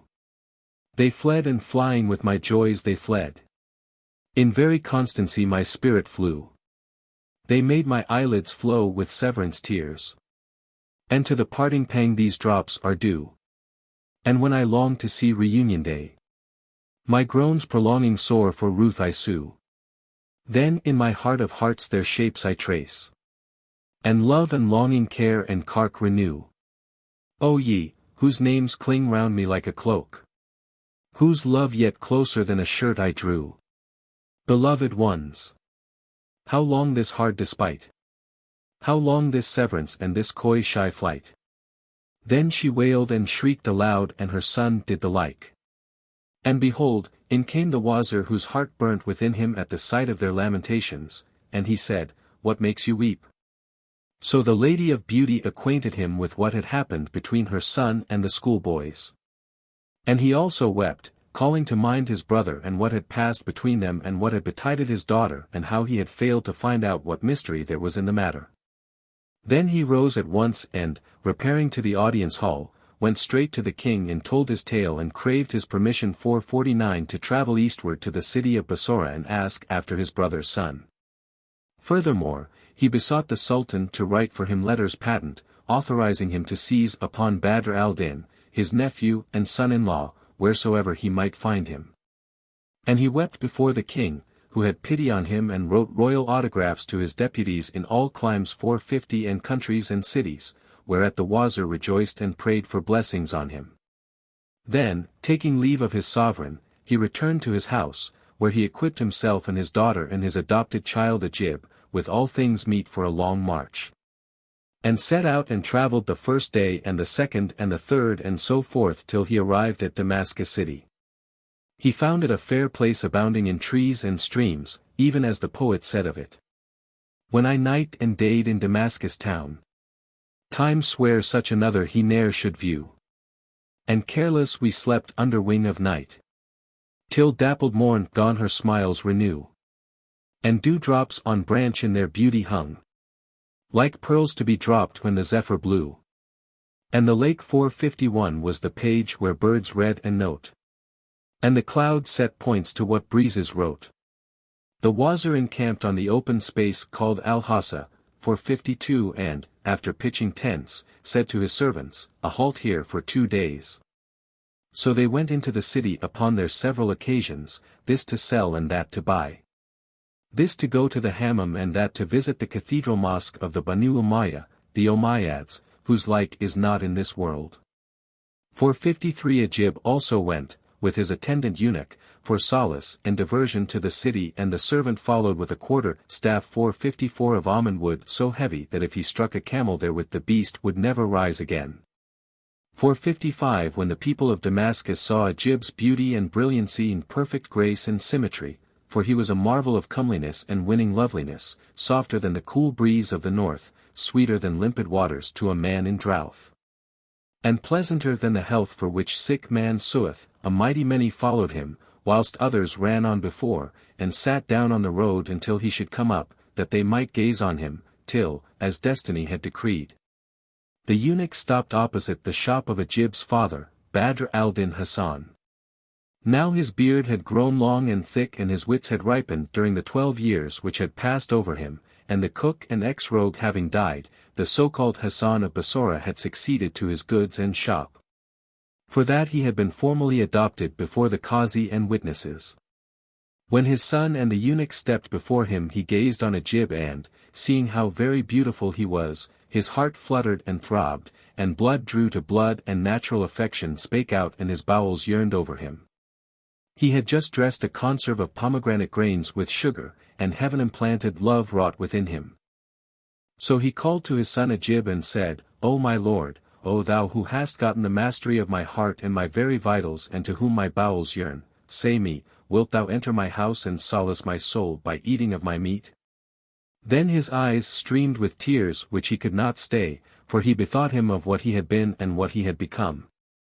When Ajib heard his father's words his heart also yearned himwards and he looked at the eunuch and said to him, Of a truth, O my good guard, my heart yearns to this cook. He is as one that hath a son far away from him, so let us enter and gladden his heart by tasting of his hospitality. Perchance for our so doing Allah may reunite me with my father. When the eunuch heard these words he cried, A fine thing this, by Allah! Shall the sons of Wazirs be seen eating in a common cookshop? Indeed I keep off the folk from thee with this quarterstaff lest they even look upon thee. And I dare not suffer thee to enter this shop at all. When Hassan of Bassorah heard his speech he marvelled and turned to the eunuch with the tears pouring down his cheeks, and Ajib said, Verily my heart loves him. But he answered, Leave this talk, thou shalt not go in. Thereupon the father turned to the eunuch and said, O worthy sir, why wilt thou not gladden my soul by entering my shop? O thou who art like a chestnut, dark without but white of heart within. O thou of the like of whom a certain poet said, the eunuch burst out laughing and asked, said what? Speak out by Allah and be quick about it. So Hassan the Bassorite began reciting these couplets. If not master of manners or aught but discreet, in the household of kings no trust could he take. And then for the harem, What eunuch 456 is he? Whom angels would serve for his service sake. The eunuch marveled and was pleased at these words, so he took Ajib by the hand and went into the cook's shop, whereupon Hassan the Bassorite ladled into a saucer some conserve of pomegranate grains wonderfully good, dressed with almonds and sugar. Saying, "You have honored me with your company, eat then and health and happiness to you." Thereupon Ajib said to his father, "Sit thee down and eat with us, so perchance Allah may unite us with him we long for." Quoth Hassan, "O my son, hast thou then been afflicted in thy tender years with parting from those thou lovest?" Quoth Ajib, "Even so, O nuncle mine, my heart burns for the loss of a beloved one who is none other than my father, and indeed I come forth, I and my grandfather, for 57 to circle and search the world for him. Oh, the pity of it, and how I long to meet him." Then he wept with exceeding weeping, and his father also wept seeing him weep and for his own bereavement, which recalled to him his long separation from dear friends and from his mother. And the eunuch was moved to pity for him. Then they ate together till they were satisfied, and Ajib and the slave rose and left the shop. Hurried Hassan the Bassorite felt as though his soul had departed his body and had gone with them. For he could not lose sight of the boy during the twinkling of an eye, albeit he knew not that Ajib was his son. So he locked up his shop and hastened after them. And he walked so fast that he came up with them before they had gone out of the western gate. The eunuch turned and asked him, "What ails thee?" And Badr al-Din answered, "When you went from me, meseemed my soul had gone with you, and, as I had business without the city gate, I purposed to bear you company till my matter was ordered and so return." The eunuch was angered and said to Ajib, "This is just what I feared. We ate that unlucky mouthful, which we are bound to respect, and here is the fellow following us from place to place, for the vulgar are ever the vulgar." Ajib, turning and seeing the cook just behind him, was wroth and his face reddened with rage, and he said to the servant, "Let him walk the highway of the Moslems, but, when we turn off it to our tents, and find that he still follows us, we will send him about his business with a flea in his ear." Then he bowed his head and walked on, the eunuch walking behind him. But Hassan of Bassora followed them to the plain Al-Hassa, and, as they drew near to the tents, they turned round and saw him close on their heels, so Ajib was very angry, fearing that the eunuch might tell his grandfather what had happened. His indignation was the hotter for apprehension lest any say that after he had entered a cookshop the cook had followed him. So he turned and looked at Hassan of Bassora and found his eyes fixed on his own. For the father had become a body without a soul, and it seemed to Ajib that his eye was a treacherous eye or that he was some lewd fellow. So his rage redoubled and, stooping down, he took up a stone weighing 1/2 pound and threw it at his father. It struck him on the forehead, cutting it open from eyebrow to eyebrow and causing the blood to stream down, and Hassan fell to the ground in a swoon whilst Ajib and the eunuch made for the tents. When the father came to himself he wiped away the blood and tore off a strip from his turban and bound up his head, blaming himself the while, and saying, "I wronged the lad by shutting up my shop and following, so that he thought I was some evil-minded fellow." Then he returned to his place where he busied himself with the sale of his sweetmeats, and he yearned after his mother at Bassora, and wept over her and broke out repeating, "Unjust it were to bid the world 458 be just. And blame her not, she ne'er was made for justice. Take what she gives thee, leave all grief aside. For now to fair and then to foul her lust is."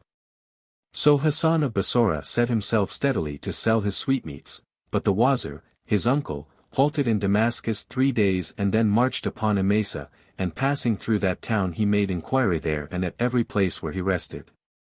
Thence he fared on by way of Hama and Aleppo and thence through Dire Bakr and Maridin and Mosul, still inquiring, till he arrived at Bassora city.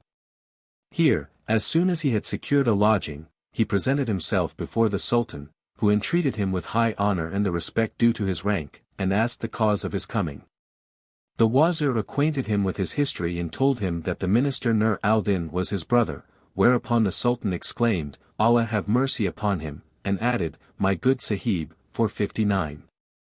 He was my Wazir for 15 years and I loved him exceedingly.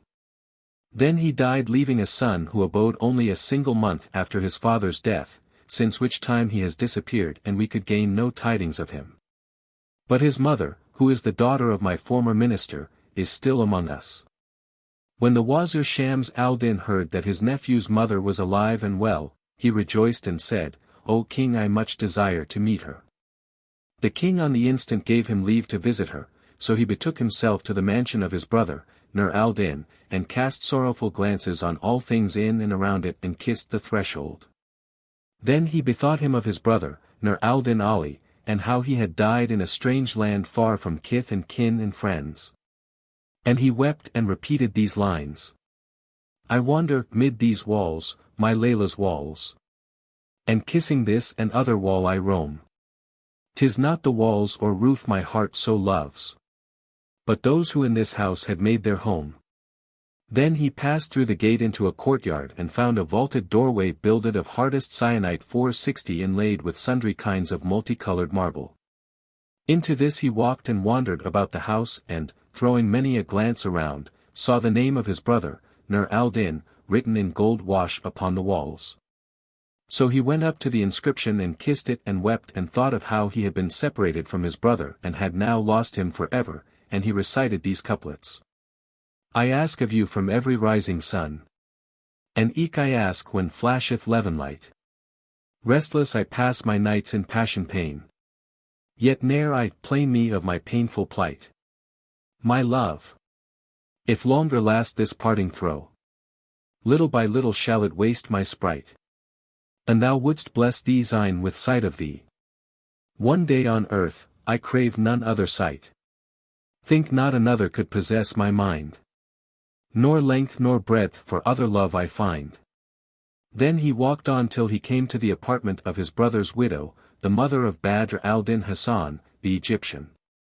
Now from the time of her son's disappearance she had never ceased weeping and wailing through the light hours and the dark. And, when the years grew longsome with her, she built for him a tomb of marble in the midst of the saloon and there used to weep for him day and night, never sleeping save thereby.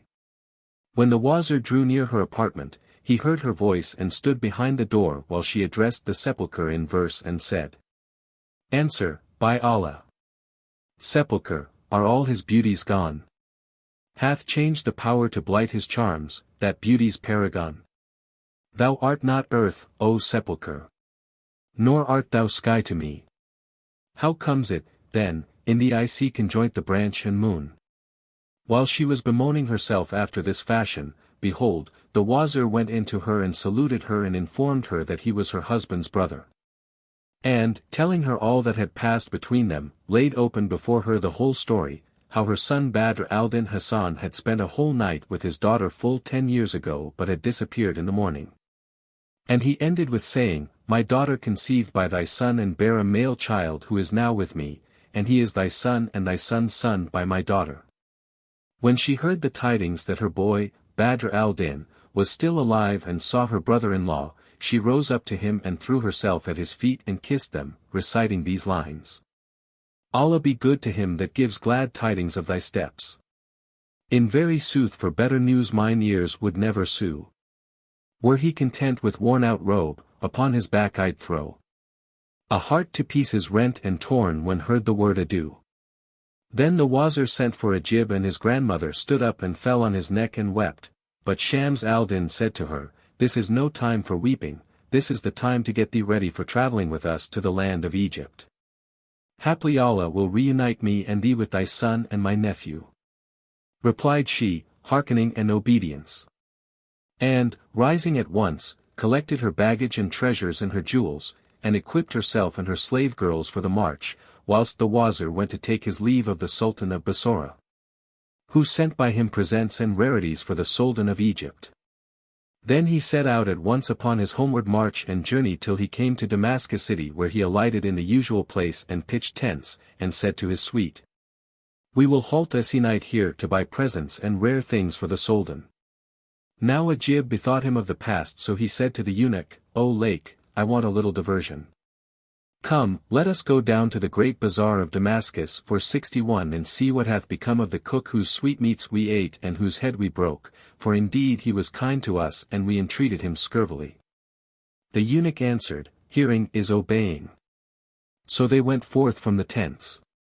And the tie of blood drew a jib towards his father, and forthwith they passed through the gateway, Bab al-Faradi's 462 height, and entered the city and ceased not walking through the streets till they reached the cookshop, where they found Hassan of Bassora standing at the door.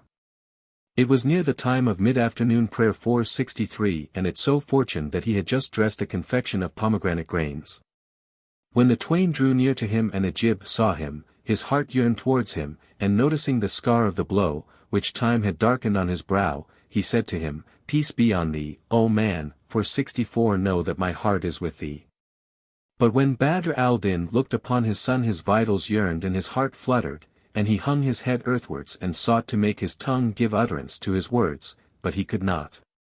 Then he raised his head humbly and suppliant-wise towards his boy and repeated these couplets. I longed for my beloved but when I saw his face, abashed I held my tongue and stood with downcast eye, and hung my head in dread and would have hid my love. But do whatso I would hidden it would not lie. Volumes of plaints I had prepared, reproach and blame. But when we met, no single word remembered I. And then said he to them, Heal my broken heart and eat of my sweetmeats, for, by Allah, I cannot look at thee but my heart flutters. Indeed I should not have followed thee the other day, but that I was beside myself. By Allah, answered Ajib, thou dost indeed love us. We ate in thy house a mouthful when we were here before and thou madest us repent of it, for that thou followedst us and wouldst have disgraced us. So now we will not eat aught with thee save on condition that thou make oath not to go out after us nor dog us. Otherwise we will not visit thee again during our present stay. For we shall halt a week here, whilst my grandfather buys certain presents for the king. Quoth Hassan of Bassora, I promise you this. So Ajib and the eunuch entered the shop, and his father set before them a saucerful of conserve of pomegranate grains.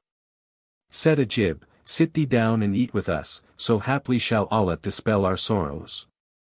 Hassan the Bassorite was joyful and sat down and ate with them, but his eyes kept gazing fixedly on Ajib's face, for his very heart and vitals clove to him, and at last the boy said to him, Did I not tell thee thou art a most noyous dotard? So do stint thy staring in my face. But when Hassan of Bassora heard his son's words he repeated these lines. Thou hast some art the hearts of men to clip. Close-veiled, far-hidden mystery dark and deep. O thou whose beauties shame the lustrous moon, wherewith the saffron morn fears rivalship. Thy beauty is a shrine shall ne'er decay, whose signs shall grow until they all outstrip.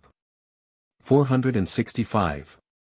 Must I be thirst-burnt by that Eden brow, and die of pine to taste that Kowsar lip? 466. Hassan kept putting morsels into Ajib's mouth at one time and at another time did the same by the eunuch and they ate till they were satisfied and could no more. Then all rose up and the cook poured water on their hands. 467 and, loosing a silken waist shawl, dried them and sprinkled them with rose water from a casting bottle he had by him.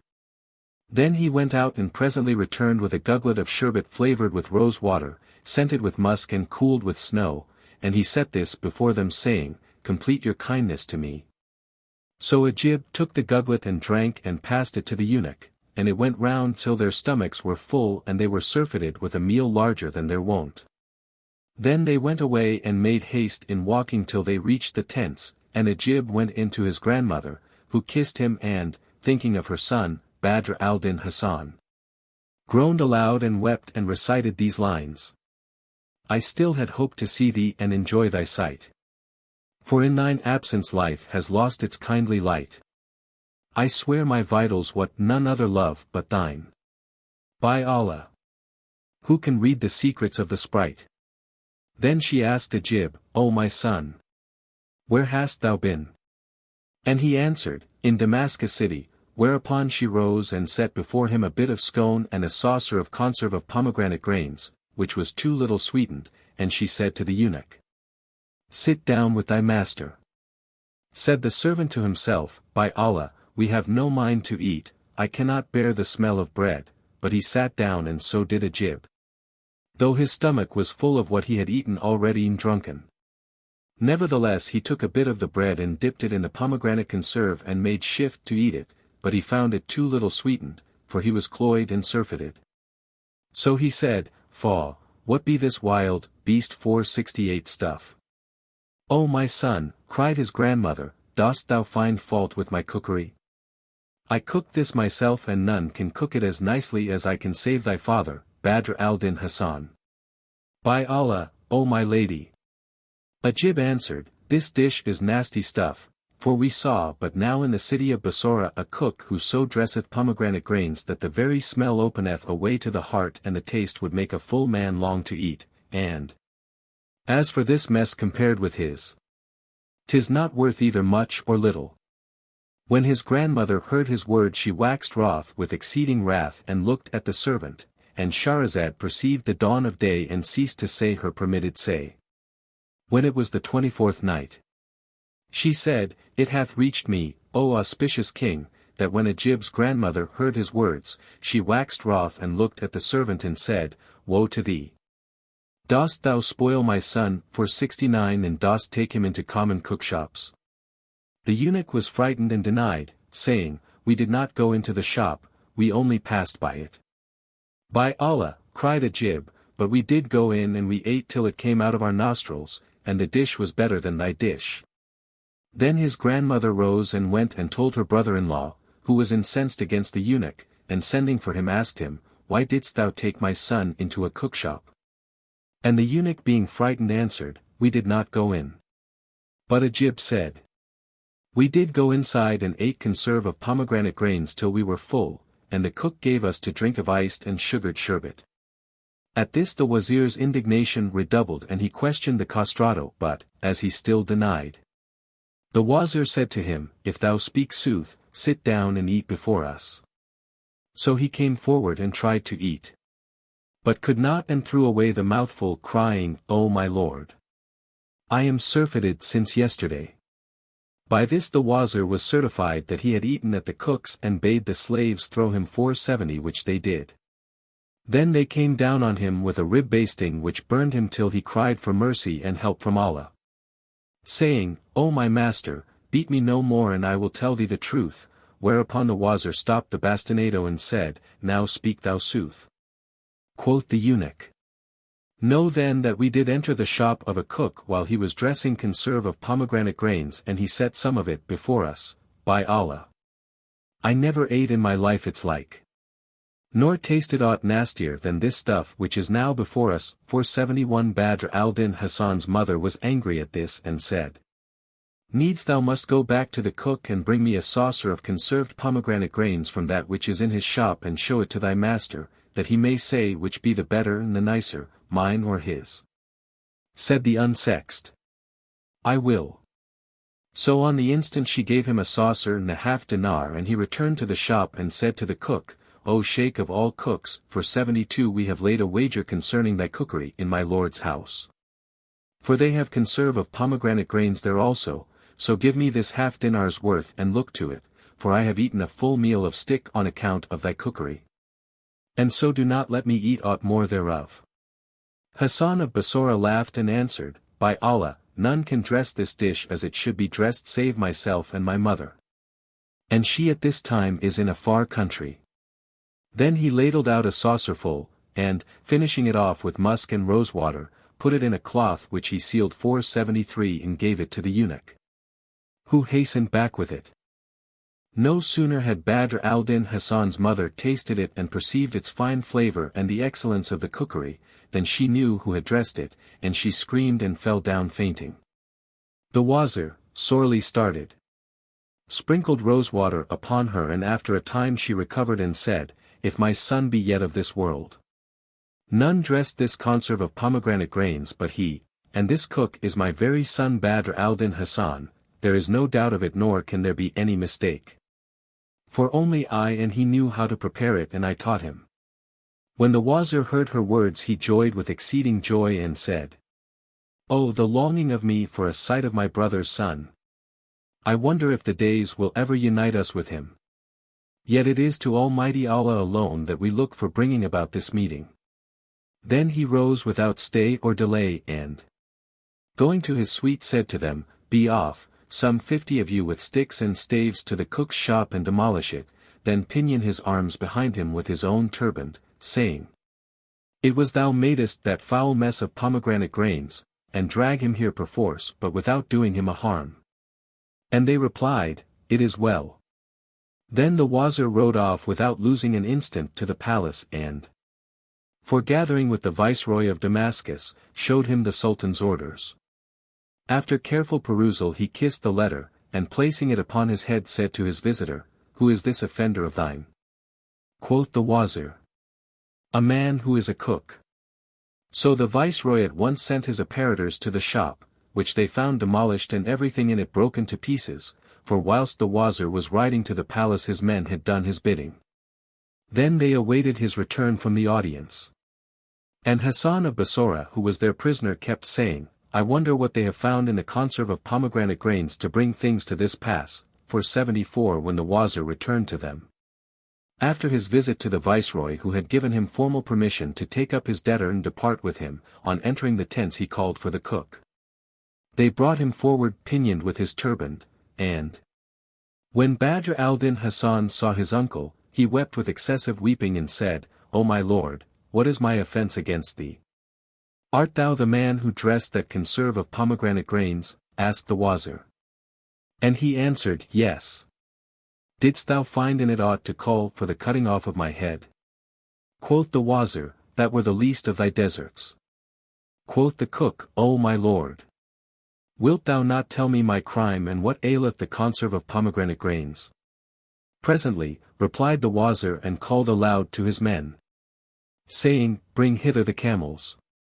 So they struck the tents and by the Wazir's orders the servants took Badr al-Din Hassan, and set him in a chest which they padlocked and put on a camel. Then they departed and stinted not journeying till nightfall. When they halted and ate some victual, and took Badr al-Din Hassan out of his chest and gave him a meal and locked him up again. They set out once more and travelled till they reached Kimra, where they took him out of the box and brought him before the Wazir, who asked him, Art thou he who dressed that conserve of pomegranate grains? He answered, Yes. O my lord, and the Wazir said, Fetter him.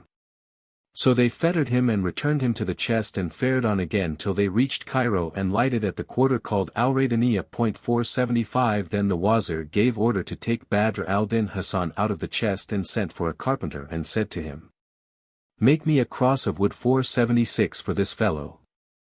Cried Badr al-Din Hassan, And what wilt thou do with it? And the Wazir replied, I mean to crucify thee thereon, and nail thee thereto and parade thee all about the city. And why wilt thou use me after this fashion? Because of thy villainous cookery of conserved pomegranate grains. How durst thou dress it and sell it lacking pepper? And for that it lacked pepper wilt thou do all this to me? Is it not enough that thou hast broken my shop and smashed my gear and boxed me up in a chest and fed me only once a day? Too little pepper. Too little pepper. This is a crime which can be expiated only upon the cross.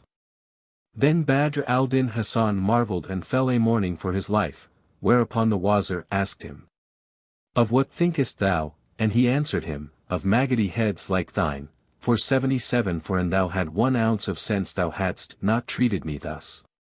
Quoth the Wazir, It is our duty to punish thee lest thou do the like again. Quoth Badr al-Din Hassan, Of a truth my offence were overpunished by the least of what thou hast already done to me, and Allah damn all conserve of pomegranate grains and curse the hour when I cooked it and would I had died ere this.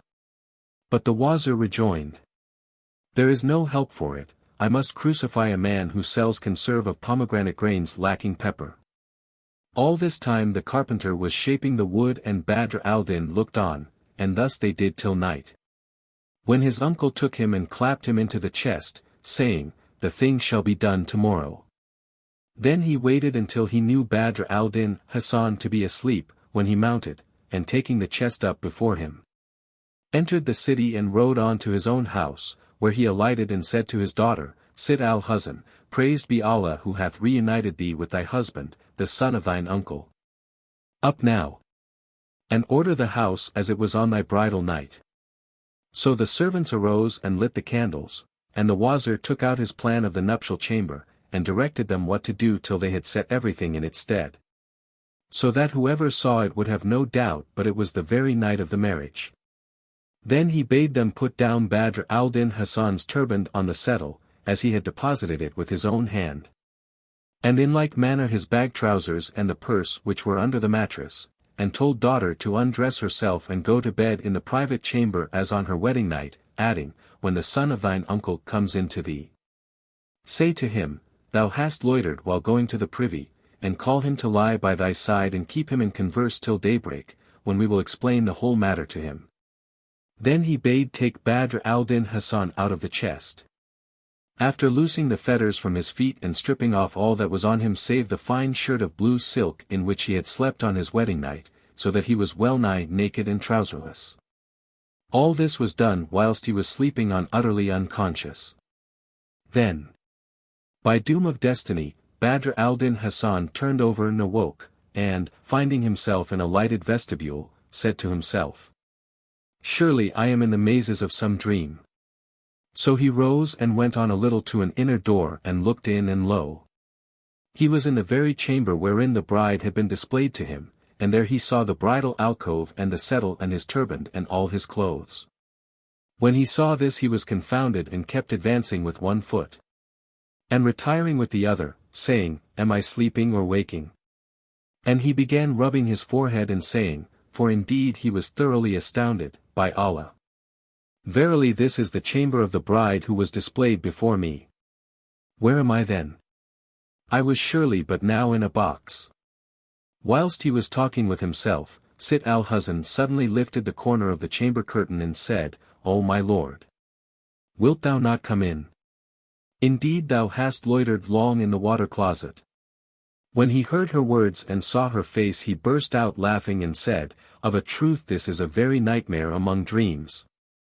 Then he went in sighing, and pondered what had come to pass with him and was perplexed about his case, and his affair became yet more obscure to him when he saw his turban and bag trousers and when, feeling the pocket, he found the purse containing the 1,000 gold pieces. So he stood still and muttered, Allah is all-knowing. Assuredly I am dreaming a wild waking dream. Then said the Lady of Beauty to him, What ails thee to look puzzled and perplexed, adding, Thou wast a very different man during the first of the night. He laughed and asked her, How long have I been away from thee? And she answered him, Allah preserve thee and his holy name be about thee. Thou didst but go out an hour ago for an occasion and return. Are thy wits clean gone? When Badr al-Din Hasan heard this, he laughed for 78 and said, Thou hast spoken truth, but when I went out from thee, I forgot myself a while in the draught house and dreamed that I was a cook at Damascus and abode there 10 years, and there came to me a boy who was of the sons of the great, and with him an eunuch. Here he passed his hand over his forehead and, feeling the scar, cried, By Allah, O my lady, it must have been true. For he struck my forehead with a stone and cut it open from eyebrow to eyebrow, and here is the mark, so it must have been on wake. Then he added, But perhaps I dreamt it when we fell asleep, I and thou, in each other's arms. For meseems it was as though I travelled to Damascus without tarboosh and trousers and set up as a cook there. Then he was perplexed and considered for a while, and said, By Allah!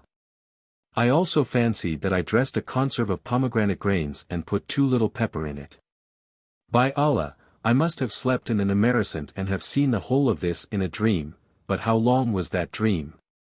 Allah upon thee! Said Sit al-Huzn, and what more sawest thou? So he related all to her, and presently said, By Allah had I not woke up they would have nailed me to a cross of wood.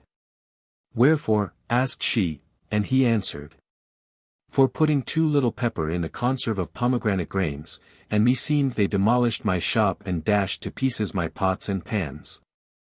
Destroyed all my stuff and put me in a box, they then sent for the carpenter to fashion a cross for me and would have crucified me thereon. Now Alhamdulillah. Thanks be to Allah, for that all this happened to me in sleep. And not on wake. Sit al-Huzn laughed and clasped him to her bosom and he her to his, then he thought again and said, By Allah! It could not be save while I was awake, truly I know not what to think of it. Then he lay him down and all the night he was bewildered about his case, now saying, I was dreaming, and then saying, I was awake, till morning. When his uncle Shams al-Din, the Wazir, came to him and saluted him. When Badr al-Din Hassan saw him he said, By Allah! Art thou not he who bade bind my hands behind me and smash my shop and nail me to a cross on a matter of conserved pomegranate grains because the dish lacked a sufficiency of pepper? Whereupon the Wazir said to him, No, O my son. That truth hath shown its soothfast and the concealed hath been revealed, for 79 thou art the son of my brother, and I did all this with thee to certify myself that thou wast indeed he who went in unto my daughter that night. I could not be sure of this. Till I saw that thou knewest the chamber and thy turband and thy trousers and thy gold and the papers in thy writing and in that of thy father. My brother, for I had never seen thee afore that and knew thee not, and as to thy mother I have prevailed upon her to come with me from Bassorah. So saying, he threw himself on his nephew's breast and wept for joy, and Badr al-Din Hassan, hearing these words from his uncle, marveled with exceeding marvel and fell on his neck and also shed tears for excess of delight. Then said the Wazir to him, O my son! The sole cause of all this is what passed between me and thy sire, and he told him the manner of his father wayfaring to Bassorah and all that had occurred to part them. Lastly the Wazir sent for a jib, and when his father saw him he cried, And this is he who struck me with the stone. Quoth the Wazir, This is thy son. And Badr al-Din Hassan threw himself upon his boy and began repeating, Long have I wept o'er severance ban and bane. Long from mine eyelids tear rills rail and rain. And vowed I if time reunion bring, my tongue from name of severance I'll restrain. Joy hath o'ercome me to this stress that I from joy's revulsion to shed tears am fain. Ye are so trained to tears. O eyne of me! You weep with pleasure as you weep with pain. 480. When he had ended his verse his mother came in and threw herself upon him and began reciting. When we met we complained. Our hearts were sore wrung. But plaint is not pleasant. Fro, messenger's tongue. Then she wept and related to him what had befallen her since his departure, and he told her what he had suffered, and they thanked Allah Almighty for their reunion. 2 days after his arrival the Wazir Shams al-Din went in to the Sultan and, kissing the ground between his hands, greeted him with the greeting due to kings. The Sultan rejoiced at his return and his face brightened and, placing him hard by his side, for 81 asked him to relate all he had seen in his wayfaring and whatso had betided him in his going and coming. So the Wazir told him all that had passed from first to last and the Sultan said, Thanks be to Allah for thy victory 482 and the winning of thy wish and thy safe return to thy children and thy people. And now I needs must see the son of thy brother, Hassan of Bassorah, so bring him to the audience hall tomorrow. Shams al-Din replied, Thy slave shall stand in thy presence tomorrow, inshallah, if it be God's will. Then he saluted him and, returning to his own house, informed his nephew of the Sultan's desire to see him, whereto replied Hassan, Whilome the Bassorite, the slave is obedient to the orders of his lord. And the result was that next day he accompanied his uncle, Shams al-Din, to the divan. And, after saluting the Sultan and doing him reverence in most ceremonious obeisance and with most courtly obsequiousness, he began improvising these verses. The first in rank to kiss the ground shall deign before you, and all ends and aims attain. You are honor's fount, and all that hope of you shall gain. More honor than hope to gain. The Sultan smiled and signed to him to sit down. So he took a seat close to his uncle, Shams al-Din, and the king asked him his name. Quoth Badr al-Din Hassan, The meanest of thy slaves is known as Hassan the Bassorite, who is instant in prayer for thee day and night. The Sultan was pleased at his words and, being minded to test his learning and prove his good breeding, asked him, Dost thou remember any verses in praise of the mole on the cheek? He answered, I do, and began reciting. When I think of my love and our parting smart, my groans go forth and my tears upstart.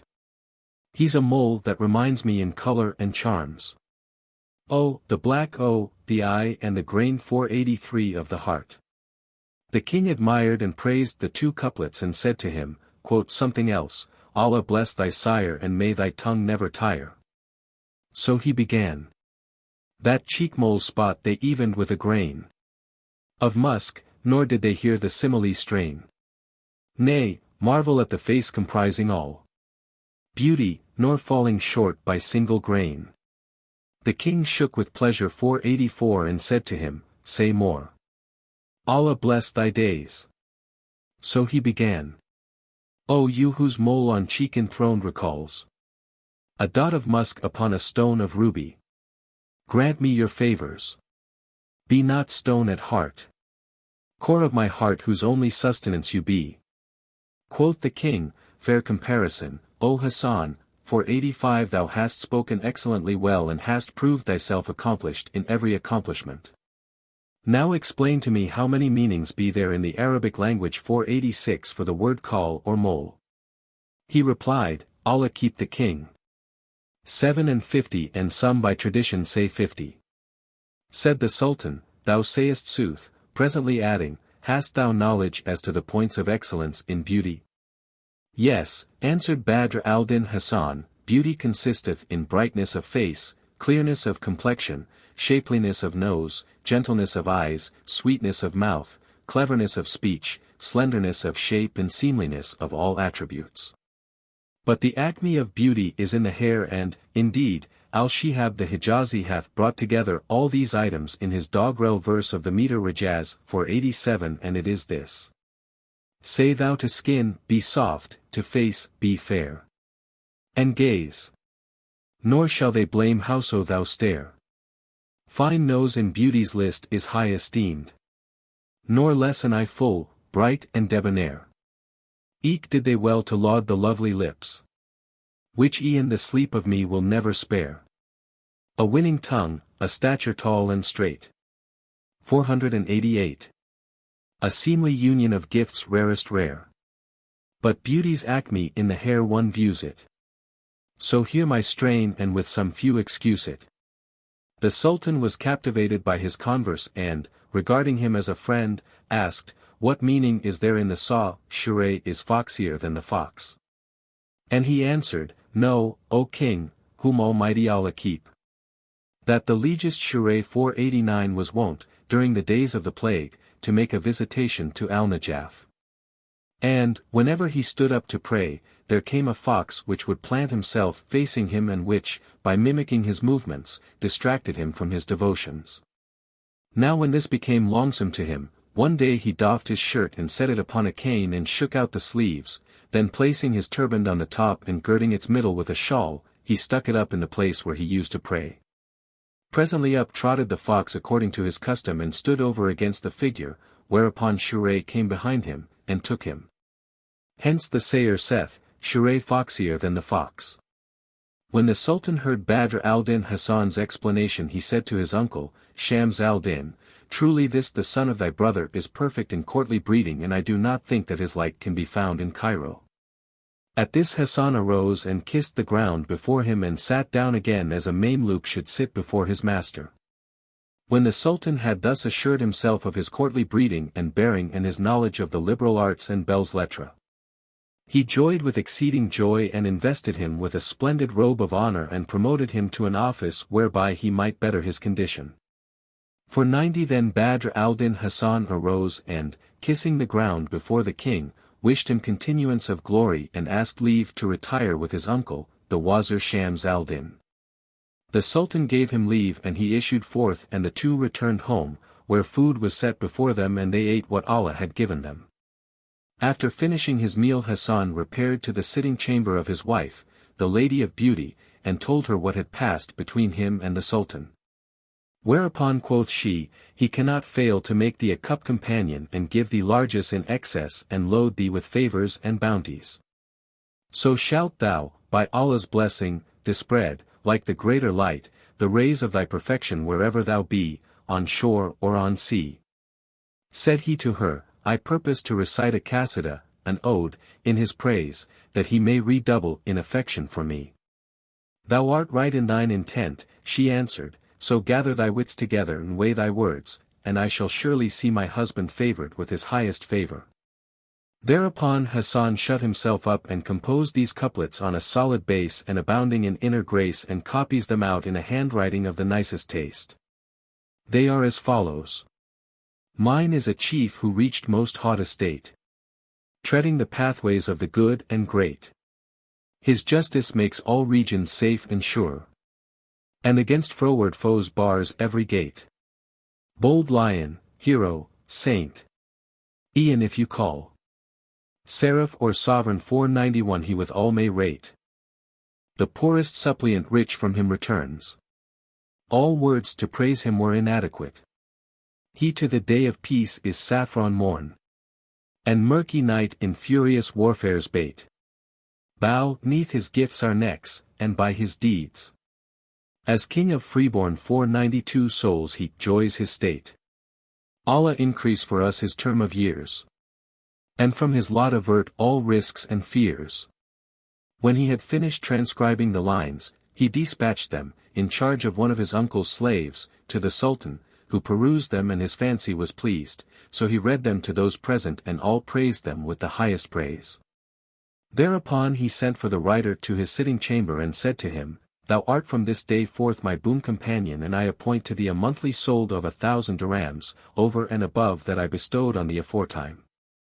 So Hassan rose and, kissing the ground before the king several times, prayed for the continuance of his greatness and glory in length of life and strength. Thus Badr al-Din Hassan the Bassorite waxed high in honor and his fame flew forth to many regions and he abode in all comfort and solace and delight of life with his uncle and his own folk till death overtook him. When the Caliph Harun al-Rashid heard this story from the mouth of his Wazir, Ja'far the Barmecide, he marveled much and said, It behoves that these stories be written in letters of liquid gold. Then he set the slave at liberty and assigned to the youth who had slain his wife such a monthly stipend as sufficed to make his life easy. He also gave him a concubine from amongst his own slave girls and the young man became one of his cup companions. Yet this story, continued Scheherazade, is in no wise stranger than the tale of the Tailor and the Hunchback and the Jew and the Reeve and the Nazarene, and what betided them. Quoth the king, and what may that be?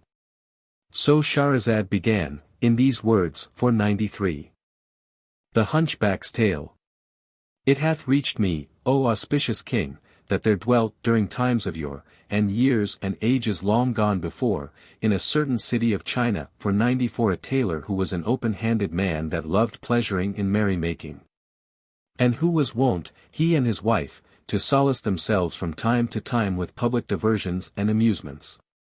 One day they went out with the first of the light and were returning in the evening when they fell in with a hunchback, whose semblance would draw a laugh from care and dispel the horrors of despair.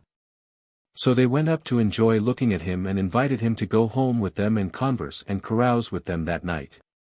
He consented and accompanied them afoot to their home. Whereupon the tailor fared forth to the bazaar, night having just set in, and bought a fried fish and bread and lemons and dry sweetmeats for dessert, and set the victuals before the hunchback and they ate.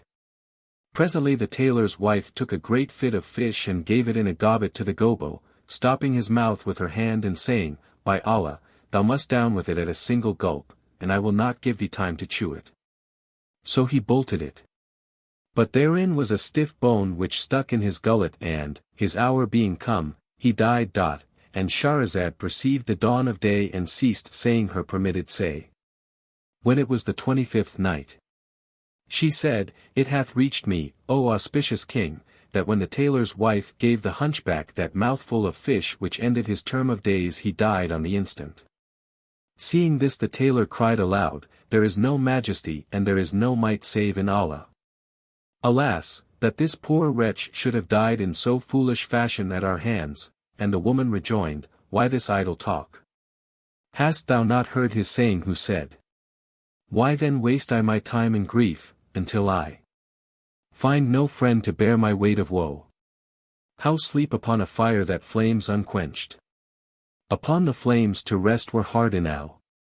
Asked her husband, And what shall I do with him? And she answered, Rise and take him in thine arms and spread a silken kerchief over him, then I will fare forth, with thee following me this very night, and if thou meet any one say, This is my son. And his mother and I are carrying him to the doctor that he may look at him. So he rose and taking the hunchback in his arms bore him along the streets, preceded by his wife who kept crying, O my son! Allah keep thee! What part paineth thee and where hath this small pox 495 attacked thee? So all who saw them said, 'Tis a child sick of smallpox. 496 They went along asking for the physician's house till folk directed them to that of a leech which was a Jew. They knocked at the door. And there came down to them a black slave girl who opened and, seeing a man bearing a babe, and a woman with him, said to them, What is the matter? We have a little one with us, answered the tailor's wife. And we wish to show him to the physician, so take this quarter dinar and give it to thy master and let him come down and see my son who is sore sick. The girl went up to tell her master. Whereupon the tailor's wife walked into the vestibule and said to her husband, Leave the hunchback here and let us fly for our lives. So the tailor carried the dead man to the top of the stairs and propped him upright against the wall and ran away, he and his wife. Meanwhile the girl went into the Jew and said to him, At the door are a man and a woman with a sick child and they have given me a quarter dinar for thee. That thou mayest go down and look at the little one and prescribe for it. As soon as the Jew saw the quarter dinar he rejoiced and rose quickly in his greed of gain and went forth hurriedly in the dark, but hardly had he made a step when he stumbled on the corpse and threw it over. When it rolled to the bottom of the staircase. So he cried out to the girl to hurry up with the light, and she brought it, whereupon he went down and examining the hunchback found that he was stone dead. So he cried out, O for Esdras, 497 O for Moses. O for Aaron. O for Joshua, son of Nun. O the 10 Commandments. I have stumbled against the sick one and he hath fallen downstairs and he is dead. How shall I get this man I have killed out of my house? O by the hoofs of the ass of Esdras. Then he took up the body and, carrying it into the house, told his wife what had happened and she said to him, Why dost thou sit still? If thou keep him here till day break we shall both lose our lives. Let us too carry him to the terrace roof and throw him over into the house of our neighbor, the Moslem. For if he abide there a night the dogs will come down on him from the adjoining terraces and eat him up. Now his neighbor was a Reeve, the controller of the Sultan's kitchen. And was wont to bring back great store of oil and fat and broken meats, but the cats and rats used to eat it, or if the dogs scented a fat sheep's tail they would come down from the nearest roofs and tear at it, and on this wise the beasts had already damaged much of what he brought home. So the Jew and his wife carried the hunchback up to the roof, and, letting him down by his hands and feet through the wind shaft 498 into the Reeve's house, propped him up against the wall and went their ways. Hardly had they done this when the Reeve, who had been passing an evening with his friends hearing a recitation of the Quran, came home and opened the door and, going up with a lighted candle, found a son of Adam standing in the corner under the ventilator. When he saw this, he said, Wah! By Allah, very good forsooth. He who robbeth my stuff is none other than a man. Then he turned to the hunchback and said, So 'tis thou that stealest the meat and the fat. I thought it was the cats and dogs.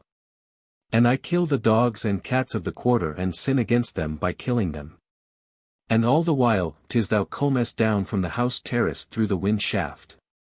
But I will avenge myself upon thee with my own hand. So he snatched up a heavy hammer and set upon him and smote him full on the breast and he fell down. Then he examined him and, finding that he was dead, cried out in horror, thinking that he had killed him, and said, There is no majesty and there is no might save in Allah, the glorious, the Great. And he feared for his life. And added, Allah curse the oil and the meat and the grease and the sheep's tails to boot. How hath fate given this man his quietus at my hand?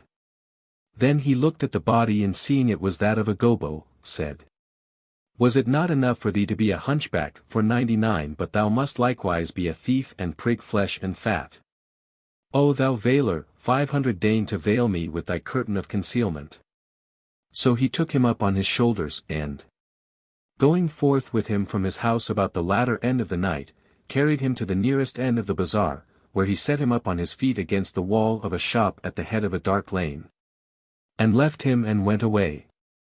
After a while up came a Nazarene 501, the Sultan's broker, who, much bemused with liquor, was purposing for the hammam bath as his drunkenness whispered in his ear. Verily the call to matins 502 is nigh.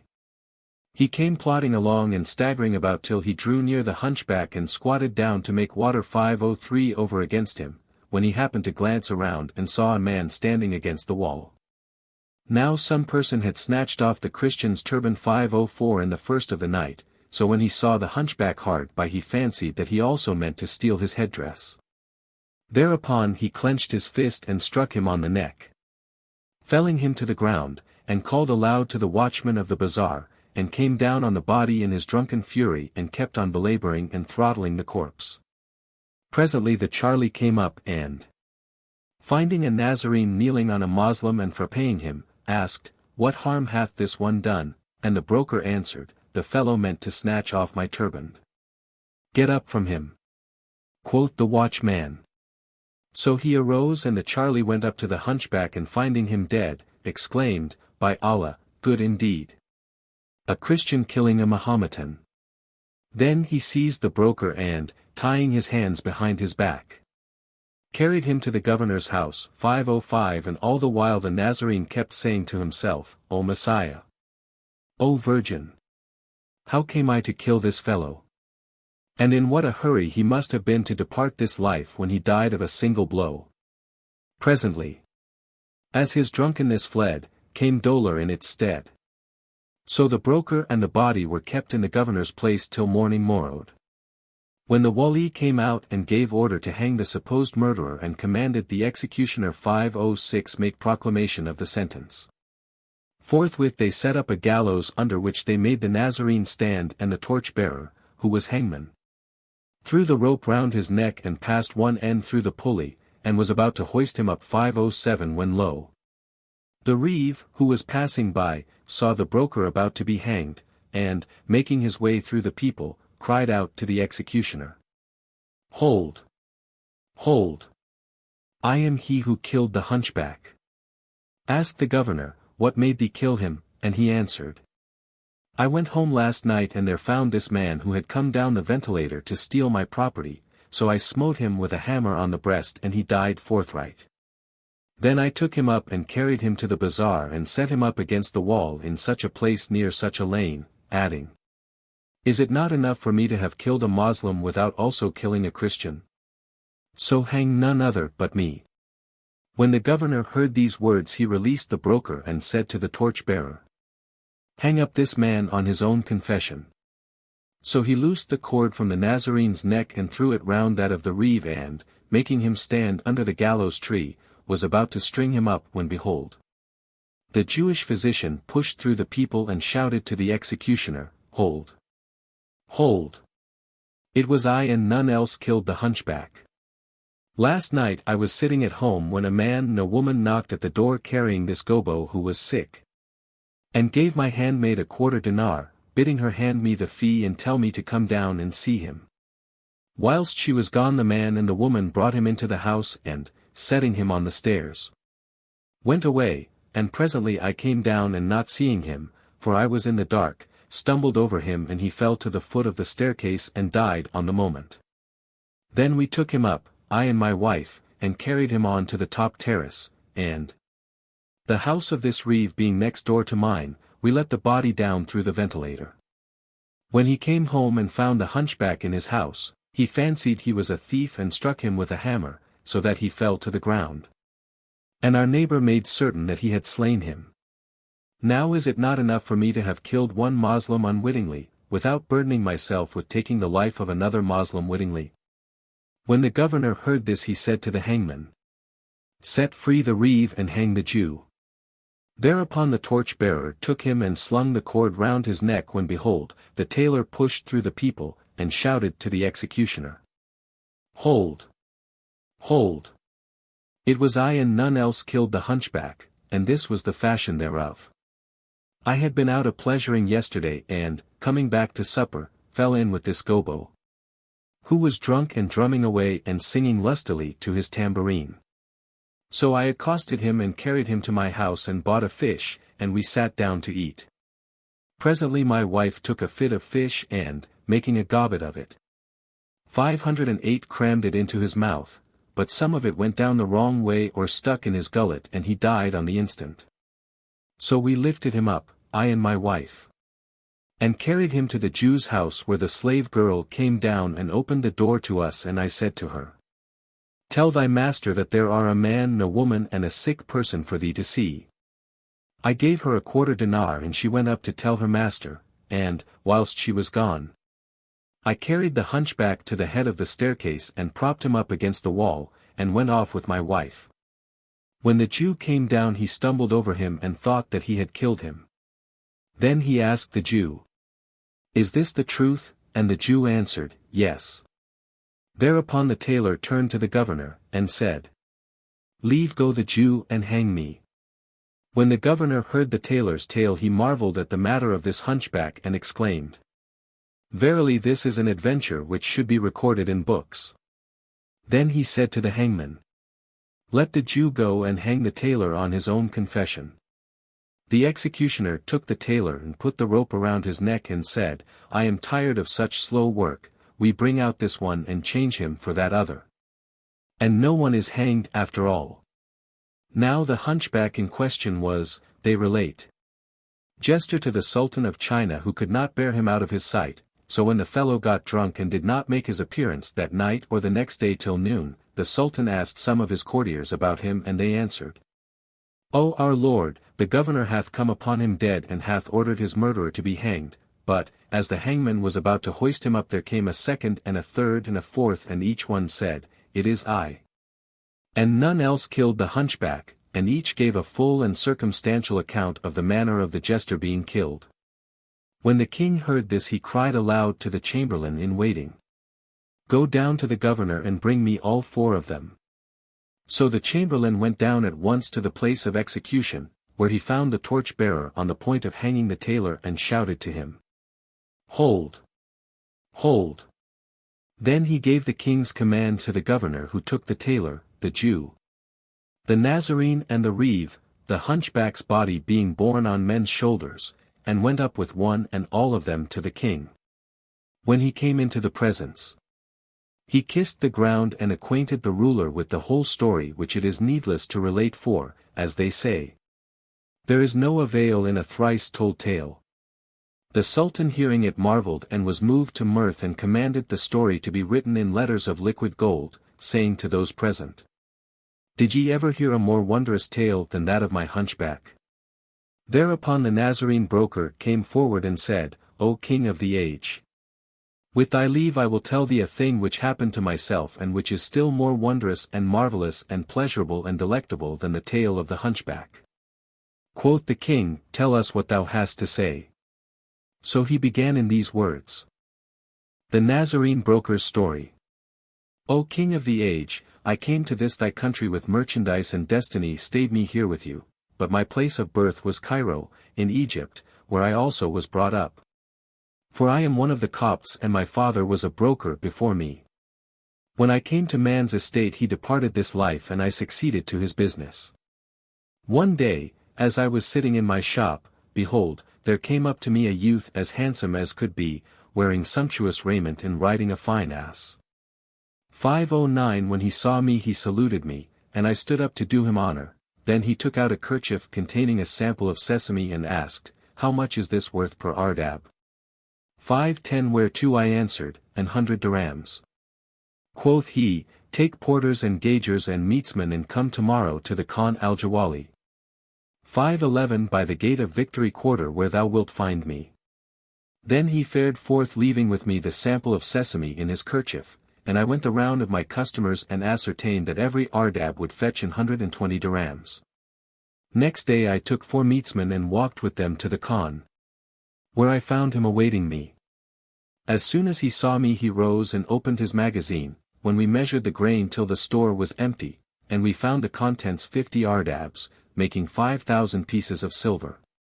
Then said he, "Let 10 dirhams on every ardab be thy brokerage, so take the price and keep in deposit 4,500 dirhams for me, and, when I have made an end of selling the other wares in my warehouses, I will come to thee and receive the amount." "I will well," replied I, and kissing his hand went away, having made that day a profit of 1,000 dirhams. He was absent a month, at the end of which he came to me and asked, "Where be the dirhams?" I rose and saluted him and answered to him, "Wilt thou not eat somewhat in my house?" But he refused with the remark, "Get the monies ready and I will presently return and take them." Then he rode away.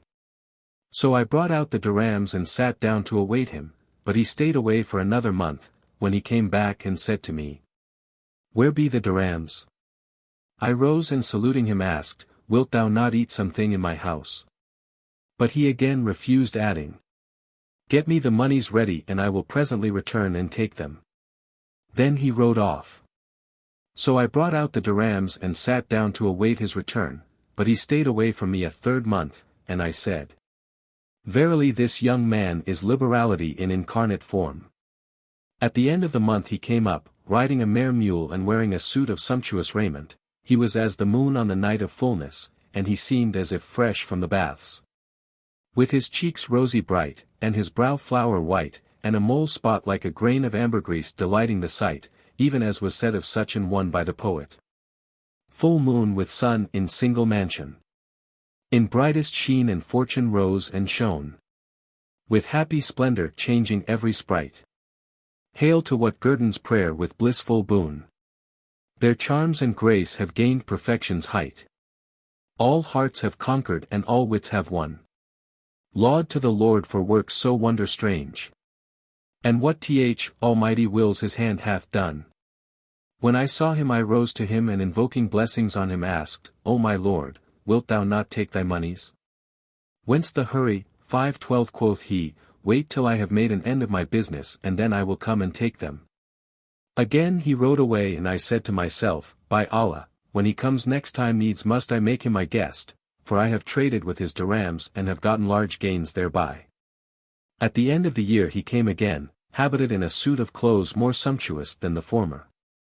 And, when I conjured him by the evangel to alight at my house and eat of my guest food, he said, "I consent, on condition that what thou expendest on me shall be of my money still in thy hands."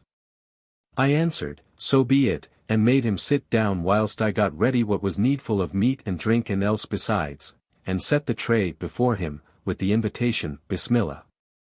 5:13 Then he drew near the tray and put out his left hand 5:14 and ate with me, and I marveled at his not using the right hand. When we had done eating, I poured water on his hand and gave him wherewith to wipe it. Upon this we sat down to converse after I had set before him some sweetmeats, and I said to him, "My master, prithee relieve me by telling me why thou eatest with thy left hand. Perchance something aileth thy other hand." When he heard my words, he repeated these verses. "Dear friend, ask not what burneth in my breast, lest thou see fiery pangs I never saw. Wills not my heart to harbor Salma instead of Layla's 5:15 love, but need hath ne'er a law." And he put out his right arm from his sleeve and behold, the hand was cut off, a wrist without a fist. I was astounded at this, but he said, "Marvel not, and think not that I ate with my left hand for conceit and insolence, but from necessity. And the cutting off my right hand was caused by an adventure of the strangest." Asked I, "And what caused it?" And he answered, "Know that I am of the sons of Baghdad and my father was of notables of that city. When I came to man's estate I heard the pilgrims and wayfarers, travelers and merchants talk of the land of Egypt and their words sank deep into my mind till my parent died, when I took a large sum of money and furnished myself for trade with stuffs of Baghdad and Mosul and, packing them up in bales, set out on my wanderings, and Allah decreed me safety till I entered this your city. Then he wept and began repeating, the blear-eyed scapes the pits, wherein the lynx-eyed fall. A word the wise man slays, and saves the natural. The Moslem fails of food, the Kafir feasts in hall. What art or act is man's? God's will obligeth all. Now when he had ended his verse he said, so I entered Cairo and took off my loads and stored my stuffs in the Khan al-Masrur 5:16. Then I gave the servant a few silvers wherewith to buy me some food and lay down to sleep a while. When I awoke I went to the street called Bain al-Kasrain, between the two palaces, and presently returned and rested my night in the Khan. When it was morning I opened a bale and took out some stuff, saying to myself, I will be off and go through some of the bazaars and see the state of the market. So I loaded the stuff on some of my slaves and fared forth till I reached the Caesarea or exchange of Jaharkas, 5:17, where the brokers who knew of my coming came to meet me. They took the stuffs and cried them for sale, but could not get the prime cost of them. I was vexed at this. However, the Shaykh of the brokers said to me, O my lord, I will tell thee how thou mayest make a profit of thy goods. Thou shouldest do as the merchants do and sell thy merchandise at credit for a fixed period, on a contract drawn up by a notary and duly witnessed, and employ a shroff to take thy dues every Monday and Thursday. So shalt thou gain 2 dirhams and more, for every one, and thou shalt solace and divert thyself by seeing Cairo and the Nile. Quoth I, this is sound advice, and carried the brokers to the Khan. They took my stuffs and went with them on 'change, where I sold them well, taking bonds for the value. These bonds I deposited with a shroff, a banker, who gave me a receipt with which I returned to the Khan. Here I stayed a whole month, every morning breaking my fast with a cup of wine and making my meals on pigeon's meat, mutton and sweetmeats, till the time came when my receipts began to fall due. So, every Monday and Thursday I used to go on 'change and sit in the shop of one or other of the merchants, whilst the notary and money changer went round to recover the monies from the traders, till after the time of mid-afternoon prayer. When they brought me the amount, and I counted it and, sealing the bags, returned with them to the Khan. On a certain day which happened to be a Monday 5:18 I went to the Hammam and thence back to my Khan, and sitting in my own room 5:19 broke my fast with a cup of wine, after which I slept a little. When I awoke I ate a chicken and, perfuming my person, repaired to the shop of a merchant hight Badr al-Din al-Bostani, or the gardener, 5:20, who welcomed me, and we sat talking a while till the bazaar should open. Presently, behold, up came a lady of stately figure wearing a headdress of the most magnificent, perfumed with the sweetest of scents and walking with graceful swaying gait. And seeing me she raised her mantilla, allowing me a glimpse of her beautiful black eyes. She saluted Badr al-Din, who returned her salutation and stood up, and talked with her, and the moment I heard her speak, the love of her got hold of my heart. Presently she said to Badr al-Din, Hast thou by thee a cut piece of stuff woven with thread of pure gold? So he brought out to her a piece from those he had bought of me and sold it to her for 1,200 dirhams. When she said, I will take the piece home with me and send thee its price. That is impossible, O my lady, the merchant replied, for here is the owner of the stuff and I owe him a share of profit. Fie upon thee! She cried, Do I not use to take from the entire rolls of costly stuff, and give thee a greater profit than thou expectest, and send thee the money? Yes, rejoined he, but I stand in pressing need of the price this very day. Hereupon she took up the piece and threw it back upon his lap, saying, Out on thee! Allah confound the tribe of you which estimates none at the right value, and she turned to go. I felt my very soul going with her. So I stood up and stayed her, saying, I conjure thee by the Lord, O my lady, favor me by retracing thy gracious steps. She turned back with a smile and said, For thy sake I return, and took a seat opposite me in the shop. Then quoth I to Badr al-Din, What is the price they ask thee for this piece? And quoth he, 1,100 dirhams. I rejoined, The odd 100 shall be thy profit, bring me a sheet of paper and I will write thee a discharge for it. Then I wrote him a receipt in my own handwriting and gave the piece to the lady, saying, Take it away with thee and, if thou wilt, bring me its price next bazaar day, or better still, accept it as my guest gift to thee. Allah requite thee with good, answered she.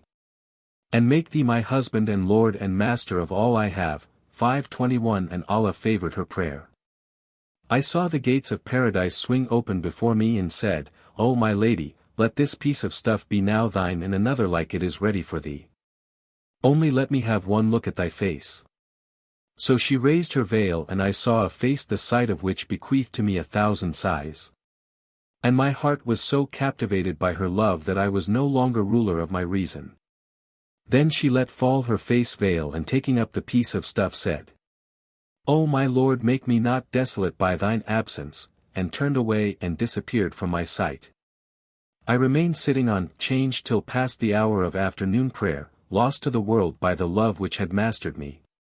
And the violence of my passion compelled me to make inquiries concerning her of the merchant, who answered me. This is a lady and a rich, she is the daughter of a certain emir who lately died and left her a large fortune. Then I took leave of him and returned home to the khan where they set supper before me, but I could not eat for thinking of her and when I lay down to sleep. Sleep came not near me.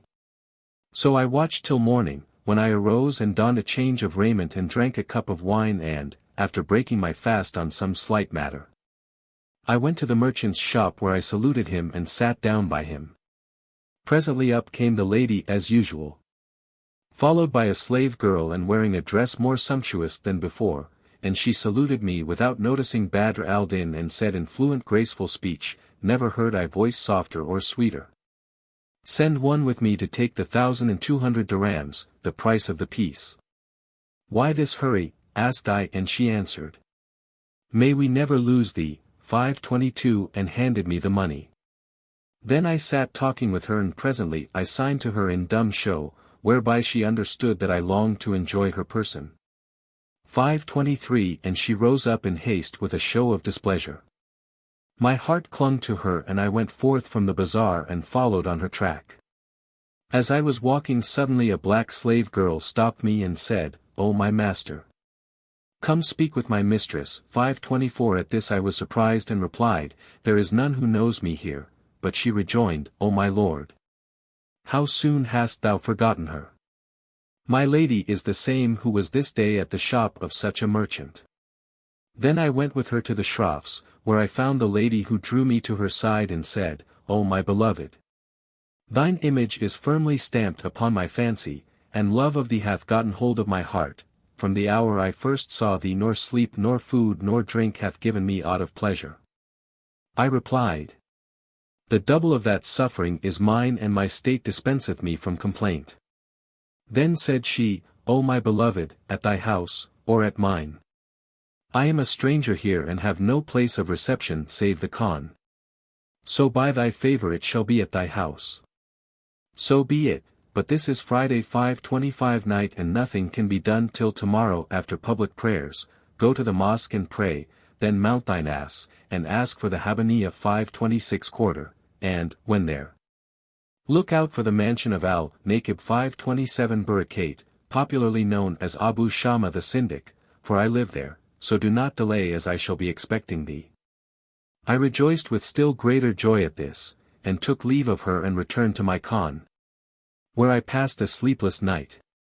Hardly was I assured that morning had dawned when I rose, changed my dress, perfumed myself with essences and sweet scents and, taking 50 dinars in a kerchief, went from the Khan Masrur to the Zuwaylah 528 gate, where I mounted an ass and said to its owner, Take me to the Habaniyah. So he set off with me and brought up in the twinkling of an eye at a street known as Darb al-Munkari, where I said to him, Go in and ask for the Syndic's mansion. He was absent a while and then returned and said, Alight. Go thou before me to the house, quoth I, adding, Come back with the earliest light and bring me home, and he answered, In Allah's name, whereupon I gave him a 1/4 dinar of gold, and he took it and went his ways.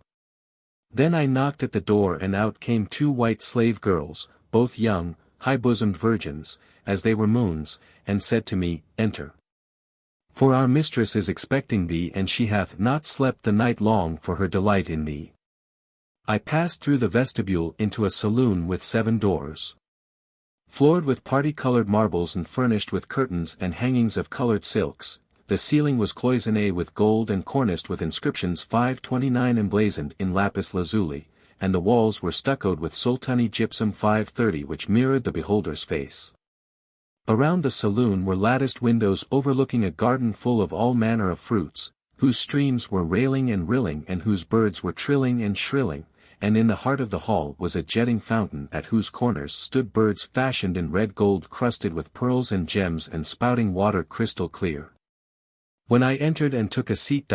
And Scheherazade perceived the dawn of day and ceased saying her permitted say. When it was the 26th night, she said, It hath reached me, O auspicious king, that the young merchant continued, when I entered and took a seat, the lady at once came in crowned with a diadem 531 of pearls and jewels. Her face dotted with artificial moles in indigo 532 her eyebrows penciled with kohl and her hands and feet reddened with henna. When she saw me she smiled in my face and took me to her embrace and clasped me to her breast. Then she put her mouth to my mouth and sucked my tongue 533, and I did likewise, and said, Can it be true, O my little darkling, thou art come to me, adding, Welcome and good cheer to thee. By Allah, from the day I saw thee sleep hath not been sweet to me nor hath food been pleasant. Quoth I, Such hath also been my case, and I am thy slave, thy negro slave. Then we sat down to converse and I hung my head earthwards in bashfulness, but she delayed not long ere she set before me a tray of the most exquisite viands, marinated meats. Fritters soaked in BS 534 honeys and chickens stuffed with sugar and pistachio nuts, whereof we ate till we were satisfied. Then they brought basin and ewer and I washed my hands and we scented ourselves with rose-water musk and sat down again to converse. So she began repeating these couplets 535. Had we wist of thy coming, thy way had been strown with the blood of our heart and the balls of our sight. Our cheek as a foot cloth to greet thee been thrown, that thy step on our eyelids should softly alight. And she kept plaining of what had befallen her and I of what had betided me, and love of her gat so firm hold of my heart that all my wealth seemed a thing of naught in comparison with her. Then we fell to toying and groping and kissing till nightfall, when the handmaidens set before us meats and a complete wine service, and we sat carousing till the noon of night, when we lay down and I lay with her. Never in my life saw I a night like that night. When morning morrowed I arose and took leave of her, throwing under the carpet bed the kerchief wherein were the dinars 536 and as I went out she wept and said, O my lord, when shall I look upon that lovely face again? I will be with thee at sunset, answered I, and going out found the donkey boy, who had brought me the day before, awaiting at the door. So I mounted ass and rode to the Khan of Masrur where I alighted and gave the man a half dinar, saying, Return at sunset, and he said, I will. Then I breakfasted and went out to seek the price of my stuffs. After which I returned, and taking a roast lamb and some sweetmeats, called a porter and put the provision in his crate, and sent it to the lady paying the man his hire. 537 I went back to my business till sunset, when the ass driver came to me and I took 50 dinars in a kerchief and rode to her house where I found the marble floor swept, the brasses burnished, the branch lights burning, the wax candles ready lighted, the meat served up and the wine strained. 538 When my lady saw me she threw her arms about my neck, and cried, Thou hast desolated me by thine absence. Then she set the tables before me and we ate till we were satisfied, when the slave girls carried off the trays and served up wine. We gave not over drinking till half the night was past, and, being well warmed with drink, we went to the sleeping chamber and lay there till morning. I then arose and fared forth from her leaving the 50 dinars with her as before. And, finding the donkey boy at the door, rode to the Khan and slept a while. After that I went out to make ready the evening meal and took a brace of geese with gravy on 2 platters of dressed and peppered rice, and got ready colocasia 539, roots fried and soaked in honey. And wax candles and fruits and conserves and nuts and almonds and sweet-scented flowers. And I sent them all to her. As soon as it was night I again tied up 50 dinars in a kerchief and, mounting the ass as usual, rode to the mansion where we ate and drank and lay together till morning, when I threw the kerchief and dinars to her 540 and rode back to the Khan. I ceased not doing after that fashion till, after a sweet night, I woke one fine morning and found myself beggared, dinarless and dirhamless. So said I to myself, all this be Satan's work. And began to recite these couplets. Poverty dims the sheen of man whatever his wealth has been. E'en as the sun about to set shines with a yellowing light. Absent he falls from memory, forgotten by his friends. Present he shareth not their joys, for none in him delight.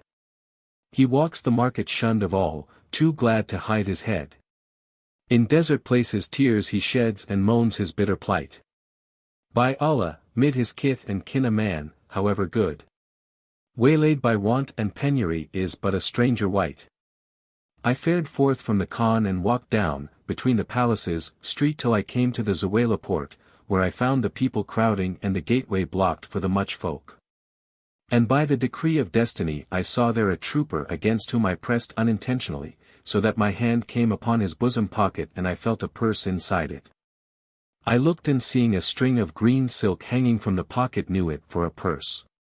And the crush grew greater every minute, and just then, a camel laden with a load of fuel happened to jostle the trooper on the opposite side, and he turned round to fend it off from him, lest it tear his clothes. And Satan tempted me, so I pulled the string and drew out a little bag of blue silk, containing something which chinked like coin. But the soldier, feeling his pocket suddenly lightened, put his hand to it and found it empty. Whereupon he turned to me and, snatching up his mace from his saddle-bow, struck me with it on the head. I fell to the ground, whilst the people came round us, and seizing the trooper's mare by the bridle said to him, "Strikest thou this youth such a blow as this for a mere push?" But the trooper cried out at them, "This fellow is an accursed thief."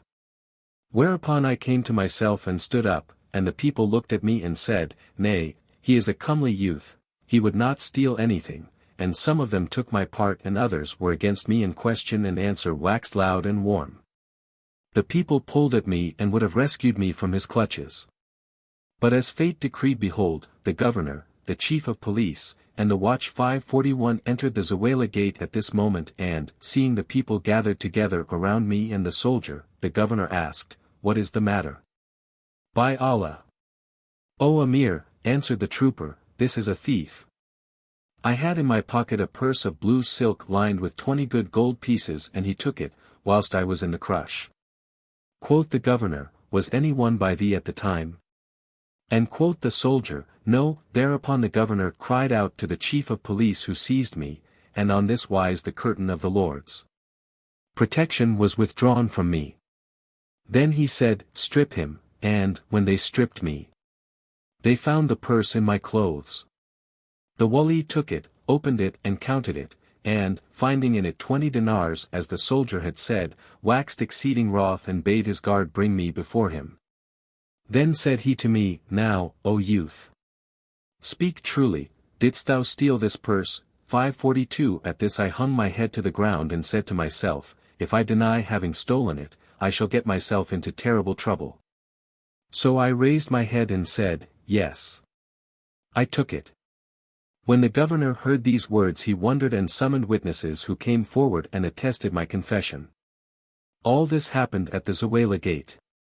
Then the governor ordered the link-bearer to cut off my right hand.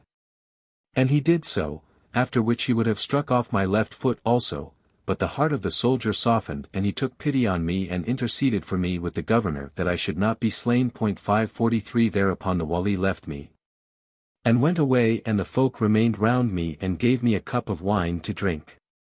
As for the trooper, he pressed the purse upon me, and said, "Thou art a comely youth, and it befitteth not thou be a thief." So I repeated these verses. "I swear by Allah's name, fair sir, no thief was I. Nor, O thou best of men, was I a bandit bred. But fortune's change and chance o'erthrew me suddenly. And cark and care and penury my course misled. I shot it not, indeed, 'twas Allah shot the shaft. That rolled in dust the kingly diadem from my head. 544. The soldier turned away after giving me the purse, and I also went my ways having wrapped my hand in a piece of rag and thrust it into my bosom. My whole semblance had changed, and my color had waxed yellow from the shame and pain which had befallen me. Yet I went on to my mistress's house where, in extreme perturbation of spirit I threw myself down on the carpet bed. She saw me in this state and asked me, What aileth thee and why do I see thee so changed in looks? And I answered, My head paineth me and I am far from well. Whereupon she was vexed and was concerned on my account and said, Burn not my heart, O my lord, but sit up and raise thy head and recount to me what hath happened to thee today. For thy face tells me a tale. Leave this talk, replied I. But she wept and said, Me seems thou art tired of me, for I see thee contrary to thy wont. But I was silent, and she kept on talking to me albeit I gave her no answer. Till night came on. Then she set food before me, but I refused it fearing lest she see me eating with my left hand and said to her, I have no stomach to eat at present. Quoth she, Tell me what hath befallen thee today.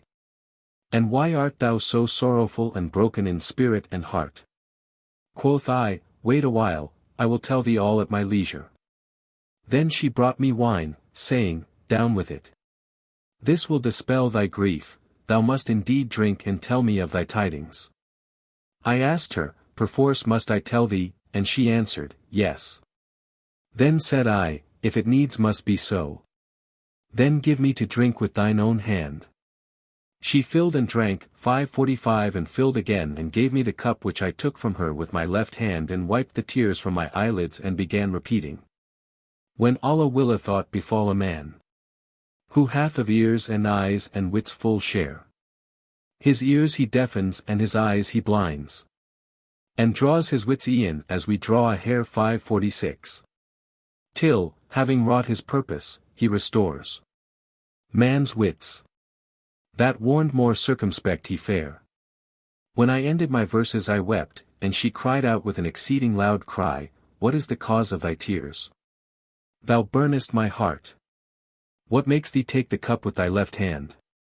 Quoth I, Truly I have on my right hand a boil.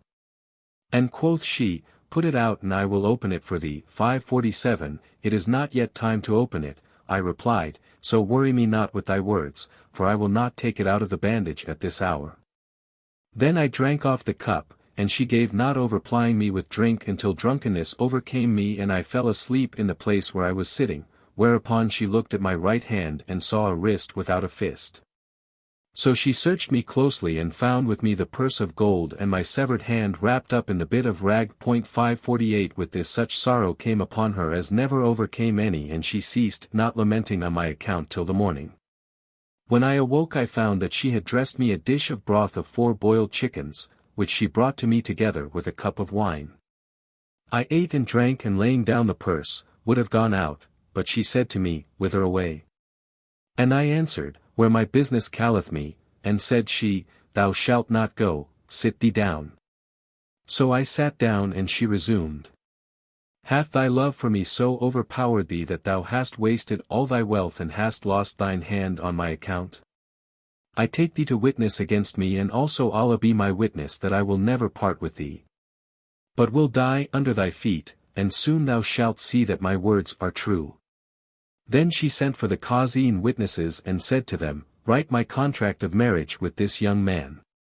And bear ye witness that I have received the marriage settlement. 549 When they had drawn up the document she said, Be witness that all my monies which are in this chest and all I have in slaves and handmaidens and other property is given in free gift to this young man. So they took act of this statement enabling me to assume possession in right of marriage, and then withdrew. After receiving their fees. Thereupon she took me by the hand and, leading me to a closet, opened a large chest and said to me, See what is herein, and I looked and behold, it was full of kerchiefs. Quoth she, This is the money I had from thee in every kerchief thou gavest me, containing 50 dinars, I wrapped up and cast into this chest, so now take thine own, for it returns to thee. And this day thou art become of high estate. Fortune and fate afflicted thee so that thou didst lose thy right hand for my sake, and I can never requite thee, nay. Although I gave my life, 'twere but little and I should still remain thy debtor. Then she added, take charge of thy property, so I transferred the contents of her chest to my chest, and added my wealth to her wealth which I had given her. And my heart was eased and my sorrow ceased. I stood up and kissed her and thanked her, and she said, thou hast given thy hand for love of me and how am I able to give thee an equivalent? By Allah, if I offered my life for thy love, it were indeed but little and would not do justice to thy claim upon me. Then she made over to me by deed all that she possessed in clothes and ornaments of gold and pearls, and goods and farms and chattels, and lay not down to sleep that night, being sorely grieved for my grief, till I told her the whole of what had befallen me. I passed the night with her. But before we had lived together a month's time she fell sorely sick and illness increased upon her, by reason of her grief for the loss of my hand. And she endured but 50 days before she was numbered among the folk of futurity and heirs of immortality. So I laid her out and buried her body in Mother Earth and let make a pious prelection of the Quran 550 for the health of her soul. And gave much money in alms for her, after which I turned me from the grave and returned to the house. There I found that she had left much substance in ready money in slaves, mansions, lands and domains. And among her storehouses was a granary of sesame seed, whereof I sold part to thee, and I had neither time nor inclination to take count with thee till I had sold the rest of the stock in store, nor, indeed, even now have I made an end of receiving the price. So I desire thou balk me not in what I am about to say to thee. Twice have I eaten of thy food and I wish to give thee as a present the monies for the sesame which are by thee. Such is the cause of the cutting off my right hand and my eating with my left. Indeed, said I, thou hast shown me the utmost kindness and liberality. Then he asked me, why shouldst thou not travel with me to my native country whither I am about to return with Kyrene and Alexandrian stuffs? Say me, wilt thou accompany me? And I answered, I will. So I agreed to go with him at the head of the month, and I sold all I had and bought other merchandise. Then we set out and travelled, I and the young man, to this country of yours, where he sold his venture and bought other investment of country stuffs and continued his journey to Egypt. But it was my lot to abide here, so that these things befell me in my strangerhood which befell last night. And is not this tale, O King of the age, more wondrous and marvellous than the story of the Hunchback? Not so, quoth the king, I cannot accept it, there is no help for it but that you be hanged, every one of you. And Scheherazade perceived the dawn of day, and ceased saying her permitted say. When it was the 27th night, she said, it hath reached me, O auspicious king, that when the king of China declared, there is no help for it but that you be hanged, the Reeve of the Sultan's kitchen came forward and said, if thou permit me I will tell thee a tale of what befell me just before I found this Gobbo, and, if it be more wondrous than his story, do thou grant us our lives. And when the king answered, yes, he began to recount the Reeve's tale. Know, O king, that last night I was at a party where they made a prelection of the Quran and got together doctors of law and religion skilled in recitation and intoning. And, when the readers ended, the table was spread and amongst other things they set before us was a marinated ragout 551 flavored with cumin seed. So we sat down, but one of our number held back and refused to touch it. We conjured him to eat of it but he swore he would not, and, when we again pressed him, he said, be not instant with me. Sufficeth me that which hath already befallen me through eating it, and he began reciting. Shoulder thy tray and go straight to thy goal. And, if suit thee this coal why, use this coal. 552. When he ended his verse we said to him, Allah upon thee, tell us thy reason for refusing to eat of the cumin ragout? If so it be, he replied, and needs must I eat of it, I will not do so except I wash my hand 40 times with soap, 40 times with potash and 40 times with galangale, 553, the total being 120 washings. Thereupon the hospitable host bade his slaves bring water and whatso he required, and the young man washed his hand as aforementioned. Then he sat down, as if disgusted and frightened withal, and dipping his hand in the ragout, began eating and at the same time showing signs of anger. And we wondered at him with extreme wonderment, for his hand trembled and the morsel in it shook, and we saw that his thumb had been cut off and he ate with his 4 fingers only. So we said to him, Allah upon thee, what happened to thy thumb? Is thy hand thus by the creation of God, or hath some accident befallen it? O my brothers, he answered, it is not only thus with this thumb, but also with my other thumb and with both my great toes, as you shall see. So saying he uncovered his left hand and his feet, and we saw that the left hand was even as the right, and in like manner that each of his feet lacked its great toe. When we saw him after this fashion, our amazement waxed still greater, and we said to him, we have hardly patience enough to await thy history and to hear the manner of the cutting off of thy thumbs. And the reason of thy washing both hands 120 times. Know then, said he, that my father was chief of the merchants and the wealthiest of them all in Baghdad city during the reign of the Caliph Harun al-Rashid. And he was much given to wine drinking and listening to the lute and the other instruments of pleasance, so that when he died he left nothing. I buried him and had prelections of the Quran made for him, and mourned for him days and nights. Then I opened his shop and found that he had left in it few goods, while his debts were many. However, I compounded with his creditors for time to settle their demands and betook myself to buying and selling, paying them something from week to week on account. And I gave not over doing this till I had cleared off his obligations in full and began adding to my principal. One day, as I sat in my shop, suddenly and unexpectedly there appeared before me a young lady, than whom I never saw a fairer, wearing the richest raiment and ornaments and riding a she-mule, with one negro slave walking before her and another behind her. She drew rein at the head of the exchange bazaar and entered, followed by an eunuch who said to her, O my lady, come out and away without telling anyone, lest thou light a fire which will burn us all up. Moreover, he stood before her guarding her from view whilst she looked at the merchants' shops. She found none open but mine, so she came up with the eunuch behind her and sitting down in my shop saluted me. Never heard I aught fairer than her speech or sweeter than her voice. Then she unveiled her face, and I saw that she was like the moon, and I stole a glance at her whose sight caused me 1,000 sighs, and my heart was captivated with love of her. And I kept looking again and again upon her face, repeating these verses. Say to the charmer in the dove-hued veil, death would be welcome to abate thy bale. Favor me with thy favors that I live. See, I stretch forth my palm to take thy veil. When she heard my verse she answered me saying, I've lost all patience by despite of you. My heart knows nothing save love plight to you.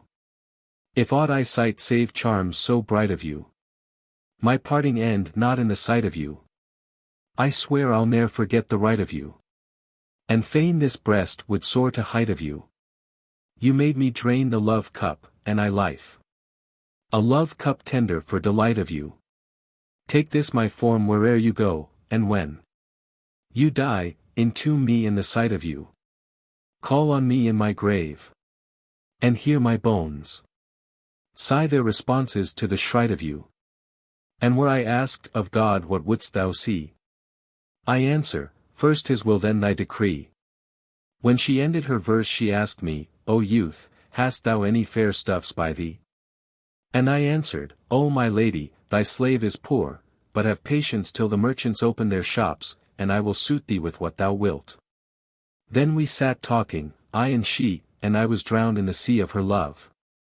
Dazed in the desert 554 of my passion for her, till the merchants opened their shops, when I rose and fetched her all she sought to the tune of 5,000 dirhams.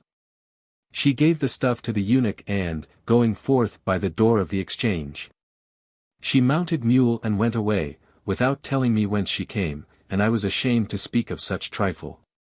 When the merchants dunned me for the price, I made myself answerable for 5,000 dirhams and went home. drunken with the love of her. They set supper before me and I ate a mouthful, thinking only of her beauty and loveliness, and sought to sleep, but sleep came not to me. And such was my condition for a whole week. When the merchants required their monies of me, but I persuaded them to have patience for another week, at the end of which time she again appeared mounted on a she-mule and attended by her eunuch and 2 slaves. She saluted me and said, "O my master, we have been long in bringing thee the price of the stuffs, but now fetch the shroff and take thy monies." So I sent for the money changer and the eunuch counted out the coin before him and made it over to me. Then we sat talking, I and she, till the market opened, when she said to me, "Get me this and that." So I got her from the merchants whatso she wanted, and she took it and went away without saying a word to me about the price. As soon as she was out of sight, I repented me of what I had done, for the worth of the stuffs bought for her amounted to 1,000 dinars, and I said in my soul, "What manner of love is this? She hath brought me 5,000 dirhams. And hath taken goods for 1,000 dinars, 555. I feared lest I should be beggared through having to pay the merchants their money, and I said, They know none other but me, this lovely lady is naught but a cheat and a swindler, who hath diddled me with her beauty and grace, for she saw that I was a mere youth and laughed at me for not asking her address. I ceased not to be troubled by these doubts and fears, as she was absent more than a month. Till the merchants pestered me for their money and were so hard upon me that I put up my property for sale and stood on the very brink of ruin. However, as I was sitting in my shop one day, drowned in melancholy musings, she suddenly rode up and, dismounting at the bazaar gate, came straight towards me. When I saw her all my cares fell from me and I forgot every trouble.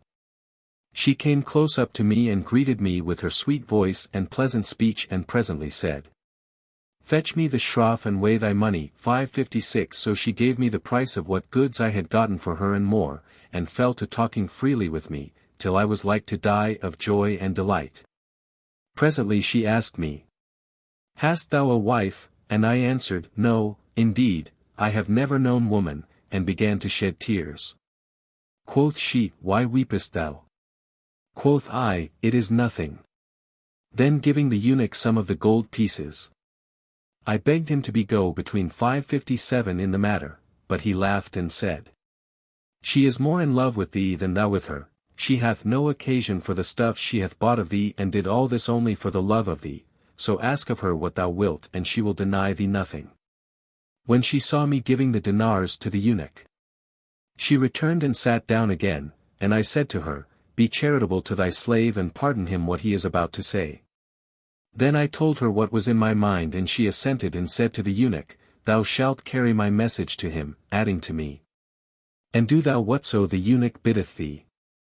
Then she got up and went away, and I paid the merchants their monies and they all profited, but as for me, regret at the breaking off of our intercourse was all my gain, and I slept not the whole of that night.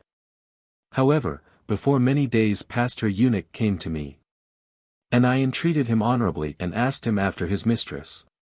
"Truly she is sick with love of thee," he replied, and I rejoined, "Tell me who and what she is." Quoth he, "The Lady Zubaydah, queen consort of Harun al-Rashid. Brought her up as a rearling 558 and hath advanced her to be stewardess of the harem, and gave her the right of going in and out of her own sweet will. She spoke to her lady of thee and begged her to marry her to thee, but she said, I will not do this, till I see the young man, and, if he be worthy of thee, I will marry thee to him. So now we look for the moment to smuggle thee into the palace, and if thou succeed in entering privily thou wilt win thy wish to wed her, but if the affair get wind, the Lady Zubaydah will strike off thy head. 559 What sayest thou to this? I answered, I will go with thee and abide the risk whereof thou speakest. Then said he, as soon as it is night, go to the mosque built by the Lady Zubaydah on the Tigris and pray the night prayers and sleep there. With love and gladness, cried I. So at nightfall I repaired to the mosque, where I prayed and passed the night. With earliest dawn, behold, came sundry eunuchs in a skiff with a number of empty chests which they deposited in the mosque, Then all of them went their ways but one, and looking curiously at him, I saw he was our go-between. Presently in came the handmaiden, my mistress, walking straight up to us, and I rose to her and embraced her while she kissed me and shed tears. 560 We talked a while, after which she made me get into one of the chests which she locked upon me. Presently the other eunuchs came back with a quantity of packages and she fell to stowing them in the chests, which she locked down, one by one, till all were shut. When all was done the eunuchs embarked the chests in the boat and made for the Lady Zubeida's palace. With this, thought began to beset me and I said to myself, verily thy lust and wantonness will be the death of thee, and the question is after all shalt thou win to thy wish or not? And I began to weep. Boxed up as I was in the box and suffering from cramp, and I prayed Allah that he deliver me from the dangerous strait I was in. Whilst the boat gave not over going on till it reached the palace gate where they lifted out the chests and amongst them that in which I was. Then they carried them in, passing through a troop of eunuchs, guardians of the harem and of the ladies behind the curtain, till they came to the post of the eunuch in chief 561 who started up from his slumbers and shouted to the damsel, what is in those chests? They are full of wares for the Lady Zubaydah. Open them, one by one, that I may see what is in them. And wherefore wouldst thou open them? Give me no words and exceed not in talk. These chests must and shall be opened. So saying, he sprang to his feet. And the first which they brought to him to open was that wherein I was, and, when I felt his hands upon it, my senses failed me and I bepissed myself in my funk, the water running out of the box.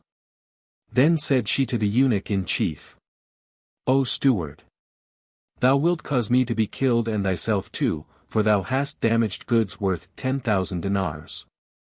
This chest contains colored dresses, and 4-gallon flasks of Zemzem water, 562, and now one of them hath got unstoppered and the water is running out over the clothes and it will spoil their colors. The eunuch answered, Take up thy boxes and get thee gone to the curse of God. So the slaves carried off all the chests, including mine, and hastened on with them till suddenly I heard the voice of one saying, Alack! And alack! The Caliph! The Caliph! When that cry struck mine ears I died in my skin and said a saying which never yet shamed the sayer, there is no majesty and there is no might save in Allah, the glorious, the great. I and only I have brought this calamity upon myself. Presently I heard the Caliph say to my mistress, A plague on thee, what is in those boxes? And she answered, Dresses for the Lady Zubaydah, 563 whereupon he opened them before me. When I heard this I died my death outright and said to myself, By Allah, today is the very last of my days in this world, if I come safe out of this I am to marry her and no more words. But detection stares me in the face and my head is as good as stricken off. Then I repeated the profession of faith, saying, There is no God but the God. And Muhammad is the apostle of God. And Shahryar perceived the dawn of day and ceased to say her permitted say. When it was the 28th night, she said, It hath reached me, O auspicious king, that the young merchant continued as follows, Now when I testified, I bear witness that there is no God save the God. I heard my mistress the handmaid declare to the Caliph, These chests, O Commander of the Faithful, have been committed to my charge by the Lady Zubaydah, and she doth not wish their contents to be seen by any one. No matter, quoth the Caliph, needs must they be opened, I will see what is in them, and he cried aloud to the eunuchs, Bring the chests here before me. At this I made sure of death, without benefit of a doubt, and swooned away. Then the eunuchs brought the chests up to him one after another and he fell to inspecting the contents, but he saw in them only otters and stuffs and fine dresses. And they ceased not opening the chests and he ceased not looking to see what was in them, finding only clothes and such matters, till none remained unopened but the box in which I was boxed. They put forth their hands to open it, but my mistress the handmaid made haste and said to the Caliph, This one thou shalt see only in the presence of the Lady Zubaydah, for that which is in it is her secret. When he heard this he gave orders to carry in the chests, so they took up that wherein I was and bore it with the rest into the harem and set it down in the midst of the saloon, and indeed my spittle was dried up for very fear. 564 Then my mistress opened the box and took me out, saying, Fear not, no harm shall betide thee now nor dread, but broaden thy breast and strengthen thy heart and sit thee down till the Lady Zubaydah come, and surely thou shalt win thy wish of me. So I sat down and, after a while, in came 10 handmaidens, virgins like moons, and ranged themselves in 2 rows, 5 facing 5. And after them 20 other damsels, high-bosomed virginity, surrounding the Lady Zubaydah who could hardly walk for the weight of her raiment and ornaments. As she drew near, the slave girls dispersed from around her, and I advanced and kissed the ground between her hands. She signed to me to sit and, when I sat down before her chair, she began questioning me of my forebears and family and condition, to which I made such answers that pleased her, and she said to my mistress, Our nurturing of thee, O damsel, hath not disappointed us. Then she said to me, Know that this handmaiden is to us even as our own child and she is a trust committed to thee by Allah. I again kissed the ground before her, well pleased that I should marry my mistress, and she bade me abide 10 days in the palace. So I abode there 10 days, during which time I saw not my mistress nor anybody save one of the concubines, who brought me the morning and evening meals. After this the Lady Zubaydah took counsel with the Caliph on the marriage of her favorite handmaid, and he gave leave and assigned to her a wedding portion of 10,000 gold pieces.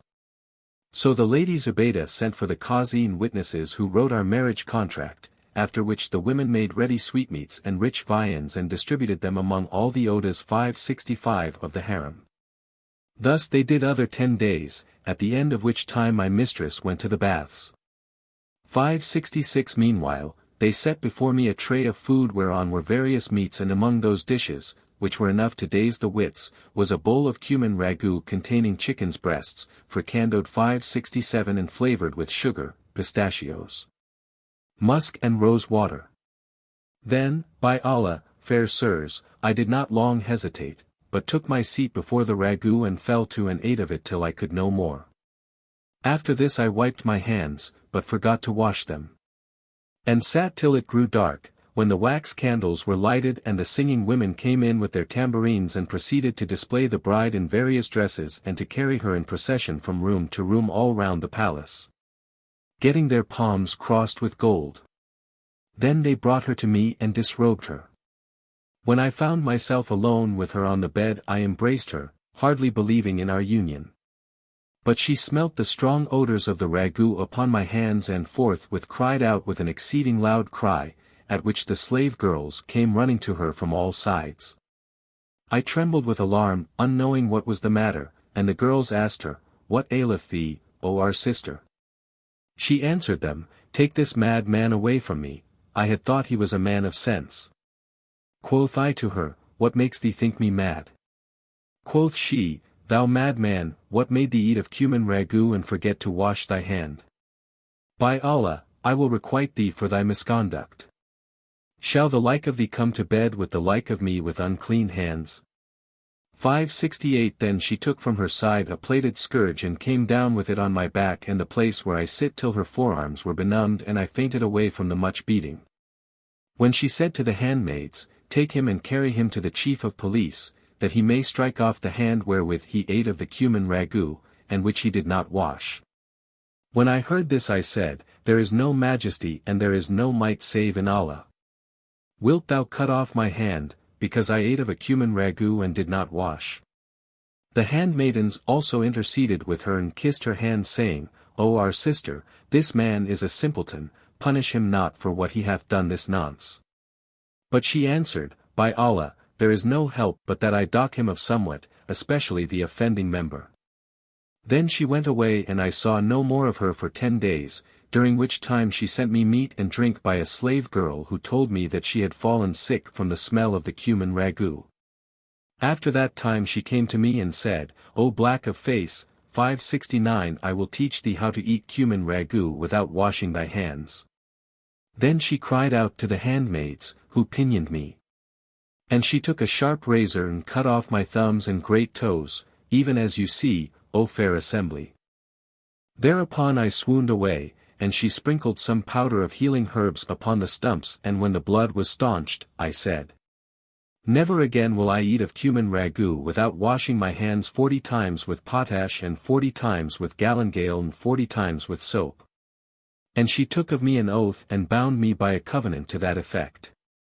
When, therefore, you brought me the cumin ragout, my color changed, and I said to myself, it was this very dish that caused the cutting off of my thumbs and great toes.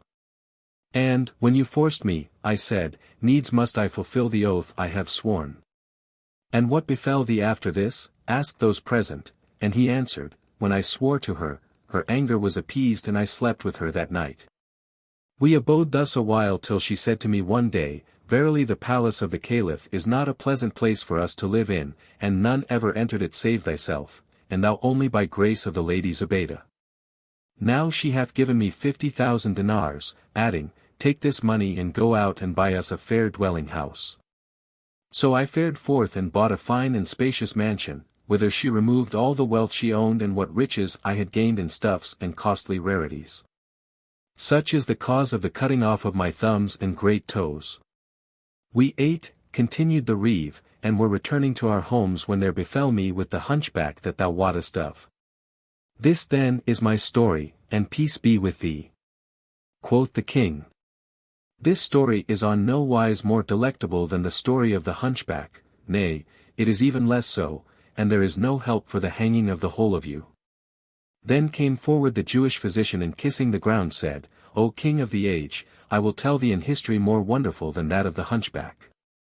Tell on, said the king of China, so he began the tale of the Jewish doctor. Right marvelous was a matter which came to pass to me in my youth. I lived in Damascus of Syria studying my art, and, one day, as I was sitting at home, behold, there came to me a Mameluke from the household of the Sahib and said to me, Speak with my lord. So I followed him to the viceroy's house and, entering the great hall, saw at its head a couch of cedar plated with gold whereon lay a sickly youth beautiful withal, fairer than he one could not see. I sat down by his head and prayed to heaven for a cure, and he made me a sign with his eyes, so I said to him, O my lord, favor me with thy hand, and safety be with thee. 570 Then he put forth his left hand and I marveled thereat and said, By Allah, strange that this handsome youth, the son of a great house, should so lack good manners. This can be nothing but pride and conceit. However, I felt his pulse and wrote him a prescription and continued to visit him for 10 days, at the end of which time he recovered and went to the hammam. 571 Whereupon the viceroy gave me a handsome dress of honor and appointed me superintendent of the hospital which is in Damascus. 572 I accompanied him to the baths, the whole of which they had kept private for his accommodation. And the servants came in with him and took off his clothes within the bath, and when he was stripped I saw that his right hand had been newly cut off, and this was the cause of his weakliness. At this I was amazed and grieved for him. Then, looking at his body, I saw on it the scars of scourge stripes whereto he had applied unguents. I was troubled at the sight and my concern appeared in my face. The young man looked at me and, comprehending the matter, said, O physician of the age, marvel not at my case, I will tell thee my story as soon as we quit the baths. Then we washed and, returning to his house, ate somewhat of food and took rest a while, after which he asked me, What sayest thou to solacing thee by inspecting the supper hall? And I answered, So let it be. Thereupon he ordered the slaves to carry out the carpets and cushions required and roast a lamb and bring us some fruit. They did his bidding and we ate together, he using the left hand for the purpose. After a while I said to him, Now tell me thy tale. O physician of the age, replied he, hear what befell me. Know that I am of the sons of Mosul, where my grandfather died leaving 9 children of whom my father was the eldest. All grew up and took to them wives, but none of them was blessed with offspring except my father, to whom Providence vouchsafed me. So I grew up amongst my uncles who rejoiced in me with exceeding joy, till I came to man's estate. One day which happened to be a Friday, I went to the cathedral mosque of Mosul with my father and my uncles. And we prayed the congregational prayers, after which the folk went forth, except my father and uncles, who sat talking of wondrous things in foreign parts and the marvelous sights of strange cities. At last they mentioned Egypt. And one of my uncles said, "Travelers tell us that there is not on earth's face aught fairer than Cairo and her Nile," and these words made me long to see Cairo. Quoth my father, "Whoso hath not seen Cairo hath not seen the world. Her dust is golden and her Nile a miracle holden, and her women are as houris fair, puppets. Beautiful pictures, her houses are palaces rare, her water is sweet and light 573 and her mud a commodity and a medicine beyond compare, even as said the poet in this his poetry. The Nile 574 flood this day is the gain you own. You alone in such gain and bounties won. The Nile is my tear flood of severance. And here none is forlorn but I alone. Moreover temperate is her air, and with fragrance blent, which surpasseth aloes wood and scent, and how should it be otherwise, she being the mother of the world? And Allah favor him who wrote these lines. And I quit Cairo and her pleasaunces. Where can I wend to find so gladsome ways? Shall I desert that sight, whose grateful sense joy every soul and call for loudest praise? Where every palace, as another Eden, carpets and cushions richly wrought displays. A city wooing sight and sprite to glee. Where saint meets sinner and each joys his craze. Where friend meets friend, by Providence united. In greeny garden and in palmy maze. People of Cairo, and by Allah's doom. I fare, with you in thoughts I wone always.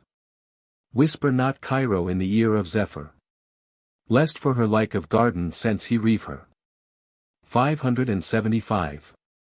And if your eyes saw her earth, and the adornment thereof with bloom, and the purfling of it with all manner blossoms, and the islands of the Nile and how much is therein of wide spread and goodly prospect. And if you bent your sight upon the Abyssinian pond 576 your glance would not revert from the scene quit of wonder. For nowhere would you behold the fellow of that lovely view, and, indeed, the two arms of the Nile embrace most luxuriant verdure 577 as the white of the eye encompasseth its black or like filigreed silver surrounding chrysolites. And divinely gifted was the poet who there anent said these couplets. By Th. Abyssinian pond, O day divine. In morning twilight and in sunny shine.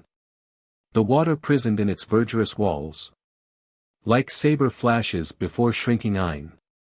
And in the garden sat we while it drains. Slow draught, with purfled sides dyed finest fine. The stream is rippled by the hands of clouds. We too, a rippling, on our rugs recline. Passing pure wine, and whoso leaves us there. Shall ne'er arise from fall his woes design. Draining long draughts from large and brimming bowls. Administering thirst's only medicine, wine. And what is there to compare with the Razad, the observatory, and its charms whereof every viewer as he approacheth saith, verily this spot is specialized with all manner of excellence.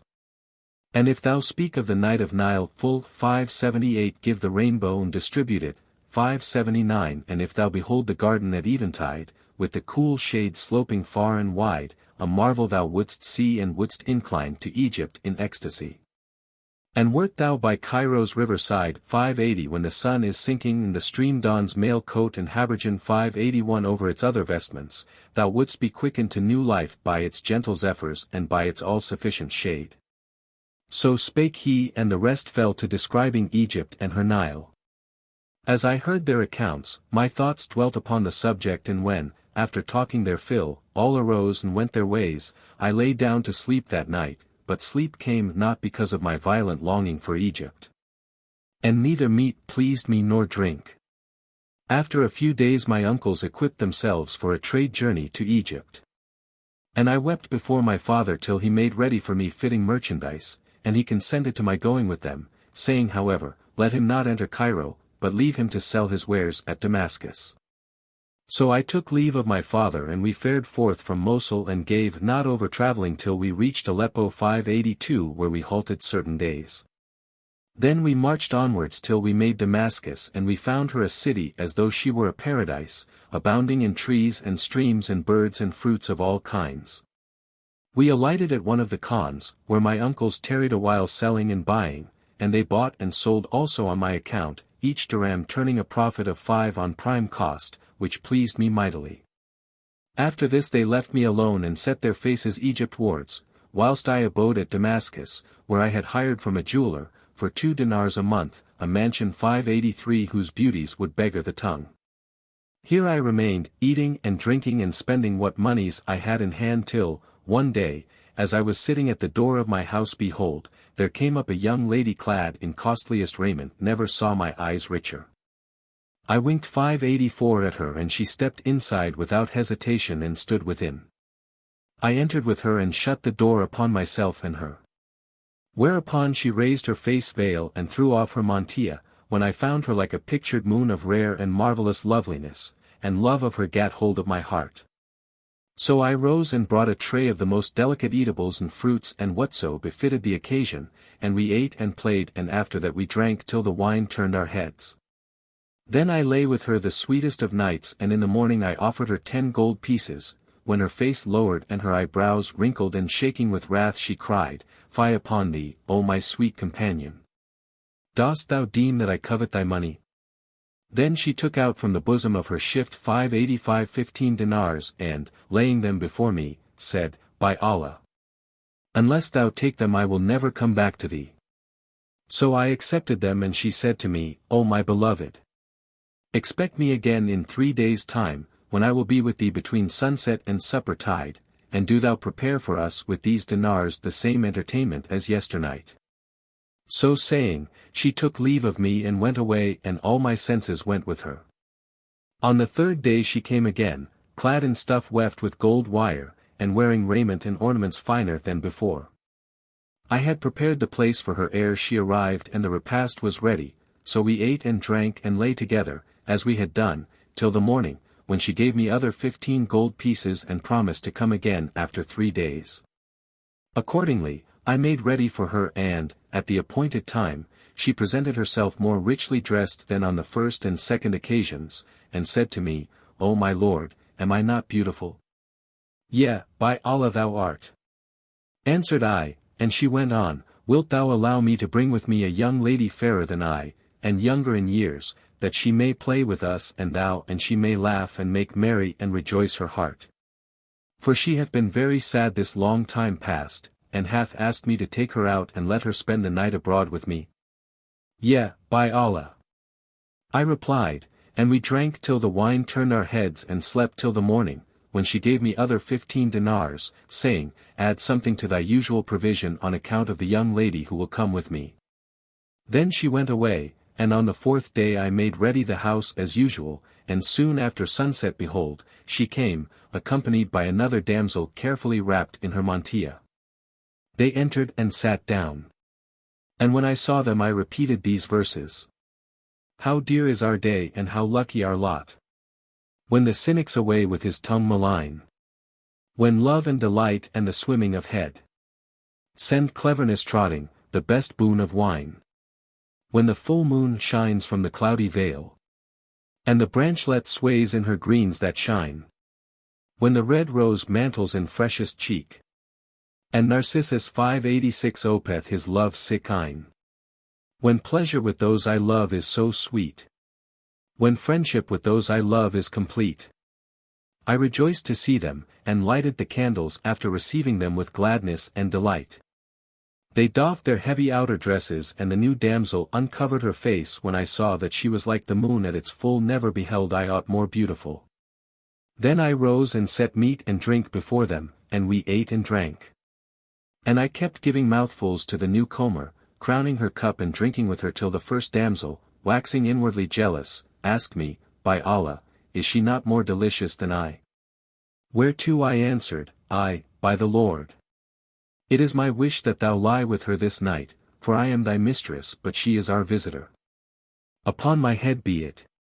And my eyes. Then she rose and spread the carpets for our bed 587, and I took the young lady and lay with her that night till morning, when I awoke and found myself wet, as I thought. With sweat. I sat up and tried to arouse the damsel, but when I shook her by the shoulders my hand became crimson with blood and her head rolled off the pillow. Thereupon my senses fled and I cried aloud, saying, O all-powerful protector! Grant me thy protection. Then finding her neck had been severed, I sprung up and the world waxed black before my eyes, and I looked for the lady, my former love. But could not find her. So I knew that it was she who had murdered the damsel in her jealousy. 588 And said, There is no majesty and there is no might save in Allah, the glorious, the great. What is to be done now? I considered a while then. Doffing my clothes, dug a hole in the middle of the courtyard, wherein I laid the murdered girl with her jewelry and golden ornaments, and, throwing back the earth on her, replaced the slabs of the marble 589 pavement. After this I made the ghusl or total ablution 590 and put on pure clothes, then, taking what money I had left, locked up the house and summoned courage and went to its owner to whom I paid a year's rent. Saying, I am about to join my uncles in Cairo. Presently I set out and, journeying to Egypt, foregathered with my uncles who rejoiced in me, and I found that they had made an end of selling their merchandise. They asked me, What is the cause of thy coming? And I answered, I longed for a sight of you, but did not let them know that I had any money with me. I abode with them a year, enjoying the pleasures of Cairo and her Nile. 591 And squandering the rest of my money in feasting and carousing till the time drew near for the departure of my uncles, when I fled from them and hid myself. They made inquiries and sought for me, but hearing no tidings they said, He will have gone back to Damascus. When they departed I came forth from my hiding place and abode in Cairo 3 years, until naught remained of my money. Now every year I used to send the rent of the Damascus house to its owner. Until at last I had nothing left but enough to pay him for 1 year's rent and my breast was straitened. So I travelled to Damascus and alighted at the house whose owner, the jeweler, was glad to see me and I found everything locked up as I had left it. I opened the closets and took out my clothes and necessaries and came upon, beneath the carpet bed whereon I had lain that night with the girl who had been beheaded, a golden necklace set with 10 gems of passing beauty. I took it up and, cleansing it of the blood, sat gazing upon it and wept a while. Then I abode in the house 2 days and on the 3rd I entered the hammam and changed my clothes. I had no money by me now, so Satan whispered temptation to me that the decree of destiny be carried out. Next day I took the jeweled necklace to the bazaar and handed it to a broker who made me sit down in the shop of the jeweler, my landlord, and bade me have patience till the market was full. 592 When he carried off the ornament and proclaimed it for sale, privily and without my knowledge. The necklet was priced as worth 2,000 dinars. But the broker returned to me and said, This collar is of copper, a mere counterfeit after the fashion of the Franks. 593 And 1,000 dirhams have been bidden for it. Yes, I answered, I knew it to be copper. As we had it made for a certain person that we might mock her, now my wife hath inherited it and we wish to sell it, so go and take over the 1,000 dirhams. And Scheherazade perceived the dawn of day and ceased to say her permitted say. When it was the 29th night, she said, It hath reached me, O auspicious king, that the beautiful youth said to the broker, Take over the 1,000 dirhams, and when the broker heard this, he knew that the case was suspicious. So he carried the collar to the syndic of the bazaar, and the syndic took it to the governor who was also prefect of police, and said to him falsely enough, This necklet was stolen from my house, and we have found the thief in trader's dress. So before I was aware of it the watch got round me and, making me their prisoner, carried me before the governor who questioned me of the collar. I told him the tale I had told to the broker, but he laughed and said, These words are not true. Then, before I knew what was doing, the guard stripped off my clothes and came down with palm rods upon my ribs, till for the smart of the stick I confessed, it was I who stole it. Saying to myself, 'Tis better for thee to say, I stole it, than to let them know that its owner was murdered in thy house, for then would they slay thee to avenge her. So they wrote down that I had stolen it and they cut off my hand and scalded the stump in oil. 594 When I swooned away for pain, But they gave me wine to drink and I recovered and, taking up my hand, was going to my fine house, when my landlord said to me, Inasmuch, O my son, as this hath befallen thee, thou must leave my house and look out for another lodging for thee. Since thou art convicted of theft. Thou art a handsome youth, but who will pity thee after this? O my master, said I, bear with me but 2 days or 3, till I find me another place. He answered, so be it, and went away and left me. I returned to the house where I sat weeping and saying, how shall I go back to my own people with my hand lopped off and they know not that I am innocent? Perchance even after this Allah may order some matter for me. And I wept with exceeding weeping, grief beset me and I remained in sore trouble for 2 days. But on the 3rd day my landlord came suddenly into me, and with him some of the guard and the syndic of the bazaar, who had falsely charged me with stealing the necklet. I went up to them and asked, what is the matter? However, they pinioned me without further parley and threw a chain about my neck, saying, the necklet which was with thee hath proved to be the property of the Wazir of Damascus who is also her viceroy. And they added, it was missing from his house 3 years ago at the same time as his younger daughter. When I heard these words, my heart sank within me and I said to myself, thy life is gone beyond a doubt. By Allah, needs must I tell the chief my story, and, if he will, let him kill me, and if he please, let him pardon me. So they carried me to the Wazir's house and made me stand between his hands. When he saw me, he glanced at me out of the corner of his eye and said to those present, why did ye lop off his hand? This man is unfortunate, and there is no fault in him, indeed ye have wronged him in cutting off his hand. When I heard this, I took heart and, my soul presaging good, I said to him, by Allah, O my Lord, I am no thief. But they calumniated me with a vile calumny, and they scourged me midmost the market, bidding me confess till, for the pain of the rods, I lied against myself and confessed the theft, albeit I am altogether innocent of it. Fear not, quoth the viceroy, no harm shall come to thee.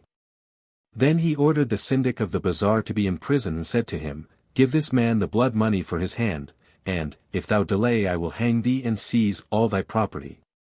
Moreover he called to his guards who took him and dragged him away, leaving me with the chief. Then they loosed by his command the chain from my neck and unbound my arms.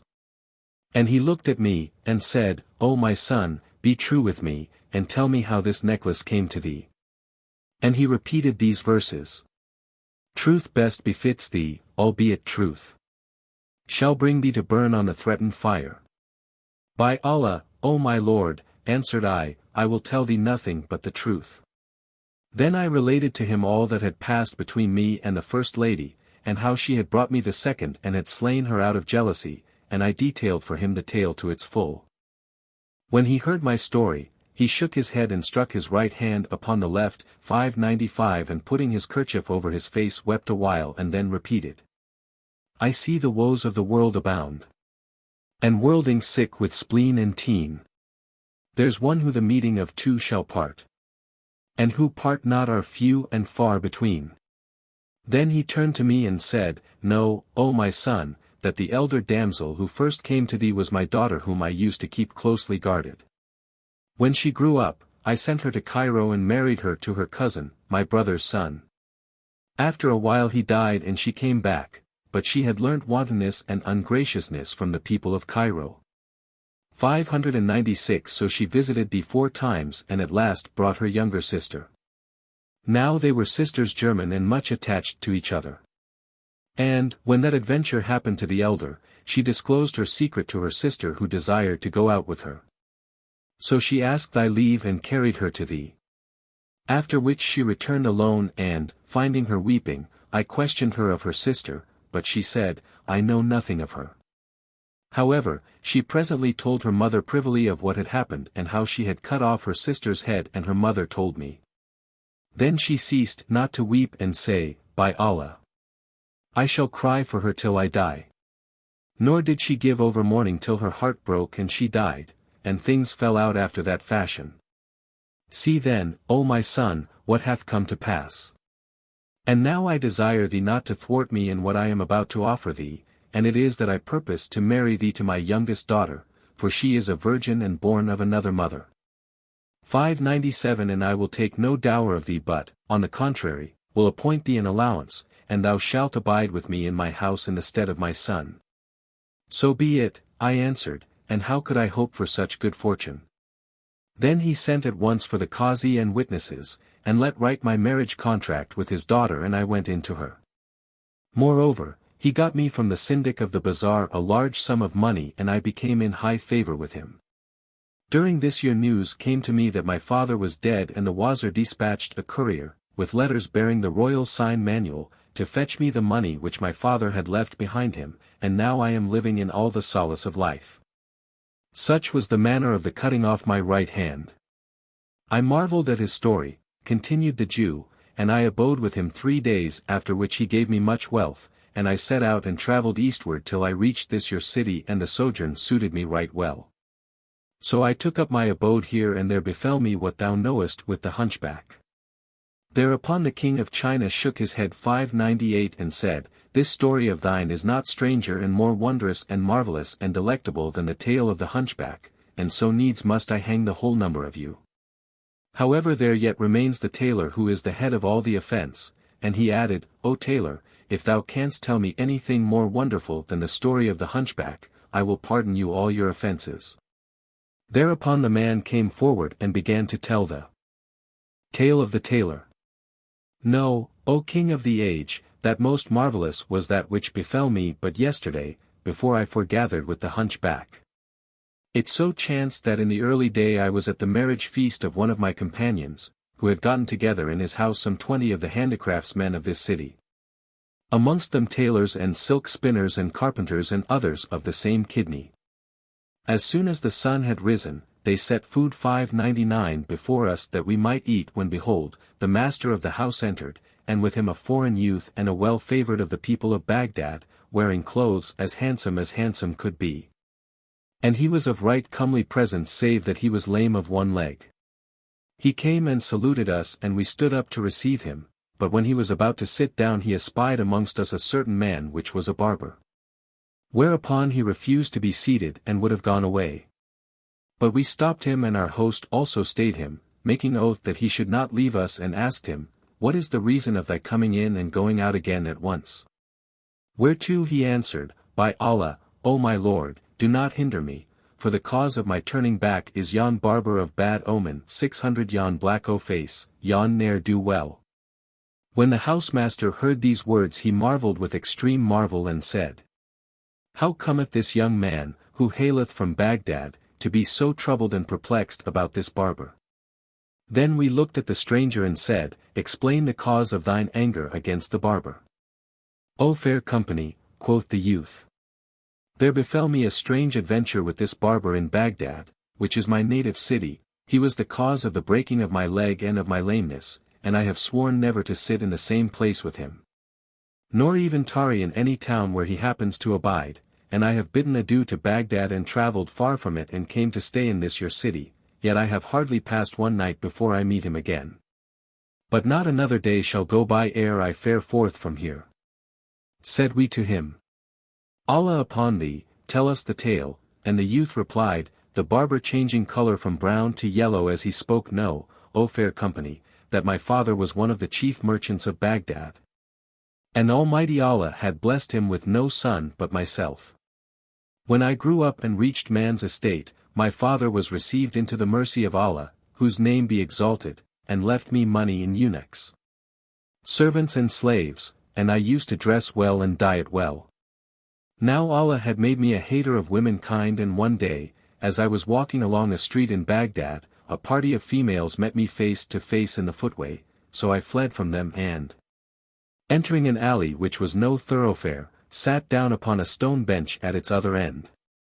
I had not sat there long before the latticed window of one of the houses opposite was thrown open, and there appeared at it a young lady. As she were the full moon at its fullest, never in my life saw I her like, and she began to water some flowers on the window sill. 601 She turned right and left and, seeing me watching her, shut the window and went away. Thereupon fire was suddenly enkindled in my heart, my mind was possessed with her, and my woman hate turned to woman love. I continued sitting there, lost to the world.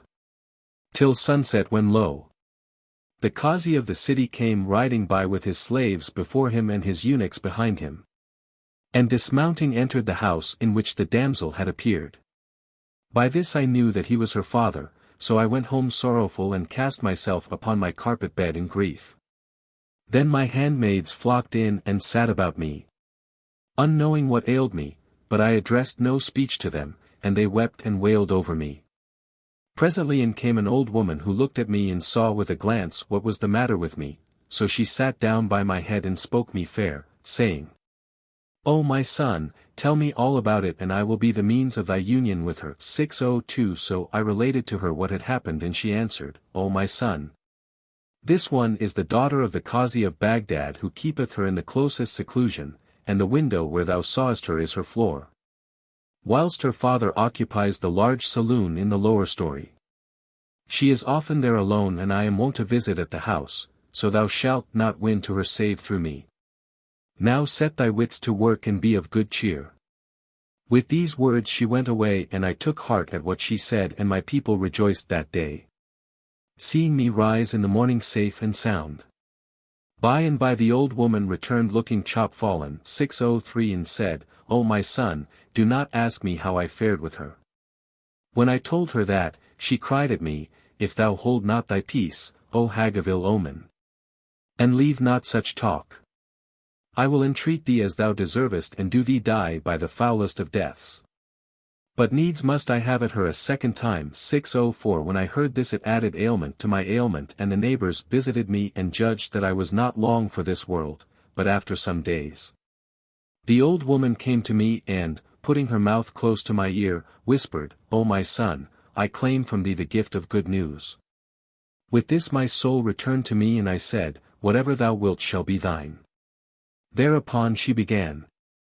"Yesterday I went to the young lady who, seeing me broken in spirit and shedding tears from reddened eyes, asked me, 'O 9605 mine, what ails thee, that I see thy breast so straitened?' And I answered her, weeping bitterly, 'O my lady, I am just come from the house of a youth who loves thee and who is about to die for sake of thee.'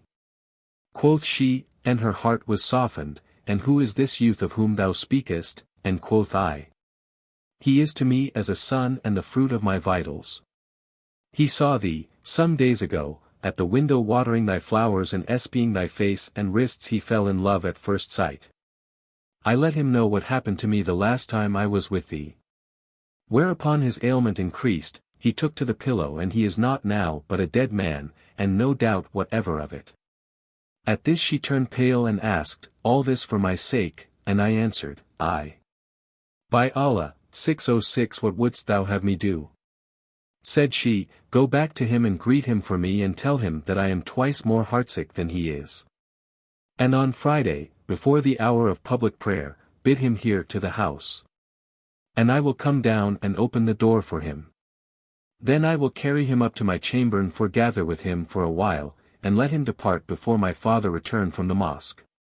When I heard the old woman's words, all my sickness suddenly fell from me, my anguish ceased and my heart was comforted. I took off what clothes were on me and gave them to her and, as she turned to go, she said, 'Keep a good heart.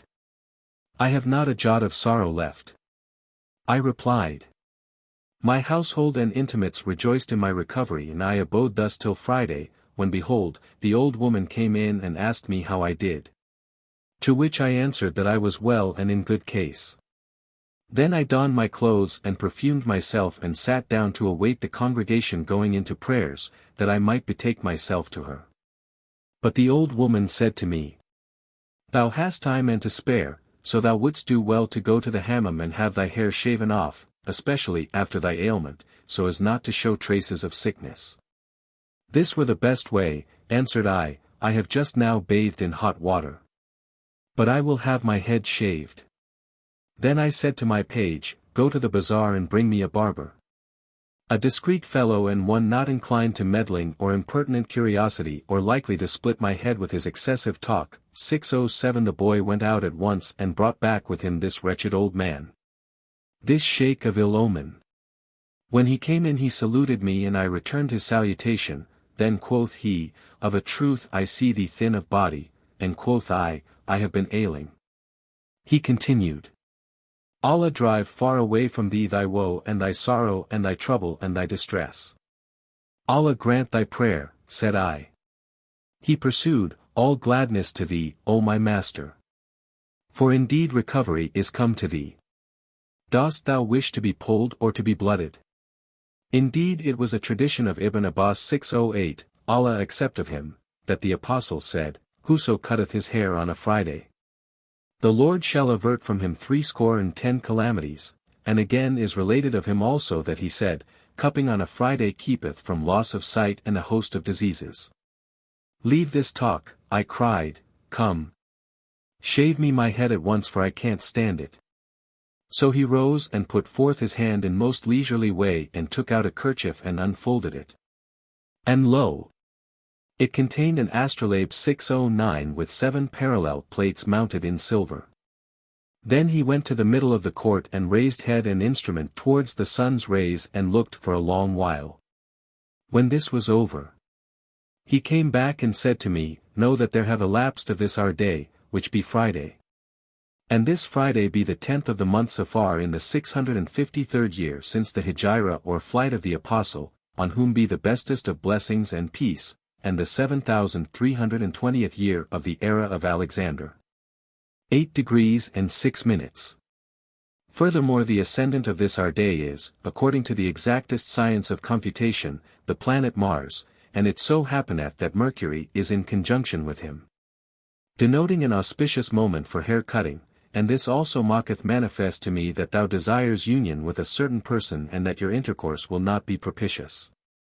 But after this there occurreth a sign respecting a matter which will befall thee and whereof I will not speak. O thou! Cried I, by Allah, thou weariest me and scatterest my wits and thy forecast is other than good, I sent for thee to pull my head and naught else, so up and shave me and prolong not thy speech. By Allah, replied he. If thou but knew what is about to befall thee, thou wouldst do nothing this day, and I counsel thee to act as I tell thee by computation of the constellations. By Allah, said I. Never did I see a barber who excelled in judicial astrology save thyself, but I think and I know that thou art most prodigal of frivolous talk. I sent for thee only to shave my head. But thou combest and pesterest me with this sorry prattle. What more wouldst thou have? Replied he.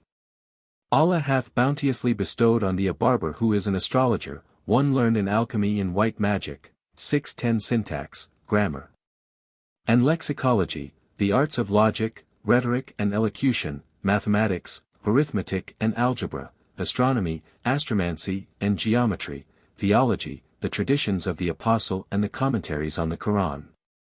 Furthermore, I have read books galore and digested them and have had experience of affairs and comprehended them. In short I have learned the theoric and the practic of all the arts and sciences, I know everything of them by rote and I am a past master in totarii Sibyllae. Thy father loved me for my lack of officiousness. Argal, to serve thee is a religious duty incumbent on me. I am no busybody as thou seemest to suppose, and on this account I am known as the silent man, also the modest man, wherefore it behoveth thee to render thanks to Allah Almighty and not cross me. For I am a true counselor to thee and benevolently minded towards thee. Would that I were in thy service a whole year that thou mightest do me justice, and I would ask thee no wage for all this. When I heard his flow of words, I said to him, Doubtless thou wilt be my death this day. And Scheherazade perceived the dawn of day and ceased saying her permitted say. When it was the 30th night, she said, It hath reached me, O auspicious king, that the young man said to the barber, Thou certainly wilt be the death of me this very day. O master mine, replied he, I am he, the silent man hight, by reason of the fewness of my words, to distinguish me from my 6 brothers. For the eldest is called Al-Bakbuk, the prattler, the second Al-Hatter, the babbler, the third Al-Fakik, the gabbler, the fourth, his name is Al-Kaz Al-Aswani, the long-necked guglet, from his eternal chattering, the fifth is Al-Nashar, the tattler and tale-teller, the sixth Shakashik, or many clamors. And the seventh is famous as Al-Samit, the silent man, and this is my noble self. Whilst he redoubled his talk, I thought my gall bladder would have burst. So I said to the servant, give him a quarter dinar and dismiss him and let him go from me in the name of God who made him. I won't have my head shaved today. What words be these, O my lord, cried he. By Allah! I will accept no hire of thee till I have served thee and have ministered to thy wants, and I care not if I never take money of thee. If thou know not my quality, I know thine, and I, O thy father, an honest man, on whom Allah Almighty have mercy. Many a kindness, for he was a liberal soul and a generous. By Allah, he sent for me one day, as it were this blessed day, and I went in to him and found a party of his intimates about him. Quoth he to me, let me blood. So I pulled out my astrolabe and, taking the sun's altitude for him, I ascertained that the ascendant was inauspicious and the hour unfavorable for blooding. I told him of this, and he did according to my bidding and awaited a better opportunity. So I made these lines in honor of him. I went to my patron some blood to let him. But found that the moment was far from good. So I sat and I talked of all strangenesses. And with jests and jokes his goodwill I wooed. They pleased him and cried he, O man of wit! Thou hast proved thee perfect in merry mood. Quoth I, O thou lord of men, save thou. Lend me art and wisdom I'm foe and would. In thee gather grace, boon, bounty, suavity. And I girden the world with lore, science and gravity. Thy father was delighted and cried out to the servant, give him 103 gold pieces with a robe of honor. The man obeyed his orders, and I awaited an auspicious moment, when I blooded him, and he did not balk me. Nay, he thanked me and I was also thanked and praised by all present. When the bloodletting was over I had no power to keep silence and asked him, by Allah, O my lord, what made thee say to the servant, give him 103 dinars? And he answered, 1 dinar was for the astrological observation, another for thy pleasant conversation, the third for the phlebotomization. And the remaining 100 and the dress were for thy verses in my commendation. May Allah show small mercy to my father, exclaimed I, for knowing the like of thee. He laughed and ejaculated. There is no God but the God and Muhammad is the apostle of God. Glory to him that changeth and is changed not. I took thee for a man of sense, but I see thou babblest and dotest for illness. Allah hath said in the blessed book. 611 Paradise is prepared for the goodly who bridle their anger and forgive men and so forth, and in any case thou art excused.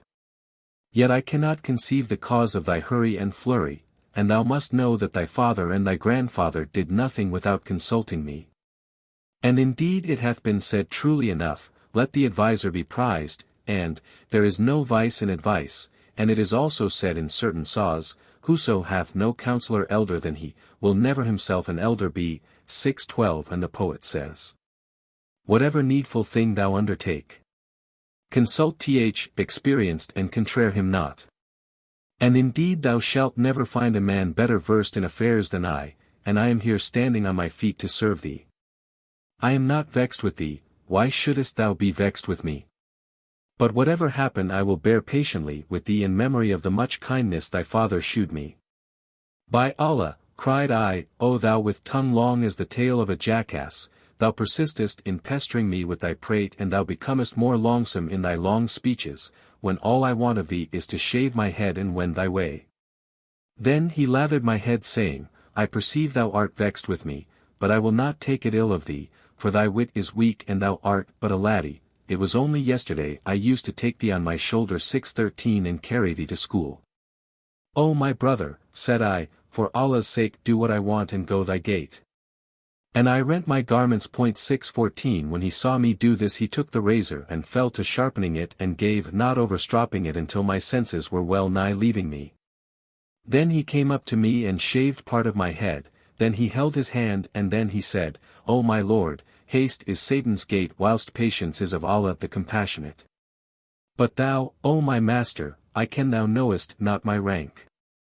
For verily this hand alighteth upon the heads of kings and emirs and wazirs, and sages and doctors learned in the law, and the poet said of one like me. All crafts are like necklaces strung on a string. But this barber's the union pearl of the band. High over all craftsmen he ranketh, and why? The heads of the kings are under his hand. 6:15. Then said I, Do leave off talking about what concerneth thee not. Indeed thou hast straitened my breast and distracted my mind. Quoth he, Meseems thou art a hasty man, and quoth I, Yes. Yes. Yes, and he, I rede thee practice restraint of self, for haste is Satan's pelf which bequeatheth only repentance and ban and bane, and he, upon whom be blessings and peace, hath said, The best of works is that wherein deliberation lurks. But I, by Allah, have some doubt about thine affair, and so I should like thee to let me know what it is thou art in such haste to do, for I fear me it is other than good. Then he continued, It wanteth 3 hours yet to prayer time.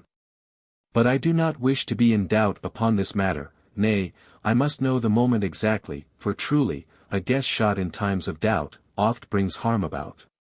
Especially in the like of me, a superior person whose merits are famous amongst mankind at large, and it doth not befit me to talk at random, as do the common sort of astrologers. So saying, he threw down the razor and taking up the astrolabe, went forth under the sun and stood there a long time. After which he returned and counting on his fingers said to me, There remains still to prayer time 3 full hours and complete, neither more nor yet less, according to the most learned astronomicals and the wisest makers of almanacs. Allah upon thee, cried I, hold thy tongue with me, for thou breakest my liver in pieces. So he took the razor and, after sharpening it as before and shaving other 2 hairs of my head, he again held his hand and said, I am concerned about thy hastiness and indeed thou wouldst do well to let me into the cause of it. 'Twere the better for thee, as thou knowest that neither thy father nor thy grandfather ever did a single thing save by my advice. When I saw that there was no escape from him I said to myself, The time for prayer draws near and I wish to go to her before the folk come out of the mosque. If I am delayed much longer, I know not how to come at her. Then said I aloud, Be quick and stint this talk and impertinence, for I have to go to a party at the house of some of my intimates. When he heard me speak of the party, he said, This thy day is a blessed day for me.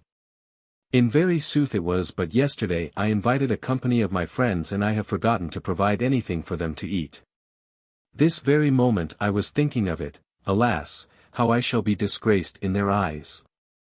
Be not distressed about this matter, answered I. Have I not told thee that I am bidden to an entertainment this day? So everything in my house, eatable and drinkable, shall be thine, if thou wilt only get through thy work and make haste to shave my head. He replied, Allah requite thee with good. Specify to me what is in thy house for my guests that I may be ware of it. Quoth I, 5 dishes of meat and 10 chickens with reddened breasts 6:16 and a roasted lamb. Set them before me, quoth he, that I may see them. So I told my people to buy, borrow, or steal them and bring them in any wise, and had all this set before him. When he saw it he cried, The wine is wanting, and I replied, I have a flagon or 2 of good old grape juice in the house, and he said, Have it brought out. So I sent for it and he exclaimed, Allah bless thee for a generous disposition. But there are still the essences and perfumes. So I bade them set before him a box containing nad 6:17 the best of compound perfumes, together with fine line aloes, ambergris and musk unmixed, the whole worth 50 dinars. Now the time waxed straight and my heart straightened with it, so I said to him, Take it all and finish shaving my head by the life of Muhammad, whom Allah bless and keep. By Allah, said he, I will not take it till I see all that is in it. So I bade the page open the box and the barber laid down the astrolabe, leaving the greater part of my head unpolled, and, sitting on the ground, turned over the scents and incense and aloes wood and essences till I was well nigh distraught. Then he took the razor and coming up to me shaved off some few hairs and repeated these lines. The boy like his father shall surely show. As the tree from its parent root shall grow. 6:18. Then said he, By Allah, O my son, I know not whether to thank thee or thy father. For my entertainment this day is all due to thy bounty and beneficence, and, although none of my company be worthy of it, yet I have a set of honourable men, to wit Xantet the bath-keeper and Solier the corn-chandler, and Silet the bean-seller, and Akrasha the greengrocer, and Humaid the scavenger, and Sa'id the camel-man, and Suwaid the porter, and Abu Makarish the bath-man, 619 and Qasim the watchman, and Karim the groom. There is not among the whole of them a bore or a bully in his cups, nor a meddler nor a miser of his money, and each and every hath some dance which he danceth and some of his own couplets which he caroleth. And the best of them is that, like thy servant, thy slave here, they know not what much talking is nor what forwardness means. The bath-keeper sings to the tom 620 a song which enchants. And he stands up and dances and chants. I am going, O mammy, to fill up my pot.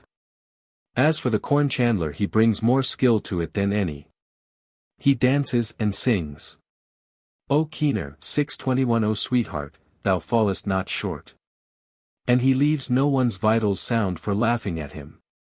But the scavenger sings so that the birds stop to listen to him and dances and sings. News my wife wots is not locked in a box, 622. And he hath privilege, for 'tis a shrewd rogue 623 in a witty.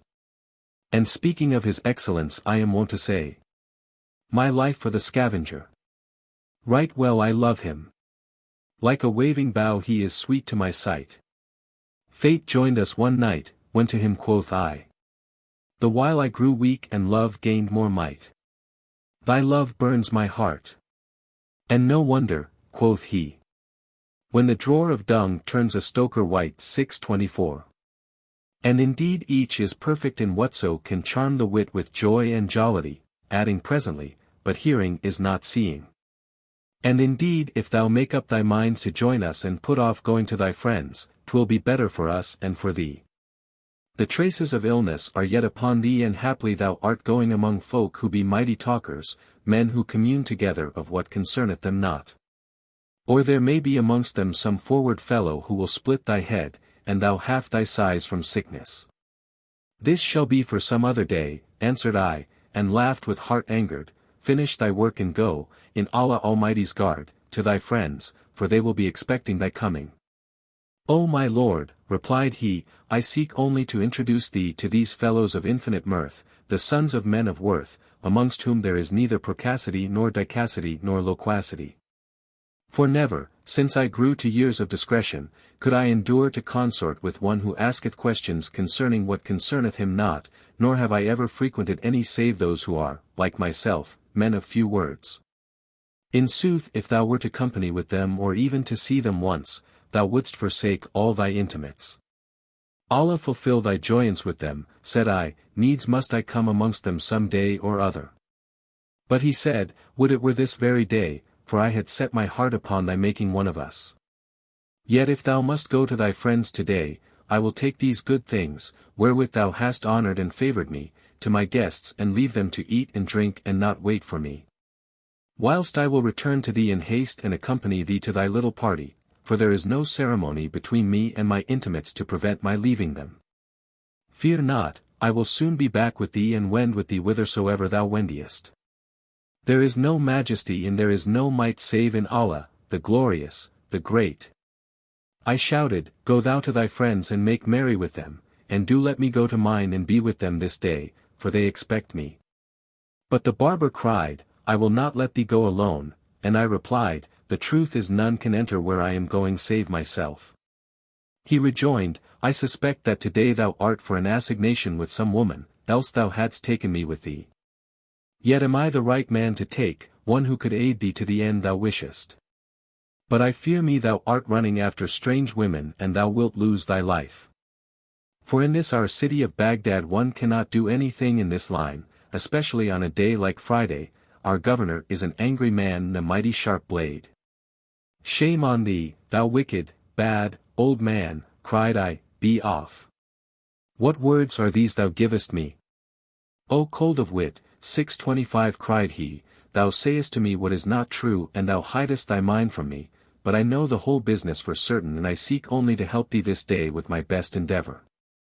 I was fearful lest my people or my neighbors should hear the barber's talk, so I kept silence for a long time whilst he finished shaving my head, by which time the hour of prayer was come and the khutbah, or sermon, was about to follow. When he had done, I said to him, Go to thy friends with their meat and drink, and I will await thy return. Then we will fare together. In this way I hope to pour oil on troubled waters and to trick the accursed loon, so haply I might get quit of him. But he said, Thou art cousining me and thou wouldst go alone to thy appointment and cast thyself into jeopardy, whence there will be no escape for thee.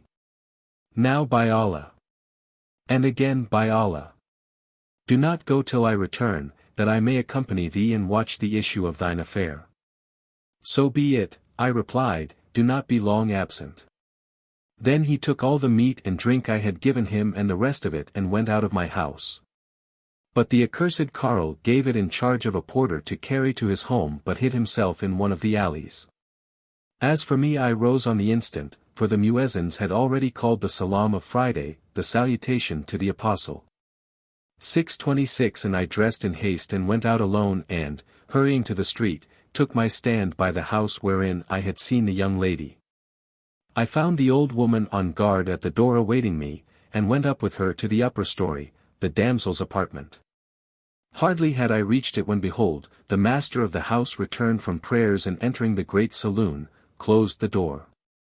I looked down from the window and saw this barber, Allah's curse upon him, sitting over against the door and said, How did this devil find me out? At this very moment, as Allah had decreed it for rending my veil of secrecy, it so happened that a handmaid of the house master committed some offense for which he beat her. She shrieked out and his slave ran in to intercede for her, whereupon the Qazi beat him to boot, and he also roared out. The damned barber fancied that it was I who was being beaten. So he also fell to shouting and tore his garments and scattered dust on his head and kept on shrieking and crying, Help! Help! So the people came round about him and he went on yelling, My master is being murdered in the Qazi's house. Then he ran clamoring to my place with the folk after him, and told my people and servants and slaves, and, before I knew what was doing, up they came tearing their clothes and letting loose their hair 6:27 and shouting, Alas, our master! And this barber leading the rout with his clothes rent and in sorriest plight, and he also shouting like a madman and saying, Alas for our murdered master! And they all made an assault upon the house in which I was.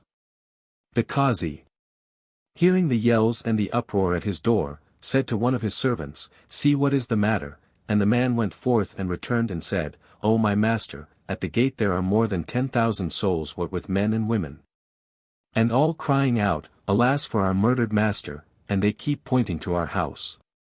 When the Qazi heard this, the matter seemed serious and he waxed wroth, so he rose and opening the door saw a great crowd of people, whereat he was astounded and said, O folk! What is there to do? O accursed! O dog!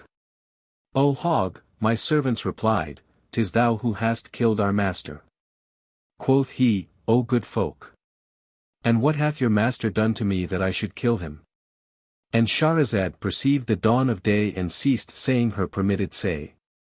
When it was the 31st night, she said, It hath reached me, O auspicious king, that the Qazi said to the servants, What hath your master done to me that I should kill him? This is my house and it is open to you all. Then quoth the barber, Thou didst beat him and I heard him cry out, and quoth the Qazi, But what was he doing that I should beat him, and what brought him into my house, and whence came he and whither went he? Be not a wicked, perverse old man, cried the barber, for I know the whole story, and the long and short of it is that thy daughter is in love with him and he loves her. And when thou knewest that he had entered the house, thou badest thy servants beat him and they did so, by Allah, none shall judge between us and thee but the Caliph. Or else do thou bring out our master that his folk may take him, before they go in and save him perforce from thy house, and thou be put to shame. Then said the Qazi, and his tongue was bridled and his mouth was stopped by confusion before the people, and thou say sooth, do thou come in and fetch him out. Whereupon the barber pushed forward and entered the house. When I saw this I looked about for a means of escape and flight, but saw no hiding place except a great chest in the upper chamber where I was. So I got into it and pulled the lid down upon myself and held my breath. The barber was hardly in the room before he began to look about for me, then turned him right and left and came straight to the place where I was, and stepped up to the chest and, lifting it on his head, made off as fast as he could. At this, my reason forsook me, for I knew that he would not let me be, so I took courage and opening the chest threw myself to the ground. My leg was broken in the fall, and the door being open I saw a great concourse of people looking in. Now I carried in my sleeve much gold and some silver, which I had provided for an ill day like this and the like of such occasion. So I kept scattering it amongst the folk to divert their attention from me and, whilst they were busy scrambling for it, I set off, hopping as fast as I could, through the by-streets of Baghdad, shifting and turning right and left. But whithersoever I went this damned barber would go in after me, crying aloud, they would have bereft me of my Messiahster. They would have slain him who was a benefactor to me and my family and my friends. Praised be Allah who made me prevail against them and delivered my Lord from their hands. Then to me, where wilt thou go now? Thou wouldst persist in following thine own evil devices, till thou broughtest thyself to this ill pass. And, had not Allah vouchsafed me to thee, ne'er hadst thou escaped this strait into which thou hast fallen, for they would have cast thee into a calamity whence thou never couldst have won free. But I will not call thee to account for thine ignorance, as thou art so little of wit and inconsequential and addicted to hastiness. Said I to him, doth not what thou hast brought upon me suffice thee, but thou must run after me and talk me such talk in the bazaar streets? And I well nigh gave up the ghost for excess of rage against him. Then I took refuge in the shop of a weaver amiddlemost of the market and sought protection of the owner who drove the barber away. And, sitting in the back room 628 I said to myself, if I return home I shall never be able to get rid of this curse of a barber, who will be with me night and day, and I cannot endure the sight of him even for a breathing space. So I sent out at once for witnesses and made a will, dividing the greater part of my property among my people, and appointed a guardian over them, to whom I committed the charge of great and small, directing him to sell my houses and domains. Then I set out on my travels that I might be free of this pimp, 629 and I came to settle in your town where I have lived some time. When you invited me and I came hither, the first thing I saw was this accursed pander seated in the place of honor. How then can my heart be glad and my stay be pleasant in company with this fellow who brought all this upon me, and who was the cause of the breaking of my leg and of my exile from home and native land? And the youth refused to sit down and went away. When we heard his story, continued the tailor, we were amazed beyond measure and amused and said to the barber, by Allah, is it true what this young man saith of thee?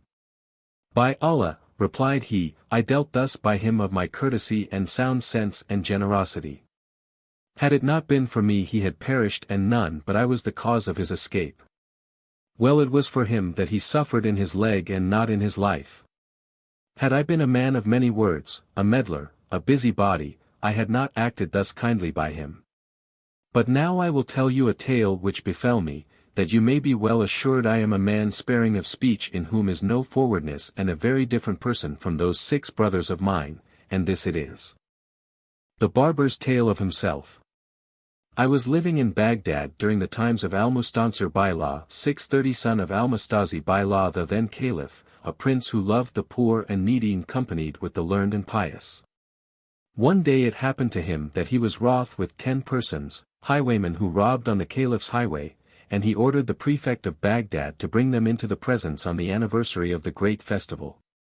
631 So the prefect sallied out and, making them his prisoners, embarked with them in a boat. I caught sight of them as they were embarking and said to myself, these are surely assembled for a marriage feast. Methinks they are spending their day in that boat eating and drinking, and none shall be companion of their cups but I myself. So I rose, O fair assembly. And, of the excess of my courtesy and the gravity of my understanding, I embarked with them and entered into conversation with them. They rowed across to the opposite bank, where they landed and there came up the watch and guardians of the peace with chains, which they put round the robbers' necks. They chained me among the rest of them. And, O people, is it not a proof of my courtesy and spareness of speech, that I held my peace and did not please to speak? Then they took us away in bilbos and next morning carried us all before Almustansir Billah, commander of the faithful, who bade smite the necks of the 10 robbers. So the sworder came forward after they were seated on the leather of blood. 632 then drawing his blade, struck off one head after another until he had smitten the neck of the 10th, and I alone remained. The Caliph looked at me and asked the headsman, saying, What ails thee that thou hast struck off only 9 heads? And he answered, Allah forbid that I should behead only 9, when thou biddest me behead 10. Quoth the Caliph, Meseems thou hast smitten the necks of only 9. And this man before thee is the 10th. By thy beneficence, replied the headsman, I have beheaded 10. Count them, cried the Caliph, and when as they counted heads, lo! There were 10. The Caliph looked at me and said, What made thee keep silence at a time like this, and how camest thou to company with these men of blood? Tell me the cause of all this, for albeit thou art a very old man, assuredly thy wits are weak. Now when I heard these words from the Caliph I sprang to my feet and replied, Know, O Prince of the Faithful, that I am the silent Shaykh and am thus called to distinguish me from my 6 brothers. I am a man of immense learning whilst, as for the gravity of my understanding, the wealiness of my wits and the spareness of my speech, there is no end of them, and my calling is that of a barber. I went out early on yesterday morning and saw these men making for a skiff, and, fancying they were bound for a marriage feast, I joined them and mixed with them.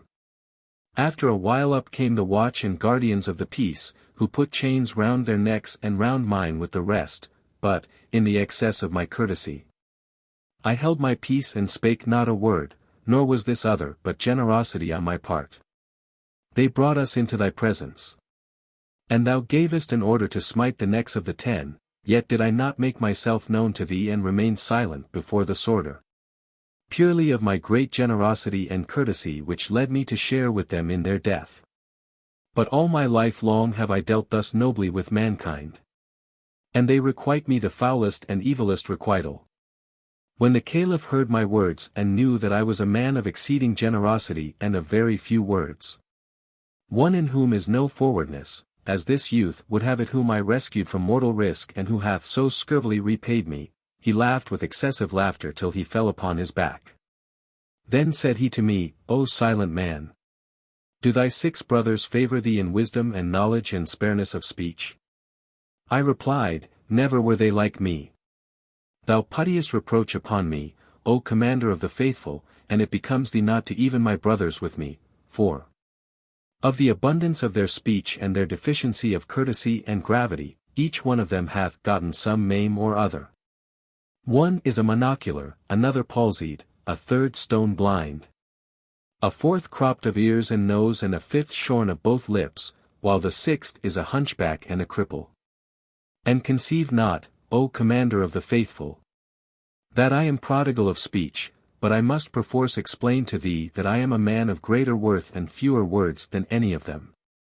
From each one of my brothers hangs a tale of how he came by his bodily defect, and these I will relate to thee. So the Caliph gave ear to the barber's tale of his first brother. Know then, O commander of the faithful, that my first brother, Al-Bakbuk, the prattler, is a hunchback who took to tailoring in Baghdad, and he used to sew in a shop hired from a man of much wealth, who dwelt over the shop. 633 And there was also a flour mill in the basement.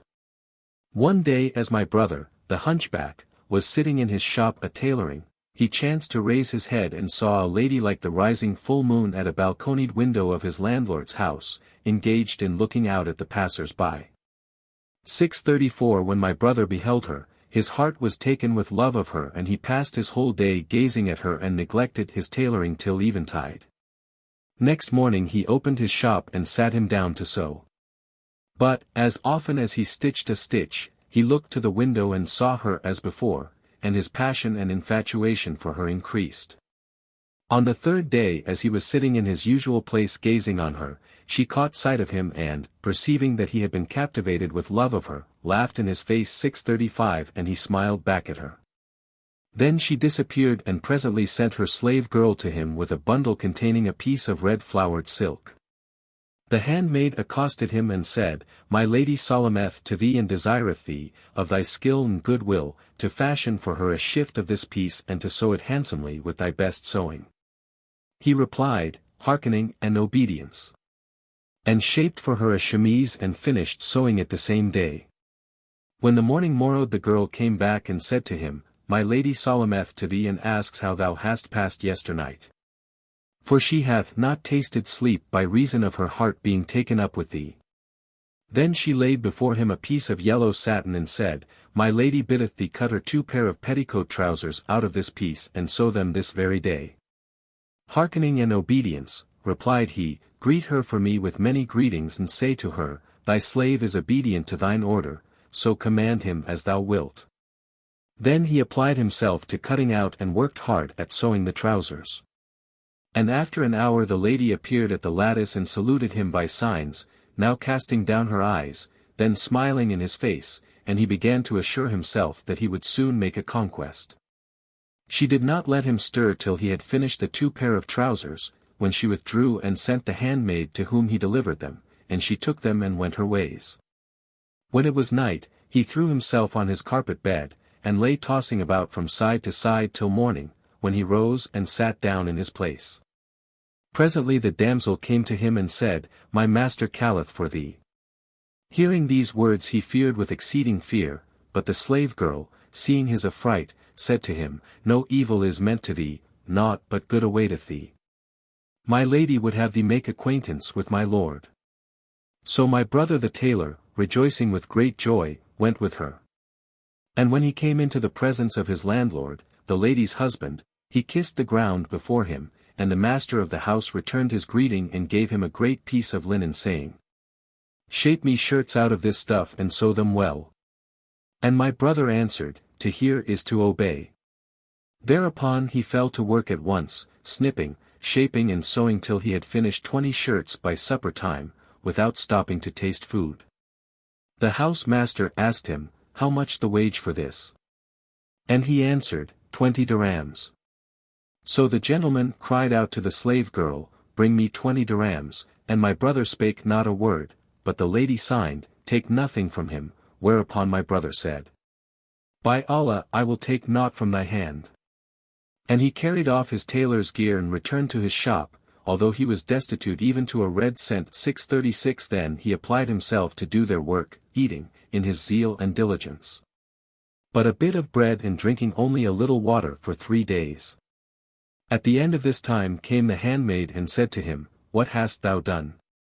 Quoth he, They are finished, and carried the shirts to the lady's husband, who would have paid him his hire, but he said, I will take nothing, for fear of her, and, returning to his shop, passed the night without sleep because of his hunger.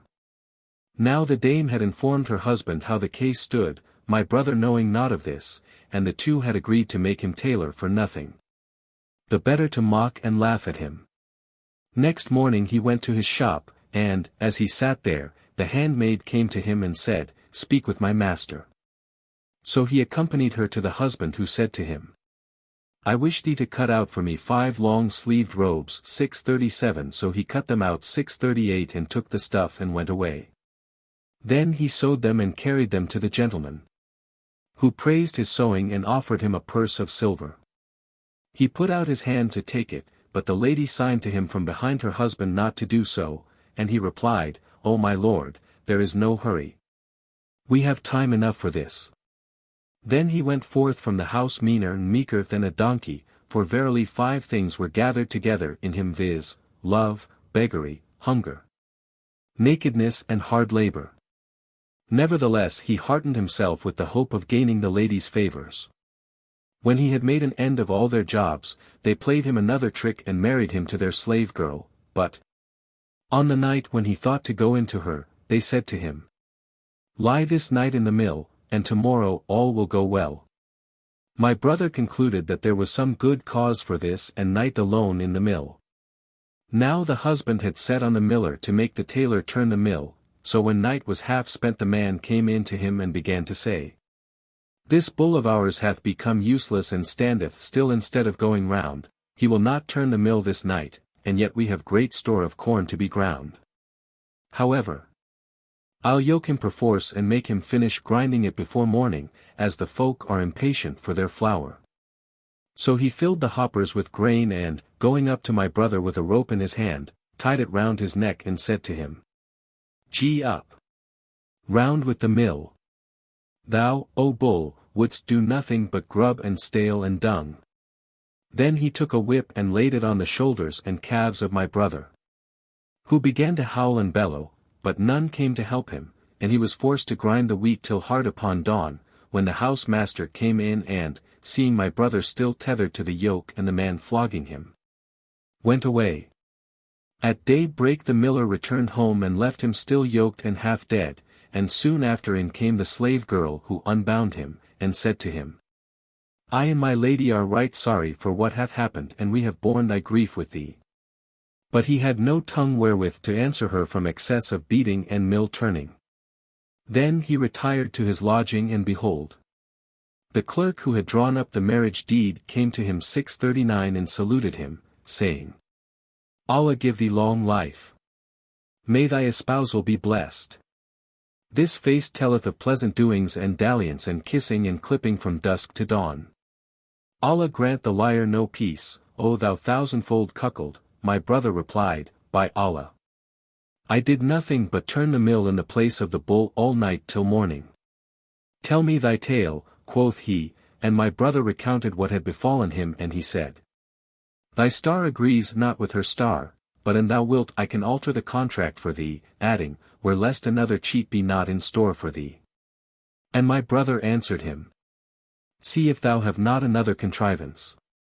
Then the clerk left him and he sat in his shop, looking for some one to bring him a job whereby he might earn his day's bread. Presently the handmaid came to him and said, "Speak with my lady." "Begone."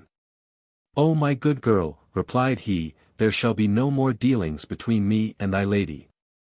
The handmaid returned to her mistress and told her what my brother had said, and presently she put her head out of the window, weeping and saying, "Why, O my beloved, are there to be no more dealings twixt me and thee?"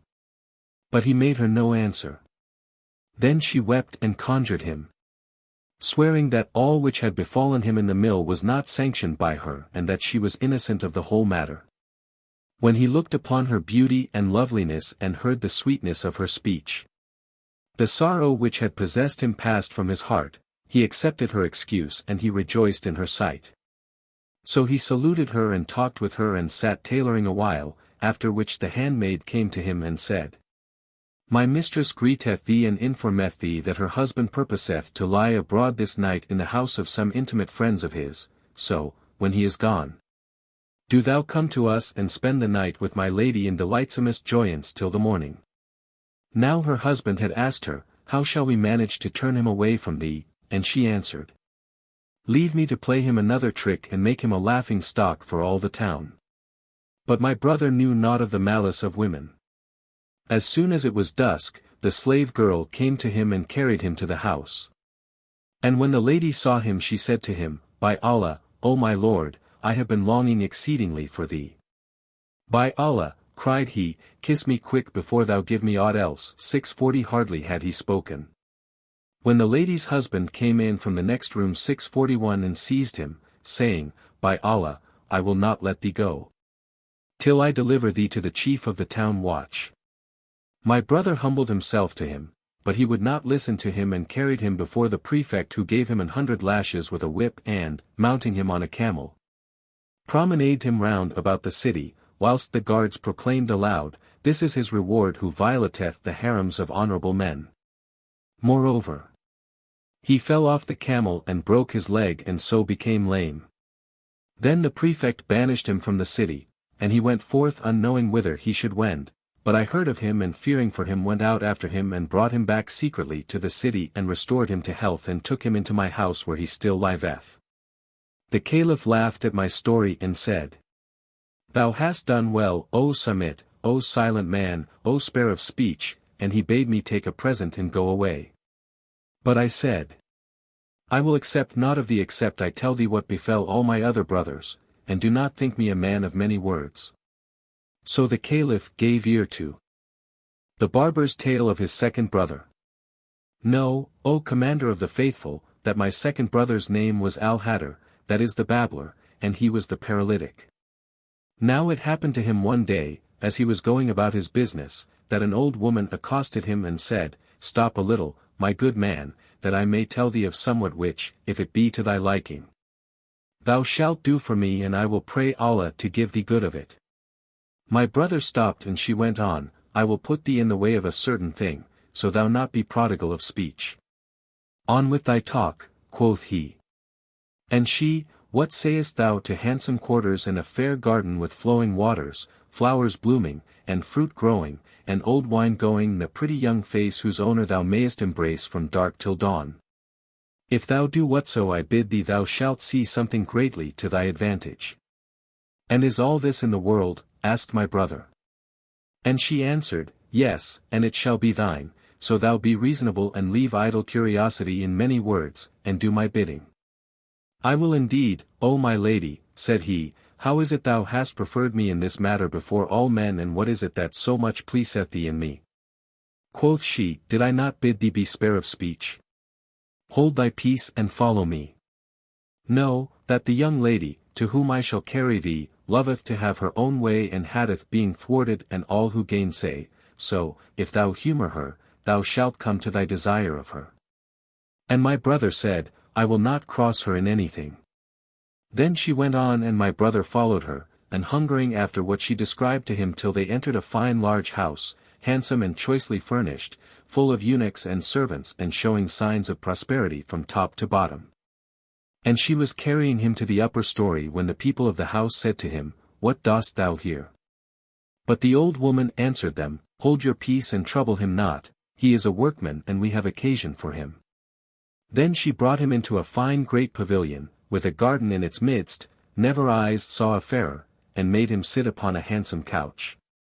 He had not sat long, before he heard a loud noise, and in came a troop of slave girls surrounding a lady like the moon on the night of its fullest. When he saw her, he rose up and made an obeisance to her, whereupon she welcomed him and bade him be seated. So he sat down, and she said to him, Allah advance thee to honor. Is all well with thee? O my lady, he answered, All with me is right well. Then she bade bring in food, and they set before her delicate viands. So she sat down to eat, making a show of affection to my brother and jesting with him, though all the while she could not refrain from laughing. But as often as he looked at her, she signed towards her handmaidens as though she were laughing at them. My brother, the ass, understood nothing. But, in the excess of his ridiculous passion, he fancied that the lady was in love with him and that she would soon grant him his desire. When they had done eating, they set on the wine, and there came in 10 maidens like moons, with lutes ready strung in their hands, and fell to singing with full voices, sweet and sad. Whereupon delight gat hold upon him, and he took the cup from the lady's hands and drank it standing. Then she drank a cup of wine, and my brother, still standing, said to her, Health, and bowed to her. She handed him another cup, and he drank it off, when she slapped him hard on the nape of his neck. 642 Upon this my brother would have gone out of the house in anger, but the old woman followed him and winked to him to return. So he came back, and the lady bade him sit, and he sat down without a word. Then she again slapped him on the nape of his neck, and the second slapping did not suffice her, she must needs make all her handmaidens also slap and cuff him, while he kept saying to the old woman, I never saw aught nicer than this. She on her side ceased not, exclaiming, Enough, enough, I conjure thee, O my mistress. But the women slapped him till he well nigh swooned away. Presently my brother rose and went out to obey a call of nature, but the old woman overtook him, and said, Be patient a little, and thou shalt win to thy wish. How much longer have I to wait? My brother replied, This slapping hath made me feel faint. As soon as she is warm with wine, answered she, Thou shalt have thy desire. So he returned to his place and sat down, whereupon all the handmaidens stood up, and the lady bade them perfume him with pottiles and besprinkle his face with rosewater. Then said she to him, Allah advance thee to honor. Thou hast entered my house and hast borne with my conditions, for whoso thwarteth me I turn him away, and whoso is patient hath his desire. O mistress mine, said he. I am thy slave and in the hollow of thine hand. Know, then, continued she, that Allah hath made me passionately fond of frolic, and whoso falleth in with my humour cometh by whatso he wisheth. Then she ordered her maidens to sing with loud voices till the whole company was delighted, after which she said to one of them, Take thy lord, and do what is needful for him and bring him back to me forthright. So the damsel took my brother, and he not knowing what she would do with him, but the old woman overtook him and said, Be patient, there remaineth but little to do. At this his face brightened and he stood up before the lady while the old woman kept saying, Be patient, thou wilt now at once win to thy wish, till he said, Tell me what she would have the maiden do with me. Nothing but good, replied she, as I am thy sacrifice. She wisheth only to dye thy eyebrows and pluck out thy mustachios. Quoth he, As for the dyeing of my eyebrows, that will come off with washing. 643 But for the plucking out of my mustachios, that indeed is a somewhat painful process. Be cautious how thou cross her. Cried the old woman, for she hath set her heart on thee. So my brother patiently suffered her to dye his eyebrows and pluck out his mustachios. After which the maiden returned to her mistress and told her. Quoth she, Remaineth now only one other thing to be done, thou must shave his beard and make him a smooth face. 644 So the maiden went back and told him what her mistress had bidden her do, and my brother, the blockhead, said to her, How shall I do what will disgrace me before the folk? But the old woman said, She would do on this wise only that thou mayst be as a beardless youth and that no hair be left on thy face to scratch and prick her delicate cheeks, for indeed she is passionately in love with thee. So be patient and thou shalt attain thine object. My brother was patient and did her bidding and let shave off his beard and when he was brought back to the lady, lo! He appeared dyed red as to his eyebrows, plucked of both mustachios, shorn of his beard, rouged on both cheeks. At first she was affrighted at him, then she made mockery of him and, laughing till she fell upon her back, said, O my lord, thou hast indeed won my heart by thy good nature. Then she conjured him, by her life, to stand up and dance, and he arose, and capered about. And there was not a cushion in the house, but she threw it at his head, and in like manner did all her women who also kept pelting him with oranges and lemons and citrons till he fell down senseless from the cuffing on the nape of the neck, the pillowing and the fruit pelting. Now thou hast attained thy wish, said the old woman when he came round, there are no more blows in store for thee and there remaineth but one little thing to do.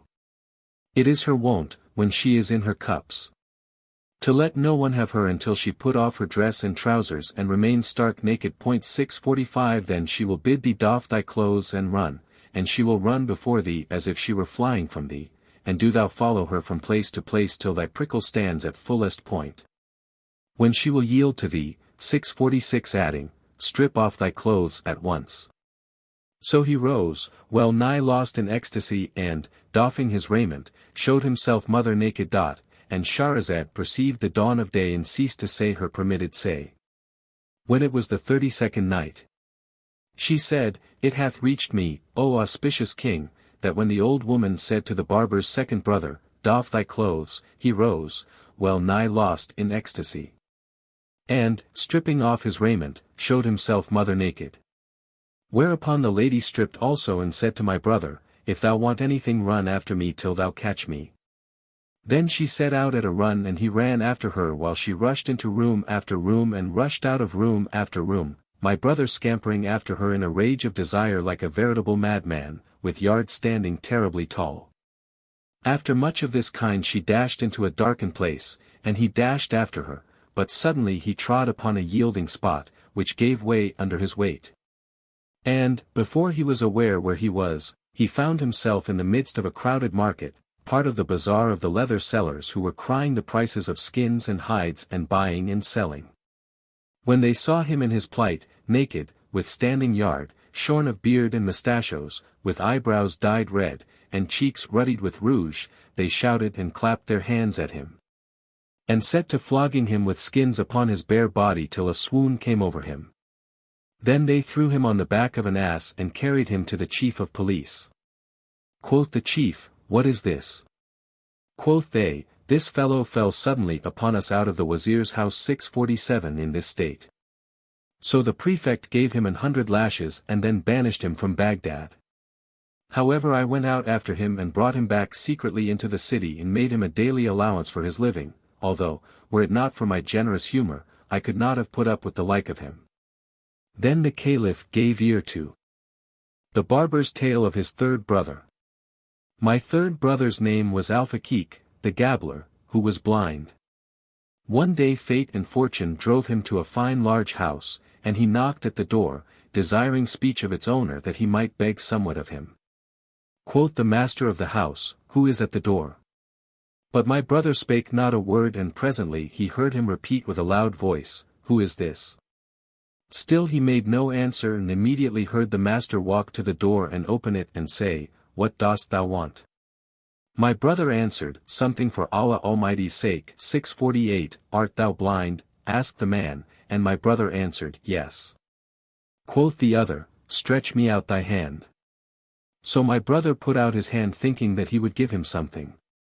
But he took it and, drawing him into the house, carried him up from stair to stair till they reached the terrace on the house top, my brother thinking the while that he would surely give him something of food or money. Then he asked my brother, "What dost thou want, O blind man?" And he answered, "Something for the Almighty's sake. Allah open for thee some other door. O thou! Why not say so when I was below stairs? O Kajir, why not answer me when I first called to thee? And what meanest thou to do for me now? There is nothing in the house to give thee. Then take me down the stair. The path is before thee." So my brother rose and made his way downstairs, till he came within 20 steps of the door, when his foot slipped and he rolled to the bottom and broke his head. Then he went out, unknowing whither to turn, and presently fell in with 2 other blind men, companions of his, who said to him, "What didst thou gain today?" He told them what had befallen him and added, "O my brothers, I wish to take some of the money in my hands and provide myself with it." Now the master of the house had followed him and was listening to what they said. But neither my brother nor his comrades knew of this. So my brother went to his lodging and sat down to await his companions, and the house owner entered after him without being perceived. When the other blind men arrived, my brother said to them, "Bolt the door and search the house lest any stranger have followed us." The man, hearing this, caught hold of a cord that hung from the ceiling and clung to it, whilst they went round about the house and searched but found no one. So they came back, and, sitting beside my brother, brought out their money which they counted, and lo! It was 12,000 dirhams. Each took what he wanted and they buried the rest in a corner of the room. Then they set on food and sat down, to eat. Presently my brother, hearing a strange pair of jaws munching by his side, 649 said to his friends, "There is a stranger amongst us," and, putting forth his hand, caught hold of that of the house master. Thereupon all fell on him and beat him, 650, and when tired of belaboring him they shouted, "O ye Moslems! A thief is come into us, seeking to take our money." A crowd gathered around them, whereupon the intruder hung on to them, and complained with them as they complained, and, shutting his eyes like them, so that none might doubt his blindness, cried out, "O Moslems, I take refuge with Allah and the governor, for I have a matter to make known to him." Suddenly up came the watch and, laying hands on the whole lot, my brother being amongst them, drove them 651 to the governors, who set them before him and asked, "What news with you?" Quoth the intruder, "Look and find out for thyself, not a word shall be wrung from us save by torture, so begin by beating me and after me beat this man our leader." 652, and he pointed to my brother. So they threw the man at full length and gave him 400 sticks on his backside. The beating pained him, whereupon he opened one eye and, as they redoubled their blows, he opened the other eye. When the governor saw this he said to him, "What have we here, O accursed?" Whereto he replied, give me the seal ring of pardon. We four have shammed blind. And we impose upon people that we may enter houses and look upon the unveiled faces of the women and contrive for their corruption. In this way we have gotten great gain and our store amounts to 12,000 dirhams. Said I to my company, give me my share, 3,000, but they rose and beat me and took away my money, and I seek refuge with Allah and with thee, better thou have my share than they. So, if thou wouldst know the truth of my words, beat one and every of the others more than thou hast beaten me, and he will surely open his eyes. The governor gave orders for the question to begin with my brother, and they bound him to the whipping post 653, and the governor said, O scum of the earth, do ye abuse the gracious gifts of Allah and make as if ye were blind? Allah!